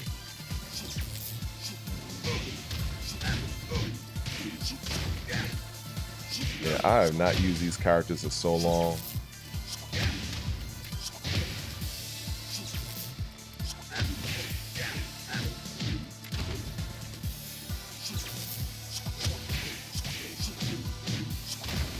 Oh, wait. Bro.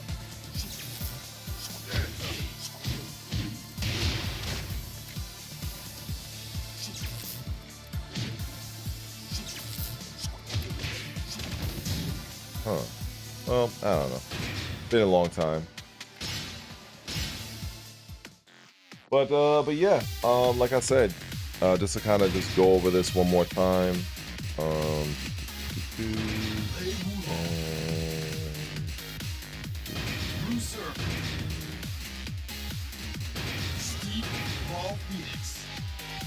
I can't believe I've been on this long. Get ready for that might help, but you definitely need the help of some of the larger creators because you know they have that sway. But a lot of times they're fucking hypocrites, so unless it's serving them, they're probably not going to do it. Probably. Well, no, I don't know. It depends on which one. But yeah, you know, lay, bop, bop, bop, mash, bop, bop, against the wall. Oh goody, thank you very much. Bop, bop, bop.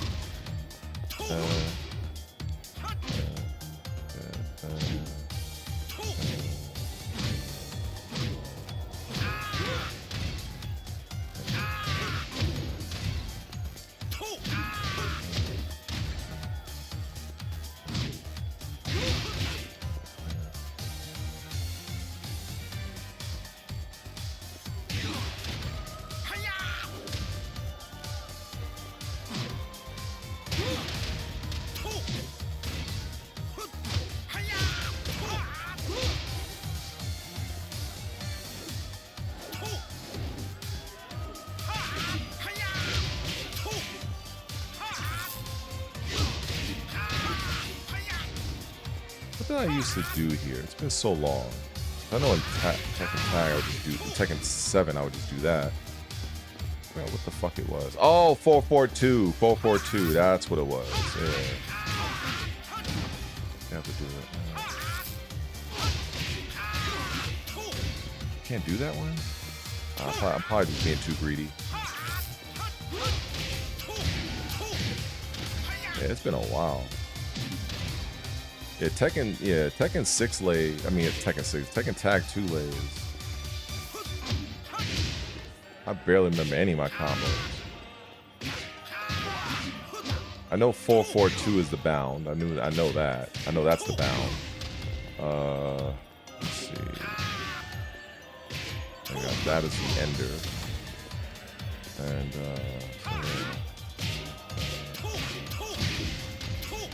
some shit like that. Oh, entire list.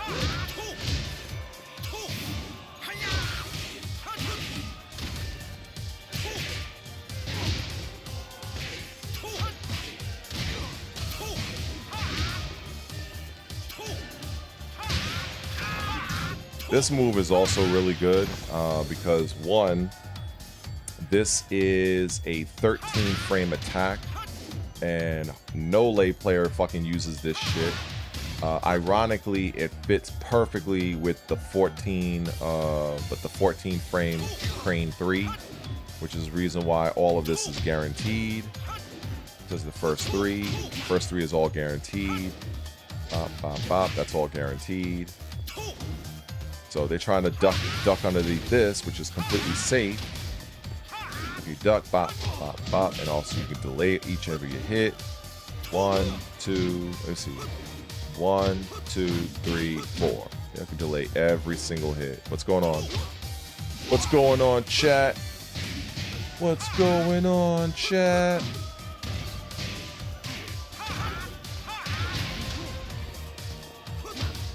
Yeah, I wonder if I can find an online match for this. Let me see. I'm curious.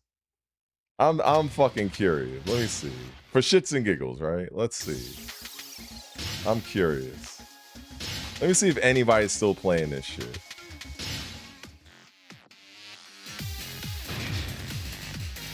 Let me see. Where's he at? Steve Fox.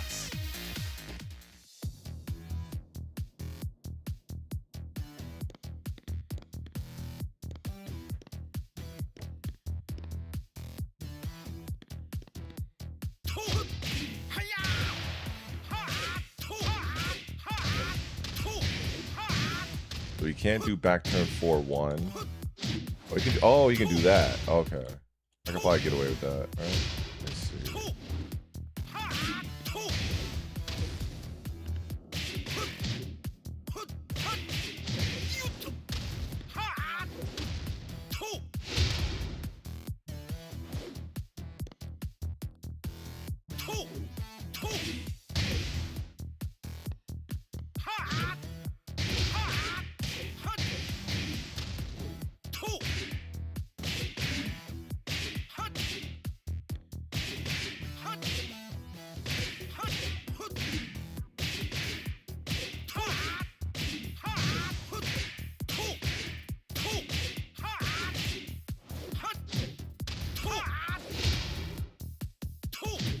I guess nobody's online.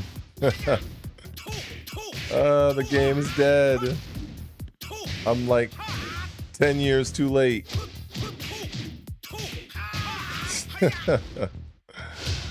Oh shit. Yeah, let's go to Tekken 6. Fuck it. I already got this dumbass shit lined up. Let me see. Let's go to the wonderful world of Tekken 6. Let's go on a time machine. Let's see. This came in 2009. We going back. We going all the way back.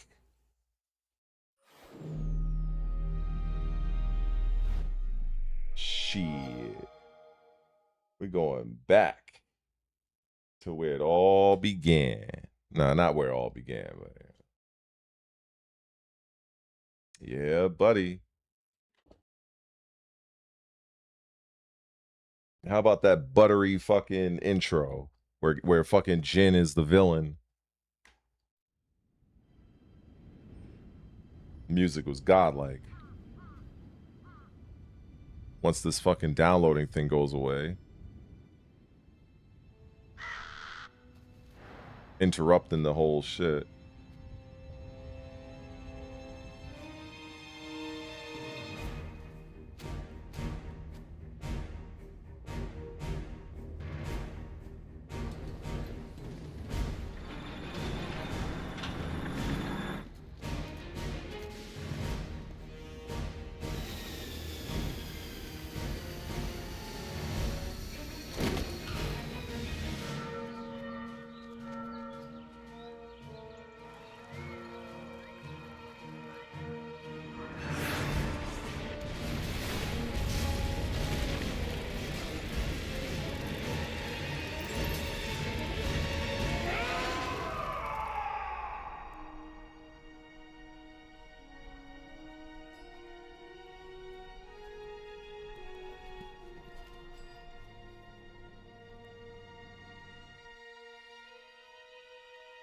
In Tekken 6, yeah.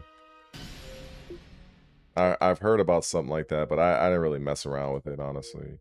I wasn't really much for doing the whole ghost business, but for me, I was like, it's whatever. I mean, it was nice. You know, you got the ghost list or whatever, which I, you know, like on this account, I don't have my data. My data's on my other Xbox account.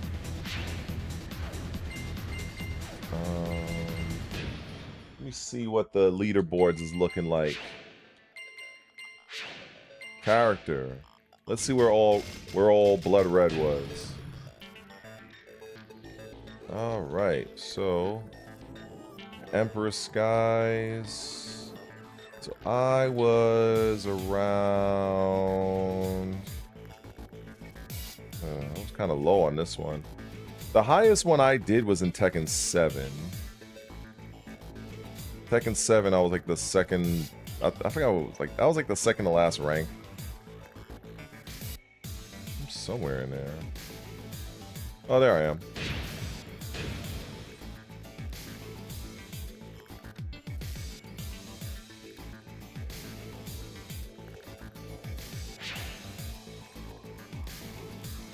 Wow, they have a match from this shit? That's crazy. Holy fuck. Damn, look at this, 2009.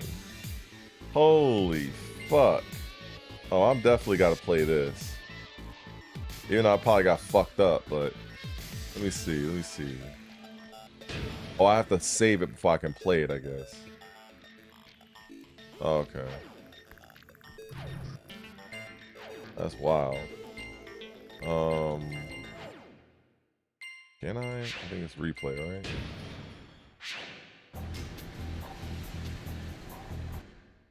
Damn, 2007 or whatever the fuck this was. Holy shit. Oh my goodness. Love this stage.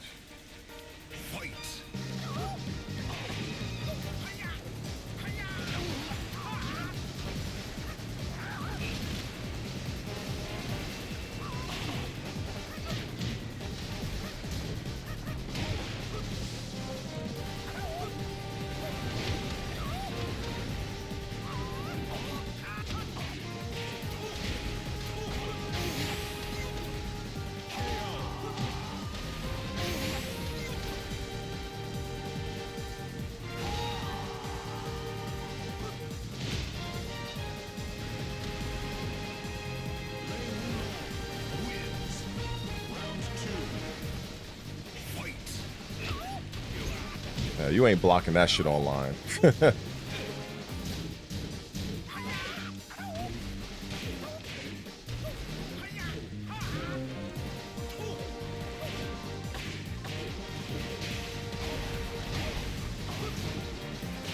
How the fuck that hit me?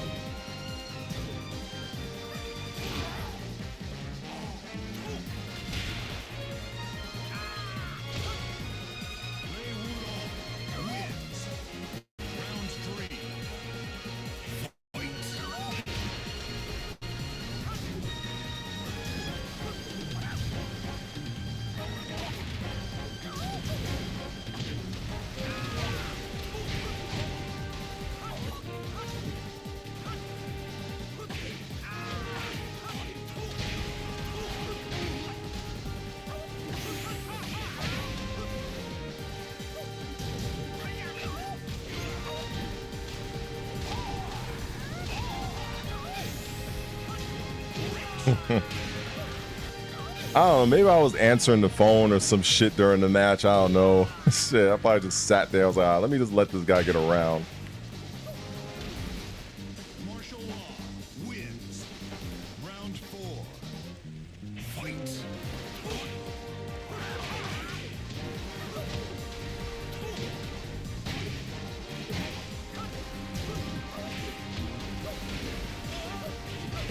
Not really.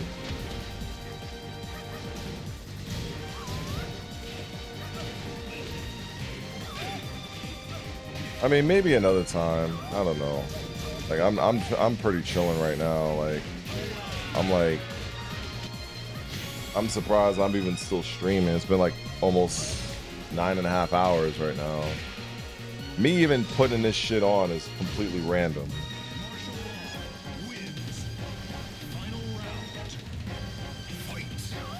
I don't think I really even like looked at done anything with like ranks or nothing. Like ghosts, I mean.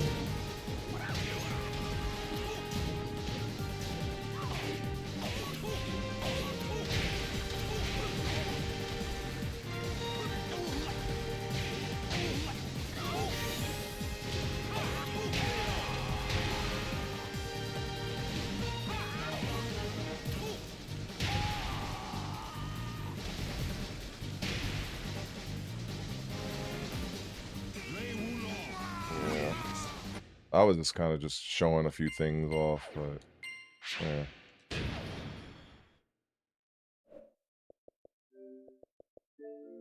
I was hoping I had Tekken 7 downloaded, but I didn't, so that kind of blows. Oh, I got Undisputed in this shit. Oh, okay, okay. I might mash a few buttons in this. It's on Game Pass, why not? Champions are not born. forged. Might fuck with it. The world is watching. Well, I think if I was like I just I just really have no interest in the game, honestly. I just have no interest in it. I'm just Namco devs did a very good job at completely turning me off, so you know, I think somehow I end up talking about Tekken and got a little excited, and then the rest is history. But yeah, this shit is, I have no interest in that fucking game.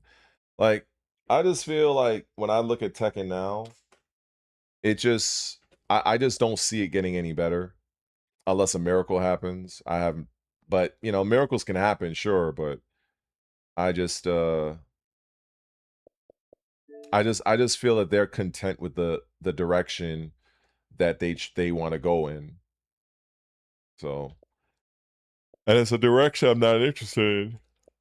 I don't want to feel like I have to negotiate with my opponent every time he has like a pixel of life left, and I gotta decide whether or not I'm gonna stop my fucking offense because I don't know if he's just gonna go fucking YOLO and do some dumb shit. Like, I don't feel like dealing with that anymore. I'm fucking over it. I am fucking done. The young kids can keep that shit. I have no interest. I got Persona 5. Oh, that's what's up. Let me see what's in the store. We can buy some shit.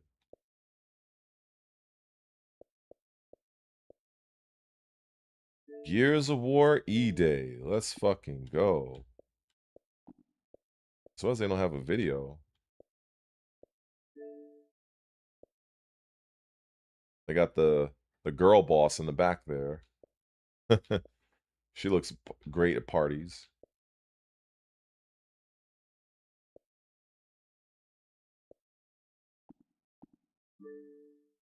We'll see what happens with that game.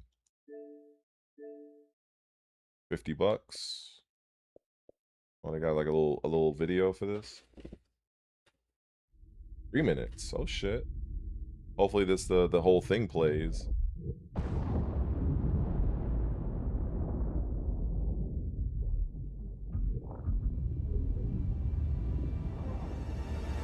Now move it out. Double time.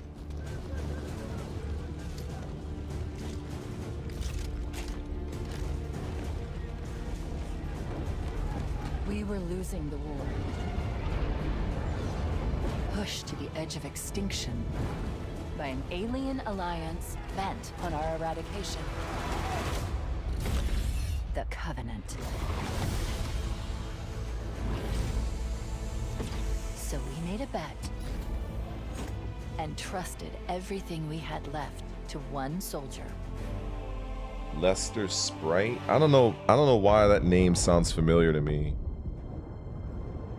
Those of us who managed to escape Lester Sprite? found some. Spite? I don't know. For some reason that name sounds familiar. I can't really think of it. It wasn't refuge. Yeah, it's a remake. It's a remake of the first game. And they have like 3 additional missions. I mean, it's pretty cool. And dangerous. I think they're trying to use this as a jumping point to start up the franchise again. That's what I think. The Covenant followed us here. If they claim this place, All I know is that fucking humanity doesn't survive. Let me see. That's not going. Wait, where was the? If they Let me look at this again. if they claim this Bruh, I'm sorry, but Microsoft strikes again when it comes to uglifying females. So now you got like a butch looking yo, that's crazy, yo.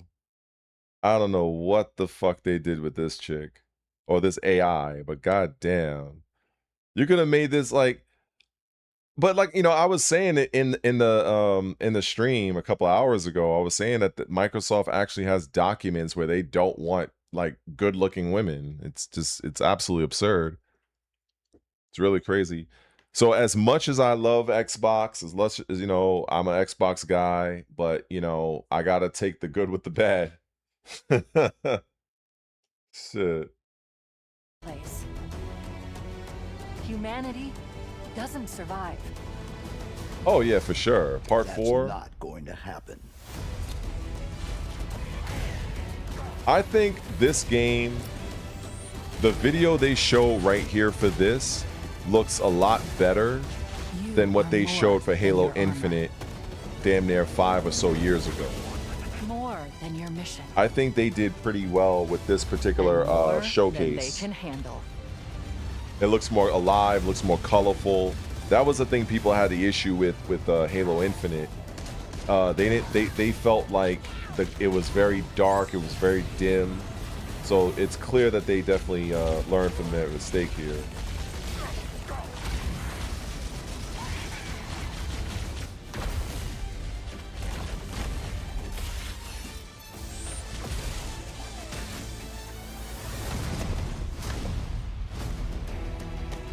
They believe they can break us.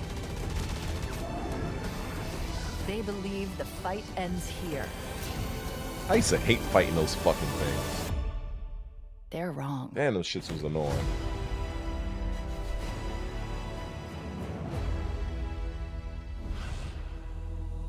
I'm actually surprised the damn video played. Usually every time I play videos like this on my Xbox, it just kind of stops like halfway through. So that's kind of that was pretty cool. So you got so many good games. That's why I like how they kind of have everything set here. You got E-Day, Call of Duty, Fable, Metro, Senua. I'm curious about this game. I'm gonna add this shit. Add this to the wish list. This was like, I'm actually, when I watched what they do with Doom the Dark Ages with this DLC that they got coming up, it looks really impressive. Where Winds Meet, I don't like I mean the ratings don't look bad, but I guess maybe people have been playing it. But I don't know. Some of the people that were 1-starring this game, they were saying that the frame rate wasn't that great, the performance. Like this guy says it needs a performance mode. I like the game, but frame rate is too choppy, it needs a performance mode. So that's the only reason why I haven't played this Where Winds Meet game. That's the only reason why I haven't played that. If I, being honest. Well, I think I did get out quite a few things that I wanted to in this stream. And I guess now it's time for me to say goodbye to all my, YouTube family, I guess. I'll have to look at this. My suggestion is if you can like leave that in that like a community message like on the channel, because I know the subscribers, you guys can like create your own like engagement on the channel. So if you leave it there, I can check that out in maybe another day or so. Because when I get off of this shit, I'm going to the store. I'm getting my Celsius. I'm gonna, I'm thinking about. I'm doing a lot of thoughts on what I want to do moving forward with like how much do I want to put like time I want to put into like TikTok and shit like that. Because I mean, I do have a TikTok account. You can see it right here. It's really not that extensive.